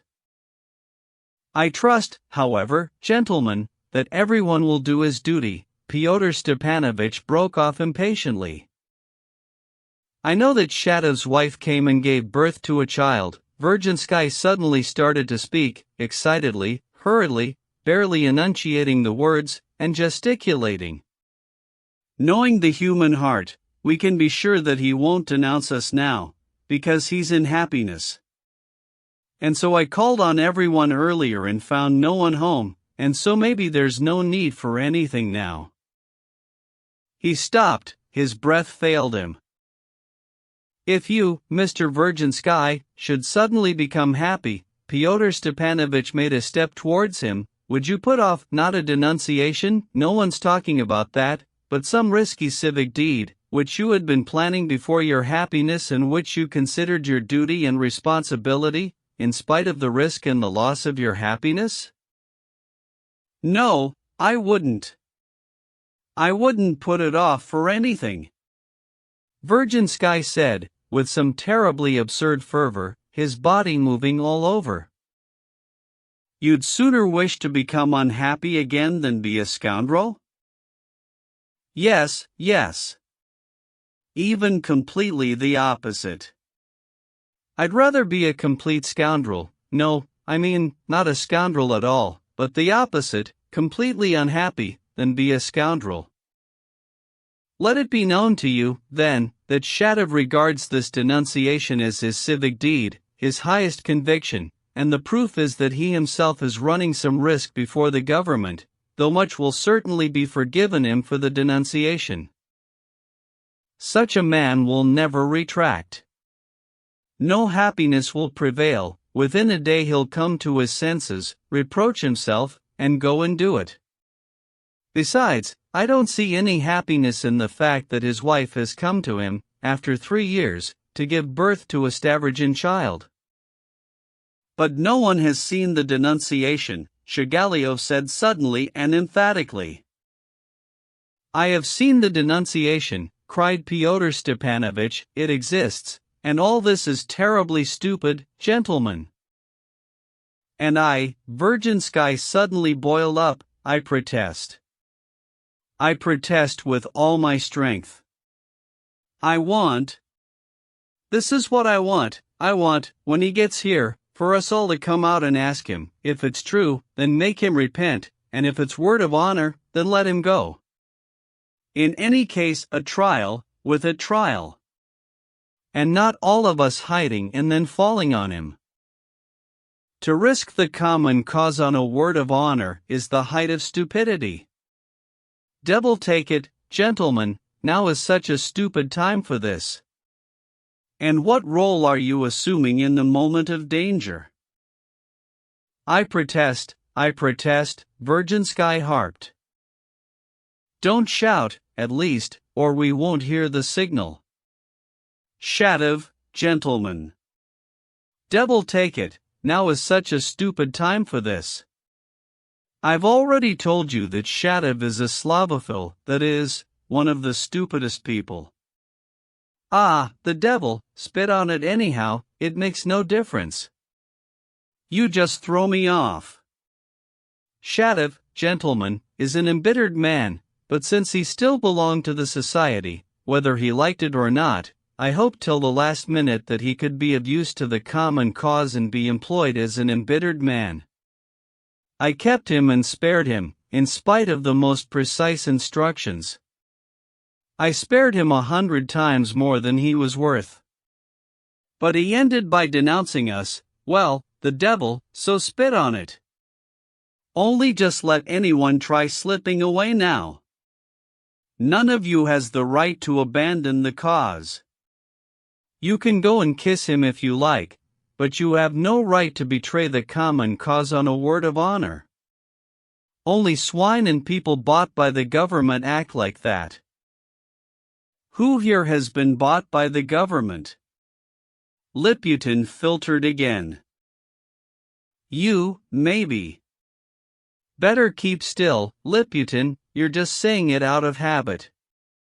The bot, gentlemen, are all those who turn coward in the moment of danger. Some fool will always come along who gets scared and at the last minute runs and shouts, forgive me, I'll sell everybody. But know, gentlemen, that at this point you'll no longer be forgiven for any denunciation. Even if they knock off 2 degrees for you legally, it's still Siberia for each of you, and, besides, there's another sword you won't escape. And that other sword is sharper than the government's. Fyodor Stepanovich was furious and said too much. Shigalio firmly stepped 3 steps towards him. I have thought the matter over since yesterday evening, he began, confidently and methodically as always, and I believe that if the earth had given way under him, even then he would not have raised his tone or changed 1 iota in the methodicalness of his statement, and having thought it over, I have decided that the intended murder is not only a waste of precious time that could be employed in a more immediate and essential way, but represents, moreover, that pernicious deviation from the normal path which has always done most harm to the cause and has obviated its successes for decades, being subject to the influence of light-minded and predominantly political men instead of pure socialists. I came here solely to protest against the intended undertaking, for general edification, and also to remove myself from the present moment, which you, I do not know why, call your moment of danger. I am leaving not from fear of this danger, or from any sentimentality over Shadov, whom I by no means wish to kiss, but solely because this entire affair, from beginning to end, literally contradicts my program. As regards denunciation or being bought by the government, for my part you may be perfectly at ease, there will be no denunciation. He turned and started walking away. Devil take it, he'll meet them and warn Shadov. Fyodor Stepanovich cried, and he snatched out his revolver. There was the click of the hammer being cocked.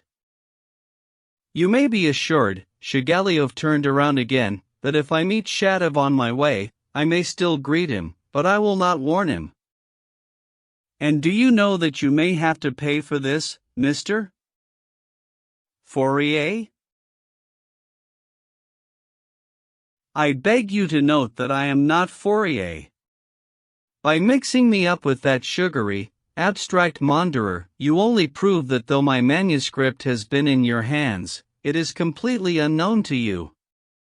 And as regards your revenge, I will tell you that you should not have cocked the hammer. At the moment it is absolutely unprofitable for you. And if you are threatening me for tomorrow or the day after tomorrow, then once again, except for some extra trouble, you won't gain anything for yourself by shooting me. You will kill me, but sooner or later you will still arrive at my system. Goodbye. At that moment there came a whistle from about 200 paces away, from the park, in the direction of the pond. Liputin, still following yesterday's plan, responded at once by whistling back, for which purpose, not trusting in his rather toothless mouth, he had bought a child's clay whistle for a kopeck in the market that morning. Urkel had had time on the way to caution Shadov that there would be whistling, so that he would not conceive any suspicions. Don't worry, I'll go around them, they won't notice me at all, Shigalio cautioned in an imposing whisper, and then, without hurrying or quickening his pace, he finally set off through the dark park for home. How this terrible event took place is now fully known in the smallest detail. First, Liputin met Urkel and Shadov just at the grotto. Shadov did not greet him or offer his hand, but at once said hastily and loudly, "Well, so where's your spade, and haven't you got another lantern? Don't be afraid, there's absolutely no one here, you could fire off cannons now, they wouldn't hear a thing in Skvoreshniki. It's here, this is the place, this very spot." And he stamped his foot, 10 paces indeed from the far corner of the grotto, in the direction of the forest. At that same moment Tolkachenko rushed at his back from behind a tree, and Urkel seized him by the elbows, also from the back. Liputin threw himself at him from the front. The three of them knocked him down at once and pinned him to the ground. Here Fyodor Stepanovich sprang over with his revolver. It is said that Shatov had time to turn his head towards him and was still able to make him out and recognize him. 3 lanterns lighted the scene.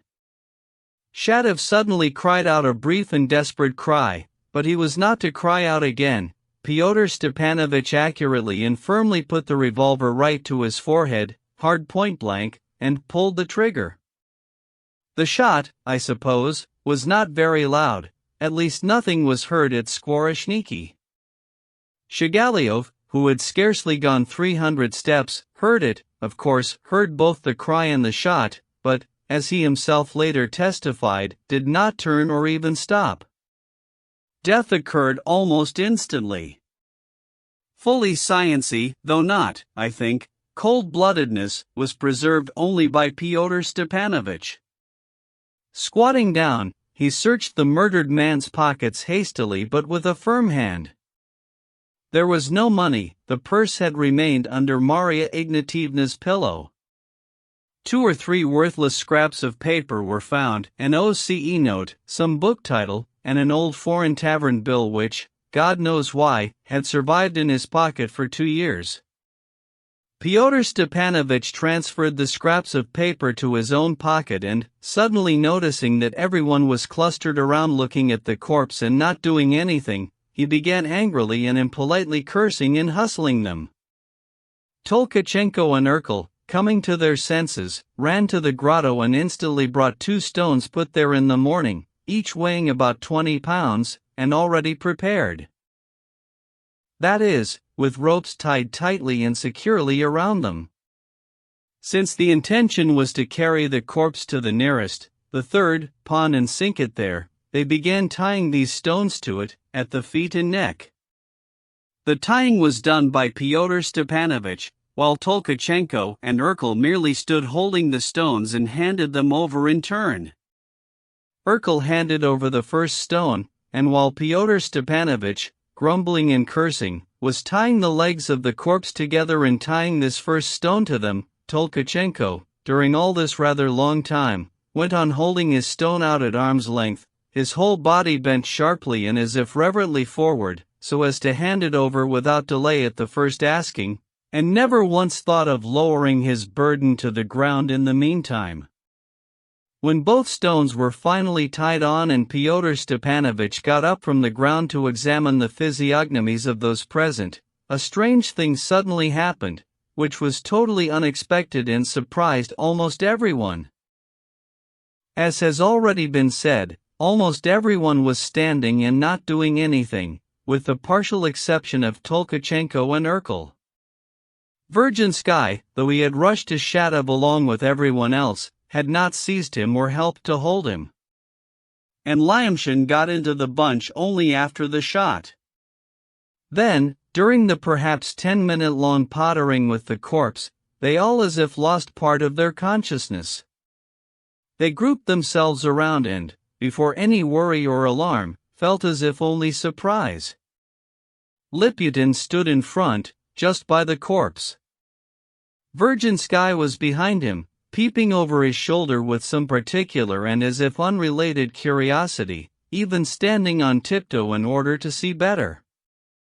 And Lyamshin hid behind Virginsky, only peeping out warily from behind him every now and then, and hiding again at once. But when the stones were tied on and Fyodor Stepanovich stood up, Virginsky suddenly started quivering all over, clasped his hands, and cried ruefully at the top of his voice. "This is not it, this is not it. No, this is not it at all." He might have added something more to his so belated exclamation, but Lyamshin did not let him finish. Suddenly, and with all his might, he clasped him and squeezed him from behind and let out some sort of incredible shriek. There are strong moments of fear, for instance, when a man will suddenly cry out in a voice not his own, but such as one could not even have supposed him to have before then, and the effect is sometimes even quite frightful. Lyamshin cried not with a human but with some sort of animal voice.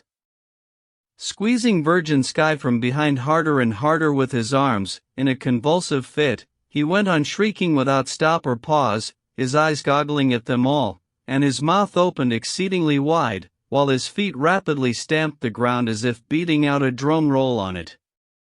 Virgin Sky got so scared that he cried out like a madman himself and tried to tear free of Lyamshin's grip in some sort of frenzy, so viciously that one even could not have expected it of Virgin Sky, scratching and punching him as well he was able to reach behind him with his arms.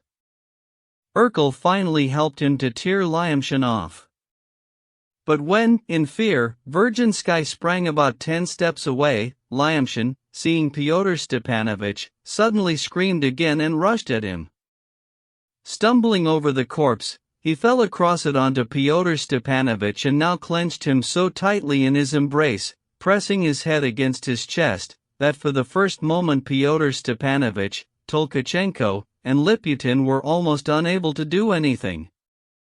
Fyodor Stepanovich yelled, swore, beat him on the head with his fists. Finally, having somehow torn himself free, he snatched out the revolver and pointed it straight into the open mouth of the still screaming Lyamshin, whom Tolkachenko, Urkel, and Liputin had already seized firmly by the arms, but Lyamshin went on shrieking even in spite of the revolver. Finally, Urkel somehow bunched up his foulard and stuffed it deftly into his mouth, and thus the shouting ceased. Meanwhile, Tolkachenko tied his hands with a leftover end of rope. "This is very strange," Fyodor Stepanovich said, studying the madman in alarmed astonishment. He was visibly struck. "I had quite a different idea of him," he added pensively. For the time being, Urkel was left with him. They had to hurry with the dead man. There had been so much shouting that it might have been heard somewhere. Tolkachenko and Fyodor Stepanovich raised their lanterns and picked up the corpse at the head. Liputin and Virgin Sky took hold of the feet and lifted. With the 2 stones, it was a heavy burden, and the distance was more than 200 steps. Tolkachenko was the strongest of them. He tried to suggest that they walk in step, but no one responded to him, and they went on haphazardly. Fyodor Stepanovich walked on the right and, bent completely double, carried the dead man's head on his shoulder, supporting the stone from underneath with his left hand. Since Tolkachenko, for a good half of the way, never thought of helping to carry the stone, Fyodor Stepanovich finally shouted a curse at him. It was a sudden, solitary shout. They all went on silently carrying, and only at the very edge of the pond did Virgin Sky, bending under the burden and as if weary from its weight, suddenly exclaim again in the same loud, tearful voice. "This is not it, no, this is not it at all." Where this third, quite large Skvoreshniki pond ended, and where they had brought the murdered man, was one of the most deserted and unfrequented places in the park, especially at such a late time of year. This end of the pond, near the bank, was overgrown with reeds. They set the lantern down, swung the corpse, and threw it into the water. There was a dull and long sound. Fyodor Stepanovich raised the lantern. After him they all stuck their heads out, peering curiously at how the dead man was sinking, but by then nothing could be seen. The body with the 2 stones went under at once. The big ripples that spread over the surface of the water were quickly dying away. The matter was ended. "Gentlemen," Fyodor Stepanovich addressed them all, "we will now disperse. You undoubtedly must feel that free pride which is attendant upon the fulfillment of a free duty. And if, unhappily, you are now too alarmed for such emotions, you will undoubtedly feel it tomorrow, by which time it would be shameful not to feel it. As for Lyamshin's all too shameful agitation, I agree to regard it as delirium, all the more so in that they say he really has been sick since morning. And you, virgin sky, one moment of free reflection will show you that, in view of the interests of the common cause, it was not possible to act upon a word of honor, but precisely as we have done. The consequences will show that there had been a denunciation. I agree to forget your exclamations. As for danger, there is none to be expected. No one will even think of suspecting any of us, especially if you yourselves know how to behave, so the main thing still depends on you yourselves and on your full conviction, which I hope will grow firm in you by tomorrow. And that, incidentally, is precisely why you united together into a separate organization of the Free Assembly of the Like-Minded, so as in the common cause to share your energy among yourselves at a given moment and, if need be, to watch over and observe each other. Each of you owes a higher accounting. You are called to renew the cause, which is decrepit and stinking from stagnation. Keep that always before your eyes for encouragement. In the meantime, your whole step is towards getting everything destroyed, both the state and its morality. We alone will remain, having destined ourselves beforehand to assume power. We shall rally the smart ones to ourselves, and ride on the backs of the fools. You should not be embarrassed by it. This generation must be re-educated to make it worthy of freedom. There are still many thousands of shadows ahead of us. We will get organized so as to seize the tendency. It is shameful not to reach out and take what is lying there idly with its mouth gaping at us. I'm now going to Kirillov, and by morning there will be a document in which he, on dying, by way of an explanation to the government, will take everything upon himself. Nothing could be more plausible than such a combination. First of all, there was enmity between him and Shatov. They lived together in America, so they had time to quarrel. It is known that Shatov changed his convictions. The enmity, then, was because of convictions and the fear of denunciation, that is, the most unforgiving kind.